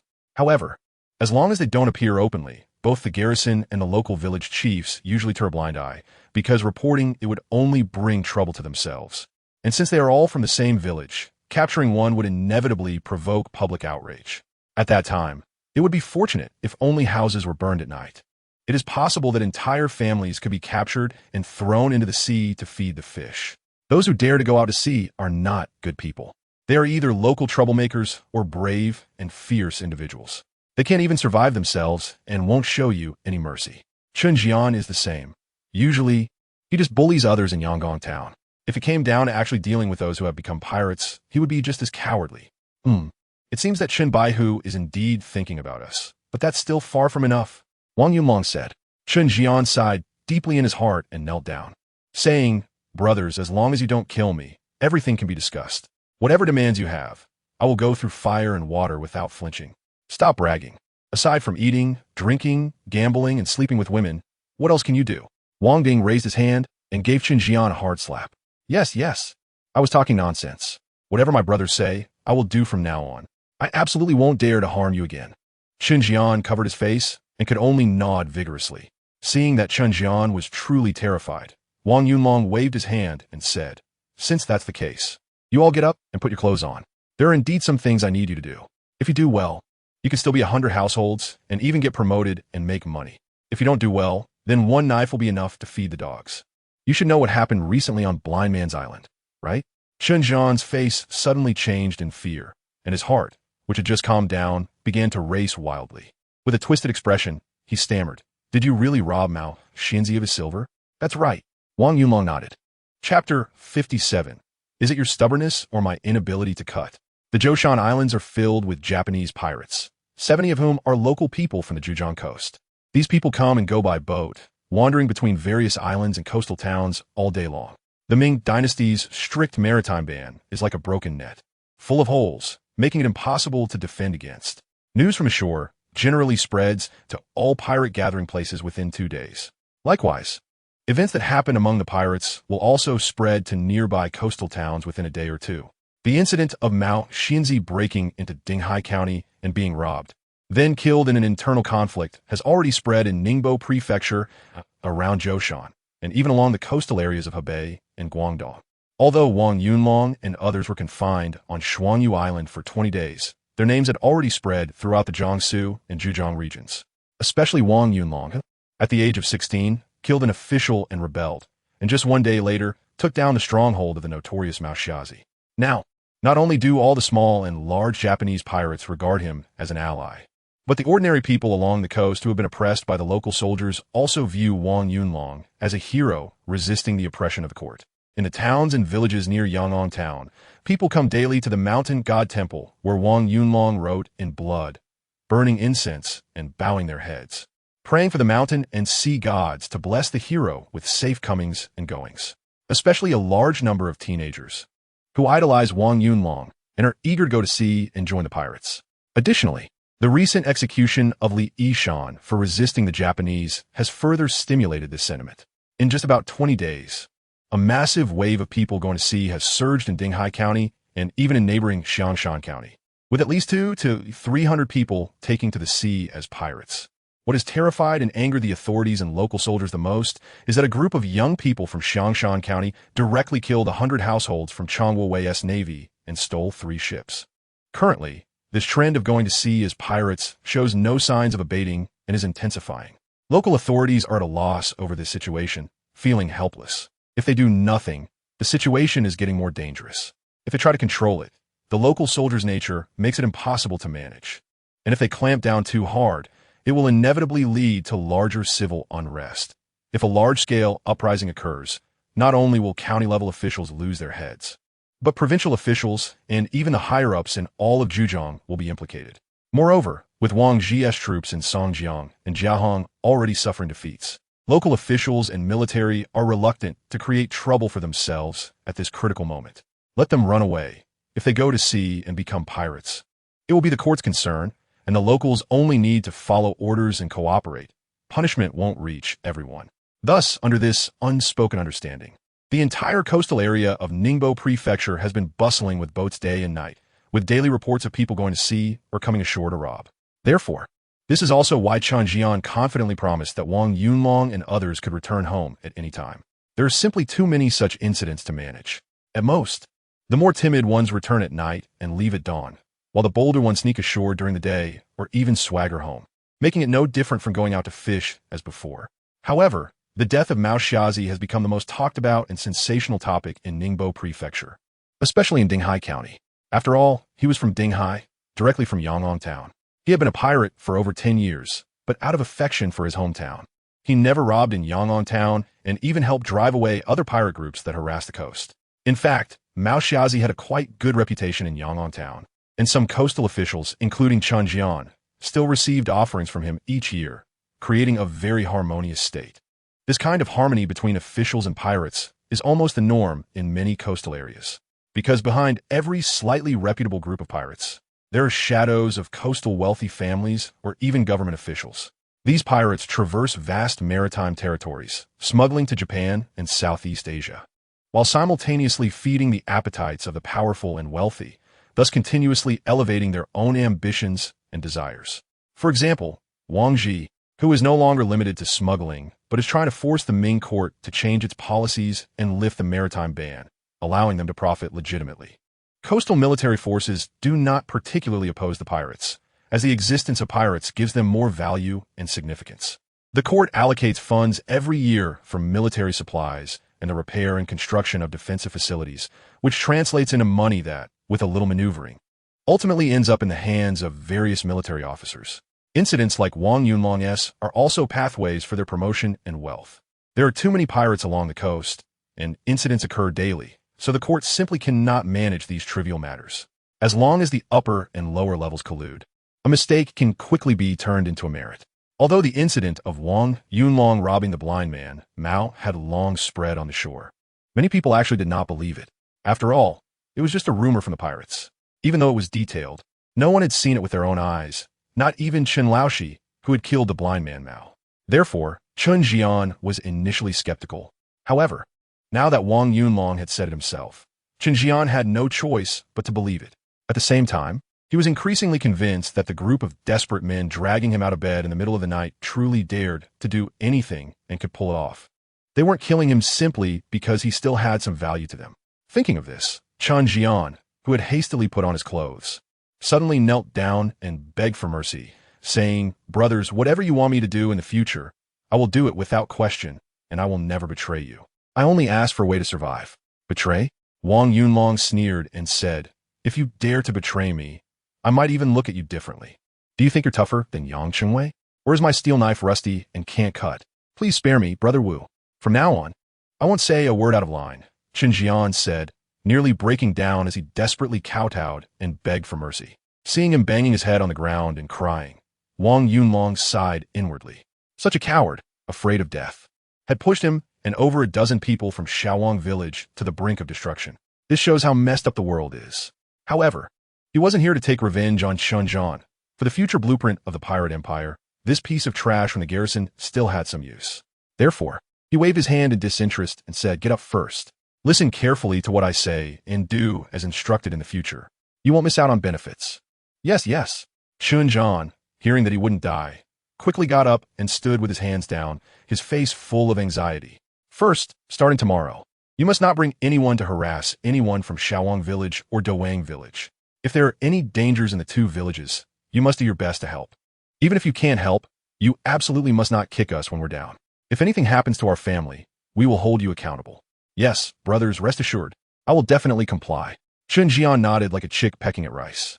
"Secondly, you need to prepare 10 stones of grain for us every month, as well as 30 pounds each of oil, salt, soy sauce, and vinegar." Okay, but where should I put these things once they're ready?" Just put them in my house. Prepare them by the 15th of each month. You know where my house is, right?" I know. Yang Jian nodded vigorously. As a murderer, Wang Yunlong's house had long been searched many times by the guards and the county officials, almost digging 3 feet into the ground. Of course, it was all just for show. After all, the people had run away, and he had already found out that Wang Yunlong's parents were both deceased, and he had depended on his younger sister since childhood. It was precisely because of this that Yang Chengwei's actions brought him disaster. At this moment, Chen Jian felt bitter inside. Although he faced Yang Chengwei's wives and concubines every day, he couldn't help but insult all the women from Yang Chengwei's ancestral line. If it weren't for that bastard Yang Chengwei being driven by lust, how could he end up in such a miserable situation? 10 stones of grain every month meant an expense of 7 to 8 taels of silver, plus 30 pounds each of oil, salt, soy sauce, and vinegar, which added up to several more taels of silver. All this money would have to come from his own pocket. Thinking of this, he gritted his teeth in hatred, wishing he could dig up Yang Chengwei's headless corpse from the grave and hack it into pieces. Third, you help us buy a decent street side shop in Dinghai County. preferably 3 stories. Wang Yunlong sat down on a grandmaster's chair and stated the third condition.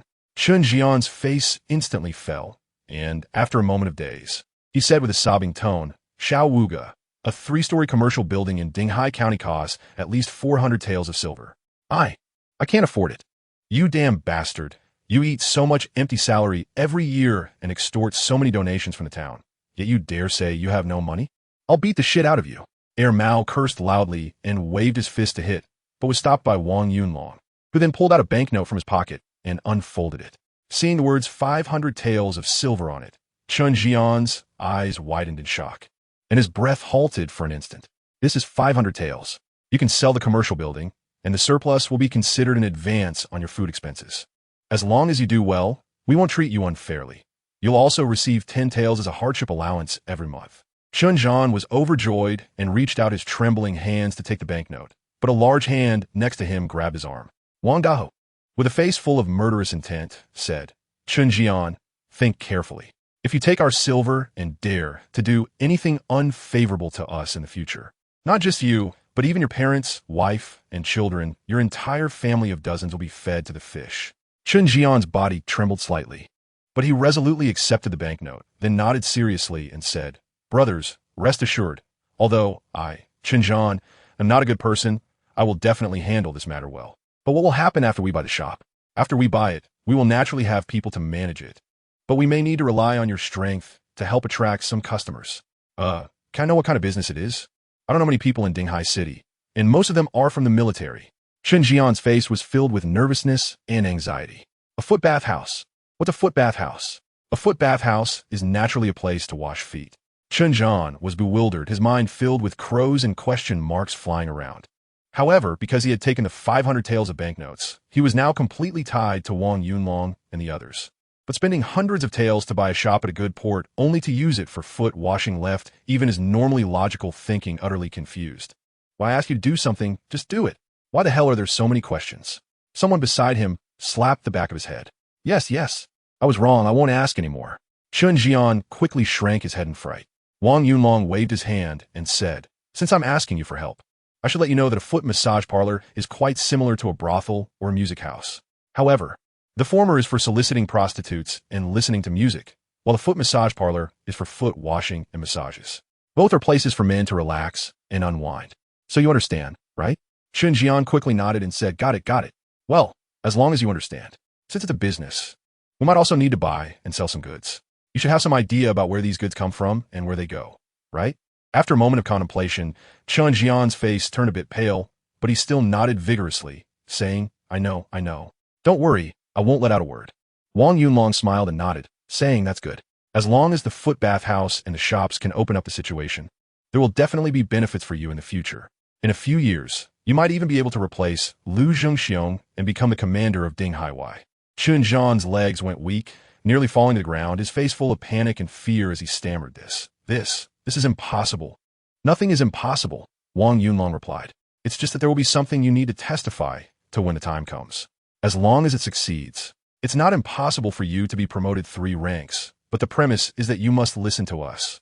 Chun Jian was terrified deep down. This matter was certainly significant, but Wang Yunlong did not elaborate, and he dared not ask more, fearing he would be beaten again. All right, I've offended you today. There's nothing more to discuss, so I won't disturb Chun Baihu's sweet dreams. Farewell. Oh, by the way, when you have time, help me find out the inside story of Li Yishan being sentenced to death. Turning to leave, Wang Yunlong suddenly remembered something before stepping out the door. Chun Jian was momentarily stunned, but quickly nodded. Okay, I will inquire carefully. This matter has caused a lot of public outrage. I can't stand it either. Smack! Chun Jian was again hit on the back of his head, staggering and nearly crashing into the door. Wang grabbed him by the collar and angrily said, You bastard! Now you're pretending to be a good person. I didn't see you unable to stand it when you were framing us. Remember, if I find out you bully the poor folks in town again, I won't spare you. Exactly. If you bully men and women again, I'll send you to meet King Yin with a single shot. Mao coldly pressed the muzzle of his gun against Chun Jian's forehead. Yes, brothers, don't worry. I won't bully the townspeople anymore. Chun Jian was so scared he nearly wet his pants with the cold, hard gun barrel pressed against his head. Soon, Wang Yunlong and his group left Yang Chengwei's residence. Accompanied by distant and near barks of dogs in the deep night, The desolate Yangon town fell silent and dark again, as if nothing had happened. At this moment, Chen Jian did not dare to stay any longer at Yang Chengwei's house. Clutching a large silver note of 500 taels, he ran home like a scared dog, pale-faced. No guilty conscience, no fear of ghosts knocking on the door. Wang Ding's heart was already broken by the first sentence. It seemed that there were headless ghosts everywhere in Yang Chengwei's home. On the floor, on the bed, on the beams. All around were the terrifying figures of headless Yang Chengwei, covered in blood holes, trying to strangle him. Even 2 women had one each on them, all day long presenting their empty necks to him. Chapter 59. The Rites of the Ming Dynasty, Eating People Without Spitting Out Bones. Unknowingly, the dawn of light began to appear in the east. The large sailing ship docked next to the mountain god temple at Zhaobao Mountain also set sail in the gentle morning mist, heading down the surging and clear Yongjiang River, quickly disappearing towards the sea entrance. Ho San, Er Miao, Chun Shenyang, and Lin Xiaowei, after disguising themselves, hired a horse-drawn carriage in Yangon town, creaking towards Dinghai County. Chun Shenyang was from Shaoxing, but had been taken by Chun Laoshi for 10 years. At that time, she was only 17, preparing to get married. The best 10 years of her life were spent in a den of thieves, a kind of fear, dread, and helplessness that few could understand. Yet she survived tenaciously, because she still held a deep desire in her heart to return and see her parents, to see her younger brothers and sisters. It was this persistent attachment that allowed her to exchange her body for a barely survivable environment, until she encountered Wang Yunlong and others robbing on Blind Island. Now, she was finally free, feeling as if she had come back to life, those memories of home from her youth slowly resurfacing in her heart, becoming clearer and clearer. No one is inherently inferior, nor is anyone born to be lowly. It's just that circumstances have forced them into such a situation. What Wang Yunlong said on Blind Man's Island echoed in her mind like a spring, constantly swirling. She couldn't even remember how many men she had slept with, and thus she had long lost the face to return to her parents. As for marrying and having children, she had never dared to hope for that. Under the strict moral constraints of the Ming Dynasty, she realized that from the moment she was captured by the Japanese pirates, she had already been considered unclean in the eyes of her parents and relatives, her entire being tainted with filth and evil. But was this her fault? Although she had always longed to return home, it was only when she stepped onto the road home that she felt her fear and helplessness were no less than when she was first taken by the pirates. Sitting beside her, Lin Xiaowei, wrapped in an old cloth skirt with a headscarf and face towel, felt no different. This journey home was like fulfilling a vow, satisfying an obsession in her heart. Yet that longed for home felt more like a gate to the underworld. The moral teachings of the Ming Dynasty devoured people without spitting out bones. An unclean woman did not deserve to live in this world. As the daughter of a scholarly and official family, she understood her parents' attitude towards her even more clearly. Therefore, this journey home was a process for them to sever their obsessions. From then on, there would be no more Chun Shimi, nor would there be the former Lin Xiaowei. What remained were merely 2 fallen women from the Ming Dynasty, lost in a den of thieves. Fortunately, this world had not completely abandoned them. That unique, slender boy had given them hope and courage to start new. Ho San and Er Mao disguised themselves as ordinary merchants, first sending Chun Shenyang and Lin Xiaowei home, and then going to Zhujiang to gather information and find sources of goods. Wang Yunlong did not provide any specific goals for these 2 tasks, making their mission seem easy, but in reality, it was not. Ho San knew very well that this was an opportunity Wang Yunlong had given him to prove himself. If he did well, he would naturally be accepted, and perhaps he could even become a trusted confidant. But if he did poorly, he might be swept out the door. After all, their initial verbal agreement was merely to help each other. He helped guide the way and rob, while Wang Yunlong helped him leave Blind Man's Island. Wang Yunlong had already given him more than he deserved, dividing the loot and giving him a share of over 2,700 taels, enough for him to buy a large house in Hangzhou or Suzhou and live a carefree life as a wealthy man. Unfortunately, his identity did not allow for that. As a wanted criminal, hiding on land and living in fear was far worse than being a pirate. As for Er Mao, he was simply out for fun, eating, drinking, and monitoring Ho San. The boss is indeed impressive. He has won over Xinjiang, and soon the entire Yangon town will almost belong to us. The carriage bumped along, and Ho San couldn't help but marvel. I just wonder if Chun Jian will turn traitor and inform on us. Chun Shenyang frowned with slight concern. Although the boss is young, he is very bold and shrewd in his actions. I've seen many soldiers like Chun Jian, Most are just useless drunks. And you can't find a single useful one among 10. They may not be good at fighting, but they excel at bullying the poor and making money. Don't worry. For the sake of his own and his family's lives, Chen Jian definitely won't dare to inform, Ho San said with a smile. Mao shrugged and pouted.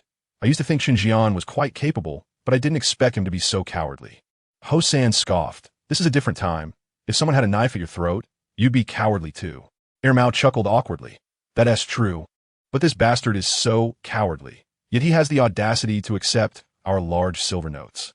Ho San shook his head. It's not about whether he dares to accept. He has to accept it.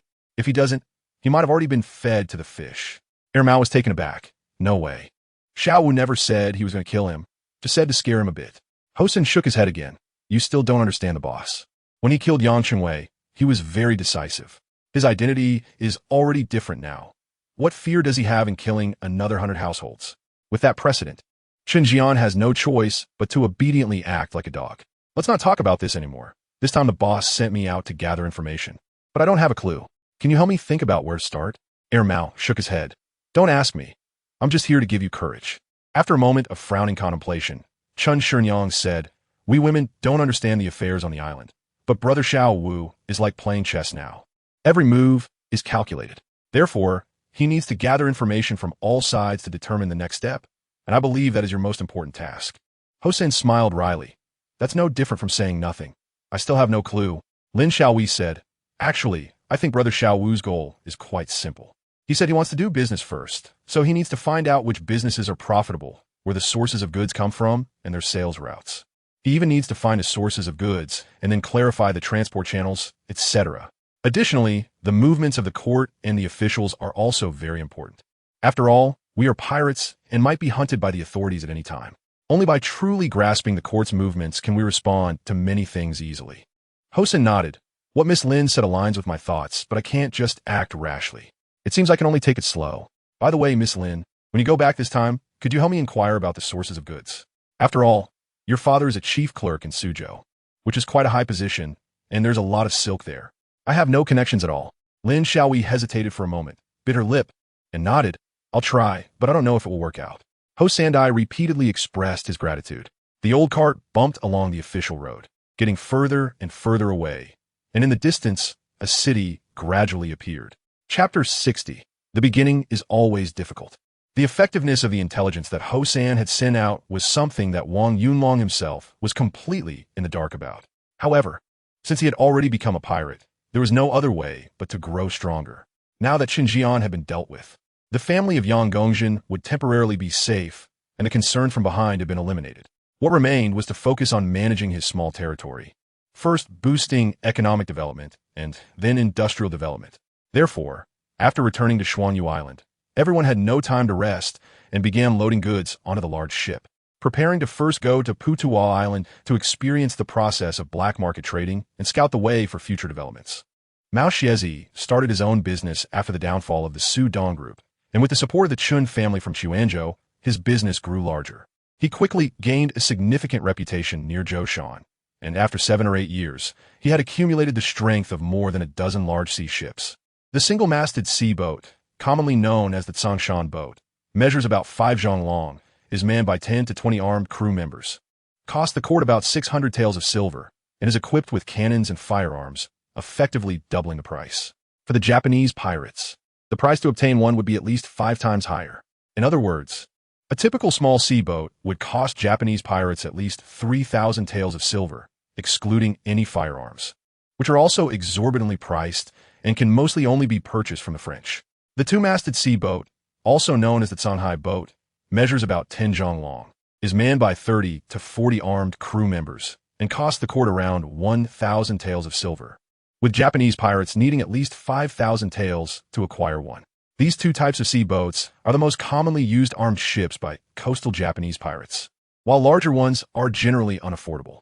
In contrast, although the emperor is incompetent and the court is corrupt, the imperial fleet is significantly stronger than the Japanese pirates. Sangshan boats and Shanghai boats are considered mainstream good ships for the Japanese pirates, but for the coastal court garrisons and naval forces, they are merely conventional vessels, usually used for patrolling and pursuing. The main warships of the Ming Navy are the 3-masted Fuchuan, which are over 15 zhang long, manned by 60 to 70 crew members. Equipped with 6 cannons, 30 firearms, as well as various peculiar weapons like rockets, fire dragons, fire bricks, thunder fire tubes, and a large number of bows and crossbows. To build and arm such a warship, the court invests at least 3,000 taels of silver, while Japanese pirates, even for just a bare ship, need to invest at least 10,000 taels of silver. As for larger ships, Japanese pirate groups generally find them out of reach. Even if shipyards along the Ming coast are bold, they hardly dare to sell to Japanese pirates and foreigners. Because building such a large ship from logging to completion takes at least 2 years, and the court cannot turn a blind eye. Even if the coastal garrison officials are corrupt and incompetent, they cannot tolerate such a deadly weapon falling into the hands of Japanese pirates, which threatens their positions and lives. Japanese pirates can thrive and grow wealthy, but they absolutely cannot be allowed to nurture a fierce tiger. Unfortunately, as long as there are sufficient profits, no matter how much one tries to guard against it, vulnerabilities will eventually appear. Moreover, if the Ming court does not buy, there is another channel. Wang Ji, who is currently entrenched in Japan, has the ability to build ships, albeit at a higher cost. Mao Xiezhi's 4-masted ship, measuring 20 zhang long, was bought from Wang Ji, equipped with 8 medium-sized French cannons and ammunition, totaling over 60,000 taels of silver.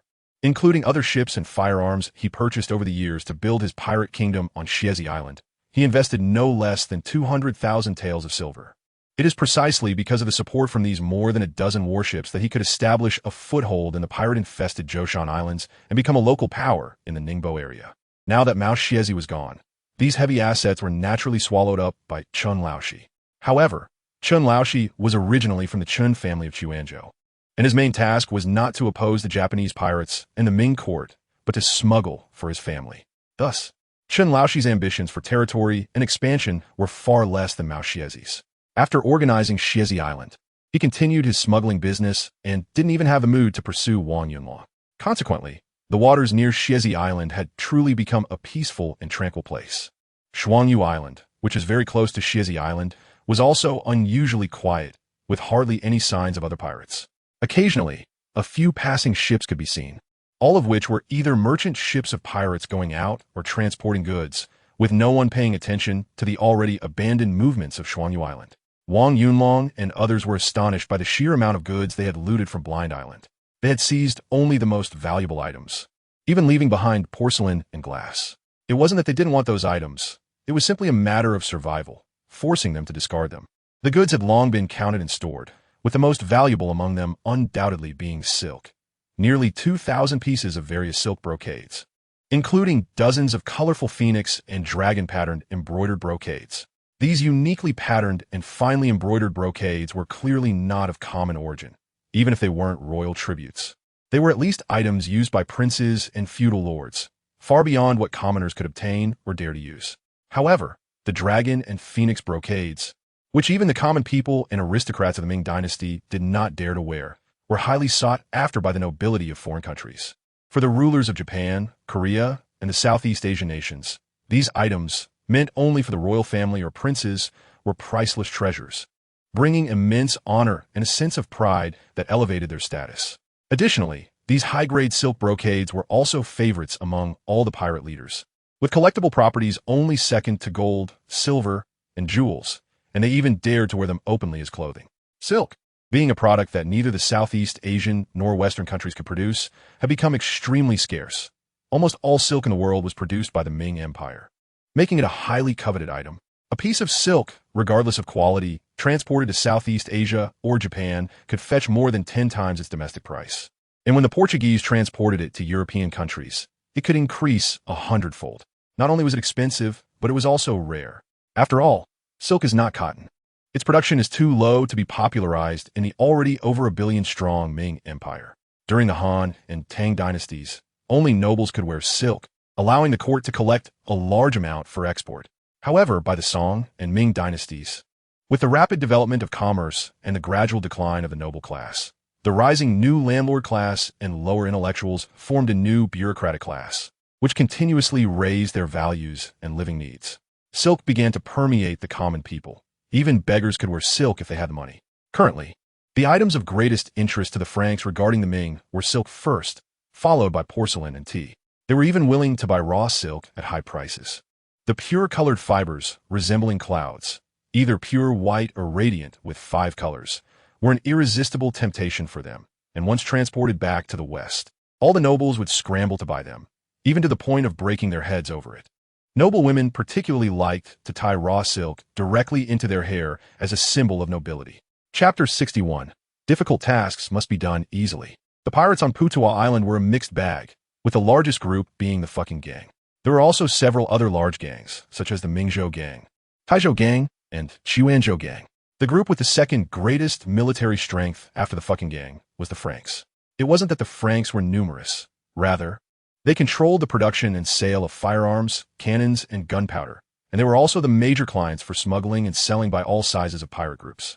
The Franks sold cannons and firearms at high prices, using all the money to purchase various goods from the Ming, transporting them back to Europe in large ships, and then bringing back the silver urn to exchange in the Ming for more silk, porcelain, and tea, repeating this cycle. Western gold and silver were continuously flowing into the Ming. Unfortunately, this money ultimately fell into the hands of coastal merchants, aristocrats, and various pirates, with the court receiving nothing. Around 10 o'clock in the morning, as the observers on the peaks of Shuangyu Island signaled safety, a 2-masted ship quickly set out from the harbor, navigating past numerous hidden reefs, boulders, and shipwrecks, heading southeast. Wang Yunlong stood at the bow of the ship, facing the clear sea breeze, looking at the blue sky and ocean, and couldn't help but stretch out his arms and let out a long howl. This was the first time since entering the sea that he truly began his daily life as a pirate. Putuwa Island was their first stop in integrating into this chaotic world, to quickly establish a foothold in the Zhoushan Islands and the Ningbo coast, where Japanese pirates were rampant. They needed to find a relatively powerful backing first. Additionally, they had to find a way to sell off the goods from the blind man, so they would have more financial resources to invest in various developments ahead. Although the most stable major client on Putuwa Island was undoubtedly the Portuguese, the so-called strong dragon does not suppress local snakes. The entire southeastern coastal area was filled with Japanese pirates, and the Portuguese were actually not that significant. At most, they could be considered a group of relatively powerful armed merchants. The truly powerful, controlling the smuggling, were those pirate groups composed of Ming people.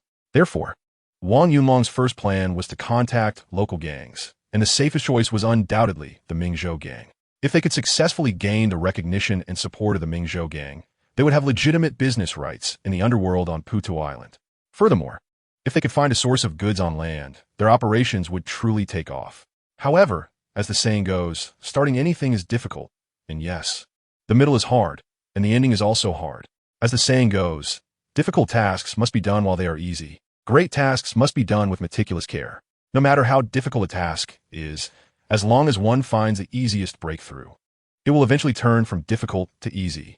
Therefore, he needed to quickly find this breakthrough, even if it meant taking the risk to go personally. It wasn't that he wasn't afraid, but rather that he had no trustworthy and capable people under him. He could only tough it out and push himself into the fray, which might increase his chances. In just half an hour, the journey was already halfway completed. As they got closer to Putuwa Island and farther from the Ningbo coast, the presence of Japanese pirates became increasingly apparent. They had already seen dozens of ships of various sizes appearing from different island directions, almost all heading toward Putuwa. Since Zhu Wan filled in Shuangyu port, the pirates near Zhoushan had gathered closer to Putuwa Mountain. In fact, the blind man was selling goods from Chuanzhou merchants, mainly to Wang Ji. They rarely visited Putuwa Island because it was too chaotic, so everyone must be careful later and avoid causing trouble. Wang Yuxing stood beside Wang Yunlong, feeling very excited at the moment. He kept introducing some information about Putuwa Island to Wang Yunlong and giving some necessary reminders.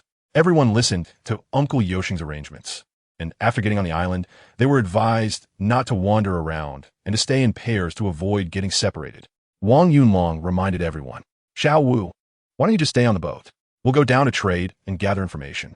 There's a portrait of you on the wanted poster, and if someone recognizes you, it could cause trouble." Wang Ding hesitated. Wang Yunlong nodded and said, "Indeed, we need to be a bit cautious, but there's no need to be too nervous. Putuwa Island is full of pirates, and almost everyone who can survive here is not a good person. I only killed a general. It's nothing serious. So what if someone recognizes me? Does anyone really want to catch me and take me to the court for a reward? Let's see how things go when we get up there and try to keep a low profile. It's best if we can avoid being discovered."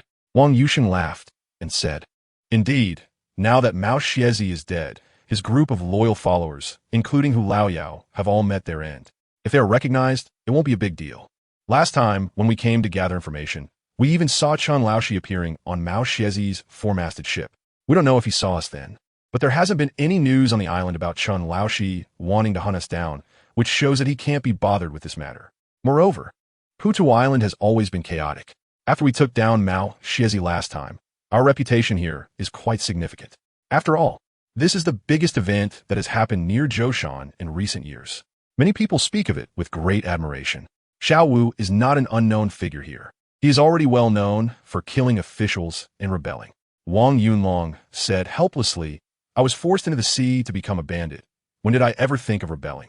Those few characters were just too small to fit in the mountain god temple. I simply wrote the name smaller." Laughter erupted around him. Wang Yozhong grinned with a simple expression, "To act on behalf of heaven and uphold justice. The murderer is the king." Anyone who sees this would think it's a rebellion. So Xiao Wu, don't be modest. If you really grow big in the future, rebelling wouldn't be a big deal. Isn't Wang Ji now calling himself the Prince of Hui? He even imitates the court by bestowing titles on ministers and generals. Mao Xiezi even received the title of General of Cavalry. And they sent him an official decree and a set of general's robes, though they all have the style of the Japanese pirates, which Mao Xiezi looks down upon. In fact, Mao Xiezi is not bad, especially towards the people of Yangon town, and he mainly relies on the goods from Xuanzhou merchants, rarely coming ashore to loot. He is much better than other Japanese pirates, which is why we are willing to follow him. Robbing the poor commoners on land always feels wrong in my heart. If Mao Xiezi dies, it is likely that the area near Ningbo will become even more chaotic. Wang Yuxing sighed. Wang Yunlong also sighed and said, "I didn't expect Mao the Blind to die so quickly. I thought if we hid for a while, he would relax his pursuit, and we could leave. Then we could find a way to deal with him slowly. Once we got rid of the goods, we could simply go far away and develop in places like Fujian or Guangdong. But I didn't expect Mao the Blind to be so unlucky that he could suffer heavy casualties even while performing on shore, and he even audaciously blew open the city of Dinghai." Wang Dingzi grinned and said, "If Mao Xiezi doesn't die, we really won't have an easy time. Once we buy ships and guns and have the capital, in a few years, we'll take care of Chen Laoshi too. And then this area of Dinghai will all be ours."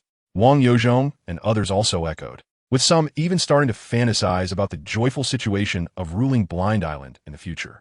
Wang Yunlong couldn't help but smile bitterly. There was no need to wait for a few more years. At most, 2 years later, when the next governor of Zhejiang, Hu Zongxian, eliminated Wang Ji, he would use thunderous methods to flatten all the strongholds of the Japanese pirates across the Zhoushan Islands. As the core of the pirates' trade, Putuwa Island would undoubtedly be the first to suffer. Therefore, there was simply no place to hide or establish a foothold in Zhoushan. If one wanted to develop, they could only head toward Japan or Guangdong and Fujian. However, he didn't want to say this just yet, as he didn't want to dampen everyone's confidence too much. After all, a group of people had just started their pirate careers, and each of them was still filled with confidence. Even if they had to flee in the future, it would be at least a year later. By then, he should be able to gather some strength for self-protection with these people. Chapter 62.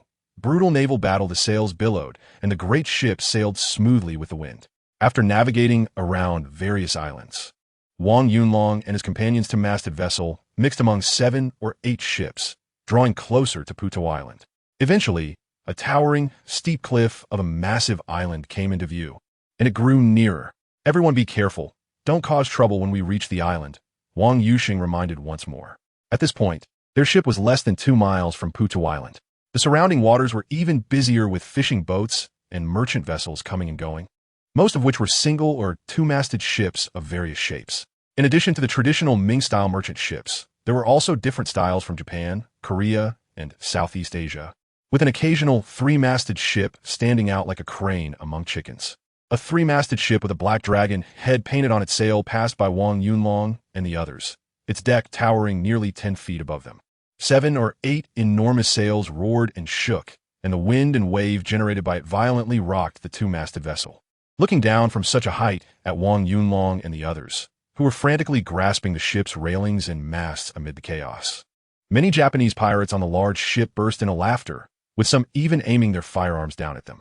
Wang Yunlong and the others were filled with anger, but dared not speak out, because aside from the firearms, they could vaguely see the large cannons on the side of the big ship, with as many as 5 on one side. They couldn't afford to provoke them. So, the group didn't even dare to look up, fearing that the people on the big ship would see it as a provocation, and a barrage of gunfire would end their journey. Soon, the three-masted ship cut through the waves and headed straight for Portugal Island. Just as the group was stabilizing the boat and continuing forward, the three-masted ship suddenly opened fire. They saw a plume of thick smoke erupt from one side of the ship, and not far away, a two-masted ship was directly hit, with a large hole visibly blown in its hull. Almost simultaneously, the firearms on the big ship also roared to life, with bursts of fire and smoke spewing out. The people on the small ship were caught in a storm of bullets, continuously crying out in horror, with many falling into the sea. Slow down and turn. Wang Yoxing's face changed dramatically as he shouted, and Wang Yozhong and Wang Ding quickly scrambled to lower the sails and steer the ship. The sailing ship began to veer off course, moving away from the two ships engaged in battle ahead. At this moment, there were dozens of nearby ships of various sizes, all reacting in a similar manner to Wang Yunlong and others, frantically turning their ships around. Boom! Although the smaller ships were under suppression and suffered heavy casualties, they were not weaklings. They quickly began to return fire, perhaps due to the severe rocking and the fact that they were using small falcon guns that fired scattershot. This shot, while hitting the large ship, did not cause significant damage. Instead, it sent a hapless crew member flying off the deck. Over 100 meters away, Wang Yunlong saw a cloud of blood mist erupt and fall into the sea. Boom, boom, boom. It seemed that the small ship's counterattack had thoroughly angered the large ship. The three-masted vessel fired nearly all 5 cannons on one side simultaneously. Amidst the blaze and smoke, the small ship suffered a barrage, and in an instant, 3 large holes were blown in its hull from front to back, one of which was at the waterline. As the surging seawater rushed in, the small ship began to tilt rapidly, and the people on board jumped into the water to escape. Damn it, the fucking gang is too arrogant. A person from Wang cursed loudly. Wang Yozhong sneered. It looks like it's the Taizhou gang that got beaten, and they're not good people either, just dogs biting dogs. The two-masted ship sank quickly, and within less than 3 minutes, only a few masts were visible.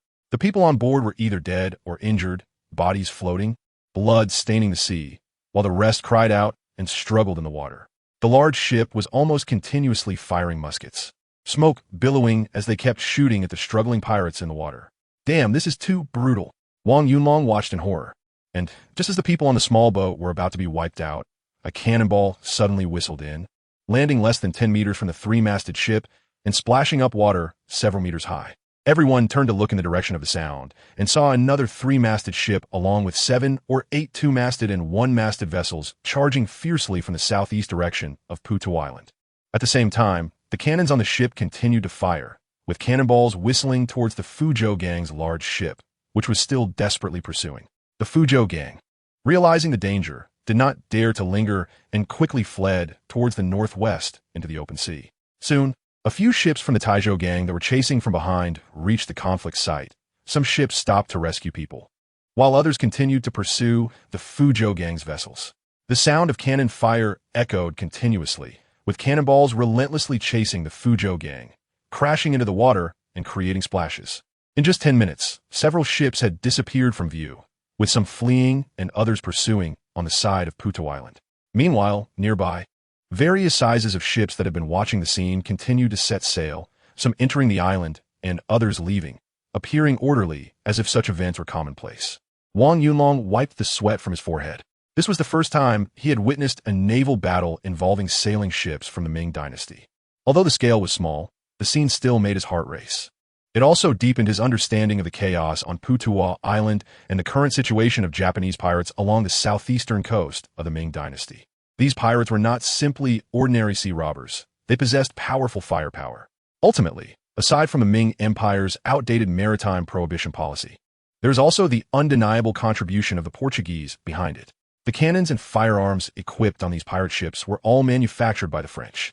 While they amassed great wealth through arms trading, they also armed countless pirate forces along the southeastern coast of the Ming Dynasty, causing immense suffering and disasters for the coastal citizens and becoming a significant threat to the Ming court. Moments later, Wang Yunlong and his companion ship docked in the southwest direction of Portugal Island. Although the dock was simply built of rocks and wood, it was not small in scale. Before he docked, over 10 ships of various sizes were already lined up at the dock, among which a three-masted ship stood out prominently like a crane among chickens. with its dark cannon ports making one feel a sense of dread. Japanese pirates on the dock eagerly helped to secure the thrown ropes. This dock was the territory of the Mingzhou gang. They were familiar with the accent and generally would not cause trouble as long as one did not stray too far. Before disembarking, Wang Yozhong reminded them once again, and only then did he lower the gangplank and lead a group of people off the ship. The fee for landing on the island was 10 per person, and the ship cost 1 or 2 taels of silver per day. Before Wang Yunlong's feet touched the ground, several pirates with various patterns tattooed on their faces and necks came up to collect fees. Wang Yozhong directly took out a silver ingot and tossed it over, while laughing, "No need to give change, the rest is to treat you brothers to tea."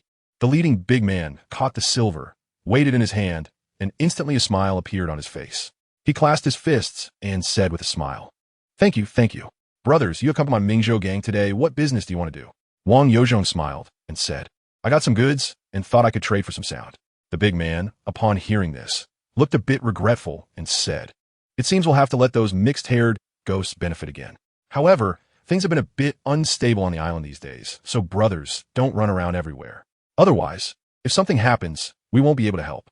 Wang Yuxing couldn't help but cup his hands and ask, "Did something happen recently that caused the fucking gang and Taizhou gang to clash just now?" The burly man grinned and replied, "I heard that the fucking gang robbed a ship that was supposed to belong to the Taizhou gang. The two gangs have been fighting for several days over this. They fight their battles, and we just watch the excitement. If you're interested, you can ask about it after you get to the island." "All right, thank you. I'll take my leave." A group of people cupped their hands in thanks and then made their way towards the island along the dock. Chapter 63. Chaotic and lively old hay. "These people look a bit unfamiliar," said a pirate beside the burly man. The burly man tucked away the silver and said, "What does it matter if they're unfamiliar? People don't ask about origins, and goods don't ask about their source. Don't you know the rules of Portugal? Strange. Don't you guys feel that the dark, thin boy just now looks a bit familiar?" Another pirate asked in confusion. Several pirates collecting the island fee turned to look, and the leading burly man pondered for a moment before muttering something and pulling out a crumpled piece of paper. It was a one to notice. Apart from a rudimentary drawing of a young man, it read, "Criminal Wang Yunlong from Shaowang village in Yangon town, age 16, colluded with pirates, killed Yang Chengwei, the chief flag of the Yangon town garrison, and escaped. Any citizen of the Wei and Zhou prefectures can capture him and receive a reward. Live capture reward, 50 taels of silver. Head reward, 30 taels of silver. Accomplices Wang Chong, Wang Dahu, Wang Ding, and 12 others. Anyone who captures or kills them will be rewarded. This is to be known throughout all garrisons and villages in Dinghai County." The date on the notice was February 17th of the second year of the Jiajing era, stamped with the red seal of the county office. The burly man looked up again at Wang Yunlong and the others' retreating figures, smacking his lips and saying, "It must be them. Many of them clearly don't look like seasoned traders on the sea. If I'm not mistaken, the one who killed is probably that thin, dark boy. TSK indeed. Heroes emerge from youth. Yes, even fiercer than I was back in the day." One pirate immediately said with excitement, "Old hay. I heard they took down the lair of the Maoshiazi, and they must have robbed at least 50,000 taels of silver. Should we notify the boss to capture them?" The burly man turned around and coldly glanced at his companion, saying, "Can you handle 50,000 taels of silver? Besides, they are all from Ningbo. If you capture them and the news gets back to the shore, your whole family might end up in ruin. How long has it been since you last went ashore? You probably don't know the situation on the shore now." The speaking pirate was taken aback and awkwardly laughed. "I haven't been ashore for almost a month, but it can't be that serious, right?" The burly man didn't bother to answer, but said, "You'll find out when you go ashore. However, this matter does need to be reported to the gang leader. You all stay here. I'll go back and inform him." After saying that, the burly man hurried towards a temple at the foot of a nearby mountain. At this time, Wang Yunlong and the others had already left the dock, mixing among many passing pirates, heading towards the center of the island along a road about a meter wide. Putuwa Island and several nearby islands are home to numerous pirate gangs, numbering over 100 in total. However, only 7 or 8 truly hold influence here, including the fucking gang, Taizhou gang, Mingzhou gang, Wenzhou gang, the Franks, and the Japanese samurai and Ronin. These major forces occupy the better harbor locations on Putuwa Island, building docks, warehouses, shipyards, markets, and various facilities, and they also run brothels, tea houses, taverns, and shops for various commercial and entertainment purposes. Of course, these gangs are not a unified whole, but rather a loosely organized group composed of various smaller pirate gangs. A group of pirate leaders sits in order of strength on their chairs, developing their own territories. When significant matters arise, they convene meetings to discuss, and when danger strikes, they support each other. Overall, these gangs at present are not like the strictly defined mafia groups of later times. They're more like a primitive form. The Mingzhou gang is relatively strong, ranking among the top 5 on Putu Island. It's not that their strength is overwhelming. It's mainly due to their numbers. 90% of the people here, like Wang Yunlong and others, are those who were forced to become pirates by the oppression of the court, and they harbor a great resentment and hatred towards the Ming Dynasty.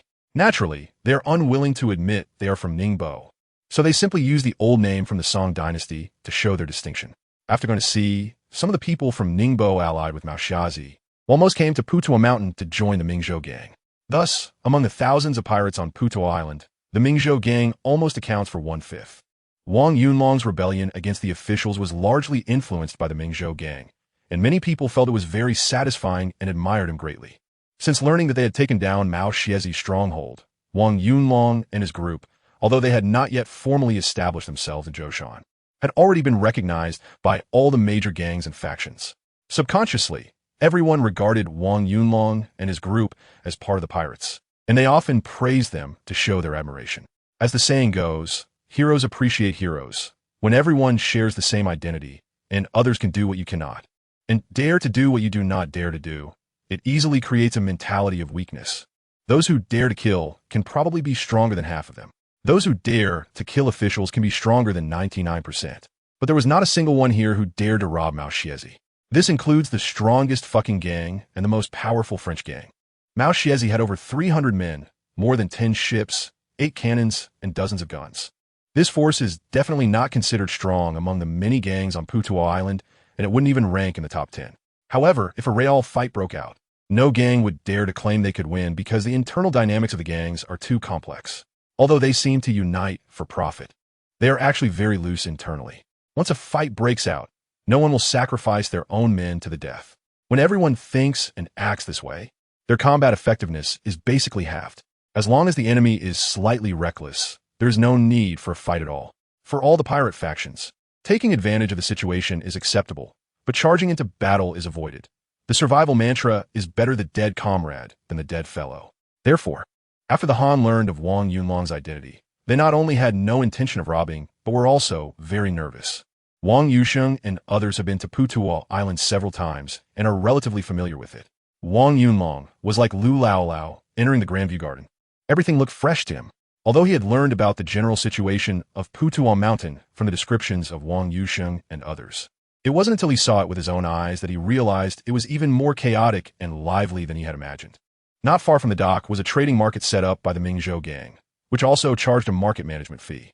Regardless of buying or selling, everyone had to pay 10 when upon entering, and if they set up a stall, it cost 1 or 2 taels of silver, while shops were charged on a monthly basis at a rate of 100 taels per month.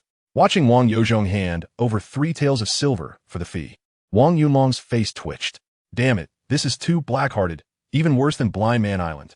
After entering the market, Wang Ding complained. Back when they were healing on Blind Man Island, everyone had scraped together all their money to barely cover 8 taels for the bill. But at least the doctor not only bandaged the wounds, but also prescribed several herbal medicines. Now, a group of people had come to the island and had already spent 5 taels without doing anything. This is the rule on Putuo Island. Once you pay, the gang will protect your transactions. At least there won't be any problems on the island. The nearby small islands don't require payment. They're spontaneously formed markets. If you're strong enough, there won't be any issues, but if you're weak, you might not be able to leave the island, Wang Yusheng explained.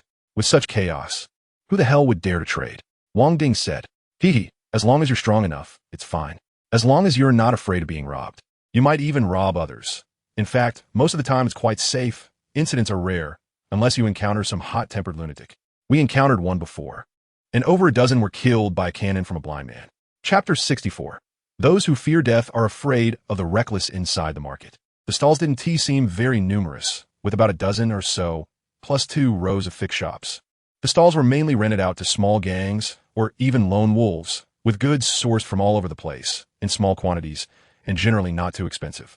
Of course, the quality of the goods varied greatly, with everything available. At this moment, Wang Yunlong was standing in front of the first stall. The stall owner was a short, sturdy man with a black face, in his 30s, wearing a tattered bamboo hat, with a scar on his face. And his clothes were patched over and over. He was sitting cross-legged on the ground, with a steel knife resting on his lap, looking like a legendary lone swordsman from the rivers and lakes, quite cool. On a dirty burlap cloth were several items haphazardly laid out, looking no different from a street vendor or an antique market stall. Moreover, these items were indeed antiques, including jade, bronze mirrors, incense burners, cow horn combs, and a half-yellowed piece of ivory, as well as a copper Buddha statue, though it was already pitted and rusted, seemingly still sticky with a shell. How much is this? Wang Yunlong squatted down with great interest and picked up a fist-sized incense burner. 5 taels of silver. The swordsman coolly replied. Wang Yunlong looked at the pitted and corroded object in his hand, and his face twitched. This thing was almost rusted through. On shore. It probably wouldn't be worth even 10 copper coins, so he dropped it and picked up a horn comb instead. How much is this? 5 taels of silver. What about this? Wang Yunlong picked up a ceramic statue of the 1,000-hand guanyin with one hand missing. 5 taels of silver. Wang Yunlong's forehead was filled with black lines. And behind him, Wang Yusheng and a group of people couldn't help but burst into laughter. Someone said, "Brother, do you sell all your items for 5 taels of silver?" "That's right." The swordsman coolly nodded. "That's too expensive." Wang Yunlong put down the 1,000-hand guanyin in his hands and stood up, preparing to leave.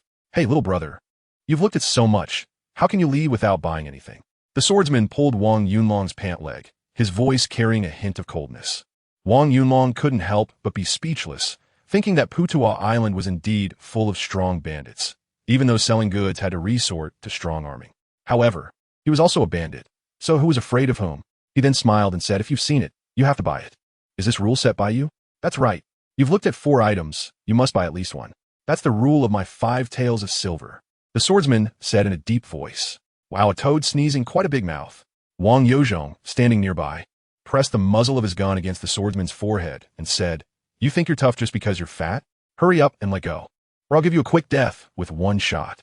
The swordsman flinched but maintained a calm expression, sneering, "Brother, be careful, don't let it go off. This is the territory of the Mingzhou gang. You're new here, so don't act rashly. If you dare to fire, no one will leave Putuo Island alive." "Hey, really?" Wang Yozhong directly cocked the gun and sneered, 5 taels of silver, huh? You better look at my face clearly. Once you're dead and turn into a ghost, you can watch the Mingzhou gang take revenge for you. As the saying goes, the bold fear those who don't care about their lives. Seeing Wang Yozhong so unconcerned, the swordsman's calm demeanor instantly crumbled. Beads of sweat formed on his forehead, and his face turned pale. "Brother, forgive me, I misspoke. Please have mercy and let me go." "Humph, you know what's good for you." Wang Yozhong snorted coldly, retracting his gun and removing the match. "Let's go. What kind of useless stuff is this? Daring to sell it?" Wang Ding, beside him, sneered, and the group swaggered forward. Damn, where did this bunch of madmen come from? They have no fear at all, not even respecting the Mingzhou gang. They're crazier than those fools raiding the blind man's den. The swordsman wiped the sweat from his forehead, cursing under his breath. But suddenly he stopped and quickly searched his body, pulling out a crumpled, folded piece of paper from his sleeve. It was yet another wanted notice for Wang Yunlong. Looking at the somewhat sloppy but vaguely familiar portrait of a thin, dark-skinned teenager on it, the swordsman revealed a sinister smile, adjusted his hat that had been pushed askew by the gun, then quickly wrapped up the goods on the ground and left the market. Wang Yunlong and others originally planned to keep a low profile, thinking they wouldn't be recognized quickly. However, to their surprise, as soon as they arrived on the island, they immediately stood out like fireflies in the night. Before they had walked half a mile, several people had already recognized them. These individuals all carried a wanted poster of him. It was evident that his reputation could no longer be concealed. As long as he appeared near Ningbo, he would likely be recognized anywhere. The group remained oblivious and continued to wander around the market. In comparison, the market here was much larger than that of Yangon town, with a wide variety of goods that were far from the monotonous offerings of wooden, bamboo, iron, and local specialties available at the dilapidated monthly market in Yangon town. Aside from the first few items at the knife seller's stall being somewhat unusual, the subsequent 7 or 8 stalls had decent goods that even surprised Wang Yunlong. There were entire boxes of tea, porcelain, as well as more upscale items like glass perfume and pepper, along with a number of weapons such as knives, swords, bows, and crossbows. However, without exception, the quantity of goods at the stalls was not much, with a total value of only a few dozen to 100 taels of silver. Moreover, these goods clearly had questionable origins. They were either water-damaged or showed signs of defects, especially the weapons, some of which still had dried blood on them. Wang Yunlong was not interested in these items, and due to his unfavorable impression of the first knife seller, he was basically too lazy to inquire about the prices. These items were not up to his standards and could not be compared to the rare collectibles he had taken from the blind man's island, thus holding no reference value for him. Furthermore, in the future, he did not need to rely on stall selling for survival. These people were entirely different from him. After briefly looking through a row of stalls, the group moved on to browse the 2 rows of shops nearby. The shop owners here clearly had much better temperaments. They answered questions readily, and doing business was no different from being on land, with no aggressive selling tactics. Of course, there were occasionally a couple of ill-tempered individuals, but seeing that Wang Yunlong and his group were all carrying the same type of flintlock bird guns, they were somewhat intimidated and could only cautiously attend to them. Damn, these people seemed very unfamiliar, as if they were visiting Putuwa Island for the first time, and their strength appeared quite impressive. It was unclear where they come from. After Wang Yunlong and others left, there were always vendors and shopkeepers with puzzled expressions muttering to themselves. Of course, there were also shrewd individuals who would pull out a crumpled wanted notice from their pockets, suddenly realizing something, while various thoughts surged in their minds, and then quickly spread the news. By the time Wang Yunlong and his group finished exploring the Mingzhou gang's market, their identities had already become apparent, and many pirate groups nearby had learned about their origins, with curious eyes peering at them from all directions. Standing outside the market, looking at the densely packed ships at the dock and the incessant flow of people, Wang Yunlong couldn't help but sigh.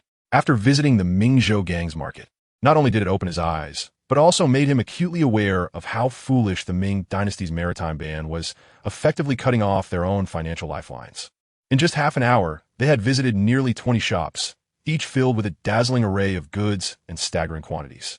Silk, tea, porcelain, spices, weapons, grain, gold and silver jewelry, writing materials, and everyday condiments were all common items, and the quantities were enormous. While the quality was somewhat mixed, most appeared ordinary.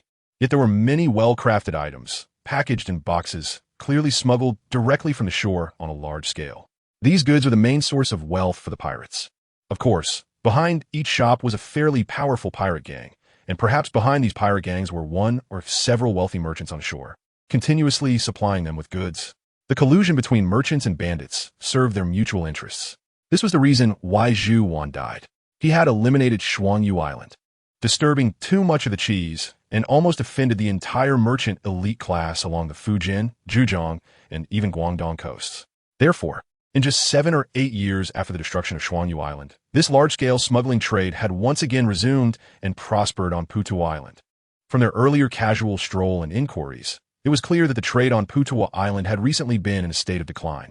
Currently, over 10,000 men under Wang Ji were attacking the Suzhou, Songjiang, and Hangzhou areas, so the pirates near Zhoushan were being more restrained. Coastal merchants were also worried about being seized by the court, rarely releasing goods, which made Putuwa Mountain not particularly lively in the past month or two. However, even in this somewhat quiet state, Wang Yunlong was already greatly enlightened. With Shang Shu here, where shall we go next? Since they had come out to gather information, one market was certainly not enough to satisfy Wang Yunlong's appetite. Wang Yuxing thought for a moment and said, apart from the market on the island, there are also commercial firms and warehouses set up by various gangs, where the goods are more abundant and of better quality, but also more expensive. The closest one is naturally the warehouse of the Mingzhou gang. If you want to go, you can take a look, but be more careful. Let's go take a look then. After all, we will be here for a long time, so it's good to understand the situation of the Mingzhou gang. We may have to deal with them more in the future, and even rely on their strength to establish a foothold, which is also one of the purposes of our visit. Wang Yunlong nodded. So, a group of people turned around and headed to a temple not far from the island. This temple is called Puning Temple, the place of Guanyin Bodhisattva. In its heyday, the temple had over 100 rooms and covered an area of over 100 acres. Built in a magnificent and luxurious style, housing thousands of monks who had taken refuge there. However, this is all just a memory of the past. Due to the constant harassment and destruction by Japanese pirates, the entire Puning Temple has become dilapidated. Now, only the main hall remains relatively intact, while the rest consists of a few shabby rooms and scripture halls, with the area reduced to less than 10 acres. Currently, only 3 monks remain to guard the temple. The temple has also been occupied by the Mingzhou gang, which, after a simple renovation, has been transformed into a gathering and trading place for the gang. The three monks have not been driven away. They temporarily reside in a corner of the main hall. And aside from being called by a group of Japanese pirates to do odd jobs, they spend their days meditating and chanting scriptures, struggling to get by. At the entrance of the temple, two Japanese pirates with bird guns stood guard. Seeing Wang Yunlong and others enter with 6 or 7 guns, they became a bit nervous and stopped to ask a few questions. Upon learning they were there for business, they did not stop them, only reminding them not to cause trouble and let them in. Upon entering, there was a courtyard of about 2 acres with a huge stone incense burner in the middle, over a person's height.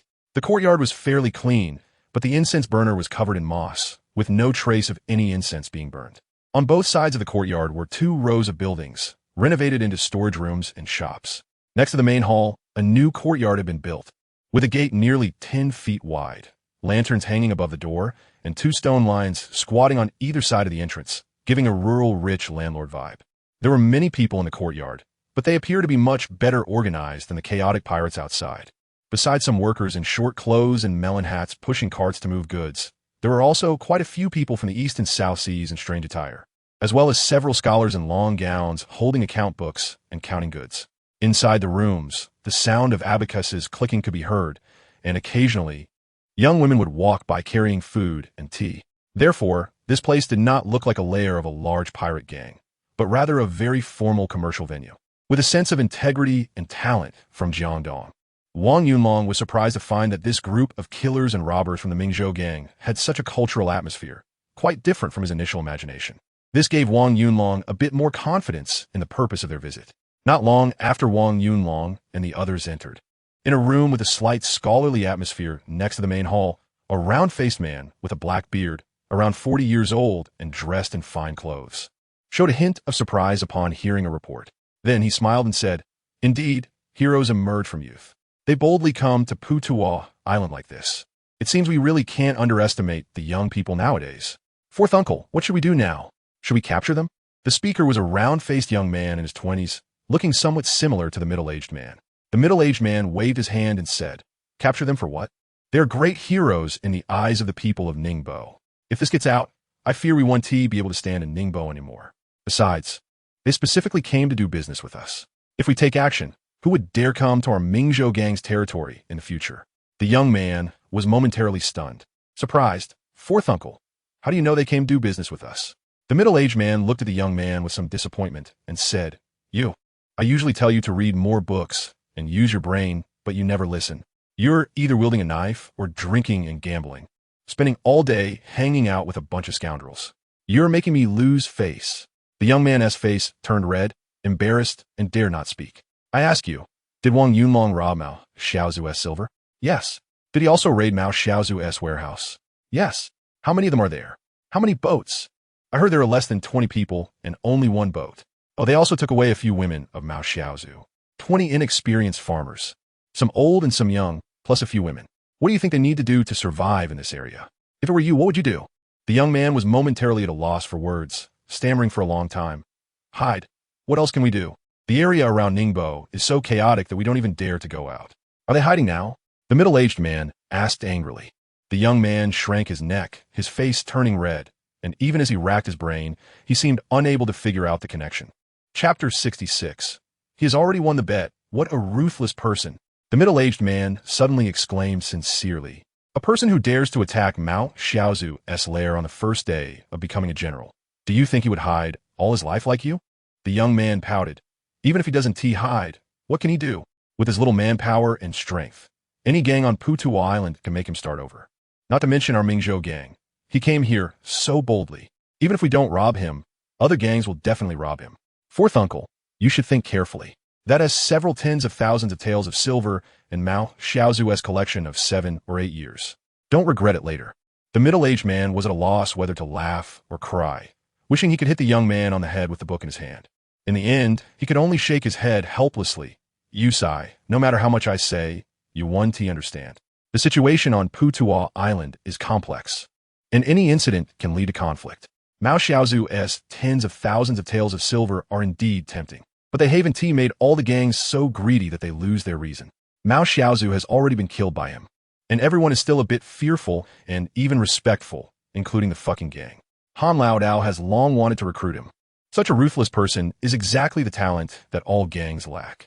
Whoever can win him over will undoubtedly increase their strength and even unify Putuo Island.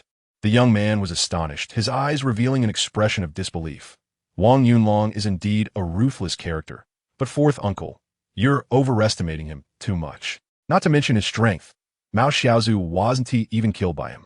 Moreover, with such chaos on Putuo Island, although the fucking gang is indeed the strongest, if it really comes to blows, our Mingzhou gang isn't afraid of them.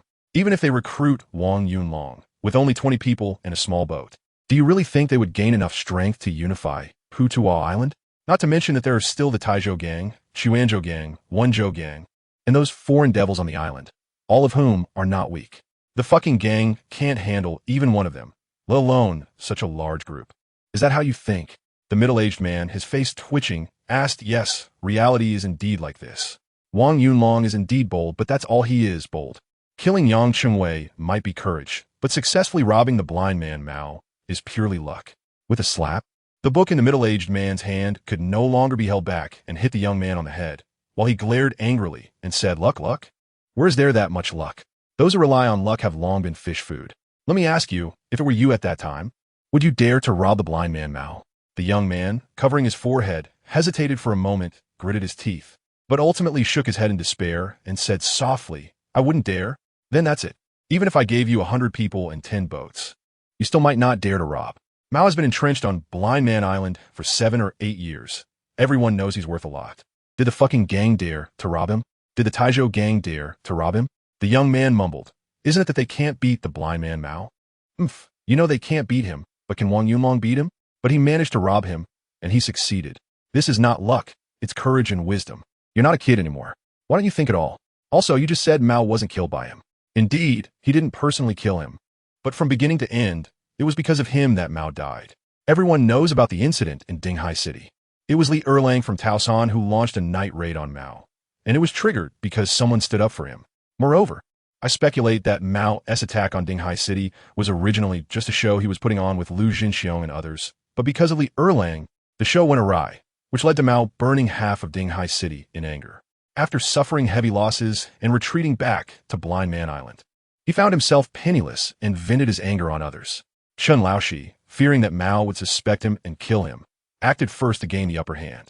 At this point, the middle-aged man sighed, threw the book onto the desk, stood up, and walked to the window, looking at the sunny rockery and flowers in the courtyard. He sighed again and said, Although the blind man Mao is not the strongest in Zhoushan, he is still a local island lord, and his control is much stronger than the various gangs on Putuo Island. Take the Zhou gang, for example. With 13 leaders and nearly 700 members, it can be said to be the largest gang on Putuo Island, although its fighting power is slightly weaker than the fucking gang and the Taizhou gang. No one dares to provoke them easily. However, this strength is not stable. It's merely a matter of huddling together for warmth. Usually, they can take advantage of the situation, but when it comes to a real fight, they are just a scattered bunch. The real fighting still relies on us. Once our strength is weakened, those under us will turn their backs faster than Chen Laoshi, and don't forget. The middle-aged man turned and looked seriously at the young man.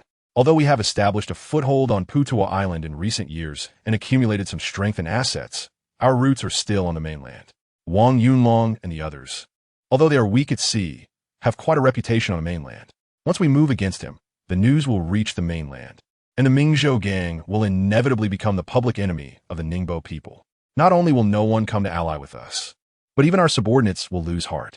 At that time, the fucking gang and the Taizhou gang will take advantage of the situation to win people's hearts and expand their power. In this tug of war, not only Putuo Mountain, but the entire Zhoushan will have no place for us. The young man finally understood at this point, his face pale, his lips moving for a long time without being able to say a word. No pirate who can establish a foothold in a place like Putuo Mountain is foolish, nor are they kind-hearted. Even if there are only those who have killed enough and have enough strength to protect themselves before having such thoughts. Wang Yunlong can swagger in here, certainly knowing the situation, although it seems a bit risky. Those of us who have our heads on the line every day have no real safety to speak of. To survive, we often have to take risks. At worst, it's just a worthless life. He is currently betting wagering his life that our Mingzhou gang won't move against him and will even protect him. 9 out of 10 bets lose. Does he really think we won't move against him? The young man asked cautiously, rubbing his head.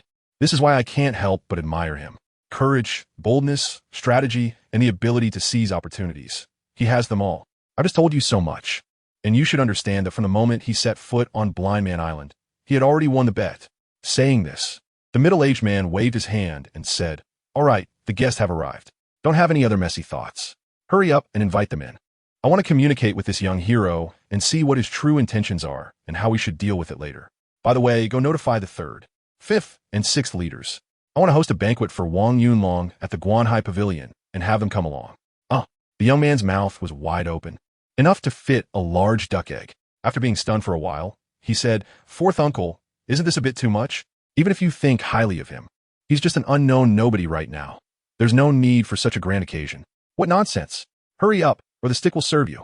The boss is a grown man and still doesn't get it. If you wait a little longer, Han Laodao might get the news and take the people away first. We won't get a single hair from this batch of goods from the blind man Mao. Seeing the middle-aged man angry, the young man turned and dashed out of the study, heading straight for the courtyard. Chapter 67. Mingzhou Gang Zhao Sai Wang Yunlong was excitedly exploring the 2 rows of shops belonging to the Mingzhou gang. The quality of goods here was clearly much higher than that of the shops in the market he had just visited. The porcelain shop was filled with a dazzling array of porcelain, with neatly arranged samples on the shelves, including cups, bowls, dishes, teapots, wine jugs, vases, tea bottles, in various patterns like pink, blue, and white, jade porcelain, bone china, enamel, an array of shapes, sizes, and colors that left one feeling as if they had stepped into a Grand Ming porcelain exhibition. This was the first time since his arrival that he had seen such a wide variety of beautiful Ming porcelain. Almost every piece was a treasure. If these items were to survive for hundreds of years, they could fetch astronomical prices at auction. However, these porcelain pieces were currently displayed on shelves, allowing anyone to pick them up and admire them. Even if they were broken, the shopkeeper would not seek compensation. None of the buyers were Ming people. They were all Southeast Asian merchants dressed in peculiar clothing, speaking broken and strange coastal Mandarin. Whenever someone selected an item, a scholar in a long gown would register the price and quantity, and if an item was out of stock, they would note the required quantity and agree on a time for collection. This was the case not only for porcelain, but also for tea, cotton, silk, and the 4 treasures of the study. In addition to these Ming specialties, the Mingzhou gang also dealt in various goods acquired from Japan and Southeast Asian countries, such as pepper, sapon wood, ivory, gemstones, agate, pearls, conch, tortoise shell, rhino horn, agarwood, ebony, tiger bones, tiger skins, glass, and more. Most of the buyers for these Southeast Asian specialties were merchants dressed in Ming clothing. Whether they were Ming merchants, Southeast Asian merchants, or Europeans, without exception, these individuals were both merchants and thieves. If there was business, they were merchants. If not, they were robbers. Their sea vessels traversed the entire southeastern sea of the Ming, navigating between Japan, Korea, Ryukyu, Luzon, Java, Siam, and the various countries of Sanfoki. They sold goods while also engaging in robbery, either making a fortune or perishing at sea without a trace. While Wang Yunlong was wandering around, many people had been secretly observing the movements of a group, and from time to time, individuals entered and exited Puning Temple, relaying information back to various pirate leaders on Puto Island. Naturally, different people reacted differently upon receiving the news. Some were surprised, some were dismissive, others were intrigued, and many were eager to try their luck. After all, the temptation of 60,000 taels of silver was too great. Aside from a few large gangs, smaller groups with only a few dozen or even a handful of members were particularly drooling over this wealth. Once the thought of robbery arose, it was hard to suppress. However, although Puto Island was chaotic, there were unspoken rules, the foremost being that no one was allowed to kill each other on the island. Even the most powerful Fuzhou gang adhered to this. They could attack the Taizhou gang at sea, but would never fight on land. This was because once someone broke the rules, it would inevitably harm the interests of unrelated gangs. Puto Island was small, and the territory had long been divided. Pulling one thread could set off a chain reaction, and no one wanted a rule-breaking gang to emerge and disrupt their living space. This situation was also the reason why Chen Shinyang suggested coming to Puto Island for refuge. Wang Yunlong naturally knew that this place was very dangerous, but he had no choice but to take this step. Puto Island was the closest pirate trading market to Xuanyu Island, and their small boat could not go any farther, the further they went. the more unfamiliar and unsafe it became. Additionally, although Putua Island was chaotic, it had some order, and as long as they were careful, it was not necessarily a den of tigers and dragons. Although he was not a real pirate, he knew that the more chaotic a place was, the more hidden powers were involved. If someone wanted to kill him, there would inevitably be someone who did not want to. Just like how everyone in Shawang village wanted to kill Baihu Qinjian, but not killing him would actually be more beneficial in reality. Moreover, he had repeatedly inquired about the situation of the major gangs on Putua Island from Wang Yushan. Although the information was not very detailed or accurate, he believed that even if he was recognized while staying with the Mingzhou gang, it should not pose much danger. This was because the Mingzhou gang's base was in Ningbo Prefecture, where most members were from Ningbo. If he were killed by someone from Ningbo, it would undermine the foundation of the Mingzhou gang, and no one would come to join the Mingzhou gang in the future. The saying goes that wealth and nobility come from danger. Whether one sticks their head out or retracts it, it's still dangerous, so he could not be too indecisive. Furthermore, he was not unprepared. If he were recognized today, the upper echelon of the Mingzhou gang would surely receive the news, and perhaps he would have the opportunity to meet some big shot from the Mingzhou gang. As long as the upper echelon of the Mingzhou gang was not hopelessly foolish, he would have a chance to turn things around with their help. He came bearing gifts, and a substantial one at that, so he believed that the Ningbo gang would not refuse. Just as he was conversing with a shopkeeper, offering 10 taels of silver to express his desire to visit their boss, suddenly a young man dressed in elegant clothing strode in, walked directly up to Wang Yunlong, clasped his fist with a serious expression, and said, "Excuse me for the interruption, but are you Wang Yunlong, brother of Shawang village in Yang'an town?" Wang Yunlong was taken aback for a moment and then nodded, saying, "Not bad, but may I ask what you mean?" The young man sighed in relief and smiled. "It's good that it's Brother Wang.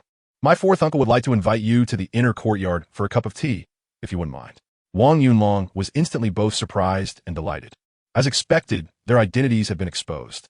However, seeing that the young man clearly had no ill intentions, he realized he had made the right bet this time.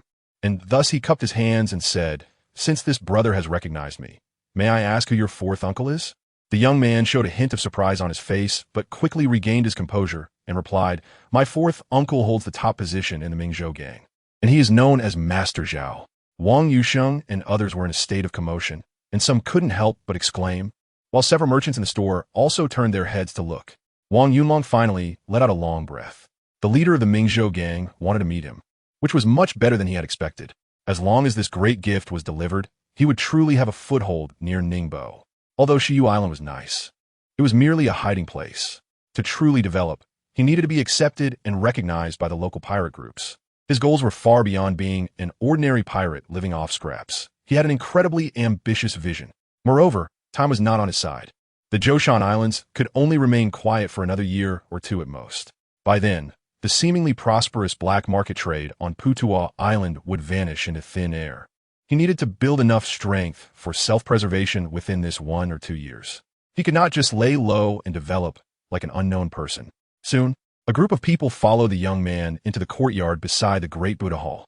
Upon entering, they were greeted by a garden styled in the Jiangnan garden aesthetic, complete with streams, rockeries, pavilions, and a variety of flowers, trees, and dancing bees and butterflies, making the whole scene feel out of place for a pirate's den like Putua Island.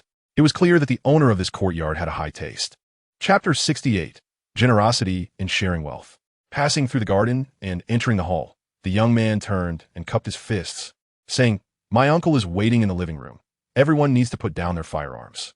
Instantly, Wang Yusheng, Wang Ding, and the others tensed up, their expressions turning unfriendly, full of vigilance, and even a hint of murderous intent. Wang Yunlong waved his hand and said, "Everyone, don't be nervous. It is indeed inappropriate to visit Master Zhao with firearms." After speaking, he smiled at the young man and continued, "We are newcomers and do not understand the rules of Putua Island. Bringing guns is not meant to be malicious. It is merely for self-defense. Since we cannot bring guns inside, how about everyone waits outside while I go in alone? Mingfeng, please invite the young brother in." A calm voice of a middle-aged man came from the living room. The young man did not insist any longer and raised his hand to lead the way, saying, "Brother Wang, please. Brother Zhao, please." Wang Yunlong slightly cupped his fists and quickly followed the young man into the living room. The living room was not very large, about 20 square meters, with walls built of rough stone, but also had a central hall and several calligraphies and paintings hanging on the walls. along with some decorations on both sides, giving it a more elegant atmosphere. A middle-aged man in a black-bearded, luxurious robe sat in a grandmaster's chair under the central hall. He had a slightly sturdy build, but his attire exuded a scholarly elegance. At that moment, he was carefully examining a piece of paper in his hand. Upon seeing Wang Yunlong enter, he put down the paper, looked Wang Yunlong up and down with a careful gaze, and then stood up with a full smile, saying, "Today, I am honored to meet the young hero from Ningbo Prefecture. I apologize for the abrupt invitation, and I hope you will forgive me." Wang Yunlong, neither humble nor arrogant, clasped his fists and said, "I dare not. What merits and abilities do I have to trouble Fourth Master with a request? I have taken the liberty to come. Please forgive me, Fourth Master." The middle-aged man laughed heartily and raised his hand to invite Wang Yunlong to take a seat. The young man also sat down opposite him, and soon a maid brought hot tea. The fragrant tea wafted through the air, and Wang Yunlong, not being polite, picked it up, blew on it a few times, and took a sip. Suddenly, a warm and rich aroma surged into his lungs, and he couldn't help but exclaim, "It goes down clear and bitter." The rich fragrance fills the lungs with a sweet aftertaste. What a good tea! The young man's face twitched slightly, but the middle-aged man laughed heartily and said, "I didn't expect that the young brother also understands tea." Wang Yunlong took another sip of tea before putting down the cup and said, "I must apologize to the Fourth Master for the joke. I'm just a simple villager from Yangon town. How dare I claim to understand tea? I have simply never tasted such rich and fragrant tea before, and I couldn't help but ramble on." The middle-aged man waved his hand and said, "The three flavors of tea, bitter, sweet, and fragrant, are captured in your words, little brother. How can that be nonsense? This tea is produced in Yushan, and it can be considered good tea in Ningbo.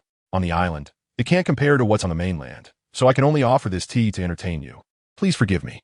I wouldn't dare to say otherwise. Fourth Master is too gracious." The two of them exchanged a few casual remarks over the tea, and the atmosphere became somewhat more relaxed.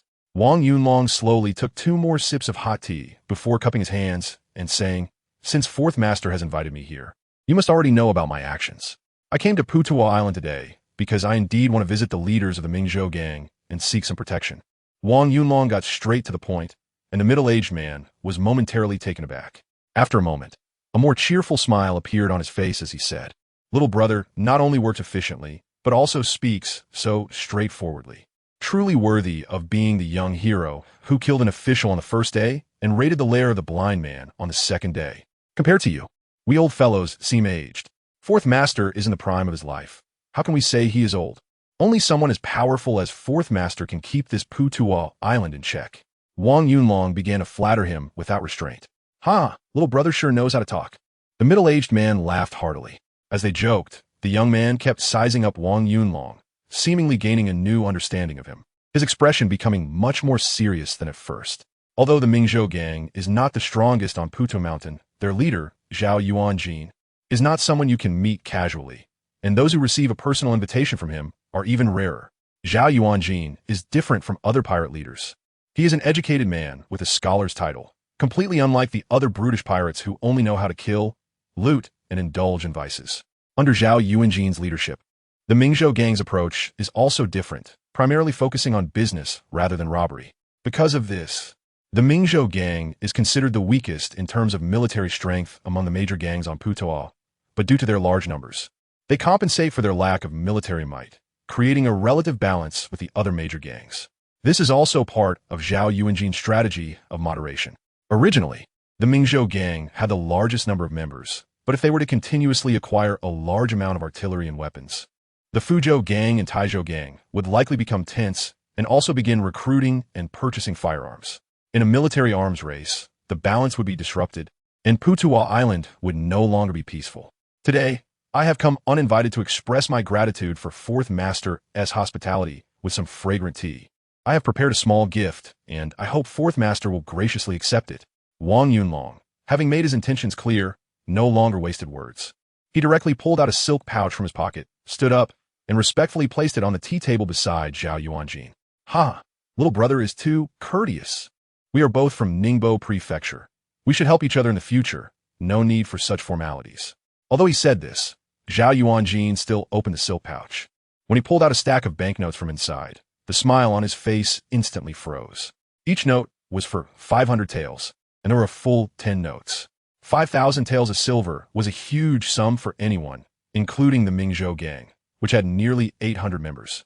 As the leader of the Mingzhou gang, Zhao Yuanjin actually had only about 200 real subordinates. The remaining 12 heads of various factions each had dozens to hundreds of members. This was a loose gang that operated together to make money and keep warm, with each group's wealth belonging to its own faction and not shared, which was quite different from the likes of Mao Xiezi, the island lord. In fact, if any gang on Putuo Island were to be split into its original pirate groups, none would dare to confront Mao Xiezi. Whoever did would meet their demise. This 5,000 taels of silver was taken by this seemingly unremarkable young man from Mao Xiezi's warehouse. Not only did he steal the silver, but he also made off with a large number of valuable goods that Mao Xiezi had collected and stored over the years. To transport such a large amount of gold and silver, they only used a two-masted ship. The rest was taken away on fishing boats. And the process was more thrilling than a myth. Even more unbelievable was that Mao Xiezi returned less than an hour after they stole the items. Yet he searched 100 miles around Blind Man Island and found nothing. That night, Mao Xiezi was killed, and then Chun Laoshi took control of the island. News of this event spread quickly. Soon, many pirates on Putuo Island began to covet this vast fortune, forming groups to search all around Zhoushan. But after half a month, they found nothing. Wang Yunlong and his group seemed to have evaporated from the world. Just when the commotion had settled down, unexpectedly, Wang Yunlong and the others appeared brazenly on Putuo Island and immediately arrived at the Mingzhou gang's territory. This sum of silver was already 1/10 of Mao Xiezi's wealth, which could definitely be considered a great gift. Some people were eyeing the tens of thousands of taels of silver in Wang Yunlong's hands, but that was just a number. No one knew the actual amount, and after nearly a month, how much was left was even more uncertain.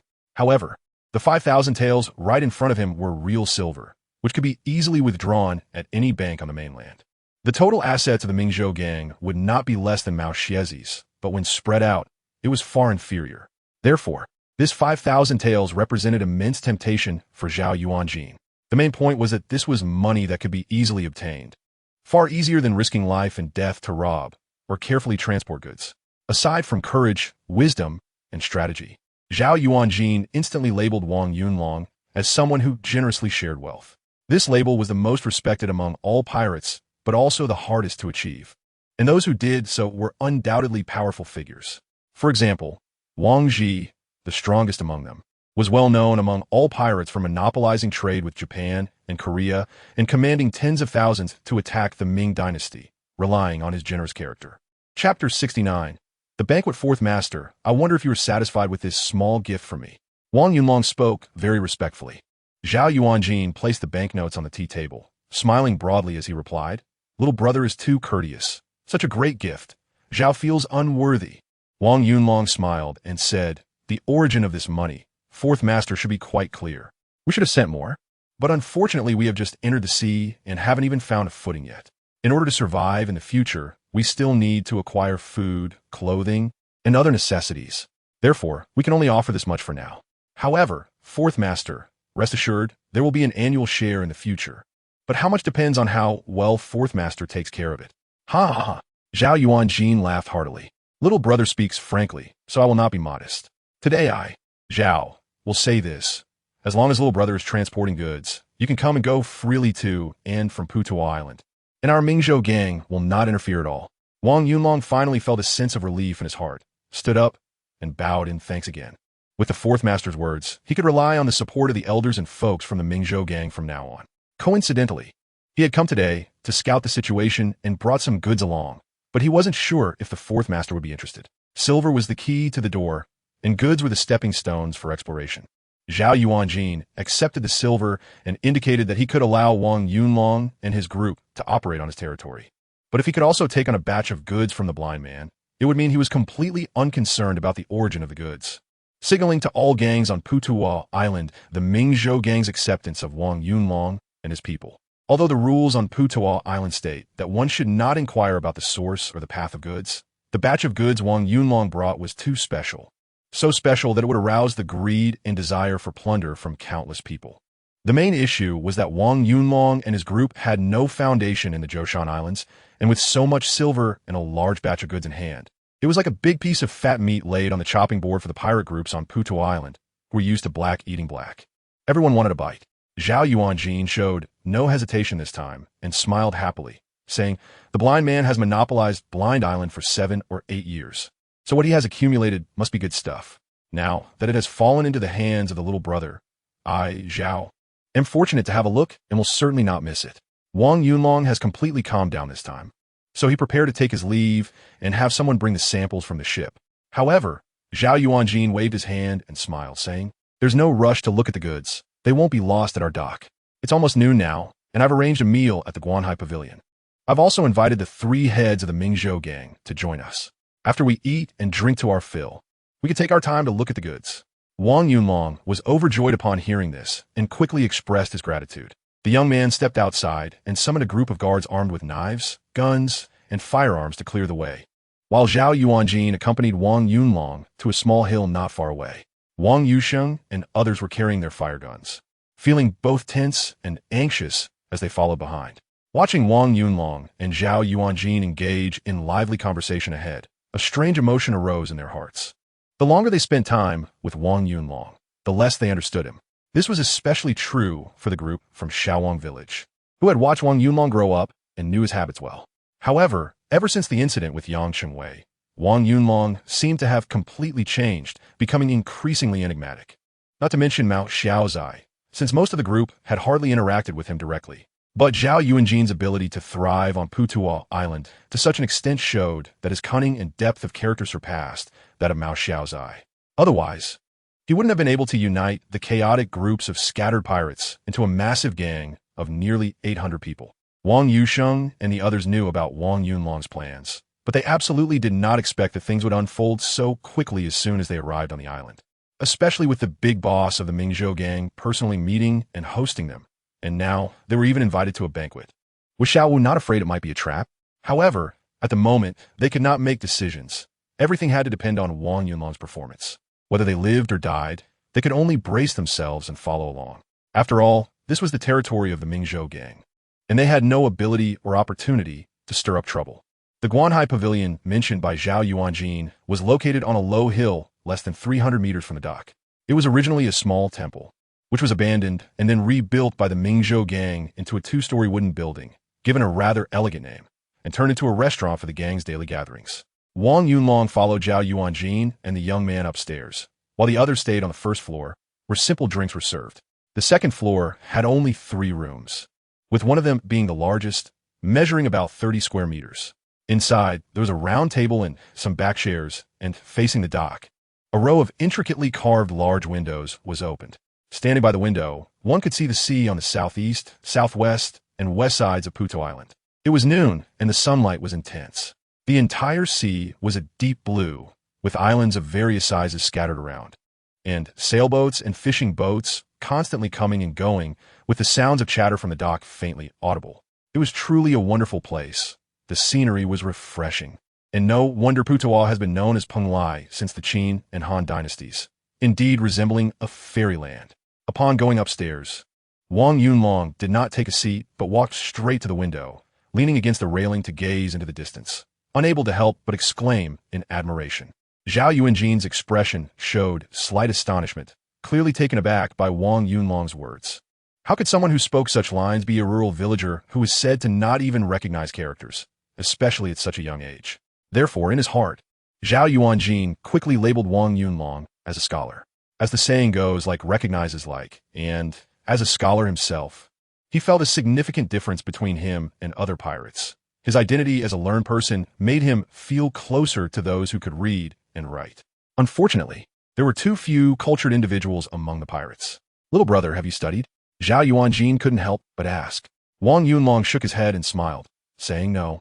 "I just liked reading since I was young, but my parents passed away and my family was poor, so I couldn't afford to study or buy books. I often ran to the private school of Yang Xiaozai in town to listen in and barely recognized a few characters." Zhao Yuanjin immediately exclaimed, "Not easy, not easy. Little brother, you are exceptionally clever, truly extraordinary." Wang Yunlong quickly shook his head humbly. While the two were chatting idly, they heard voices and the sound of footsteps from downstairs. Soon, 3 middle-aged men of different builds came up to the second floor. "Fourth brother, help master." As the 3 ascended, they each clasped their fists in salute to Zhao Yuanjin. Zhao Yuanjin smiled and introduced the three to Wang Yunlong. Today, I'm introducing a young hero to you three brothers. This is Wang Yunlong, who killed the total flag Yang Chengwei in Yangon town and raided the lair of the blind thief Mao. The three had already heard the news before coming, and upon seeing Wang Yunlong's true appearance, they were still filled with astonishment, sizing him up while greeting him. Next, Zhao Yuanjin introduced Wang Yunlong to the three men. One was the third head Lu Ming, one was the fifth head Zhu Chao, and one was the sixth head Zheng Hongkai. As for the remaining leaders, Zhao Yuanjin did not invite them nor mention their names, and Wang Yunlong naturally wouldn't ask. However, Wang Yunlong speculated that those few might not have a very good relationship with Zhao Yuanjin and were unwilling to get involved in this matter. Of course, it was also possible they were not on the island, as these people had roots on the mainland, and they might be members of wealthy families, merely using the identity of pirates as a cover for smuggling. Such situations were actually not uncommon. Many coastal merchants and wealthy families even had their own specialized smuggling fleets, colluding with local garrisons to come and go freely, treating the imperial edicts as if they did not exist. This was also the reason why Zhuan, in a fit of anger, filled in Shuangyu port.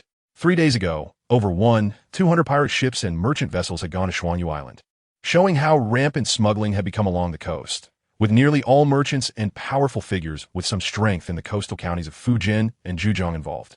As the saying goes, it's better to open up than to block. In the face of such a situation, if the Ming court were to act a little more normally, and if the emperor had at least some economic sense, they might attempt to open the seas, gradually resolving this wave of piracy into nothing, ultimately turning disadvantages into advantages. But unfortunately, the current Ming dynasty not only had an incompetent emperor, but also a more greedy and authoritarian chief minister, Yin Song, along with his even worse son, and the three of them had plunged the entire Ming into chaos. However, this was not something Wang Yunlong needed to worry about. He was more concerned about whether this trip to Putuo Island could help him and a group of his fellow clansmen, who had just turned to piracy, find a way to survive and establish a foothold amid the chaos in Zhoushan. Chapter 70. Both host and guests are happy. A group of people settled in the attic, and soon various dishes were served in a steady stream. As they were all pirates, they naturally weren't too particular about etiquette. While drinking and chatting, Wang Yunlong did not hide much and roughly recounted the events of killing Yang Chengwei and raiding Mao's lair. This news had long been known in the vicinity of Ningbo and Zhoushan. Although the rumors varied, those with some capability could still find out relatively reliable information. However, hearing it directly from Wang Yunlong's mouth felt different to them. Brother Wang, you accomplished such a monumental feat right after going to sea. It's truly admirable. Lu, toast you a drink. The third head Lu Ming, who was stout and dark-skinned but had a straightforward personality, raised his cup to toast. You're too kind, third head. I did this only to survive. Mao, in collusion with the authorities, wanted to capture me for a reward, since I wanted to live and also seek fortune. I had no choice but to rob him. Wang Yunlong laughed as he raised his cup. The fifth head, Zhu Chao, who was steady and cautious in character, couldn't he help but ask, Little brother, you escaped that night without seeing the identity of your pursuers. How did you know it was the authorities coming to capture you? Wang Yunlong said, the ship we seized originally belonged to the Ningbo Navy, and it not only had the maritime flag, but also over a dozen fire guns and 2 iron cannons. Otherwise, how could we, a few unarmed men, dare to rob Mao Xiezi? I see. However, Brother Wang's courage is truly rare in this world. I feel ashamed by comparison. Zhu Chao nodded in admiration. According to Brother Wang, Mao Xiezi must have colluded with the Navy to land and attack Dinghai City. But how did it end up like this? It really makes no sense. Third mate Lu Ming sighed in confusion. Sixth mate Zheng Hongkuei said, Mao Xiezi was never on our side. He relied on the Chun family of Qiuanzhou to rise to power and inevitably colluded with the government military. I have always found this bastard displeasing.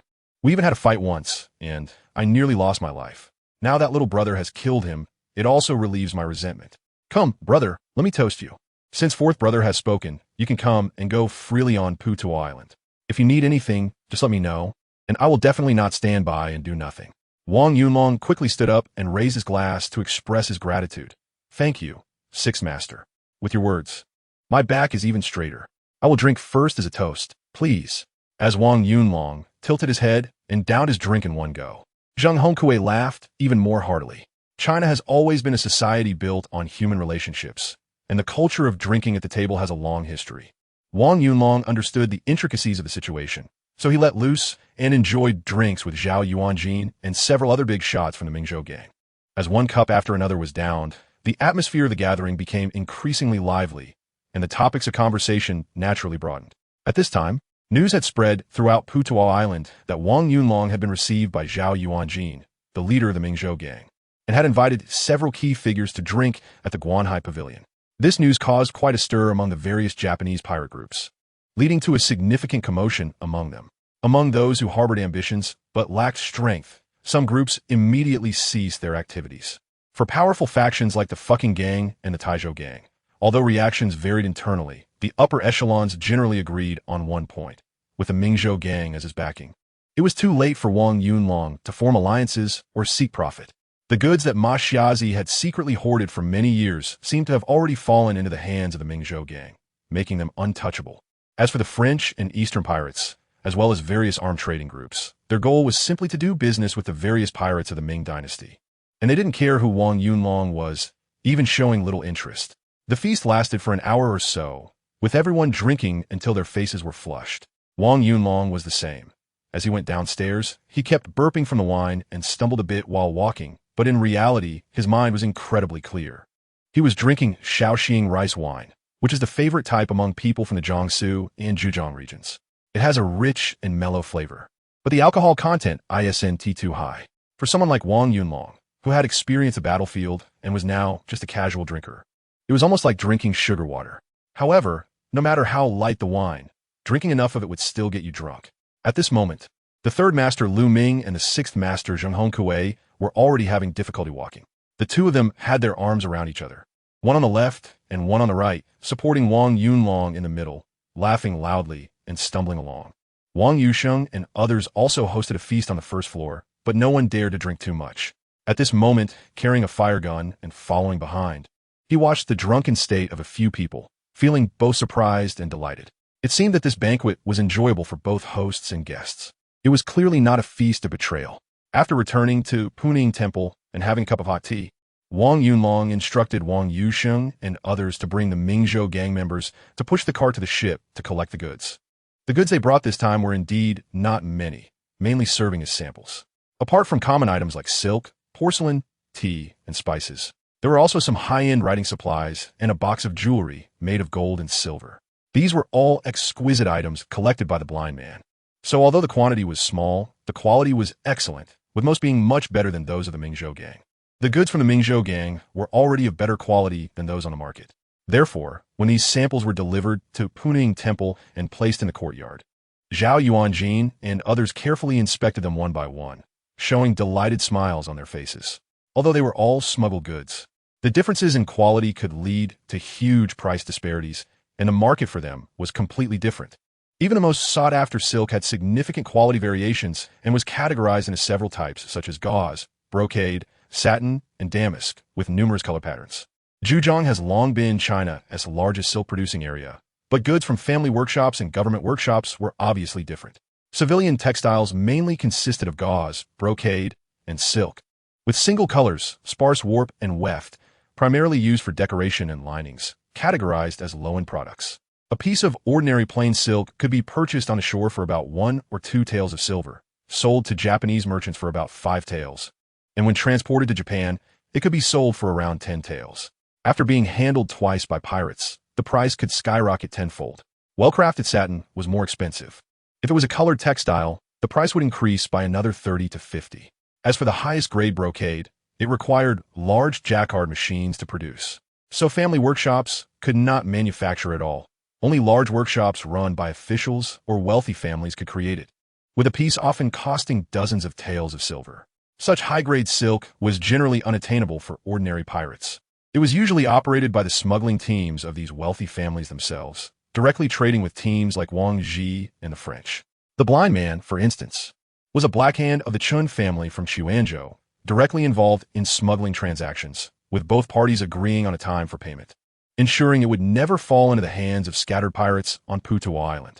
The only way to obtain such goods was to buy them at a high price from the blind man or the local elites, but reselling would leave little profit. And in order to control the supply and prices, it was basically impossible to buy them, even if one wanted to. Chapter 71. Survival Rules. The blind man had stockpiled over 2,000 pieces of silk, all exquisite items siphoned from the Chun family's sources. Among them, satin was the majority, along with hundreds of pieces of brocade and dozens of pieces of colorful brocade with phoenix and dragon patterns. However, Wang Yunlong was not foolish and would never take them all out at once, as just this batch of silk was worth no less than the silver the blind man had in stock. If traded directly with the French, the price would be even higher. As the saying goes, wealth should not be exposed. Currently, no one was quite sure how much they had actually seized from the blind man's island. So Wang Yunlong only needed to take out some to sell to the Mingzhou gang, thereby fostering relationships while also finding a market for future goods to avoid drawing too much attention. This time, Wang Yunlong brought a total of 100 pieces of various silks, along with 10 pieces of satin and 5 pieces of colorful brocade. Originally, Zhao Yuanjin and others were observing the open porcelain and ornaments, but when they saw the wooden boxes filled with silk being opened, they couldn't help but show extreme surprise at the dazzling and colorful satin surrounding the boxes to touch and admire. Although they were all pirates, their level was clearly much lower than that of the blind man. These were clearly exquisite satins from large workshops, not something they could easily acquire, especially the more than 10 pieces of brocade and embroidered colorful brocade, which amazed everyone, making them reluctant to let go. The quality of these brocade fabrics was excellent, truly rare treasures. Zhao Yuanjin, as the leader of the Mingzhou gang and well-informed, couldn't help but praise continuously. Lu Ming, Zhu Chao, and Zheng Hongkue, the three heads, were even more mesmerized. These goods were something they had never seen in all their years as pirates. After all, they had previously been ordinary citizens along the Ningbo coast like Wang Yusheng and Wang Dahou, and the best fabric they could afford was just cotton cloth. They couldn't even buy ordinary silk. Of course, after becoming pirates, they had seen more ordinary silk, but such high-quality silk was truly a first for them, especially the 5 pieces of colorful brocade with phoenix and dragon patterns, which made everyone drool. Brother Wang, how much of this do you have? Zhao Yuanjin asked excitedly. Not much. The blind man's warehouse has about 500 pieces of silk, and the brocade combined is only a few dozen pieces. Because I didn't know the situation here, I didn't dare to bring them all at once, Wang Yunlong replied. Alas, what a pity. If you had brought them all, we would have taken them all this time. Zhao Yuanjin lamented. Wang Yunlong smiled and said, as long as the fourth master wants it, I will sell you everything else. After all, it's useless for us. Really? Not only Zhao Yuanjin, but also Lu Ming and Zhu Chao all looked surprised. In front of the fourth master and the 3 heads of the family, how could I dare to speak nonsense? In fact, we also need to quickly get rid of this batch of goods and then acquire some assets to establish ourselves. Perhaps we also need to ask the fourth master and the 3 heads of the family for help in making connections, Wang Yunlong said seriously. But what exactly does Brother Wang want to buy? Zheng Hongkue asked. A ship, 6 French cannon guns, 10 French bird guns, and some matching ammunition. The few of them nodded slightly, looking at each other, and then Zhao Yuanjin said, the ship is easy to say. We can let you have one. But for the French cannon and firearms ammunition, we can only trade with the French. If you only use silver, not only will it be expensive, but it may not even be available recently.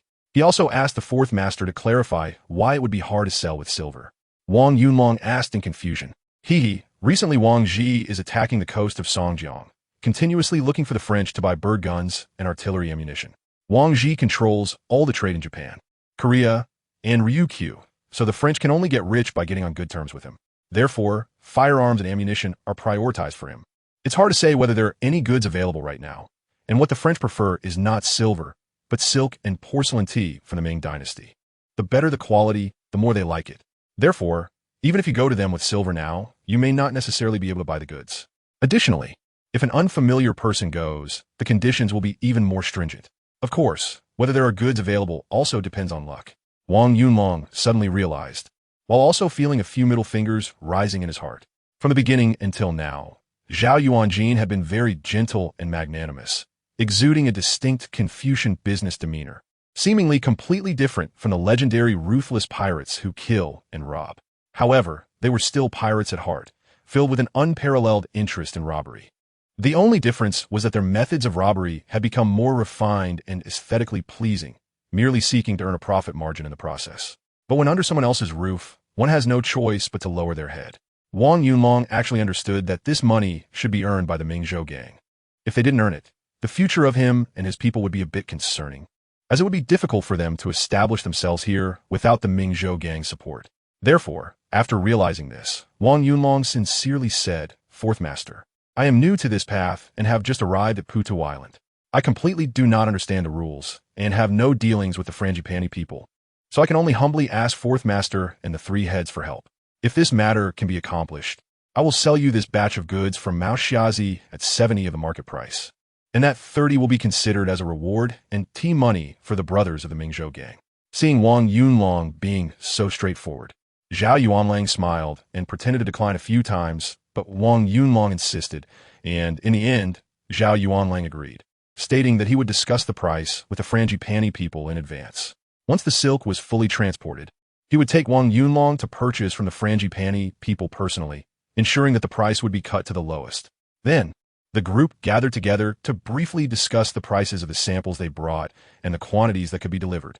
Wang Yunlong did not continue to stay on Putuo Island, and with Wang Yusheng and others, they directly took a boat to leave.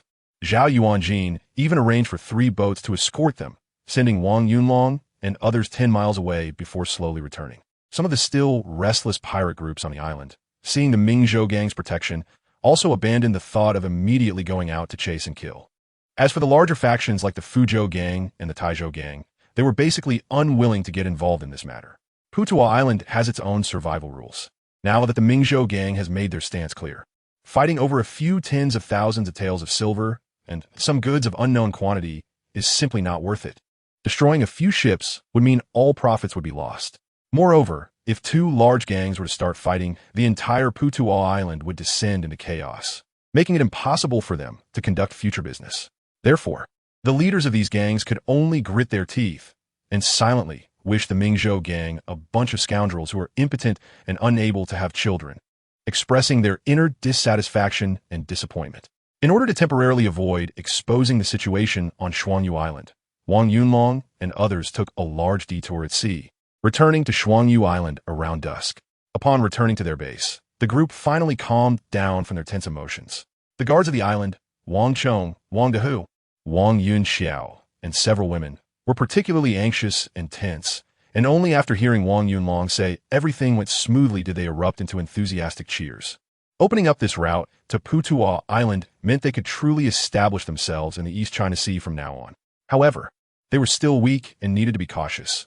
The Ming gang could only protect them on Putuo Island, but could not manage the entire Zhoushan area. Moreover, the situation on Putuo Island was too complex. Even the Ming gang often did not dare to claim they wouldn't be beaten or robbed. So this sense of security was only relative and quite fragile. Chapter 72. Cowardice is an attitude after resting for a day. Wang Yunlong and Wang Yusheng and others left Shuangyu Island with a boat full of goods. This batch of goods sent to the Ming gang could be exchanged for about 10,000 taels of silver. In order to get the ship and artillery, firearms, and ammunition back, Wang Yunlong also brought along 10,000 taels of silver and 10,000 taels in banknotes. In other words, this transaction would consume 1/3 of all the wealth they had looted from the Blind Man's Island. But in order to survive, this was something that had to be done, and it couldn't be delayed for too long. The Ming gang was not completely reliable. Only by becoming stronger could they truly establish a foothold. 2 ships with 6 cannons and more than 20 matchlocks might not be worth mentioning against large pirate groups, but they would definitely be enough to deal with a few dozen scattered pirates. Simply put, it is human nature to bully the weak and fear the strong. Even for pirates who risk their lives every day, it is the same. Life is only one, and no one thinks their own life is worthless. Because of the previous offering of 5,000 taels of silver, and with this transaction, the Ming gang could also make a big profit. Zhao Yuanjin was very attentive to this transaction. He arranged for the 3rd head, Lu Ming, to bring 5 boats to meet them halfway, escorting Wang Yunlong and others to the Ming gang's dock to unload the goods. Once all the goods were sent to Puning Temple for counting, the payment was quickly settled. Zhao Yuanjin personally took dozens of trusted subordinates to escort 300 pieces of silk and a batch of carefully selected porcelain and tea to find the Frangipani people to exchange for firearms and ammunition. The Frangipani people had about 100 people at their base on Blind Man's Island, building a European-style manor that not only had firearms and gunpowder workshops, but also bars and casinos. Their casino was the most bustling place on Putuo Island, filled with people every day, with hundreds of pirates gambling, their faces flushed and voices shouting in chaos. Just then, as Wang Yunlong and the group passed by the casino, they saw a short and stout man being thrown out of the casino door, landing right in front of them. The scene instantly became chaotic, and Wang Yozhong and others quickly protected Wang Yunlong from behind and began to retreat. Two frangipani men, dressed in long boots and holding matchlocks, stepped out. One of them stepped on the man's chest, pressing the firearm directly to his forehead, and spoke in very poor Zhangzhou dialect. If you lose everything, get lost quickly. Dare to cause trouble in the casino? Do you believe I will shoot you dead? The man lay on the ground, not daring to move, but still bravely said, Don't think I'm afraid of you. If you have the guts, fight me without firearms. The frangipani man sneered. We frangipani people are skilled in firearms. Why should we fight you without guns? After saying this, the frangipani man hung the still-burning match on the gun mechanism. At this point, many people had gathered around to watch, and upon seeing the frangipani man's actions, they all stepped back in fear. Although there were thousands of pirates on Portugal Island, most used ordinary knives, guns, bows, and arrows, with very few using matchlocks. Altogether, there were probably fewer than 200 matchlocks on the entire Portugal Island, and all were concentrated in the hands of the core members of various gangs. If this force were to be concentrated, it might have the strength of a full firearms-enhanced company, but unfortunately, they were all scattered among different gangs, mainly used for defense by the core members. So they were not as fierce as the firepower on Blind Man's Island. In fact, pirates preferred cannons, because on the sea, matchlocks couldn't hit far and had limited lethality, while the destructive power of cannons was terrifying. As long as a cannonball hit, a wooden sailing ship would be as fragile as tofu under the terrifying kinetic impact of a few pounds of iron. If lucky, a single cannonball could completely sink a ship worth several thousand taels of silver. Therefore, the various frangipani cannons equipped by pirate groups on Portugal Island were almost more numerous than matchlocks. At least 2 or 1 cannon would be equipped on ships with 2 masts or more, and as for those with 3 or 4 masts, they were armed to the teeth, with some having more than 10 cannons. Although Wang Yunlong thought these cannons were of poor quality, they were already absolute killing machines in this era. At this moment, the man being stepped on by the frangipani was completely cowed, his face filled with terror, his features twisted, and beads of sweat rolling down his forehead. The frangipani man's finger was on the trigger for a full 10 seconds, and then he suddenly withdrew the firearm, took a few steps back, and laughed loudly. Ha, coward, get up and roll away. You Ming people are all cowards. The surrounding Japanese pirates were in a frenzy, with many shouting curses and even some pushing forward. The Frenchman seemed a bit angry and raised his firearm, pulling the trigger toward the sky. Boom! A thick smoke and fire burst from the muzzle, and the deafening sound sent the crowd into a panic, retreating in haste. Another Frenchman pointed his firearm around, sneering. The people of the Ming Dynasty are all cowards. Who can deny it? At this moment, no one around spoke, each one daring to be angry, but not saying a word. Ha ha ha! After the 2 Frenchmen finished their demonstration, they turned and walked straight into the casino. Damn! How arrogant they are! Wang Yunlong angrily cursed, but his voice was very low. It didn't matter whether the people of the Ming Dynasty were cowards. He was equally timid right now. After all, a single shot could take his life. Even though Wang Yusheng and the others had several firearms at this moment, he didn't have the courage or the mood to fight these foreign devils. Just like Han Xian endured humiliation as a small fry in the world of pirates, being labeled a coward by the Ming Dynasty wasn't a big deal. However, the arrogance of these small Portuguese made him seethe with anger. After a few years of development and improvements to cannons and firearms, he would make sure to beat these Portuguese devils who terrorized the Ming Empire's seas until they begged for mercy. He wanted these bastards to see who the real coward was. For now, though, he could only endure the humiliation and carry the label of a coward as he pressed on. After this frustrating little episode came to an end, most pirates quickly dispersed, many of them cursing in anger, but, like Wang Yunlong, their voices were low. Life is fragile, and no one can afford to waste it. Being timid is a way of life, but for Wang Yunlong, this current timidity is to avoid being timid in the future. Little brother, let's go. The arms trading post of the foreign devils is just behind the casino. I will negotiate with them to ensure you can take the cannon and ammunition back today. Zhao Yuanjing called out. Thank you for your help, fourth master. Wang Yunlong clasped his hands and walked forward with a group of people. As they passed by the unlucky fellow who had just been thrown out, he reached out and patted the man on the shoulder, saying, As long as the Green Mountains remain, one need not worry about firewood. The firearms of the Franks are sharp. Brother, do not try to show off in the future." The man turned his head and, seeing Wang Yunlong, was taken aback and exclaimed, "It's you?" Wang Yunlong was taken aback. No wonder he thought this guy looked somewhat familiar. It turned out to be the first vendor he encountered at the market last time, a fellow named Qian Wuliang, who had a noticeable scar on his face that left a deep impression on him. At that time, he was just as foolish and had been scared by Wang Yozhong, who threatened him with a firearm. However, Wang Yunlong didn't engage in much conversation with the man. He simply nodded slightly as a greeting and quickly left. Watching Wang Yunlong's retreating figure, the man's somewhat pale face seemed to instantly become much steadier. He brushed off the dust on his clothes and then slowly departed. Chapter 73. The thief's heart never dies. In the following events, Wang Yunlong and his group basically played a minor role. The entire transaction with the Europeans was mostly handled by Zhao Yuanjin and his subordinates. In the end, Wang Yunlong still played the role of a Middle Eastern tycoon, using all the silver and banknotes he brought, along with nearly half of the payment obtained from trading with the Mingzhou gang, to make purchases. He exchanged it for 6 medium-sized European cannons, 10 matchlock guns, 500 rounds of matchlock ammunition, and 100 cannonballs. Thanks to Zhao Yuanjin's introduction, and with a batch of exquisite silk and high-end porcelain goods as trade, the price offered by the Europeans was quite reasonable, with a total discount of 20%. The medium cannons were priced at 2,400 taels of silver, the accompanying ammunition at 40 taels of silver.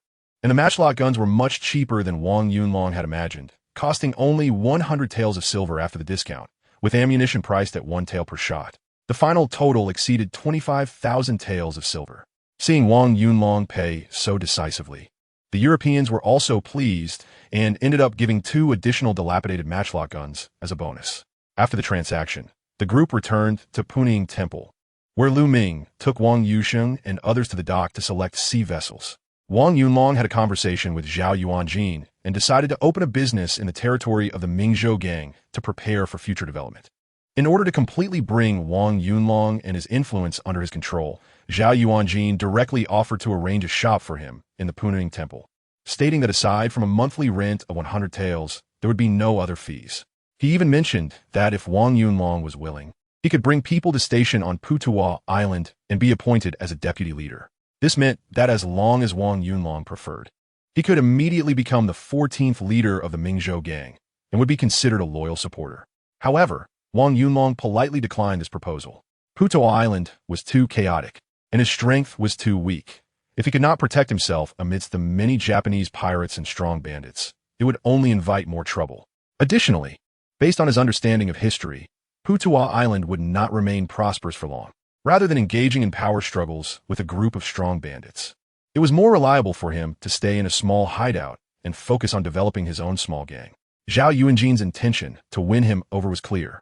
He hoped to use Wang Yunlong's reputation to attract more people from Ningbo Prefecture and continue to strengthen their power on Putuo Island. However, Wang Yunlong had no interest in such thankless tasks. Although Zhao Yuanjin felt very regretful, he did not press the issue. After all, there were differing opinions within the Mingzhou gang regarding Wang Yunlong. He could temporarily support Wang Yunlong based on his own judgment and position as the leader. But Wang Yunlong's inclusion would inevitably disrupt the internal balance of the Mingzhou gang. If it led to internal conflicts and fractures, it would be more trouble than it was worth. Furthermore, he had already profited enough from Wang Yunlong. He had acquired a batch of goods from Wang Yunlong at a 30% discount, and with this cannon deal, plus the 5,000 taels of protection fee Wang Yunlong had offered for the first time, and Wang Yunlong purchasing a ship from him with the payment for goods, he had made nearly 15,000 taels in just 3 days.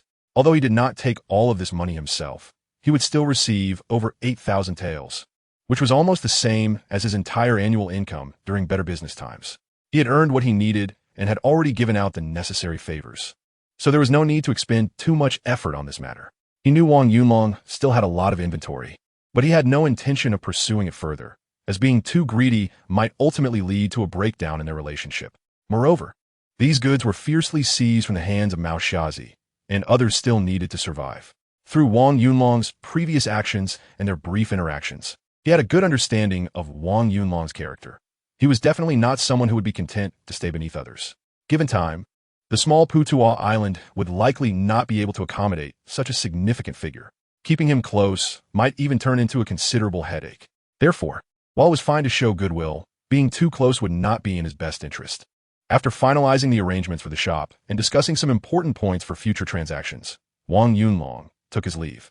At the Mingzhou gang's dock, 6 cannons had already been successively loaded onto 2 ships, and the gunpowder and ammunition had also been moved aboard. By the time everything was finished, the sun was already setting, and another day was coming to an end. When Wang Yunlong arrived at the dock accompanied by Zhao Yuanjin's nephew, Zhao Mingfeng, Wang Yusheng and others had already split into 2 groups operating the ships. A total of 12 people had come this time, barely enough to sail the 2 boats back. At this time, the dock was still very lively, with many anchored sailing ships loading and unloading cargo. On the sea, there were also numerous cargo and fishing boats approaching Putuo Island from all directions. Some of the boats had even started to hang red lanterns. And many pirates were drinking and having fun on the deck, while several young women sang and danced to entertain. Most of these boats with red lanterns came from Japan and Korea. Wang Yunlong curiously asked and found out that there were some flower boats, most of which had Japanese and Korean women acting as prostitutes. This was also the favorite place for the pirates on the island, apart from the casinos. Drunk and disoriented, lost in a world of luxury, this was the best depiction of the lives of these pirates. They risked their lives at sea to make a living, then squandered the money they earned on gambling and women day after day, and they seemed to enjoy it. If Brother Wang is interested, I can take you and a few brothers to see for yourselves. We also have a few flower boats, and the girls are quite nice, Zhao Mingfeng said enthusiastically, helping to set up the arrangement when he saw Wang Yunlong's interest.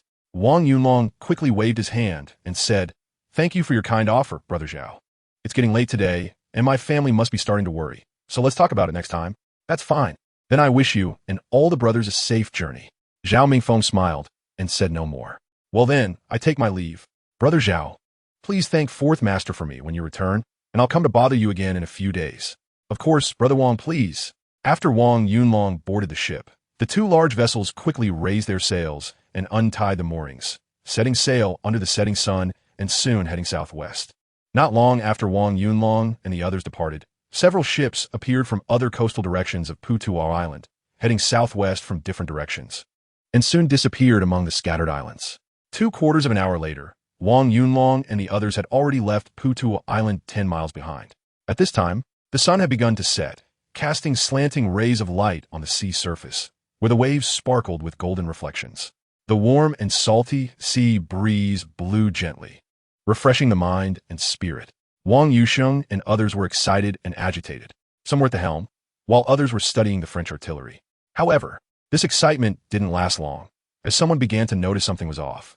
They saw several ships emerging between the islands on the left and right sides at the rear, following closely but not too close. "Xiao Wu, something seems wrong. It looks like we've been targeted," Wang Yozhong warned nervously. "Yeah, I can see it. It seems that Putuo Island is indeed quite chaotic. With the Mingzhou gang backing them, these people are still up to no good." Wang Yunlong stood on the stern deck of the ship, frowning intensely as he looked at a few vessels a couple of miles away. Chapter 74. 2 against 7. What should we do? We have cannons, but we're not familiar with operating them, and we don't have enough manpower, Wang Ding said nervously. "Don't worry. They definitely won't act now," Wang Yunlong said after observing carefully for a moment. "Why?" Wang Ding asked in confusion. "Those ships don't seem very large, and their sails are quite worn. Moreover, judging by their formation, they're not a group of pirates. They must just be some small-time bandits from Putuo Island, likely here to loot with their savings. Since they have followed us, they must know about our activities on the island today. The goods have all been shipped out, and the money has been spent. The only reason they are following us is to reach our residence and rob the remaining goods from the blind man," Wang Yunlong explained. The few people on the ship breathed a sigh of relief. Wang Ding said, "As long as they're not from the Chuanzhou or fucking gangs, it's fine. Even though they have more ships, that doesn't necessarily mean they can defeat us. You, Yozhong, take charge of steering the ship, and the rest of you prepare to operate the cannons and fight back." "Yes, let's fight back." Lai Zi and the others waved their fists, shouting, seemingly without any fear. Ever since they had robbed the blind man, the group's courage had suddenly increased. Moreover, in this brutal era, whether it was Wang Yozhong and Wang Yusheng as pirates at sea, or Wang Dao and Wang Ding farming and fishing on land, they often fought with the bandits, getting beaten up but never fearing death. Right now, with ships, cannons, and more than a dozen firearms, with sufficient ammunition and firepower, even though they were outnumbered, as long as they took down one of the enemy's ships, the rest would likely scatter. Wang Yunlong guessed that the opponent wouldn't act quickly, but still agreed to Wang Ding's proposal, letting Wang Yozhong take the helm while the others went to load the cannons. He himself took a matchlock gun, prepared the gunpowder, and stood ready. In fact, in this kind of naval battle, the matchlock gun is of little use, unless it's in close-quarters boarding combat. However, with cannons involved, boarding combat is almost a mutually destructive tactic, relying solely on who sinks faster. Larger ships with many watertight compartments are better off, but these small ships, with only 3 to 5 compartments, lose their sailing capability if just one is breached and takes on water. Even if they don't sink quickly, they will soon be overwhelmed. In such a black-on-black scenario, it's almost impossible for anyone to survive. The opponent only seeks wealth and will throw people into the sea to feed the fish. Wang Yunlong felt helpless. He had just managed to break free from the big trouble caused by the blind man on Putuo Island, and was starting to make progress when so many pirates set their sights on him. One wrong move today could mean the end of his journey through time. Another ship was under Wang Yoshing's command, and at this moment, the two ships were about 20 zhang apart. With the sea breeze blowing, it was impossible to communicate through sound, but fortunately, he and Wang Yozhong had been with the blind man for a long time and were not unfamiliar with naval battles. Therefore, both of them were in charge of steering and communicated through simple gestures and flag signals, while the others began loading cannons and firearms.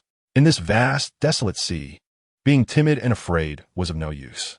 Even the pirates and the few ships that came after them were all characters who valued money over their lives.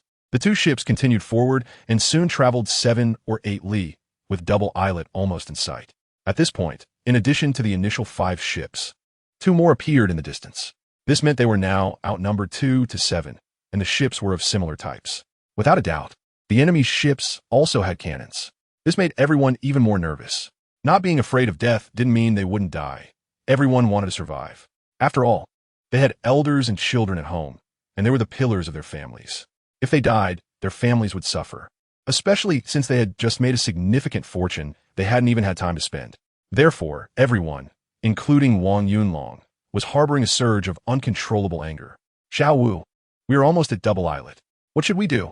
If they find out we are hiding at Double Islet, it will be basically a dead end. Wang Yozhong reminded with a serious expression. I know.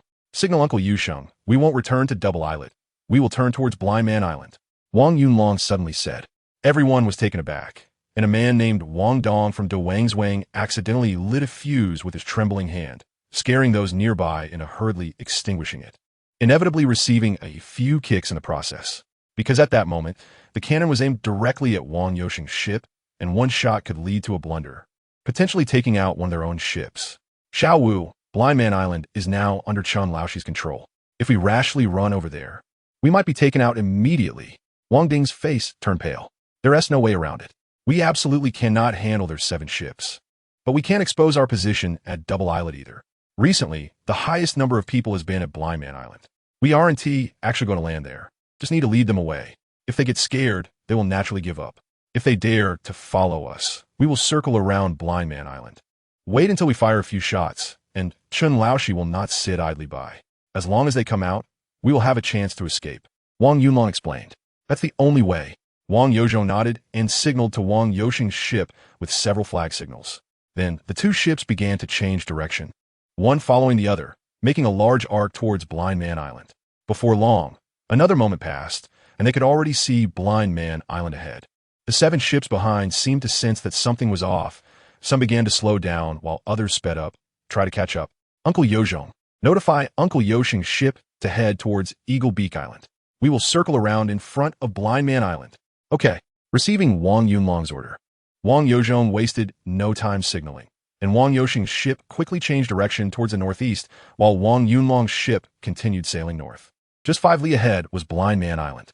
At this moment, 4 ships were rapidly catching up from behind, 2 by 2, likely belonging to 2 different small pirate groups.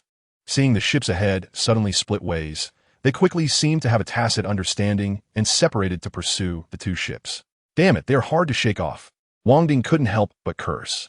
Pay attention. Once we reach the entrance of Blind Man Island, fire 2 shots inside, and then head to meet Uncle Yusheng. Wang Yunlong ordered again. Understood. Everyone nodded in unison, then nervously watched the increasingly close entrance to Blind Man Island's port. Even Wang Yunlong couldn't help but lick his dry lips. He was very familiar with this place. It was the first island where he set foot on his pirate career and the first pirate den he raided after becoming a pirate, earning him fame throughout the Ningbo Sea area. Chapter 75. Fire the cannons, blast them. The sun had half-dipped between the distant islands. The golden sunlight slanted across the sea, casting long shadows pulled by the islands. At Blind Man Island's port, more than 10 fishing boats were docked, likely recently stolen by Chun Laoshi from nearby coastal areas. However, there were only 5 large ships, all parked in the central position of the dock. At this moment, some pirates were moving back and forth, transporting caught seafood or goods, appearing quiet and orderly. Boom! Suddenly, a cannon shot rang out from the direction of the port, and a cannonball heavily struck between several fishing boats. Boom! Immediately following was another cannon shot, and another cannonball whistled in, directly smashing onto the dock, obliterating a wooden frame for drying fishing nets, with broken wooden stakes flying out, knocking down several pirates who were working nearby. An attack. The startled pirates who realized what was happening screamed in terror, and the dock erupted into chaos, with cries and wails mixed in, turning the entire dock into a mess. Clang, clang, clang. The patrolling pirates beat the gong. At this moment, Chun Laoshi was in the assembly hall on the mountainside, hugging a woman and drinking with several confidants, when he was suddenly startled by the cannon fire. Before he could comprehend the situation, the alarm bell rang out like a death knell. Enemy attack. Chun Laoshi's face changed drastically as he pushed the woman aside and shouted. Then a group of people rushed out of the assembly hall towards the dock. Meanwhile, Wang Yunlong and the others had finished firing the 2 cannons and were sailing north, with 2 ships rapidly approaching Blind Man Island from 2 li away. Since killing the blind man, Chun Laoshi had been robbing to make a living for over 100 remaining men, continuously pulling off several heists. However, due to insufficient numbers, he could only divide the pirates into 2 groups, one responsible for transporting goods to Chuanzhou and the other for robbing and guarding. At present, there were only 5 ships at Blind Man Island, and most of those left were pirates who had been injured during the last attack on Dinghai City with a blind man. Although they had been recuperating for over 20 days, their combat effectiveness had not yet recovered, with many still limping and barely able to work. Because of the previous experience of the Blind Man's Den being taken down, Chun Laoshi had been managing Blind Man Island quite strictly, arranging patrols day and night. However, they were ultimately a disorganized mob, and it was inevitable that vigilance would relax by evening. At this moment, Wang Yunlong's ships had rushed to the entrance of the port to fire, but the signal fire tower on the Turtleback Peak had not been lit to warn. When Chun Laoshi rushed near the dock, he could only vaguely see a 2-masted ship heading north, while the dock was already in chaos, with 2 fishing boats capsized and others rolling and wailing on the ground. Chase! I want to see which bastard is so blind. Chun Laoshi was so furious that smoke was coming out of his 7 orifices. He shouted and rushed onto his 4-masted ship, amid the heart-wrenching screams of his subordinates. Groups of Japanese pirates on the dock charged onto 5 ships, and the sails were hoisted up the mast with a loud rustling sound. One by one, the ships quickly left the dock, rushing out of the harbor like mad dogs. Right rudder, prepare the cannons. Aim at them. With Chun Laoshi's roar, the broadside of the 5 ships quickly revealed cannon muzzles. Previously, for his own safety and control, Mao Xiezi had only equipped his flagship with 8 cannons, personally leading the ship during robberies. However, after eliminating Mao Xiezi, Chun Laoshi had to split his forces for the safety of his stronghold. Therefore, he plundered the wealth left by his deputy Hu Lao Yao and Mao Xiezi's trusted crew, along with the savings of his own crew over the years, and sold 3 ships, gathering tens of thousands of taels of silver to purchase 10 cannons and 30 bird guns from the French on Putu Island, arming all his ships. At this moment, although the number of people on Blind Island was far fewer than when Mao Xiezi was around, their firepower was much stronger. In just a quarter of an hour, Chun Laoshi led the 5 large ships out of the harbor. At this time, Wang Yunlong's ship had already fled, leaving only a shadow behind. Less than a mile to the south, 2 enemy ships were approaching aggressively. Chun Laoshi was nearly furious to the point of exploding. Just then, the beacon tower on the back of Blind Island suddenly emitted thick smoke, and a red flag was violently waving under the sunset. Boss, the signal says there are ships behind Blind Island too. It looks like we are surrounded, reported a Japanese pirate responsible for observing the situation. The pirates on the ship were thrown into a panic. After Chun Laoshi fired a shot into the sky to suppress the chaos among his men, he shouted, "Forget about the ships behind the island. Let's take out these 2 ships first. Damn it, I don't believe that after Mao Xiezi is dead, someone thinks they can challenge me." Upon receiving the order, The 5 large ships collectively turned, like a pack of hungry wolves pouncing on the 2 enemy ships. Quick, turn around! The pirates on the 2 ships were horrified, their souls nearly escaping as they frantically tried to turn. But turning a sailboat was not that easy. It was a small fishing boat that could pivot with a few pulls of the oars. Large ships needed to adjust the rudder and change the angle of the sails, requiring sufficient wind to make a turn, and it had to be a large turn. A distance of 1 mile would take a sailing ship at most 2 minutes to cover, and since Chen Laoshi had come out in a hurry, many sails had not even been fully raised yet. Therefore, the 2 pursuing sailboats had barely begun to turn when the 5 large ships had already surrounded them from 3 sides. Fire the cannons! Blast them! Chen Laoshi, like a madman, waved his gun on the deck and shouted, "Boom! Boom! Boom!" Even from over 100 meters away, the cannons on the 5 ships roared almost simultaneously. Although the French cannons were not very powerful due to varying sizes and shooting distances, they had the advantage of a rapid firing rate. As long as the operators were skilled, they could fire 3 rounds in 20 seconds, and even if inexperienced, they could still fire once in over 10 seconds. Thus, cannonballs rained down on the 2 fleeing ships like hail. Although most of the cannonballs either missed or fell into the water within half a minute. Each of the 2 Japanese ships from Putuwa Island had been hit at least twice, with the old ship planks being blasted apart, leaving several large holes. One ship even had its mast broken, and the several dozen-foot-long mast, along with the heavy sail, came crashing down, burying several pirates underneath. The sound of cannon fire, the whistling of cannonballs, the impact and shattering as cannonballs struck the ships, the splashes as they fell into the water, the screams of the pirates, and the sounds of the ships breaking and capsizing mixed together, creating a chaotic scene. Chapter 76. Thus pursuit soon, the round of cannon fire ended. The sounds of the cannons from the 5 ships gradually ceased. At this moment, apart from the choking smoke being blown away by the sea breeze, the 2 besieged ships were unrecognizable. One, with its mast broken, had capsized and started to sink, while the other had 2 large holes at the waterline and was already sinking considerably. Countless chaotic items floated on the surface of the sea, mixed with blood, and over a dozen corpses floated by, while some pirates who had fallen into the water were crying out and struggling desperately to swim towards the debris for survival. Chen Laoshi's face twitched uncontrollably. Although they had won, and won swiftly, his heart was soaked with blood on the deck of his ship. A medium cannon was equipped with 6 smaller cannons, and a small cannon with 3, even though only one side of the ship had fired. They had still fired at least 30 rounds in total. That meant he had used up half of his ammunition stockpile in one go, worth over 1,000 taels of silver. If he could capture those 2 ships, it would be fine. He could sell them for a profit. But now it was all in vain. However, while the boss was distressed, a group of pirates was still eager for more. With some frantically filling gunpowder and shouting to load the cannons, seemingly wanting to fire again. "Fire!" shouted a small leader, excited to the point of being almost insane. "Shut the hell up. Are you blind? They're already sinking." Chen Laoshi kicked the pirate to the ground and glared at the pirates still struggling in the water. Gritting his teeth, "Ram into them. Let us kill them." So the 5 large ships cut through the waves, crushing their way through the struggling pirates and floating debris. After a series of horrific screams, the surface of the sea was left in disarray, filled with floating wreckage and debris. "Boss, what about that ship just now? There are still ships behind the island?" asked a trusted subordinate. Chen Laoshi's face twisted in rage for a moment before he gritted his teeth and said, "That ship went north. Forget about it for now. Let's see what's happening behind the island. No one is allowed to fire without my orders." Soon, the 5 large ships headed southeast along Blind Island towards the back of the island.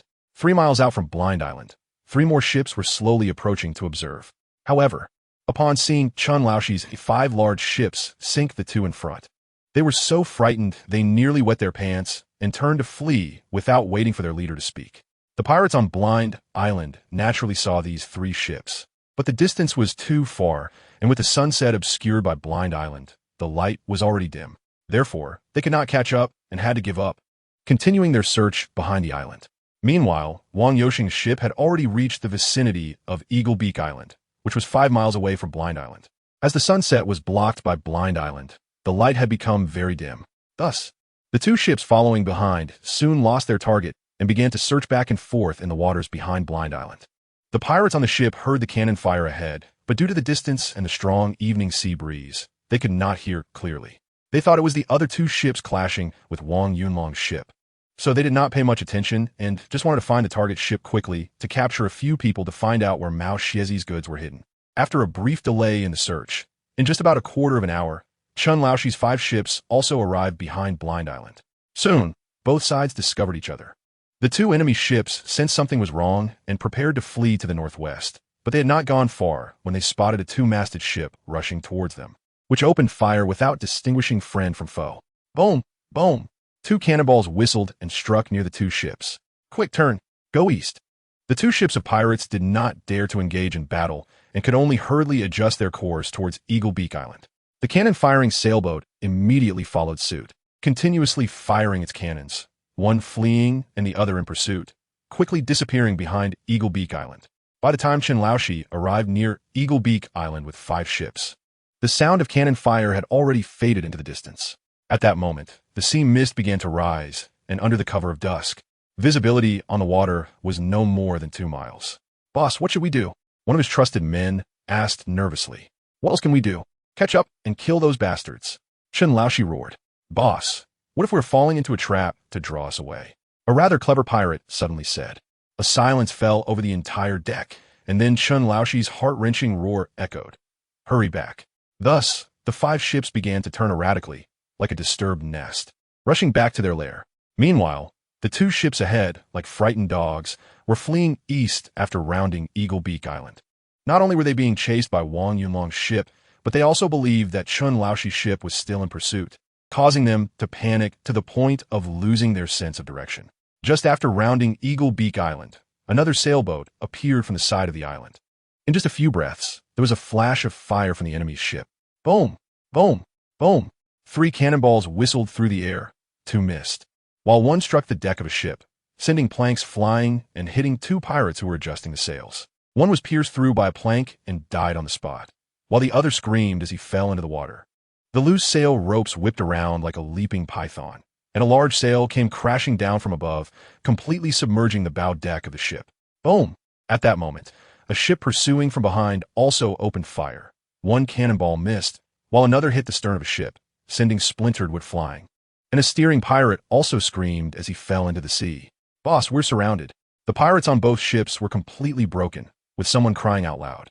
"Don't waste cannonballs, prepare the firearms, get close and board." Seeing that the 2 enemy ships were completely out of control, swaying and spinning like drunken men on the water, Wang Yozhong shouted his orders. Having spent many years with Mao Xiazi, although he was not a trusted confidant, he had always played the role of cannon fodder and knew very well what to do at this moment.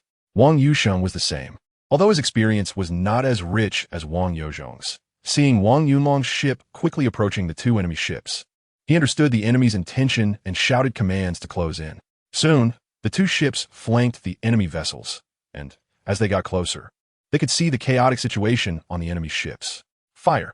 The distance between both sides quickly shrank to less than 10 zhong, and before anyone could give an order, Wang Dinglazy and the others raised their bird guns and fired directly at the panicking Japanese pirates on the enemy ships. Even Wang Yozhong and Wang Yusheng put down the ship's helm to join the fight with their bird guns. There were only 13 people on their 2 ships, while the enemy ships likely had at least twice that number of pirates.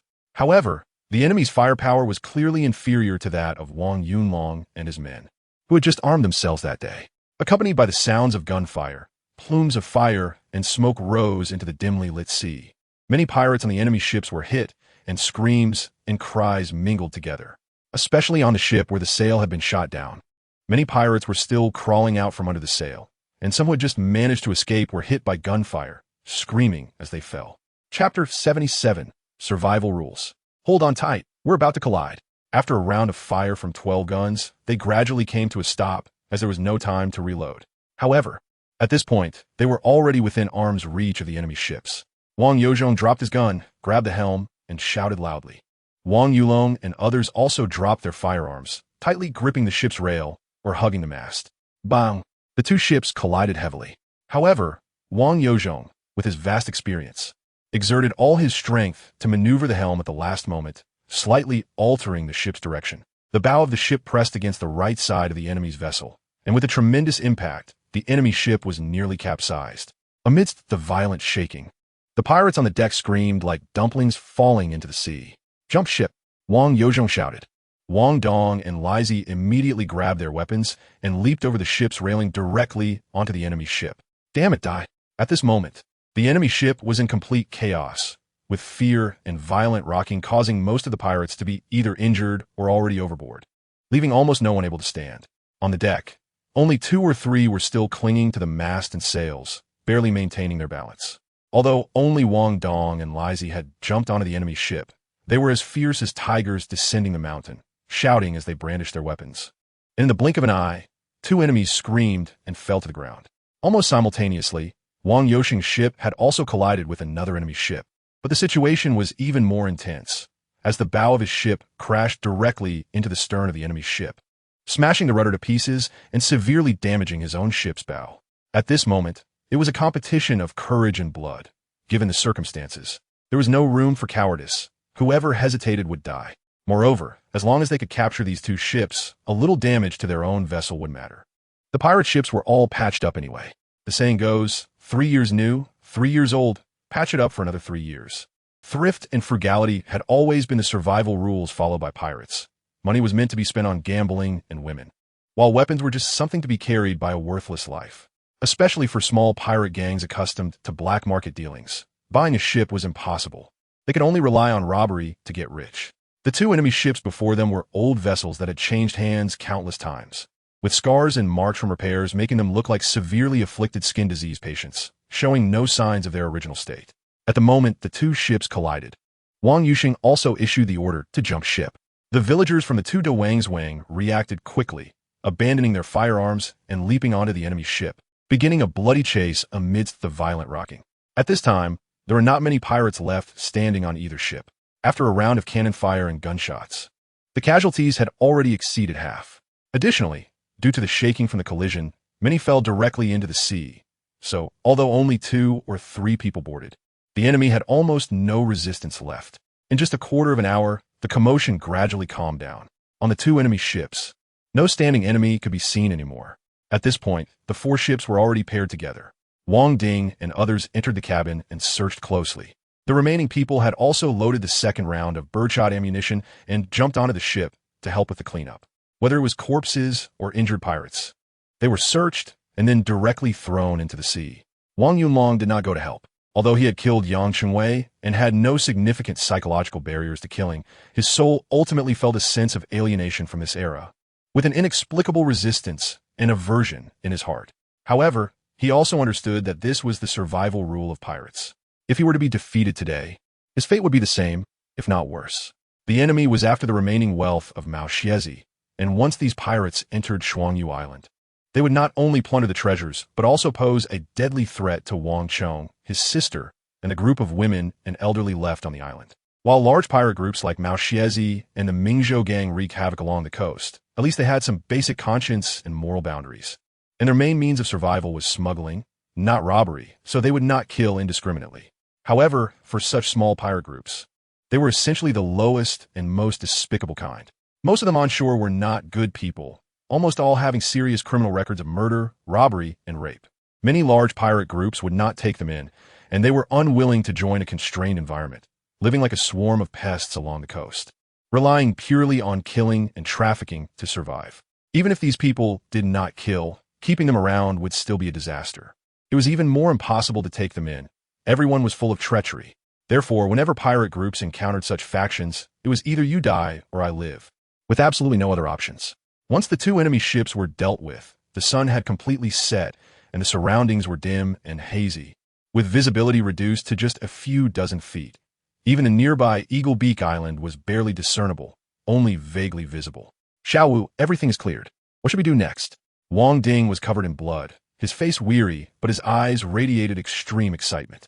This was their first fierce naval battle with another pirate crew since they entered the sea.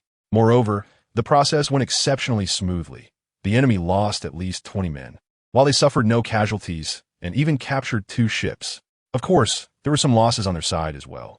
Both ships sustained varying degrees of damage after the collision, but it was negligible and did not affect their safety at all. With Uncle Zhong around, can we still make it back to Shuangyu Island? Wang Yunlong turned around and asked Wang Yozhong. Wang Yozhong looked at the sky and the direction, nodded and said, As long as we go slowly and keep a safe distance from the reefs, it should be fine. But it's impossible to enter the island. We'll have to stay outside. That's fine too. Everyone just needs to work a little harder. After lowering the sails on both boats, we'll tie them with ropes at the back and slowly tow them back. We can deal with the rest tomorrow, or else Uncle San and the others will worry. All right, everyone hurry up, don't dawdle. If we delay any longer, we won't be able to see anything. Wang Ding and the others nodded, quickly getting busy with their tasks. Wang Yusheng, not far away, shouted a few loud words to clarify the arrangements and soon joined in the action. After more than 10 minutes of bustling activity, the two ships headed southwest into the dim twilight, each trailing a similarly sized sea vessel behind them. Although their speed was slow, within a quarter of an hour, they gradually disappeared near Eagle Beak Island. All that remained were more than a dozen corpses scattered over a few hundred meters, rising and falling in the cold, churning seawater.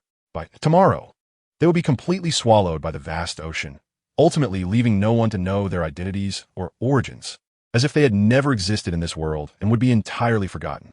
Chapter 78. The rule is to use your fist after dusk, night fell. It had been an hour since Wang Yunlong and the others left. Putuo Island, with thousands of people gathered, was bustling with activity. The docks were filled with flower boats adorned with red lanterns, while the various Japanese pirate camps onshore were brightly lit. The brothels and taverns were lively and noisy, with well-dressed pirates calling out to friends, drinking, and flirting. Inside the casinos, the air was thick with smoke, and the sounds of dice rolling and shouting echoed through the night sky. If a newcomer were to suddenly awaken here, they would surely think they had stumbled into a prosperous town in a time of peace. Little did they know that beneath every seemingly respectable face in this red light district lurked a ruthless villain who was skilled in murder and smuggling. In Hongdong County, there are no good people, and on Putuo Island, there was not a single decent person. Inside a tavern, Han Lao Dao, the leader of the Chuanzhou gang, was drinking heartily with a group of trusted subordinates. Han Lao Dao, around 40 years old, was known by no other name, tall and strong, skilled with a large knife. Before going to sea, he had worked as a bodyguard and was quite famous in Fujian. However, after killing someone in a fight, he was wanted by the authorities and had to flee overseas. Initially, he allied with Li Guangtou, who was eliminated a few years ago, after which he developed his own group of pirates, mainly composed of people from fucking. Later, he clashed with Xiao Xian, the largest Japanese pirate in Fujian, and, unable to win, had to escape to Putuo Island. The fucking gang consisted of about 300 members, made up of 5 pirate groups. They only accepted fellow townsmen from fucking, which allowed them to develop strong cohesion and unity on Putuo Island, making them fierce fighters and the most powerful group. Recently, due to Wang Ji's increased activity, the Ming Dynasty had intensified its military actions in the southeast, significantly affecting the activities of coastal pirates and merchants. From the beginning of February until now, over a month, almost all the pirates on Putuo Island have been idle, with business being very slow. However, in recent days, while drinking and flirting, the pirates had coincidentally gained a new topic of conversation, the gang led by Wang Yunlong, who had just arrived on Putuo Island. The matter of Wang Yunlong had already spread throughout Zhoushan over 20 days ago, following the wanted notice from the Dinghai County government. As the most chaotic area concentrated with Japanese pirates, Putuo Mountain received the news immediately. Now, throughout the island, there are definitely not less than 70 or 80 wanted posters featuring Wang Yunlong's portrait, if not 100, especially among the high-ranking members of several major gangs. Almost everyone has a copy. It's not that Wang Yunlong is exceptionally skilled at flying over rooftops or impervious to knives and guns, but rather the deeds he has done make all the Japanese pirates admire him. Han Lao Dao, as the most powerful gang leader, naturally craves talent. He has many trusted subordinates, but none of them possess the strength of someone like Wang Yunlong. If he could recruit Wang Yunlong under his banner, it would not be impossible for the fucking gang to unify Putuo Island in a few years and recreate the glory of Shuangyu Island. Unfortunately, the Mingzhou gang got there first. Moreover, the process made this so-called hero of the pirates admire Wang Yunlong's methods and wisdom. In order to save his life and the wealth of the blind man, he actually paid the Mingzhou gang a protection fee of 5,000 taels of silver, along with a large batch of goods, and even purchased a batch of expensive firearms and a ship through the Mingzhou gang as an intermediary. In just one day, the Mingzhou gang made over 15,000 taels of silver from Wang Yunlong. If it were in the past, Han Lao Dao wouldn't have been too envious of this sum. But now, when everyone is living a hard life, this amount of money is particularly eye-catching. Therefore, although the banquet was lively, Han Lao Dao was somewhat downcast, not even wanting a woman to accompany him, and he drank several cups of wine alone. Big brother, why are you so gloomy? Why not find a few women to accompany you? One of his trusted subordinates suggested. Han Lao Dao waved his hand and said, what is the point of women? I'm just unhappy that the Mingzhou gang made a profit today. Hearing this, the subordinate quickly laughed and tried to ease the mood. A mere few thousand taels of silver. Big brother, why take it to heart?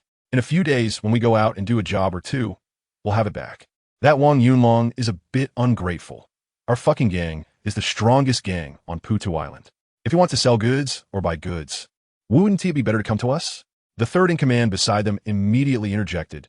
Exactly, that kid is praised to the skies, but he doesn't seem too smart. What can that group of Mingzhou gang do for him? He leaves today, and whether he can come back tomorrow is uncertain. Right?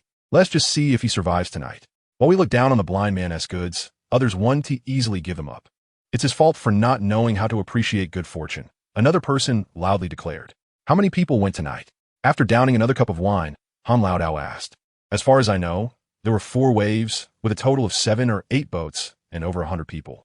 Although they may not catch Big Brother SI, they're all ruthless characters. Wang Yunlong only has over 10 men and even brought 2 boats. If he wants to survive, it's probably harder than ascending to heaven. Spending this money today is essentially buying a coffin, one subordinate replied. Han Lao Dao fell silent for a moment and sighed. What a pity. Tomorrow, when those boats come back, find an opportunity to take them down. The leaders and trusted subordinates of the fucking gang fell silent collectively. What? Can't you hear what I said? Han Lao Dao snorted coldly. No, big brother. Doing this would break the rules of Putu Island. The other gangs might not be happy, one leader quickly said. Rules? What rules are there on Putu Island? Only the size of the fist counts as a rule. After we're done, let us see who dares to complain. Han Lao Dao slammed his cup on the table and coldly scanned his subordinates. Wang Yunlong dares to raid the blind man's stronghold with just over a dozen people. Have you all turned into women? Did a dog eat your courage? At the dining table, the heads and trusted subordinates of the fucking gang broke out in a cold sweat. Puning Temple, at the headquarters of the Mingzhou gang. The atmosphere was quite different. There was no noise or revelry here.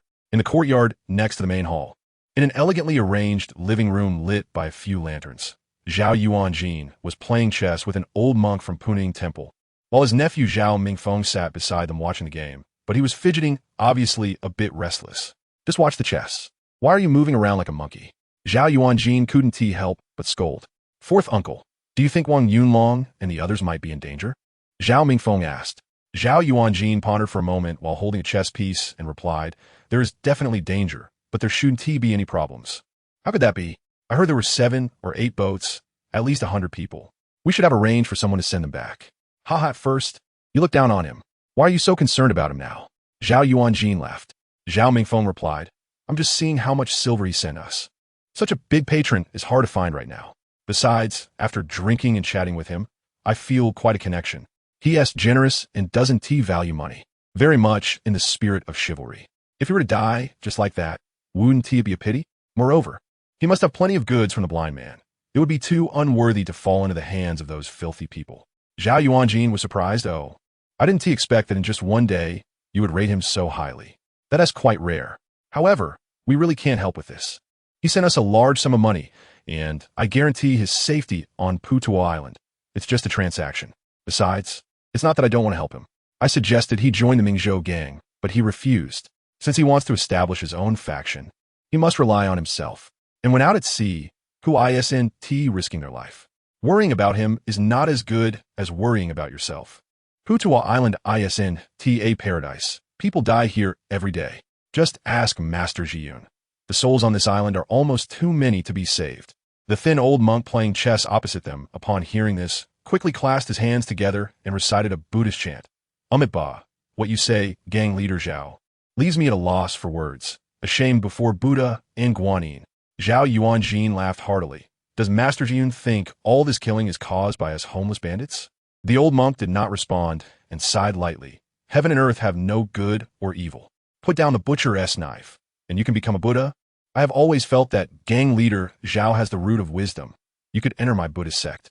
Zhao Yuanjin tossed down his chess piece and stood up, saying, if putting down the butcher's knife allows bad people to become Buddhas, then why even mention that debts have a master? Right now, the biggest creditor is the Ming Dynasty. As long as they don't lift the maritime ban, the killings will never stop because we have nowhere to go. Putuwa Island is too small to accommodate someone with bigger ambitions. Forget it, master. You should go back to sleep. No need to chat with this villain. Umaba. The old monk takes his leave. The old monk stood up and quickly left the guest hall. Fourth uncle, what do you mean by that? Zhao Mingfeng asked in confusion. I mean Wang Yunlong. Putuwa Island cannot accommodate him. Or perhaps he cannot accommodate Putuwa Island in his heart. Otherwise, why would he refuse today? He has to walk his own path. Whether he becomes a Buddha, a demon, or a ghost is his own choice. We can't help him, but don't worry. He won't die tonight. Zhao Mingfeng was taken aback. Then his face lit up with joy. How does fourth uncle know? Zhao Yuanjin smiled and said, Are you stupid? They chose to leave the port at sunset, and half an hour after they left, it got dark. Zhoushan is so big. How can 7 or 8 small boats handle them in half an hour? Once it gets dark, they could just find a random place to hide for the night. If there's a winner or loser, it will be tomorrow.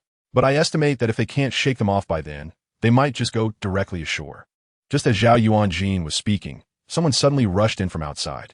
A trusted subordinate of the pirates, panting heavily, burst in and said, Chief, we chased down 3 of Wang Yunlong's boats. Did they succeed? Zhao Mingfeng's face changed dramatically. No.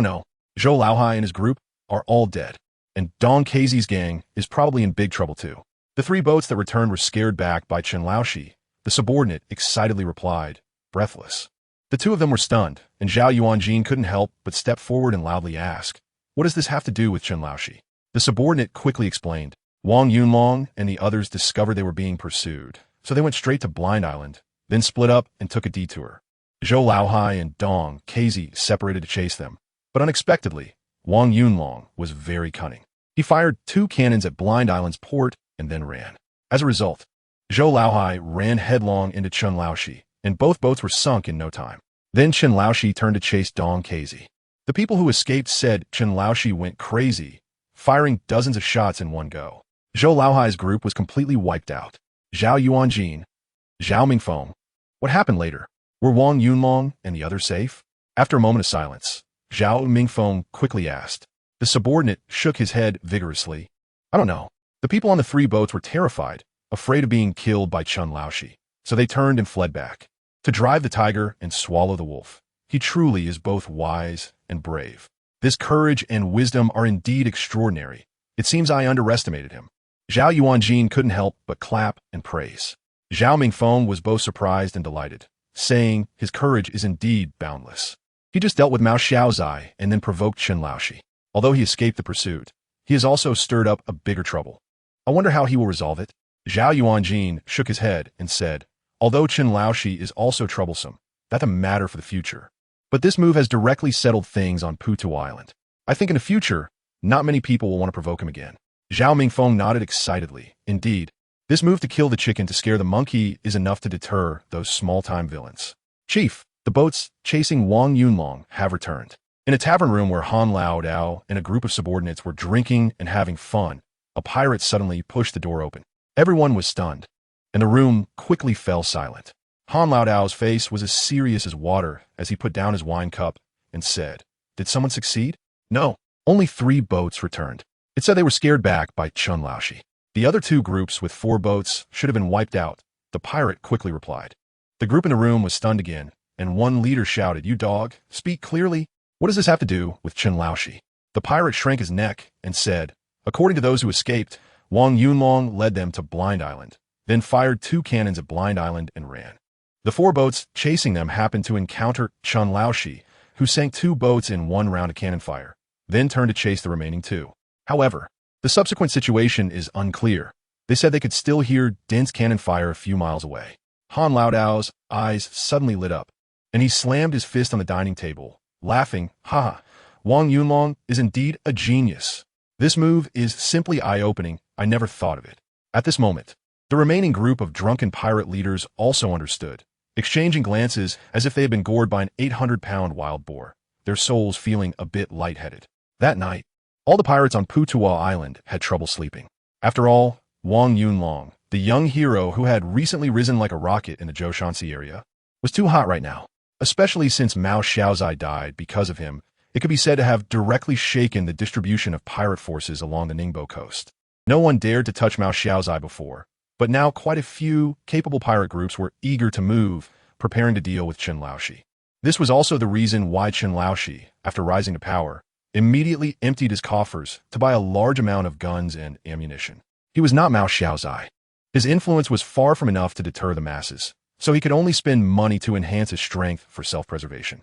However, all the pirates were not thinking about how to deal with Chen Laoshi right now. Instead, they were concerned about whether Wang Yunlong was dead or alive, and whether Chen Laoshi, in a fit of anger, would eliminate this troublemaker as well. Chapter 80. Han Lao Dao. A night passed in a blur, and the sun rose in the east, bringing another clear and fine day. The pirates of all sizes on Putuo Island woke up and immediately began to inquire about Wang Yunlong's news. By the time the sun was high in the sky, news suddenly spread like an explosion. Wang Yunlong had come to Putuo Island, targeting the Mingzhou gang's dock. Thus, hundreds or even thousands of pirates rushed toward the Mingzhou gang's dock from all directions, including spies from the major gangs and many small pirate groups, some of whom had been eager to move the night before, while others still harbored ill intentions, cautiously waiting for a chance to act. At the Mingzhou gang's dock, still at the same position as last time, Wang Yunlong and Wang Yusheng, along with others, were now slowly approaching the shore in two boats, towing two more older and dilapidated boats. When Zhao Yuanjin received the news and hurried to the dock with his nephew and several leaders of the Mingzhou gang, Wang Yunlong and his group had already disembarked and were on the shore. "Ha ha, little brother, you just left last night. Why are you back so early today?" Third Chief Lu Ming laughed heartily and walked over, then grabbed Wang Yunlong's shoulder and looked him up and down, as if trying to see a flower blooming. "Thank you for your concern, Third Chief. I picked up two broken boats on the way back last night, so I came back again. Sorry for the trouble," Wang Yunlong said with a smile, clasping his fists. Zhao Yuanjin and the others also smiled, and after a few pleasantries, they looked at the two patched-up boats. Their expressions a mix of surprise and joy. They were happy that Wang Yunlong was safe, which made their reputation much better. Otherwise, if Wang Yunlong had just sought refuge yesterday and was dead today, it would have greatly impacted the Mingzhou gang's reputation. They were surprised because, although Wang Yunlong spoke lightly, the scars from cannon and gunfire and the large amounts of dried blood on the boats, especially the severely damaged bow and rudder, indicated that last night's battle was certainly bloody and perilous. "Brother Wang, what do you plan to do with these two boats? Repair them or sell them directly?" Zhao Yuanjin knew Wang Yunlong's background. With just over 20 people in total, including men, women, and children, the two boats couldn't even be filled. Now having two more boats would definitely be of no use, so he couldn't help but think about making another profit. Wang Yunlong smiled and said, "The fourth master should know my situation. For now, I don't need this many. However, the bow of the ship I just bought yesterday is severely damaged and needs repairs.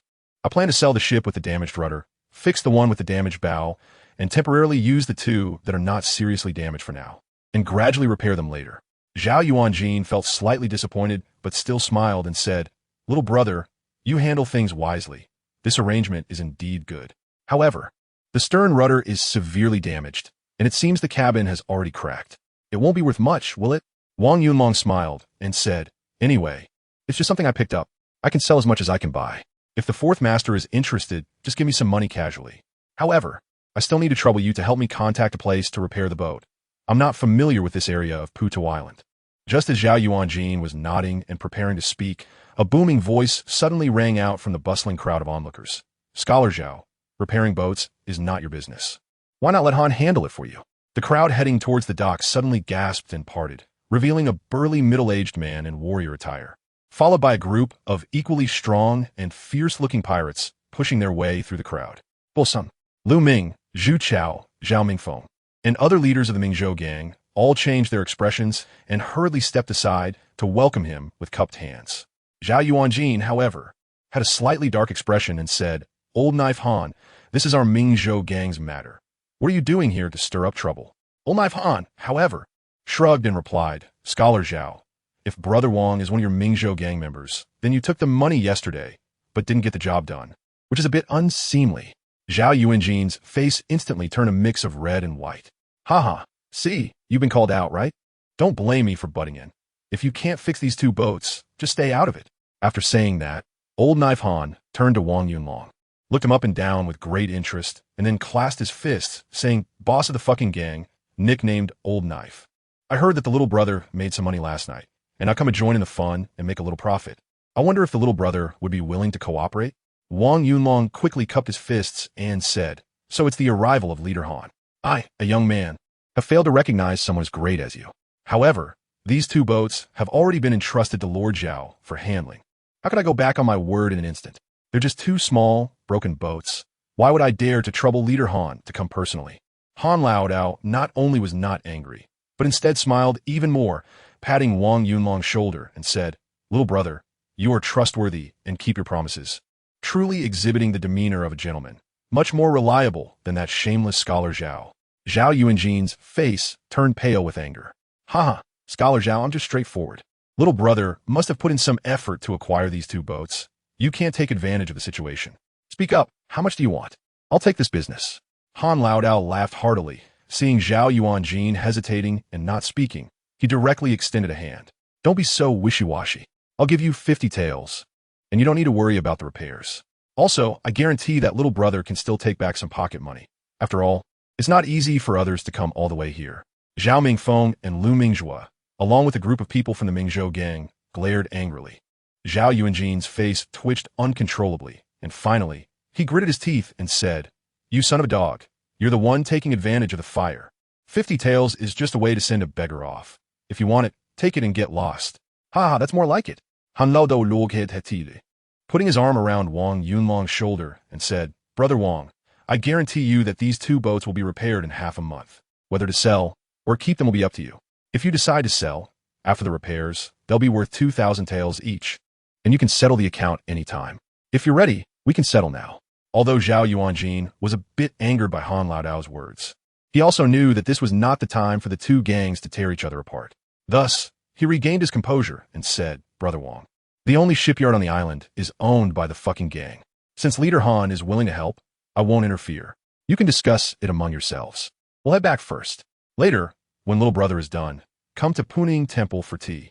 After saying that, Zhao Yuanjin slightly cupped his hands, without even a thought of bidding farewell to Han Laodao, and directly left with his nephew and several heads of families, surrounded by a group of loyal followers. Damn it, I hate scholars the most. Each one has a mind blacker than a rat's. Han Laodao spat at Zhao Yuanjin's back. Chapter 81. Kill and burn for gold belts.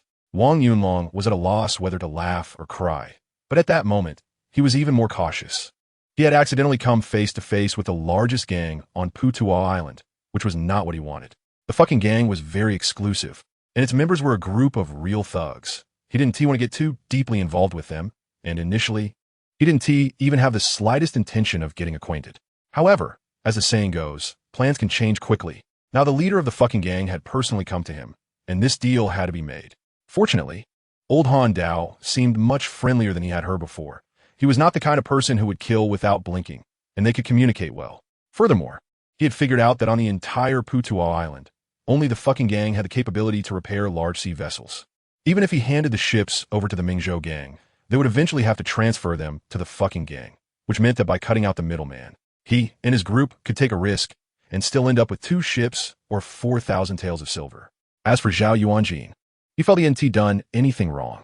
In fact, he was somewhat dissatisfied that Zhao Yuanjin made so much money off him yesterday, but showed no willingness to help, indicating that the Mingzhou gang was not a very reliable backing. Of course, this thought quickly faded, as Zhao Yuanjin said, since he had already decided on his path. Everything should be faced on his own. The deal with the Mingzhou gang was clear. They could only guarantee his safety on Putuo Island, not once he left. He was also aware that the Mingzhou gang couldn't protect him elsewhere. Their influence was limited to this chaotic, small island. Given old Han Dao's enthusiasm, Wang Yunlong naturally no longer refused, nor could he refuse. After exchanging a few words, old Han Dao arranged for someone to lead the way, taking Wang Yunlong and his group back to sea, towing 2 ships towards the southeast. After 2 hours, they docked in a small bay. There were not only numerous fishing boats, but also several sea vessels being repaired. The shore's work sheds were piled high with shipbuilding and repair timber, and there were 2 dry docks being excavated. Workers were constantly carrying wood back and forth, and many craftsmen were chopping and carving, the sound of clanging echoing everywhere, making the scene very lively. Standing on the deck, Wang Yunlong felt very emotional. If he didn't know that this was a pirate den, He would have thought it was a regular shipbuilding and repair factory. As a group of pirates, establishing such a factory in this chaotic place where pirates roamed freely required not only strength, but also a large number of skilled craftsmen and talents who truly understood shipbuilding. This shows that the fucking gang's ranking as number one on Putua Island was not as simple as it appeared.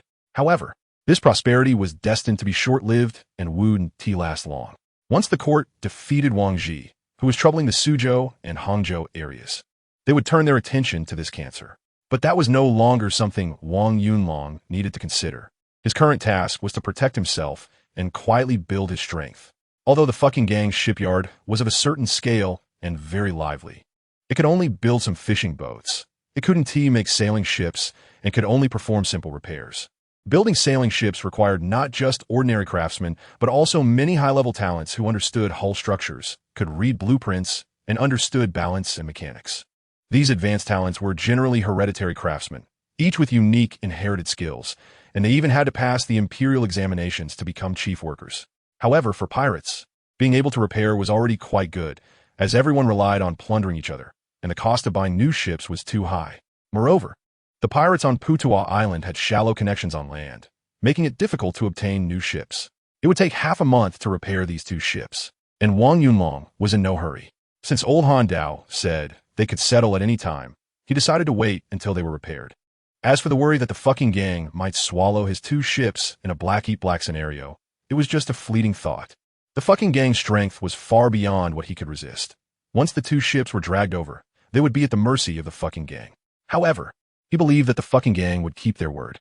Although they were a bunch of villains, in reality, the worse the person, the more they liked to keep their promises. Otherwise, it would become difficult to operate on the road in the future.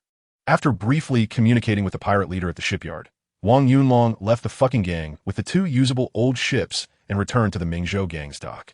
He then visited Punaying Temple, apologized to Zhao Yuanjin, and after a brief exchange, the group left without lingering and returned to Shuangyu Island. In the following period, Wang Yunlong and his group did not leave the island. Instead, they began what he considered a very urgent and important arrangement, conducting a round of training for everyone. The training content included physical strength, cold weapon combat, firearm operation, sea vessel navigation, and, most importantly, boarding combat. The fact that they had survived and captured two sea vessels was largely due to his quick thinking, but in reality, Wang Yusheng, Wang Yuzhong, and the others from Wang Zhuang had played a significant role. If it weren't for them, the outcome of that chase would have been uncertain. Even if they managed to escape with the two ships, they wouldn't have gained much, and there might have been other pirates continuing to covet and pursue them. This victory served as a wake-up call for the lawless pirate groups on Putua Island, deterring many. It made those pirates who were eager to act and had ideas completely retreat. However, the group from Shao Wang Zhuang performed poorly in this incident.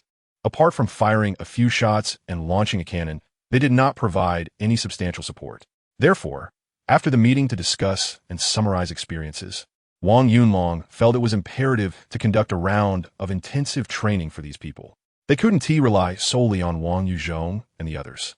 Everyone needed to adapt to this way of survival at sea. Of course, staying on the island for a while was also to avoid Chen Laoxi's pursuit. Blind Island had many eyes on Putua Island, and once the news returned, he could imagine Chen Laoxi's furious expression, likely wanting to catch him and tear him apart. According to the information he gathered on Putua Island, Chen Laoxi, in a fit of rage, fired at least 30 cannonballs, directly reducing the two ships chasing him to rubble.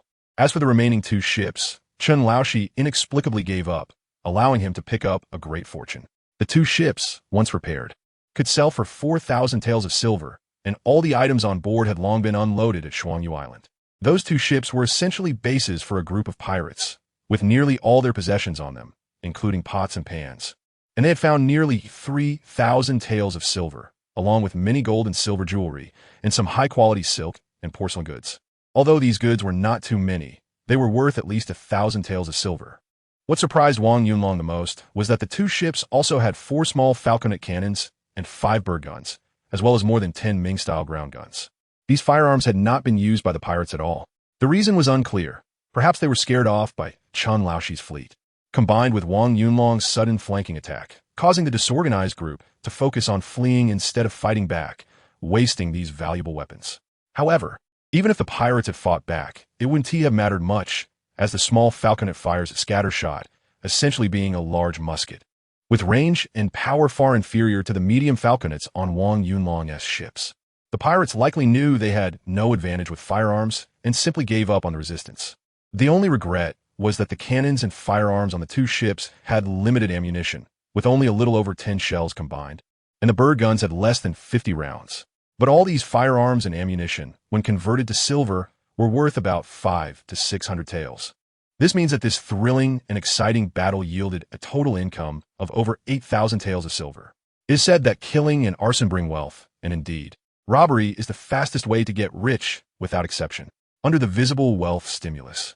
The training enthusiasm of the two groups from the big and small Wang Zhuang reached unprecedented heights. After Wang Yunlong assigned the training tasks, no one opposed or slacked off. As long as it wasn't raining, everyone got up to run drills as soon as it was light, then trained their strength and cold weapons in the morning, and practiced firearms and sea vessel operation in the afternoon. The remaining time was spent continuing to clean and renovate some buildings on the island, improving their survival and living conditions. The training was not just for the men. Wang Yinxiao and several prostitutes also trained earnestly with the men every day. As the saying goes, men and women working together makes the work easier. With the addition of a group of women, everyone trained with even more enthusiasm, and each day felt as if they were invigorated. Wang Yunlong was the same, even more demanding of himself. Every morning, without fail, he would climb and run back and forth between the two islands for an hour, followed by 50 push-ups, 100 sit-ups, 100 frog jumps, and simple combat training involving chopping and stabbing with knives and sticks. In the afternoon, he would lead men, women, and children in an hour of simulated loading and shooting training with firearms and cannons, plus 2 hours of ship operation and boarding simulation combat. Within just 3 to 5 days of training, everyone's morale had greatly improved, and the relationships between the two groups from the Shaowang village became more harmonious, with their cooperation becoming more skilled and close. Chapter 82. News. While Wang Yunlong was counting silver and diligently training to improve his survival skills on Shuangyu Island, the anti-Japanese situation along the southeastern coast of the Ming Dynasty was also undergoing significant changes.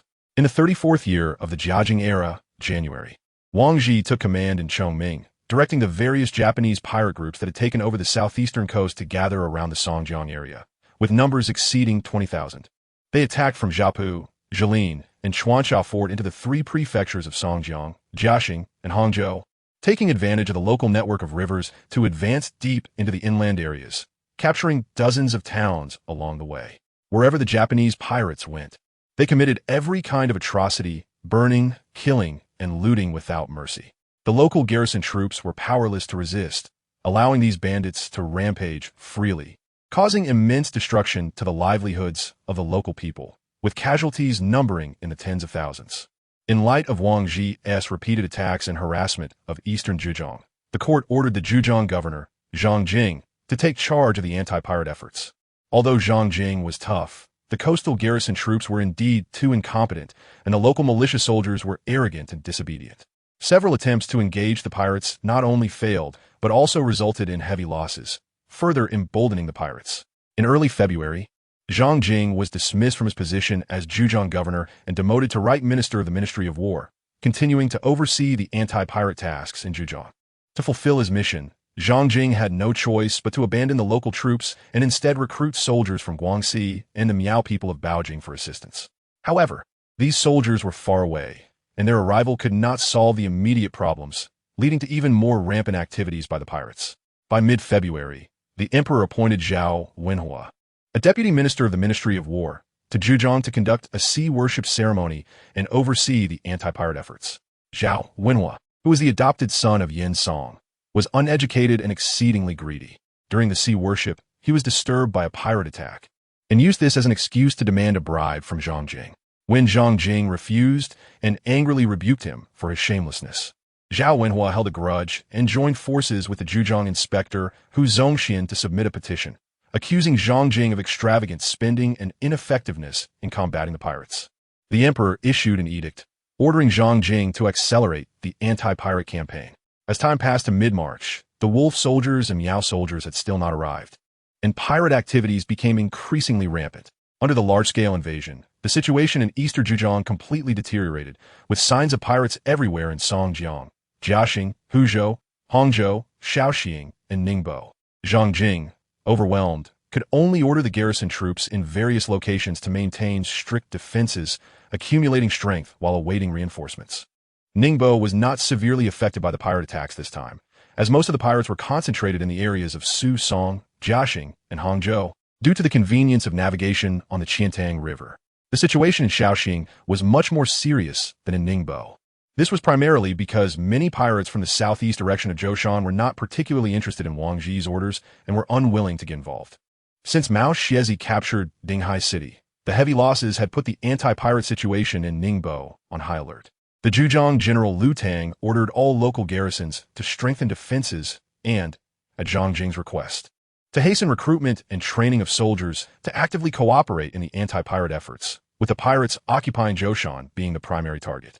Recently, Wu Biao, the deputy commissioner for military affairs in Ningbo, had been feeling very anxious, feeling immense pressure. He colluded with Mao Xiezi to feign an attack on Dinghai City, intending to stage a performance to earn some credit, but unexpectedly, it backfired, leaving him with a mess to clean up, although the matter was temporarily suppressed. The impact was indeed too severe. Moreover, due to his reversal of black and white and the arrest of Li Yishan and other anti-pirate heroes, it caused an unparalleled negative impact in Ningbo. Not only was the county magistrate of Dinghai, Liu Jizu, dissatisfied and continuously petitioning to seek justice for Li Yishan and others, but the local populace was also filled with grievances, and more people were defecting to the pirates. In this situation, the governor of Ningbo, Su Zhaoyong, also kept urging him to intensify the anti-pirate efforts, ensuring that the chaos of Dinghai would not be repeated. Under tremendous pressure, Wu Biao realized he could not just wait. He had to adopt a proactive offensive attitude to mitigate his errors in the defense of Dinghai City. Otherwise, once the situation with the pirates in eastern Zhujiang calmed down, there would surely be people who would make a big deal out of this matter, and he could not guarantee that he would escape unscathed. Thus, he began to urge the recruitment of militia in various regions of Ningbo to strengthen training, while also ordering the Navy to enhance training and investigate the movements of the Zhoushan pirates, preparing to launch an anti-pirate operation. Before long, it was late March. Since Wang Yunlong returned from Putuo Island with 2 boats last time, he hasn't gone out again, and more than 10 days have passed. During this time, Wang Yusheng took a batch of goods to Putuo Island, leaving the 2 of them at Puning Temple to look after the shop and gather information, while he focused on training continuously on Shuangyu Island. Over the past 10 days, the training results have been remarkable. Not only has everyone adapted to this high-intensity practice, but their mental outlook has also significantly improved, and their skills in using firearms and operating sea vessels have become quite proficient. He decided to make a trip back to Yangon town. First, the food on the island was running low and needed replenishment. Second, the matter he entrusted to Qinjian last time should have yielded results by now. Additionally, there had been no news from Ho San and Air Mao, who were sent ashore to gather information, and he was also unaware of the situation with Chun Shenyang and Lin Xiaowei, who went along. If they returned, they would definitely need to wait for them in Yangon town. Around sunset, a 2-masted sailing ship set out from Shuangyu Island, heading straight for Yangon town. In the evening, the ship successfully docked next to the mountain god temple. After a group of people disembarked, they took advantage of the faint night light and headed straight for Shaowang village. Under the night sky, Shaowang village was as quiet as ever, with no lights visible in the darkness, only the occasional sound of barking dogs coming from near and far. The group did not return home first, but divided into 3 teams, spacing themselves out to keep an eye on each other as they made their way to Wang Yunlong's house. Last time, they had agreed with Chun Jian to deliver the prepared food and condiments to his house before the 15th of each month, and several days had already passed. He was unsure of the current situation. Inside the house, a figure was pacing back and forth in the main room, clearly very anxious. Hearing the barking of dogs, he nervously peered through the crack of the door, continuously looking outside until he saw several figures hurrying towards him in the dim light, at which point he pushed the door open in surprise and joy. "Who is it?" With a creak, Wang Ding was startled and raised his bird gun, shouting lowly, "It's me, Chun Jian." A trembling voice came from the doorway. Upon hearing this, everyone simultaneously breathed a sigh of relief. Wang Ding took down the match cord that was already attached to the firing mechanism and kicked the sneaky figure that had just emerged, saying, "What the hell are you doing hiding here in the middle of the night? Luckily, I didn't fire. Is the food ready?" Chun Jian did not dare to show any dissatisfaction, nodding and bowing. "Don't worry, the food and seasonings have all been bought and have been here for several days. I was worried since you hadn't come, thinking something might have happened to you." Wang Ding sneered and said, "You son of a bitch have such a good heart. Starting to worry about us? Shouldn't you be praying for us to feed the fish sooner?" Chen Jian shrank his neck and flattered with a smile. "How can I think that? I'm still hoping to make a fortune by following you." Wang Ding was about to curse again when Wang Yunlong pulled him back and said, "Are you waiting for us here? Did something happen?" Chen Jian quickly nodded and said, "Indeed, there's something I need to tell you. A few days ago, Deputy Military Commissioner Wu Biao ordered all the guard posts in Ningbo to strengthen their defenses. He has also recruited over 800 soldiers in Ningbo who are currently in training, and is preparing military arms and weapons. You need to be cautious. He might have a major operation soon, and the main target is likely to be Blind Island." "Really?" The group was shocked. "It's absolutely true. Last time, Mao Xiaozi breached Dinghai City, burning down a large number of houses and the county office, as well as the Dinghai Guard Command Center. The Zhejiang governor's office was extremely angry and has reportedly reprimanded him several times. To appease the higher-ups' anger, Wu Biao has been planning this for a while. Yesterday, all of our captains with over 100 men were summoned to the county town by Lu Zhengxiong for scolding and orders to strengthen patrols and closely cooperate with this operation." Chen Jian quickly replied, "Did Lu Zhengxiong himself say they would attack Blind Island?" Wang Yunlong asked. Chen Jian shook his head and whispered, "No, he didn't. He didn't say anything about that."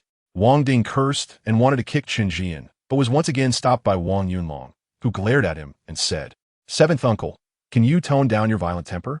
Regardless of whether Wu Biao's target is Blind Man's Island or not, we need to be cautious." Wang Dao also dissatisfiedly whispered, "Lao Qi, be careful, or I'll beat you up." Wang Ding instantly wilted, glaring fiercely at Chen Jian and saying nothing more. "Chen Baihu, this information is very important. Here are 10 taels of silver as a token of my gratitude. If there are any significant actions from the government in the future, remember to notify us in a timely manner. By the way, have you taken care of the shop I asked you to buy in Dinghai County?" Chen Jian took the heavy ingot of silver handed to him by Wang Yunlong, his face a mix of surprise and joy, feeling that the 2 nights he had spent here and the kick he received were well worth it. Carefully putting the silver into his pocket, he nodded vigorously and said, "Don't worry, fifth brother. I will notify you of any news promptly in the future. I've already taken care of the shop in the county. I just need to know how you plan to arrange it, so I can have a clear idea." Wang Yunlong pondered for a moment, pinching his chin, and said, "Let's put the shop matter aside for now. Just keep an eye on it for me. Once I have everything arranged, I'll notify you. For today, let's transport the grain and seasonings back first. All right, you all hurry up and move. I'll go back to the office and help keep an eye on things, so we don't get discovered by the night patrol. Okay, you be careful." After just a few exchanges, Chen Jian hurried away, and his companions gradually gathered. Upon entering the room, they indeed saw more than a dozen bulging large burlap sacks piled in the middle, with ceramic jars and bamboo baskets containing oil, salt, soy sauce, and vinegar beside them, all tightly bundled, clearly prepared with great care. Although Chen Jian is both bad and cowardly, he works quite efficiently. Wang Dao couldn't help but praise. "What good is efficiency? Every time I see him, I just want to beat him to a pulp." Emile scoffed. "Chen Jian is very important for our future plans. It's fine to scare him occasionally, but don't just go around beating him. Hurry up and move everything onto the boat, then get back home quickly. We don't have much time." Wang Yunlong gave an order, and a group of people started to work together. Those carrying bags did so, those moving spices moved the spices, and soon they headed straight for the mountain god temple. After going back and forth 3 times, once everything was loaded onto the boat, Wang Yunlong said, "Uncle Do, you all go back. I'll guard the boat here. Make sure to come back before dawn. Don't forget to set your alarm." If Chen Jian is right, the maritime patrols should be quite frequent lately, and it will be easy to be discovered. It's safer to head out to sea earlier. All right, just be careful. We won't stay at home for too long, at most 2 hours. The group wasn't too worried. After all, this place was relatively hidden, and they were already at the mouth of the Yongjiang River, far from the village with a more complicated environment. At this time of night, even dogs wouldn't come here. Soon, the group disappeared, and Wang Yunlong, seeing that it was still early and feeling no sleepiness at all, held a bird gun and leaned back on the deck to watch the stars and moon, while also contemplating the news that Chen Jian had just shared. Although Wang Yunlong had only interacted with Chen Jian twice, he had a clear understanding of his nature. First, this guy was undoubtedly a bad person. The last time he was framed as the mastermind behind colluding with Japanese pirates to kill was definitely his doing. Second, this person was very cowardly. Although he was a military officer and knew some martial arts, he was very afraid of death. Lastly, this guy was greedy and lecherous.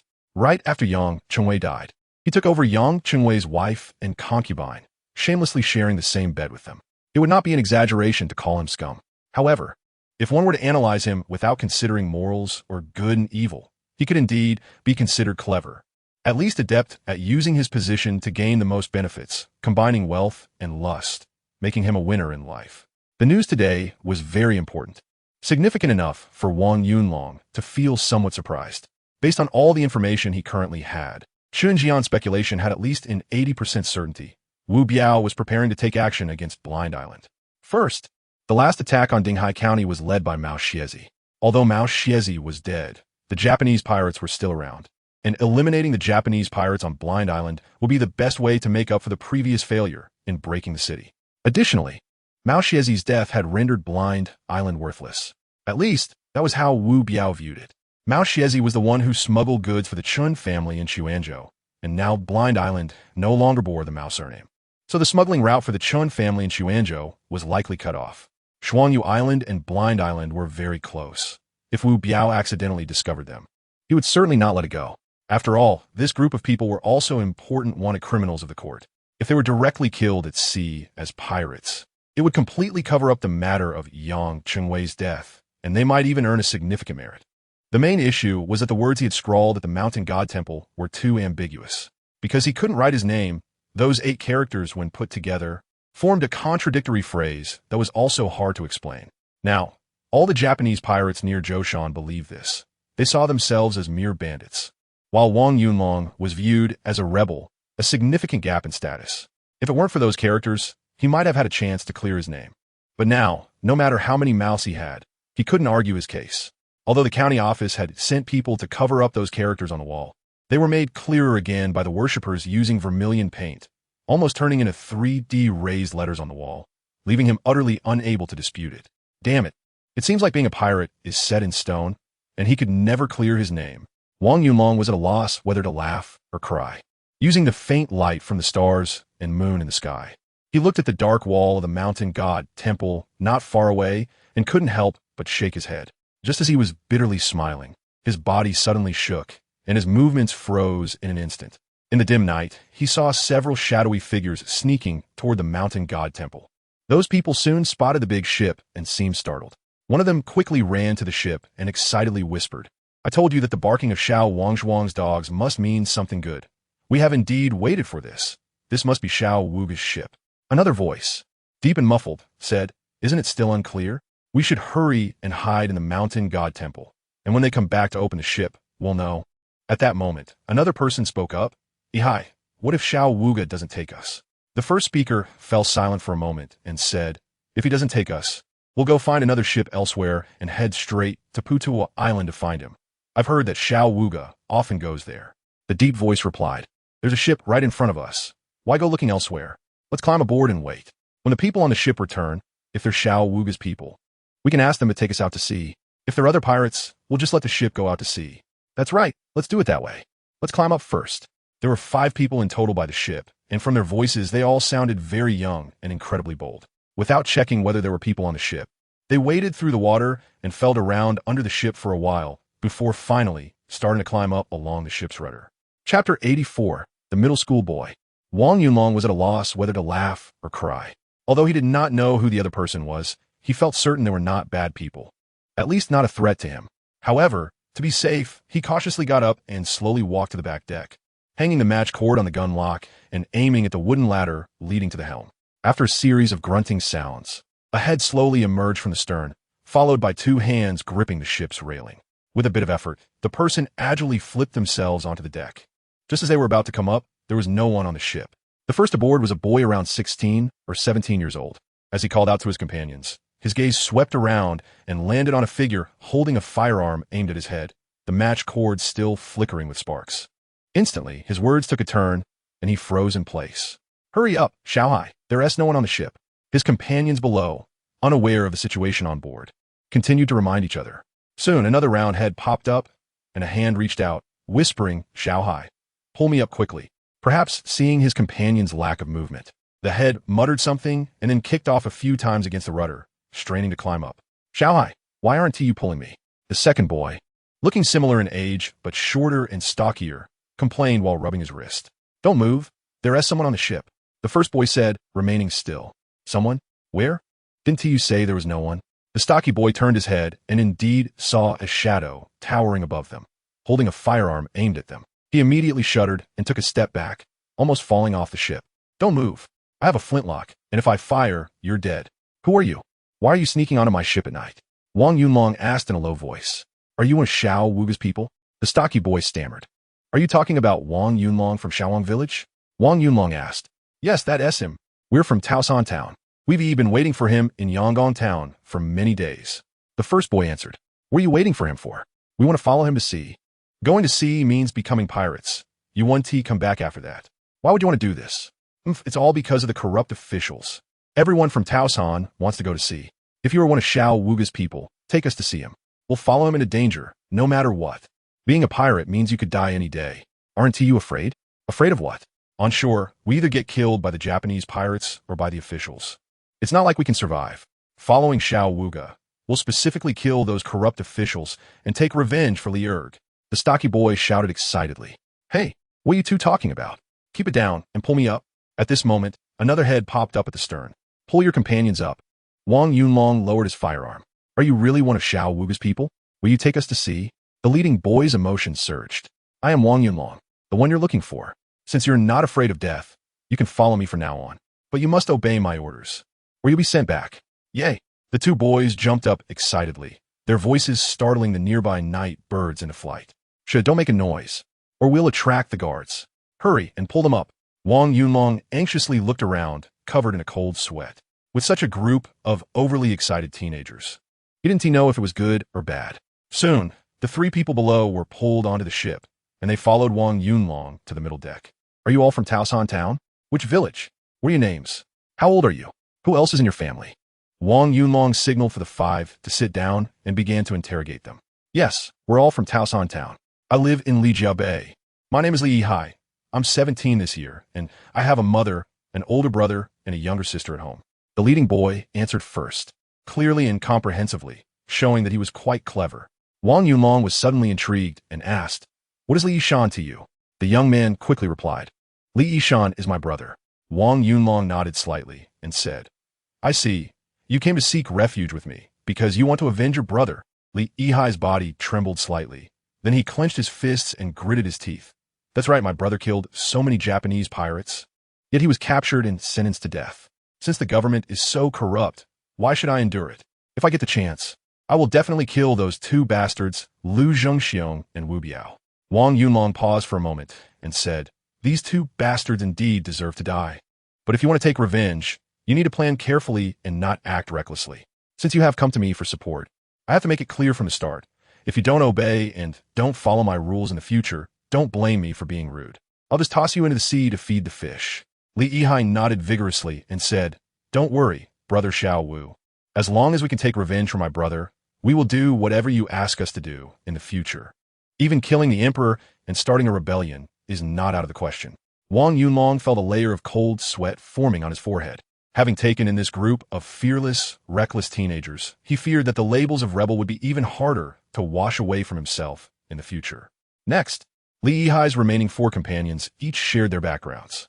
The short and sturdy boy, named Li Yiping, was a cousin of Li Yihai, also 17 years old this year. The other three were of similar ages, but not from the same village. One was named Li Tianxiang, another Li Yongchuan, and the last one Su Hang. Taosan town is located southwest across the Yongjiang River, about 10 miles from Yangon town. It was once less prosperous and lively than Yangon town. But as the Japanese pirates became increasingly rampant, Yangon town had deteriorated significantly over the past decade, while Taosan, being a bit farther away, fared relatively better. Its population is now considerably larger than that of Yangon town, and the living conditions of its people are somewhat better. However, this better is relative. In reality, the entire region of Zhejiang, Fujian, and Nanjing is suffering greatly. The common folk live in dire straits, not only plagued year after year by the pillaging of the Japanese pirates, but also burdened by the government, which continually levies various taxes and conscripts able-bodied men to fight against the pirates.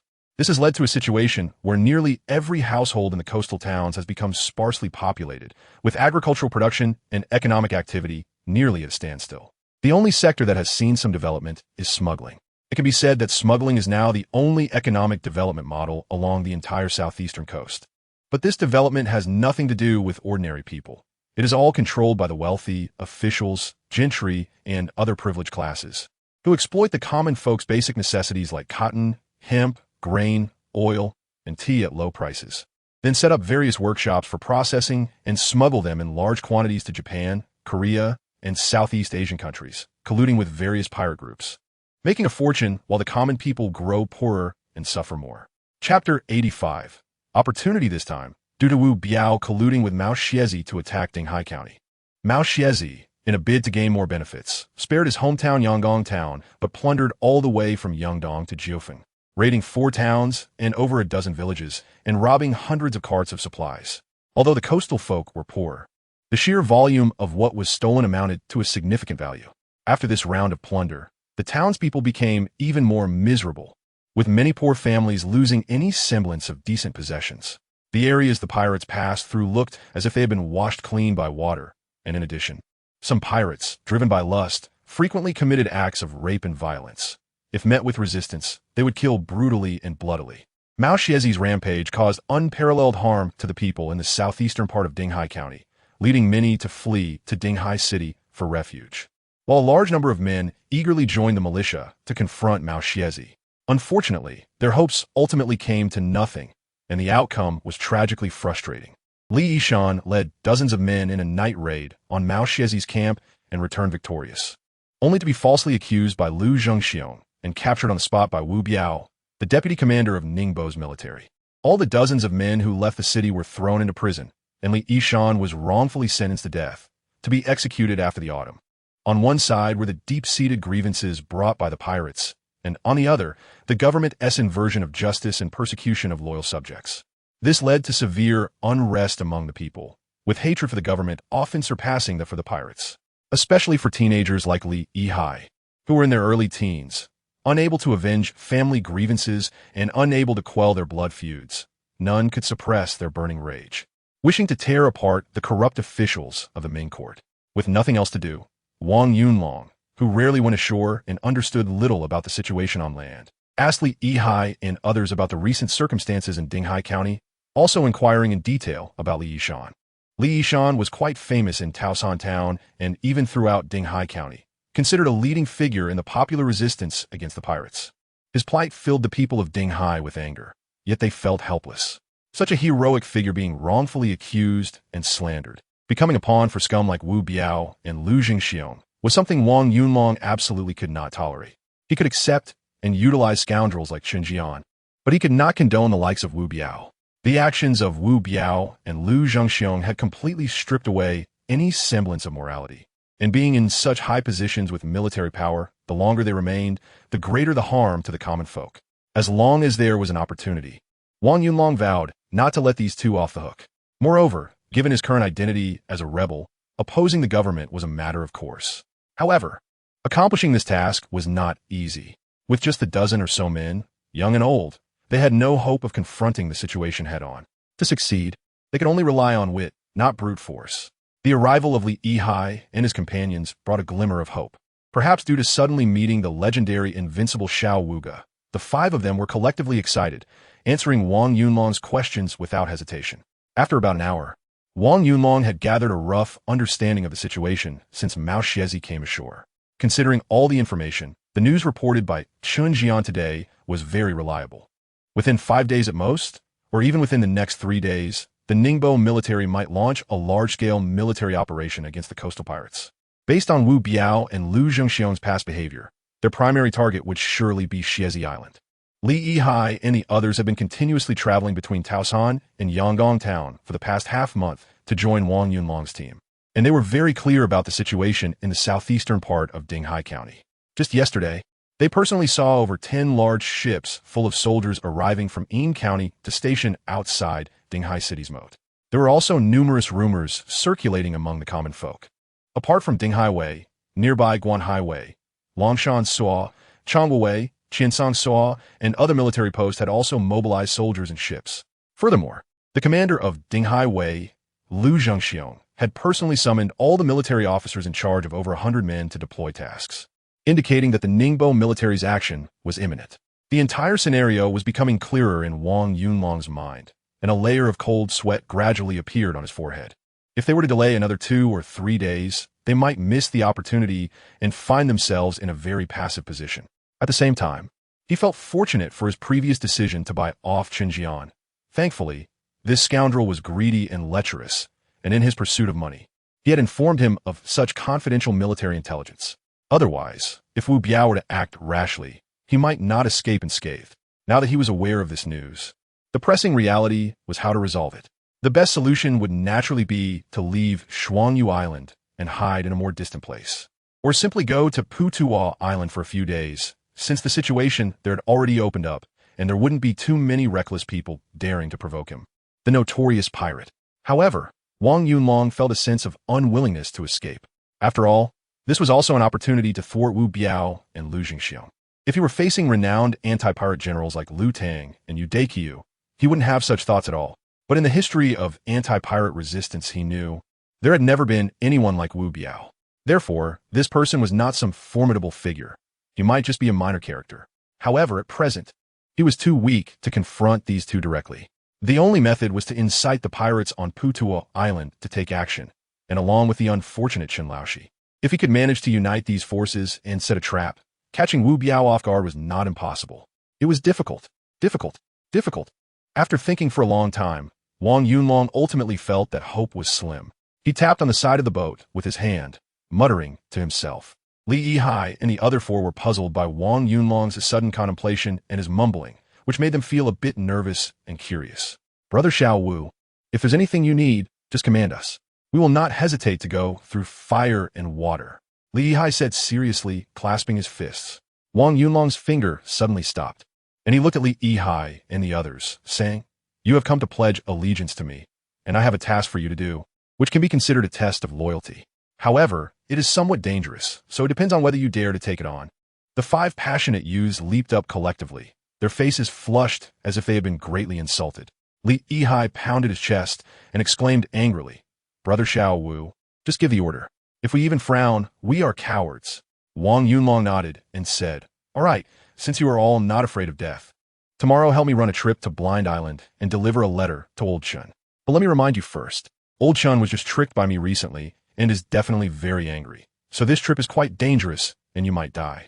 However, as long as you come back safely, I will provide each of you 5 with a separate boat and enough cannons and ammunition, and we can seek revenge and make a fortune together in the future. Brother Xiao Wu, you must keep your word." Li Yihai's voice trembled with excitement. "Of course I keep my word. Otherwise, how would I survive at sea in the future?" Wang Yunlong nodded with a smile. Li Yihai suddenly knelt down, banging his head 3 times on the ground, saying, "Brother, please accept my bow." The other 4 quickly understood and also turned over to kneel and bow their heads. Calling him brother, Wang Yunlong was both amused and helpless. In terms of age, he was the youngest here, yet he had become the big brother. However, it was clear that the rules of the world were different. The principle of respecting the elderly and cherishing the young did not apply here. Everyone only recognized ability and skill. Since he had taken his first shot at Yang Chengwei, the nickname Little Five Brother had already spread along the coast of Ningbo Prefecture. Wang Yunlong helped the 5 people up and said seriously, "Since you all recognize me as your big brother, I will never let you go hungry when I have food. However, my rules might be a bit different from other pirates. You'll get used to them over time. Remember to be careful when you go to Blind Island tomorrow. You need to be bold, but also attentive. As long as Chen Laoshi isn't foolish, he shouldn't make things too difficult for you after reading my letter." Chapter 86. Delivering the letter around the time of the ugly hour, Wang Dahu and the others returned home together after completing their tasks and calming their families. However, from a distance, someone felt that something was off. The ship, which should have been eerily quiet, was filled with the sound of whispering and occasional cheers in the night. Although these voices were deliberately suppressed, they still sounded quite clear in the silent night. A group of people turned pale and quickly drew their knives and guns, nervously bending down as they made their way to the big ship. However, upon reaching the bottom of the ship, everyone was collectively bewildered. Amidst the chatter, they could clearly hear Wang Yunlong's voice, sounding very relaxed and discussing familiar, everyday matters. Wang Ding whispered, "Brother Tiger, what should we do now?" Wang Dahu said, "Xiao Wu should be safe, send a signal, and wait for a response." Soon, the sound of night birds cooing came from the riverbank. Wang Yunlong stood up, put down the jumping board and smiled. Uncle Dahu, you can come up now, I'm fine. Wang Dahu and the others finally let out a sigh of relief, then boarded the ship along the ramp. After a brief introduction from Wang Yunlong, everyone felt completely at ease and their spirits lifted. The arrival of Li Yishan's younger brother was good news worth celebrating for everyone. Currently, there were too few people on Xuanyu Island, which was completely insufficient. Although they preferred quality over quantity, having more hands was naturally better. With Li Yishan's endorsement, more people would definitely come to join in the future. On Blind Island, Chun Laoshi was sulking in the Hall of Unity, having thrown his wine glasses and plates all over the floor. Several young women were trembling on the ground, too scared to raise their heads. On either side were a group of trusted subordinates and leaders, all of whom had food and drinks in front of them but wore stern expressions. The atmosphere of the banquet was quite gloomy. Half a month ago, Wang Yunlong had played a trick on him. Although it didn't cause him any harm, it made him increasingly furious. Recently, while drinking and feasting with his trusted subordinates, he would suddenly smash bowls in anger, feeling inexplicably irritable, as if he were on his period. He had the intention to act, but lacked the courage to confront Wang Yunlong. According to the information from his spies on Blind Island, Wang Yunlong had already allied with the Mingzhou gang and had also gained the favor of Han Laodao, the leader of the fucking gang, who personally met him at the dock. This had even led to a minor conflict with Zhao Xiucai, the leader of the Mingzhou gang. If Mao the Blind were around, he would never have swallowed this anger. Even with the protection of the fucking and Mingzhou gangs, he would likely have taken his large fleet to Putuwa Island to demand people back. Otherwise, anyone and everyone would be able to wander around Blind Island. However, Chen Laoshi's nature was much weaker, and he didn't want to provoke conflicts with several gangs on Putuwa Island. The main reason was that the number of people on Blind Island had decreased by nearly half compared to before, and their strength was no longer comparable to the larger gangs on Putuwa Island. Thus, he could only swallow this anger. But this kind of forbearance was easily misinterpreted. Recently, while Putuwa Island was praising Wang Yunlong, there were always some people gloating and disparaging Blind Island, reveling in the embarrassment Chen Laoshi was suffering. With the increase in such rumors, their reputation would inevitably decline rapidly. Now, even the smallest gang on Putuwa Island dared to speak disrespectfully to Blind Island. This was something intolerable. This was the reason for Chen Laoshi's irritability, akin to having his period twice in the last half-month, once lasting 7 days. Given the boss's unstable emotions, his group of trusted subordinates and leaders naturally did not dare to drink and be merry. They all looked as mournful as if attending a funeral. As for the other pirates, they were even more downcast, going about with their heads down, speaking in hushed tones. Report: a large ship has arrived outside, claiming to be sent by Wang Yunlong, requesting to see the big boss for an important matter. A pirate rushed into the Hall of Unity, shouting loudly. Suddenly, the previously quiet and dull Hall of Unity burst into an uproar. Chen Laoshi's trusted subordinates jumped up, and someone drew a steel knife, slamming it onto the dining table and shouting, "Big brother, this bastard actually dares to send people here. ISNT, this is a slap in the face. Let me take people to chop them up. Yes, Wang Yunlong is a son of a bitch. How dare he swagger in here? Let's chop them all up and feed them to the fish. Otherwise, how can we vent our anger? Right, let us go together. Kill them all." Chen Laoshi also stood up with a fierce expression, his eyes blazing, and his hand resting on his waist knife with veins bulging. "Big brother, think twice. Wang Yunlong knows we hate him to the bone. If he suddenly sends people over at this time, it must not be to let us vent our anger. There might really be something important, and besides, in warfare, one does not kill messengers. I suggest we clarify the situation first." A cautious little head of a pirate reminded. "Gong Lair, shut your mouth. Last time, didn't you say some nonsense about drawing the tiger away from its den? We not only could have taken out Wang Yunlong, but maybe even picked up a few ships." Chen Laoshi's trusted subordinate cursed loudly. "Exactly, Gong Lair. You should be thrown into the sea to feed the fish. If it weren't for your nonsense last time, we would have gotten rich, and the big boss wouldn't have suffered so much. How could Blind Island have someone like you?" Exactly. A group of pirates suddenly turned their guns on Gong Lair, drowning him in a wave of verbal attacks. However, despite the shouting, Chen Laoshi's emotions slowly calmed down, the anger on his face gradually receding. He then sat down heavily and looked at Gong Lair and said, "You have a point. Ever since Wang Yunlong took over Blind Island, he's been hiding, and even when he goes to Putuwa Island, he always comes and goes quickly, making it impossible to find out where he is. His sudden visit today must be for some reason. You take people to check it out, detain the ship first, and bring the people here. We need to clarify things before deciding what to do." "Okay, I'll go right now." Gong Lair hurriedly scrambled up, leaving with more than 10 pirates straight to the dock. Although everyone in the Hall of Unity was filled with righteous indignation, they dared not argue since the boss had spoken, and they all sat down, staring at the main entrance in anticipation. About a quarter of an hour later, Gong Lair returned with a group of pirates, escorting 5 disheveled young men. Seeing these youthful figures, who still bore traces of immaturity but with a hint of defiance, the pirates' emotions erupted once more. Some drew knives, others raised guns, and shouts of anger filled the air. Chen Laoxi's eyes were also icy as he looked down at the 5, his features slowly contorting. He felt as if he had been toyed with by Wang Yunlong once again. These 5 people were clearly still in their youth, not fully grown. Though they seemed a bit tense, they showed no fear. The tallest among them, a sturdy young man, awkwardly clasped his fists and said, "We 5 brothers, under the command of little brother Wu, have come to deliver a letter to Big Boss Chen." Chen Laoxi ultimately suppressed his anger, since they had come.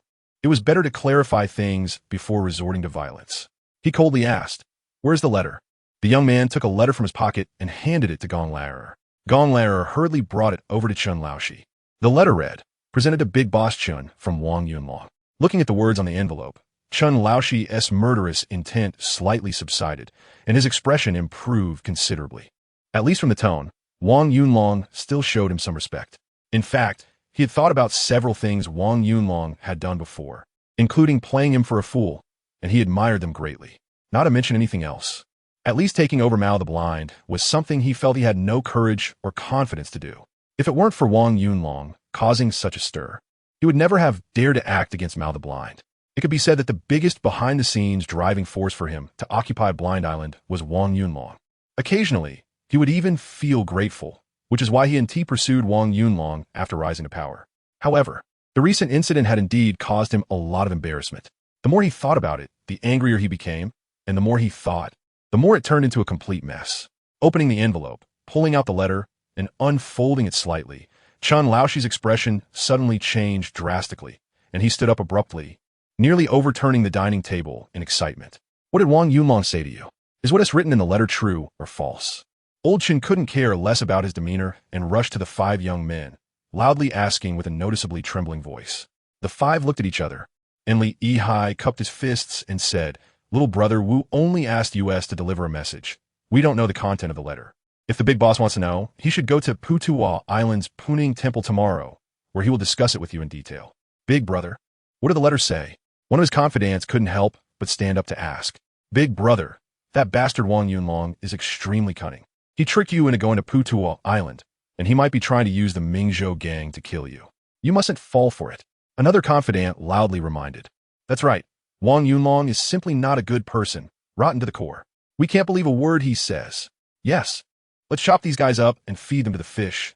We might as well get a boat out of it, as revenge for what he did last time." Many Japanese pirates started shouting and causing a commotion again. Old Chun kicked over a dining table with a bang, his face pale as he shouted, "What are you all shouting about? Do you all want to die?" The entire Hall of Justice fell silent in an instant. All the pirates were frightened into silence. Lowering their heads, Gong Laojiu cautiously approached to ask, "Boss, what exactly did Wang Yunlong say?" Old Chin handed him the letter and said, "You're the most resourceful among us. Take a look and see if what Wang Yunlong said is true or not." Gong Laojiu unfolded the letter, and after just one glance, his expression changed drastically as he trembled in fear, saying, "Boss, this matter is 8 or 9 out of 10 true. I warned you last time that the court might use military force against us. Mao Xiazi set fire to Dinghai City, and this account will definitely be settled on our heads. It's only a matter of time." Old Chin's face twitched continuously, and finally, he sighed heavily. "I know, but I don't know when the court will act, so I've been very cautious. Since Wang Yunlong has sent the message and is so certain, he must have obtained very accurate information. This concerns the lives of all our brothers. I must go to Putu Island tomorrow." Gong Laojiu nodded vigorously. "Indeed, we must go. Since Wang Yunlong invited you to discuss this, he must have some other thoughts on matter." Old Chin was taken aback. "Are you saying he wants to join forces with me against the officials?" Gong Laojiu nodded and then shook his head. "Wang Yunlong is not only bold but also exceptionally wise. It's too early to speculate on his thoughts. We can only know after we meet him tomorrow." "Boss, Wang Yunlong is worth befriending. We must not make an enemy of him." Old Chin's face twitched again as he said, "I never intended to be his enemy. But what he did last time was indeed too unscrupulous. Anyone would find it hard to swallow." Gong Laojiu chuckled awkwardly. Then boss, you must swallow it this time. This news is no less than a lifesaver. Old Chin nodded and patted Gong Laojiu on the shoulder. Thanks to your timely reminder today, or we would have faced great disaster. You will go with me to Puning Temple tomorrow. On Putuo Island, at Puning Temple, the headquarters of the Mingzhou gang. This was Wang Yunlong's third visit to this chaotic and complex pirate stronghold, still in the courtyard living room where he was received last time. Wang Yunlong, Chen Laoxi, and the uncle-nephew duo Zhao Yuanjin and Zhao Mingfeng, along with 12 heads of the Mingzhou gang, gathered together to drink tea. The aroma of tea wafted in the air, but the atmosphere was rather gloomy and oppressive. Wang Yunlong's news left Zhao Yuanjin extremely shocked, prompting him to quickly summon the leaders of the Mingzhou gang to discuss the matter together. Although Wu Biao's main target might be Blind Man Island, no one dared to guarantee that he wouldn't attack Putuo Mountain. Compared to the close ties between Blind Man Island and powerful figures on the shore, as well as some local officials, Putuo Island was truly a lawless land, a thorn in the court side, and a tumor that needed to be removed as soon as possible. However, due to Wang Zhi's large-scale invasion, the entire military force of Zhejiang had been focused on areas like Su, Song, Jia, and Heng, leaving them with little time to deal with the situation. But when Mao Xiazi suddenly captured Dinghai City, it immediately drew the attention of the upper echelons of the Zhejiang government, especially Governor Zhang Jing, who had already been dismissed from his position as Zhejiang provincial governor due to ineffective suppression of bandits, was already overwhelmed by the Japanese pirates in places like Songjiang, Jiaxing, and Hangzhou. The sudden attack on Ningbo nearly made him lose his composure. In just half a month, he had issued several orders demanding that the officials of Ningbo Prefecture quickly eliminate Mao Xiazi. As a result, local officials, especially military deputy Wu Biao, were under immense pressure. Particularly since he was the one who had pushed for this matter, he was ultimately the culprit. Only by clearing out Blind Man Island could he hope to resolve the issue completely. In fact, he had already been planning this since he captured Li Yishan. Later, upon learning that Mao Xiazi had been killed by his subordinates, he even let out a long sigh of relief, feeling that the pressure in his heart had lessened significantly. However, planning was one thing, and mobilizing a large army for battle was another. He was not a wine sack and food bag like Lu Jingxiong, who relied on hereditary status, but rather someone who had fought against Japanese pirates for over a decade and understood the art of war. Once action was taken, ordinary garrison soldiers would be useless, and he could only rely on recruited and trained volunteers in the coastal navy. Therefore, during this period, Wu Biao had been focused on this task. First, he recruited 800 strong men in the water stronghold at Sanjiankou, Ying County, Ningbo Prefecture, training them for naval battles. Second, he had the coastal navy stationed at Xiangshan Bay strengthen their training and repair their ships and equipment. Third, he ordered the water strongholds in Guanhai, Dinghai, Changhua, Longshan, and other garrisons to enhance patrols and closely monitor the movements of Japanese pirates near Zhoushan. After more than a month of training, Wu Biao felt that the time was ripe and the pressure from the upper echelons of Zhejiang was increasing. Moreover, officials like Dinghai County Magistrate Lu Jizu were continuously submitting petitions to impeach him and Lu Jingxiong, leaving him both alarmed and overwhelmed. Only by quickly taking down Blind Man Island and presenting hundreds of Japanese pirate heads could he calm the anger of the upper echelons and use this achievement to silence the likes of Lu Jizu and other civil officials. Chapter 88.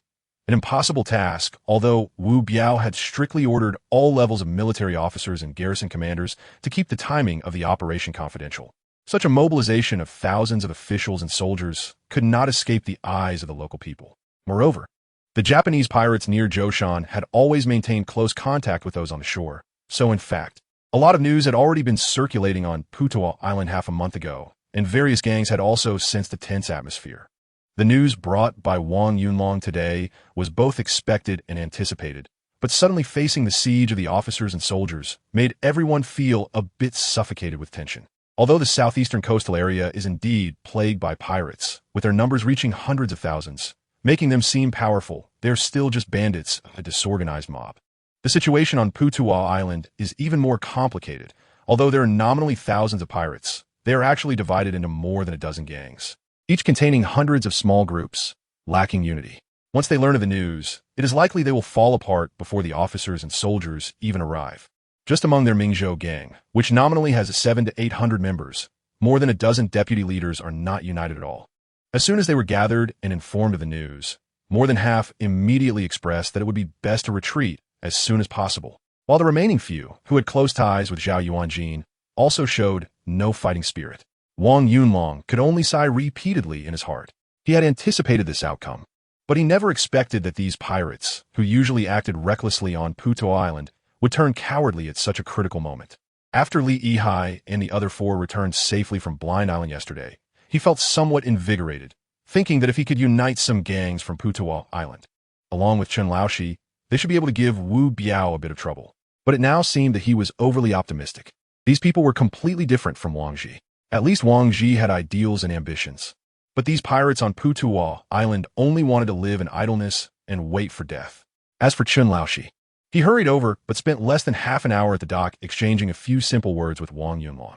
After learning about Wang Yunlong's plans, he did not hold out much hope compared to the newly emerged Wang Yunlong. Chen Laoshi had been in the business for over a decade and was very familiar with the behavior of pirates, especially the situation of the pirates on Putuo Island. These pirates had no sense of morality at all. They were filled with internal conflicts, and it was rare for them to even collaborate on a robbery, let alone cooperate against the officials. Chief Zhao, the news has been delivered.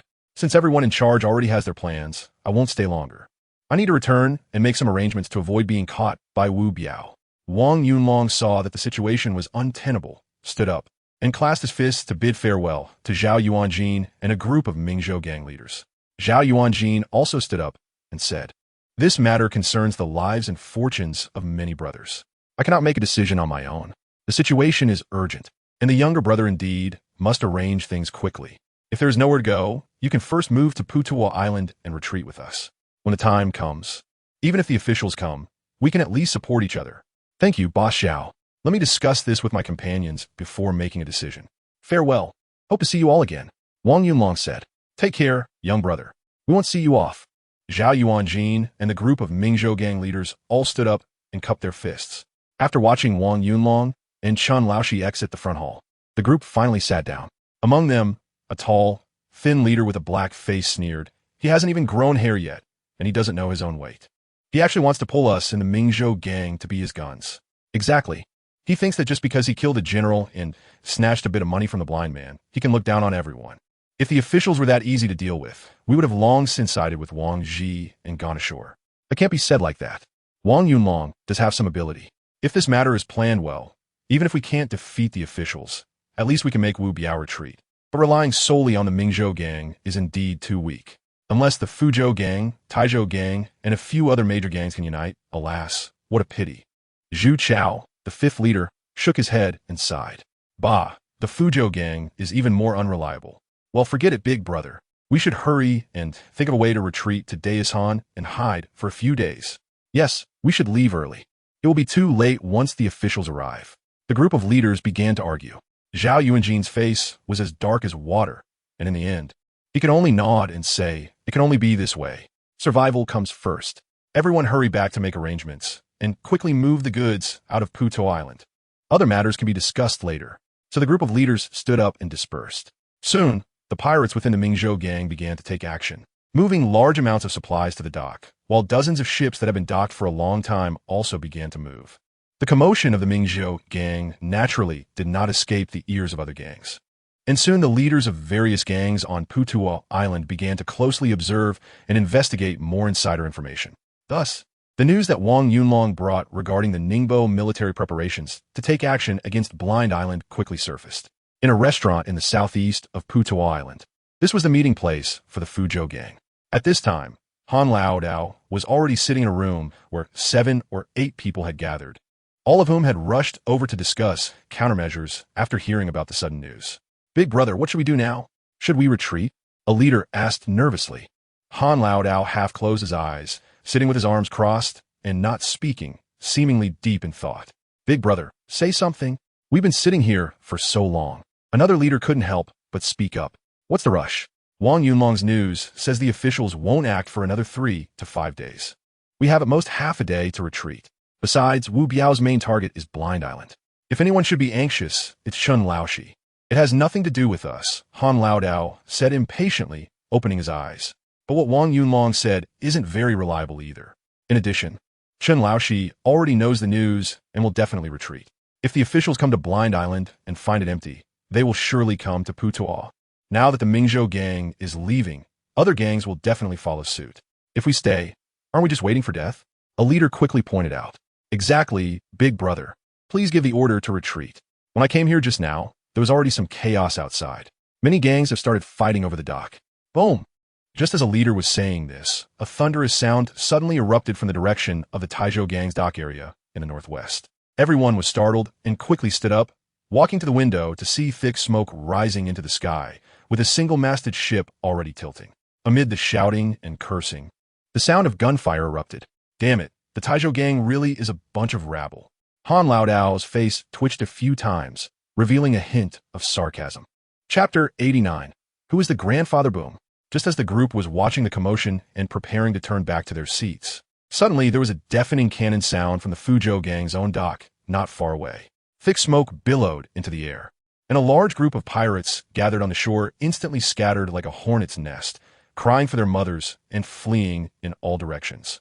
Anlolu Smila instantly froze, turning into a face as dark as ink. Which bastard fired the cannon? A leader cursed angrily. It looks like it's someone from Xian Silang. Another leader said with a grim expression, "These damn pirates dare to cause trouble on my territory. Sooner or later, I will throw them all into the sea to feed the fish." Han Laodao slammed his fist on the window, directly smashing a window down. Big brother, now is not the time to find trouble with them. We should hurry and retreat. Otherwise, things will get more chaotic, and our brothers will panic and cause a mess. Exactly, big brother, please give the order to retreat. Several leaders began to persuade him together. Han Laodao turned around and sat down heavily in chair, his face extremely dark and gloomy. After a moment of silence, he asked, "Where are Wang Yunlong and Chun Laoshi now?" A leader quickly replied, "The latest news says that after Wang Yunlong and Chun Laoshi left the Mingzhou gang, they went straight to the dock. We don't know the situation yet. Have the 2 ships he repaired last time been completed?" Han Laodao asked again. They were completed a long time ago. A few days ago, he arranged for people to come and take them away, and he left the other 2 ships for repair. He also left 1,000 taels of silver, saying it was for the repair fees of the 4 ships. A leader quickly answered. Han Laodao was taken aback and said, "He only has over 20 people in total. How could he need so many ships? I thought he would sell 2 of them." As he said this, he pinched his chin and pondered for a moment. It seems I underestimated him. This little guy is not only bold, but also seems to have considerable ambition. A leader chuckled dryly. What's the use of just ambition? With his little manpower and strength, does he really think he can resist the officials? Han Laodao kept crossing his hands, and, after a full 10 breaths, he suddenly stopped and said, "So, he should be at our shipyard right now. Fourth, hurry to the shipyard and invite Wang Yunlong over. Just say I have something to discuss with him." When the several leaders heard this, they were all stunned. After a moment, one leader nervously said, "Big brother, do you really want to cooperate with him to resist the officials?" Han Laodao waved his hand and said, "Whether we cooperate or not is another matter. Since he has this intention, he must have some ideas. From my limited understanding of him, he is definitely not a reckless person. Let's hear what he has to say, so we can have an idea." Moreover, with Chun Laoshi caught in the middle, this force cannot be underestimated. If there is really an opportunity to give that bastard Wu Biao a hard time, it's not impossible. Big brother, you must think twice. Wu Biao is not like Lu Zhengxiong, who is just a good-for-nothing. Many people have suffered losses at his hands. A few years ago, the group led by Li Haigu that occupied Dongdai was eliminated by him. A leader said with fear, "The Li Haigu group was originally just a bunch of fishermen. Without even a cannon, just 4 or 5 dozen people with a few broken boats. How can they be compared to Putuo Island? Although Wu Biao has some ability, most of it comes from bullying coastal fishermen. Letting him pick up some scraps is fine, but if it comes to real combat, who will win is really hard to say." Han Laodao raised his head and looked at the tense expressions of the group of leaders, saying solemnly, "Have you all forgotten the fate of Shuangyu Island? If we allow Wu Biao to set foot on Putuo Island, all the houses, docks, shops, and warehouses we've built over the years will be burned to the ground by him. When the time comes, who knows how much effort it will take to regain our footing. Brothers, we go through wind and rain every day for wealth and women. Once our foundation is lost, what use is it to hide like a pack of wild dogs? Besides, if we can hide from the 8th day of the month, can we hide from the 15th? If we want to truly survive, we can only develop and grow fiercely like Wang Ji, and then confront the court head-on. I ran from Fuzhou to Jinmen, and then from Jinmen to Putuo. After years of hard work, we finally made some progress and built up some assets. Giving it all up now is just too unwilling, especially since this is just a rumor for now. The officials and soldiers haven't even arrived, and you're all acting so cowardly. What's the point of living? The Mingzhou gang is worthless. Do we, the fucking gang, also want to be worthless like them? The group of leaders fell silent, their faces twitching as they struggled internally. After a long time, a trusted leader clenched his fist and gritted his teeth. The boss is right. Since we set out to sea, haven't we been putting our lives on the line every day? Since the officials don't want to let us go, let's fight them. If we win, we continue to drink and feast. If we lose, we just feed the fish. I've long since stopped preparing to keep this life. Yes, big brother. We all listen to you. You say what to do, and I believe the brothers from fucking won't back down. Exactly. After all these years of hard work, we don't want to live in hiding anymore. If we're going to fight, let's fight to the death. Whoever doesn't fight can be called a coward. Ha! Scholar Zhao is definitely a coward. We are not. Under Han Laodao's persuasion, the emotions of the leaders instantly became fervent. Although they were all pirates, there were still distinctions among them. The worst were those fishermen who had no choice but to take risks for their livelihoods. When faced with officials and soldiers, they would quickly kneel. The better ones were small pirate groups that lived by robbery, with a few small fishing boats and no firearms. Just like those pirates who raided Shawang village in Yangon town back then, purely rootless, moving after firing a shot, trading stolen goods at pirate gathering spots, and spending lavishly before going out to rob again. These pirates also dared not provoke the officials and soldiers, living like wild dogs at sea. The next level up were the loose pirate groups on Puta Island, who banded together for warmth, killing, smuggling, and robbing. But they generally did not dare to confront the officials. Pirates like Mao Xiezi, who colluded with coastal powerful figures and even had connections with the government to take over islands, were considered strong pirates, each one a notorious figure, akin to warlords. As for the great pirate Wang Ji, who had begun to establish a nation and appoint officials, he was an absolute top predator in the entire southeastern sea area, commanding tens of thousands of pirates, monopolizing smuggling channels, and directly confronting the court, causing great trouble for the Ming court, a rarity indeed. Han Laodao had escaped to Putua Island with dozens of men and had gradually developed the fucking gang to nearly 300 people over the years, pouring in a great deal of effort and energy to finally achieve the current foundation and scale. He had always harbored ambitions of unifying Putua Island, but unfortunately, the situation here was too complex. Although the fucking gang was more united than other gangs, they were severely lacking in numbers and strength. Once he disrupted the balance of Putua Island, he would inevitably face a united attack from other gangs. These gangs did not dare to confront the officials, but their internal conflicts were exceptionally fierce and brutal. The sudden chaos seemed to give Han Laodao a glimmer of hope. Chapter 90. Turning point with the Mingzhou gang leading the way, the entire Putua Island was now in a state of panic, with various gangs fleeing in confusion. This would inevitably create a huge power vacuum. If he could find a way to resist the encirclement of the officials and soldiers at this moment, unifying Putua Island would not be impossible.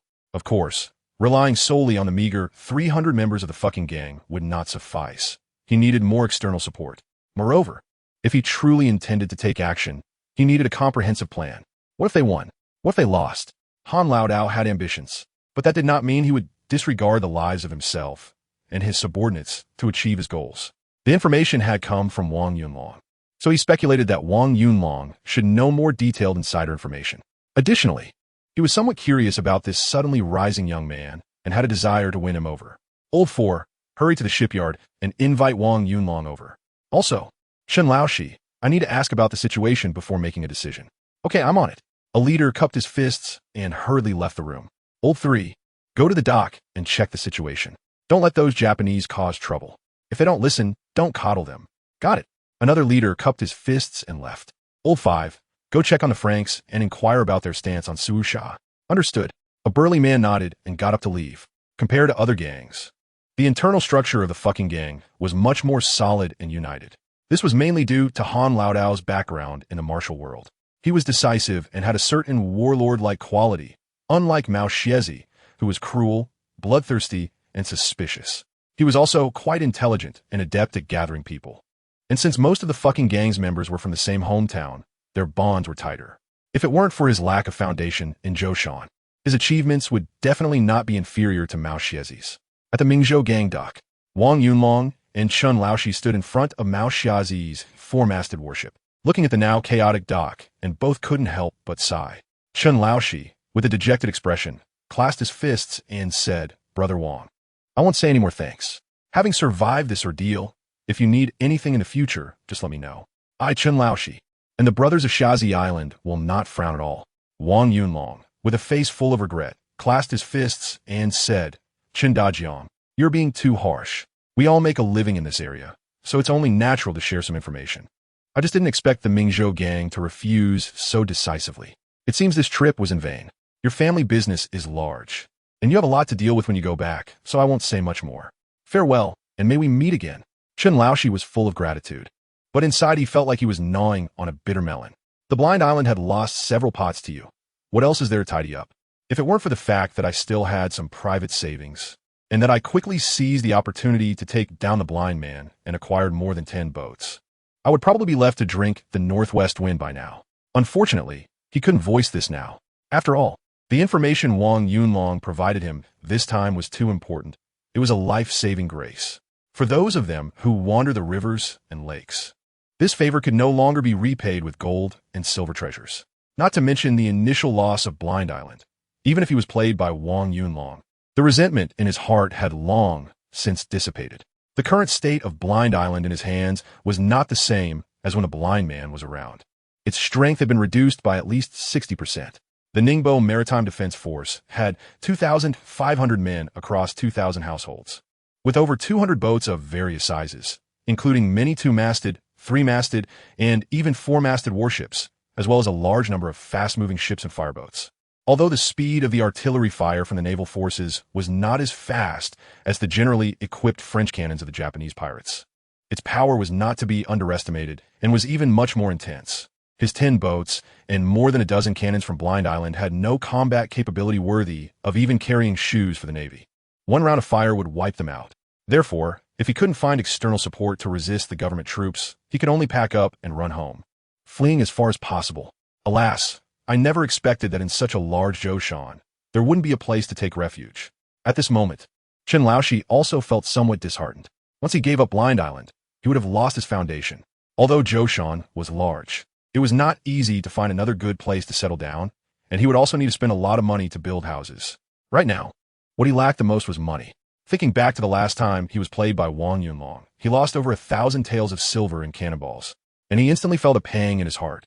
At this moment, Wang Yunlong had no mood to have a heart-to-heart talk with Chen Laoshi and the others. After saying goodbye at the Mingzhou dock, he took Wang Yusheng, Wang Ding, Li Yihai, and a total of 18 people to the shipyard of the Fuzhou gang to hand over 2 repaired ships. They only brought 1 ship to Putuo Island this time, planning to split into 3 groups to bring all 3 ships back to Xuanyu Island. The last 2 severely damaged ships had been repaired, and a few days ago, when Wang Yusheng came to deliver goods to the shop, he left 2 lightly damaged ships for repairs and took the 2 repaired ships back.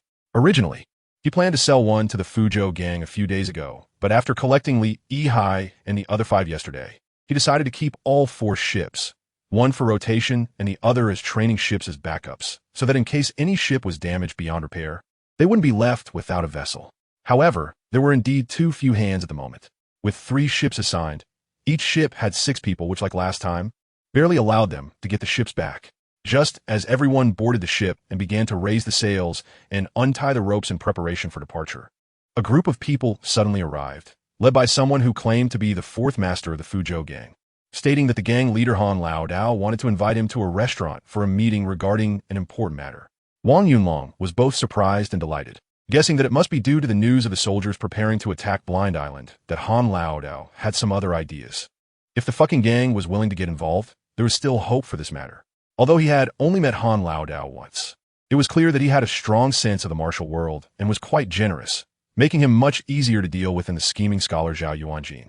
Wang Yunlong had initially focused on the Mingzhou gang, sending over 10,000 taels of silver as a gift to seek protection, primarily because the Mingzhou gang was mainly composed of people from Ningbo. In this era, where local connections were paramount, it was the safest option. He completely lacked knowledge of other gangs, making it nearly impossible to engage with them.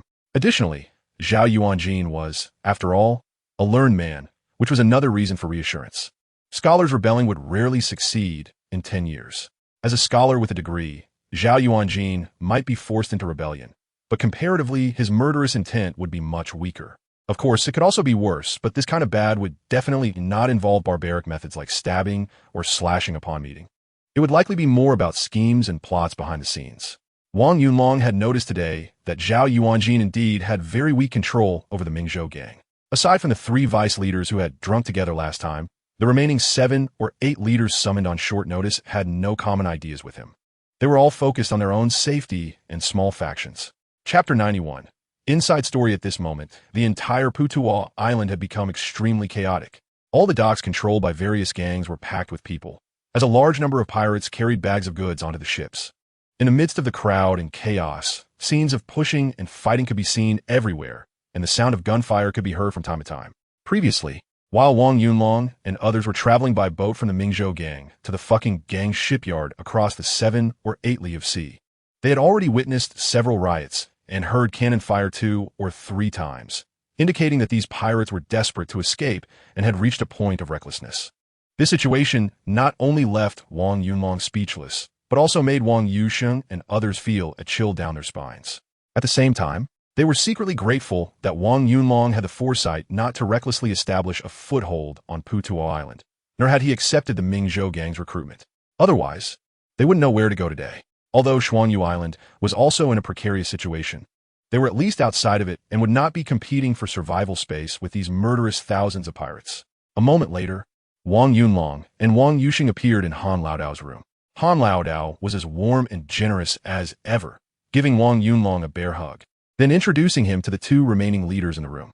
One was a short and stout man in his 40s, with a muscular build and a face full of flesh, the second in command of the fucking gang, named Jiangden, nicknamed Water Ghost. The other, of similar age and dressed like a businessman, was the secretary of the fucking gang, named Wan Shankai. Wang Yunlong cupped his fists in greeting, and after introducing Wang Yusheng, everyone finally took their seats. Soon, a coolly dressed maidservant brought in hot tea. After a brief exchange of pleasantries, Old Han Dao began to explain the reason for inviting Wang Yunlong. Wang Yunlong had no reservations and carefully recounted the information he had gathered. It seemed that Wu Biao could no longer hold back from taking action. There had been some rumors circulating recently, but they were vague. All that was known was that Wu Biao was recruiting water warriors for training in Yin County. If it weren't for the accurate information relayed by the younger brother, the situation on Putuo Island could have turned dire, and everyone in the fucking gang, along with all the friends in the martial world on the island, should be grateful to the younger brother. After listening, Old Knife Han felt deeply moved and sincerely clasped his fists in thanks. Wang Yunlong shook his head slightly and said, "There's no need for thanks. We were all forced to go out to sea. It's only natural to share information. In any case, we must not let the court succeed so easily. We can only survive by banding together. If Chief Han has no other matters, I need to prepare to flee as soon as possible to avoid this unwarranted disaster." Han Laodao waved his hand and smiled. "Little brother, there's no need to hurry. I invited you here for 2 reasons. One is to understand the specific timing of Wu Biao's actions, and the other is to ask about your purpose in seeking out the Mingzhou gang today. Although I know the reason for your previous dealings with the Mingzhou gang, their internal conflicts are severe, and Zhao Xiaocai is not someone who can easily let things go. In some matters, it's better to come to me than to seek him out. I'm not boasting, but on Putuo Island, if I can't handle something, no other gang will be able to either." Wang Yunlong cupped his hands and said, "Chief Han, you speak frankly and straightforwardly, and I also dislike beating around the bush. Today, I specifically invited Chun, the big boss of Blind Island, to come together to find Mingzhou gang, just to discuss whether we can come up with a way to deal with the government troops' siege this time. Although Blind Island and Putuo Island are unrelated, and I also have past grievances with Blind Island, this is a different time. Everyone is trying to survive in the Zhoushan area. As the saying goes, lips and teeth depend on each other. Some matters should be viewed from a long-term perspective. In reality, these grievances are insignificant compared to survival. It's just a pity that Chief Zhao and several bosses from Mingzhou gang are unwilling to get involved in this matter. I am new to this and not familiar with other gangs on the island, so I can only give up the idea and was just about to return with Boss Chun to gather our belongings and seek other opportunities. You are being a bit distant, young brother. We had dealings last time. How can we be considered outsiders? What Scholar Zhao dares not do, it doesn't mean I. Old Knife Han also dare not do." Han Old Knife laughed. "Exactly. If you have any thoughts about this siege of Blind Island by Wu Biao, young brother, feel free to share. Our Fuzhou gang might have some interest. Wang Shengkai, who was sitting nearby, smiled and echoed. Wang Yunlong pondered for a moment, and his expression became much more serious as he said, "Since Chief Han and Mr. Wang think so highly of me, I will share my thoughts. Everyone is making a living in Zhoushan, and if Old Chun cannot hold his ground on Blind Island, then the vast areas of Dongdai and Peach Blossom Island will fall under the control of the government. Although Putuan Mountain is relatively far away, it is not without roots. We must frequently communicate with the shore. Once this route is cut off, everyone will have to take a longer detour towards Wenzhou and Xuanzhou, where is all the territory of the Fujian people, and conflicts are bound to arise. Moreover, Old Chun is currently struggling against the government troops alone, and without help, he will inevitably flee. Wu Biao has prepared for so long. How could he go back empty-handed? His anger will surely lead him to take action against Putuan Island. This is also a concern for the Mingzhou gang, which is why they are eager to withdraw. However, if they leave the docks, shops, and houses that everyone has worked hard to build over the years will be destroyed by the government troops. Even if everyone returns later, rebuilding will require a considerable amount of money and effort. Rather than handing these over to Wu Biao for destruction, why not find a way to negotiate with him? If there is a chance to force him to retreat, protecting these assets would be beneficial. Chief Han has been operating in Putuan for several years and knows the waters around Zhoushan like the back of his hand. Compared to Wu Biao and his temporarily recruited water warriors, as well as the few government troops that rarely come and go from Zhoushan, we have a significant advantage. My idea is not to confront the government troops head-on, but to use Blind Island as bait and find a way to disperse the government troops. This will create an opportunity for us. Little brother, this plan is indeed good, but if Wu Biao does not divide his troops, even if all of us from Putuan Island come together, we will probably be in great danger. The government ships are not only numerous but also large, fast, and well-trained, making them difficult to deal with. Wang Shengkai nodded, but was also somewhat worried. According to my judgment, Wu Biao's primary target is Blind Island and Old Chun. As long as Old Chun appears, Wu Biao will not give up. If we can lure him to some islands with complex terrains and Old Chun's people scatter and flee, he will have to divide his troops, Wang Yunlong explained. Brother Wang, why are you so certain that Wu Biao will pursue Old Chun relentlessly? If he sees Old Chun fleeing, he might directly come to Putuan Island to kill people, simply to rack up achievements based on the number of heads. The various factions on Putuan Island are not united, and most are scattered bandits, which would yield even greater rewards, Jiang Dun, who had been quiet, said. Wang Yunlong smiled and said, "There's a reason for what I said. Do you all know the inside story of the last time Mao Xiezi attacked Dinghai City? The three of them were taken aback at the same time, and Han Laodao couldn't help but ask, Mao Xiezi coming ashore to loot is not the first time. So what inside story could there be?" Wang Yunlong took out a letter from his pocket and placed it on the table, saying, "The leader Han will understand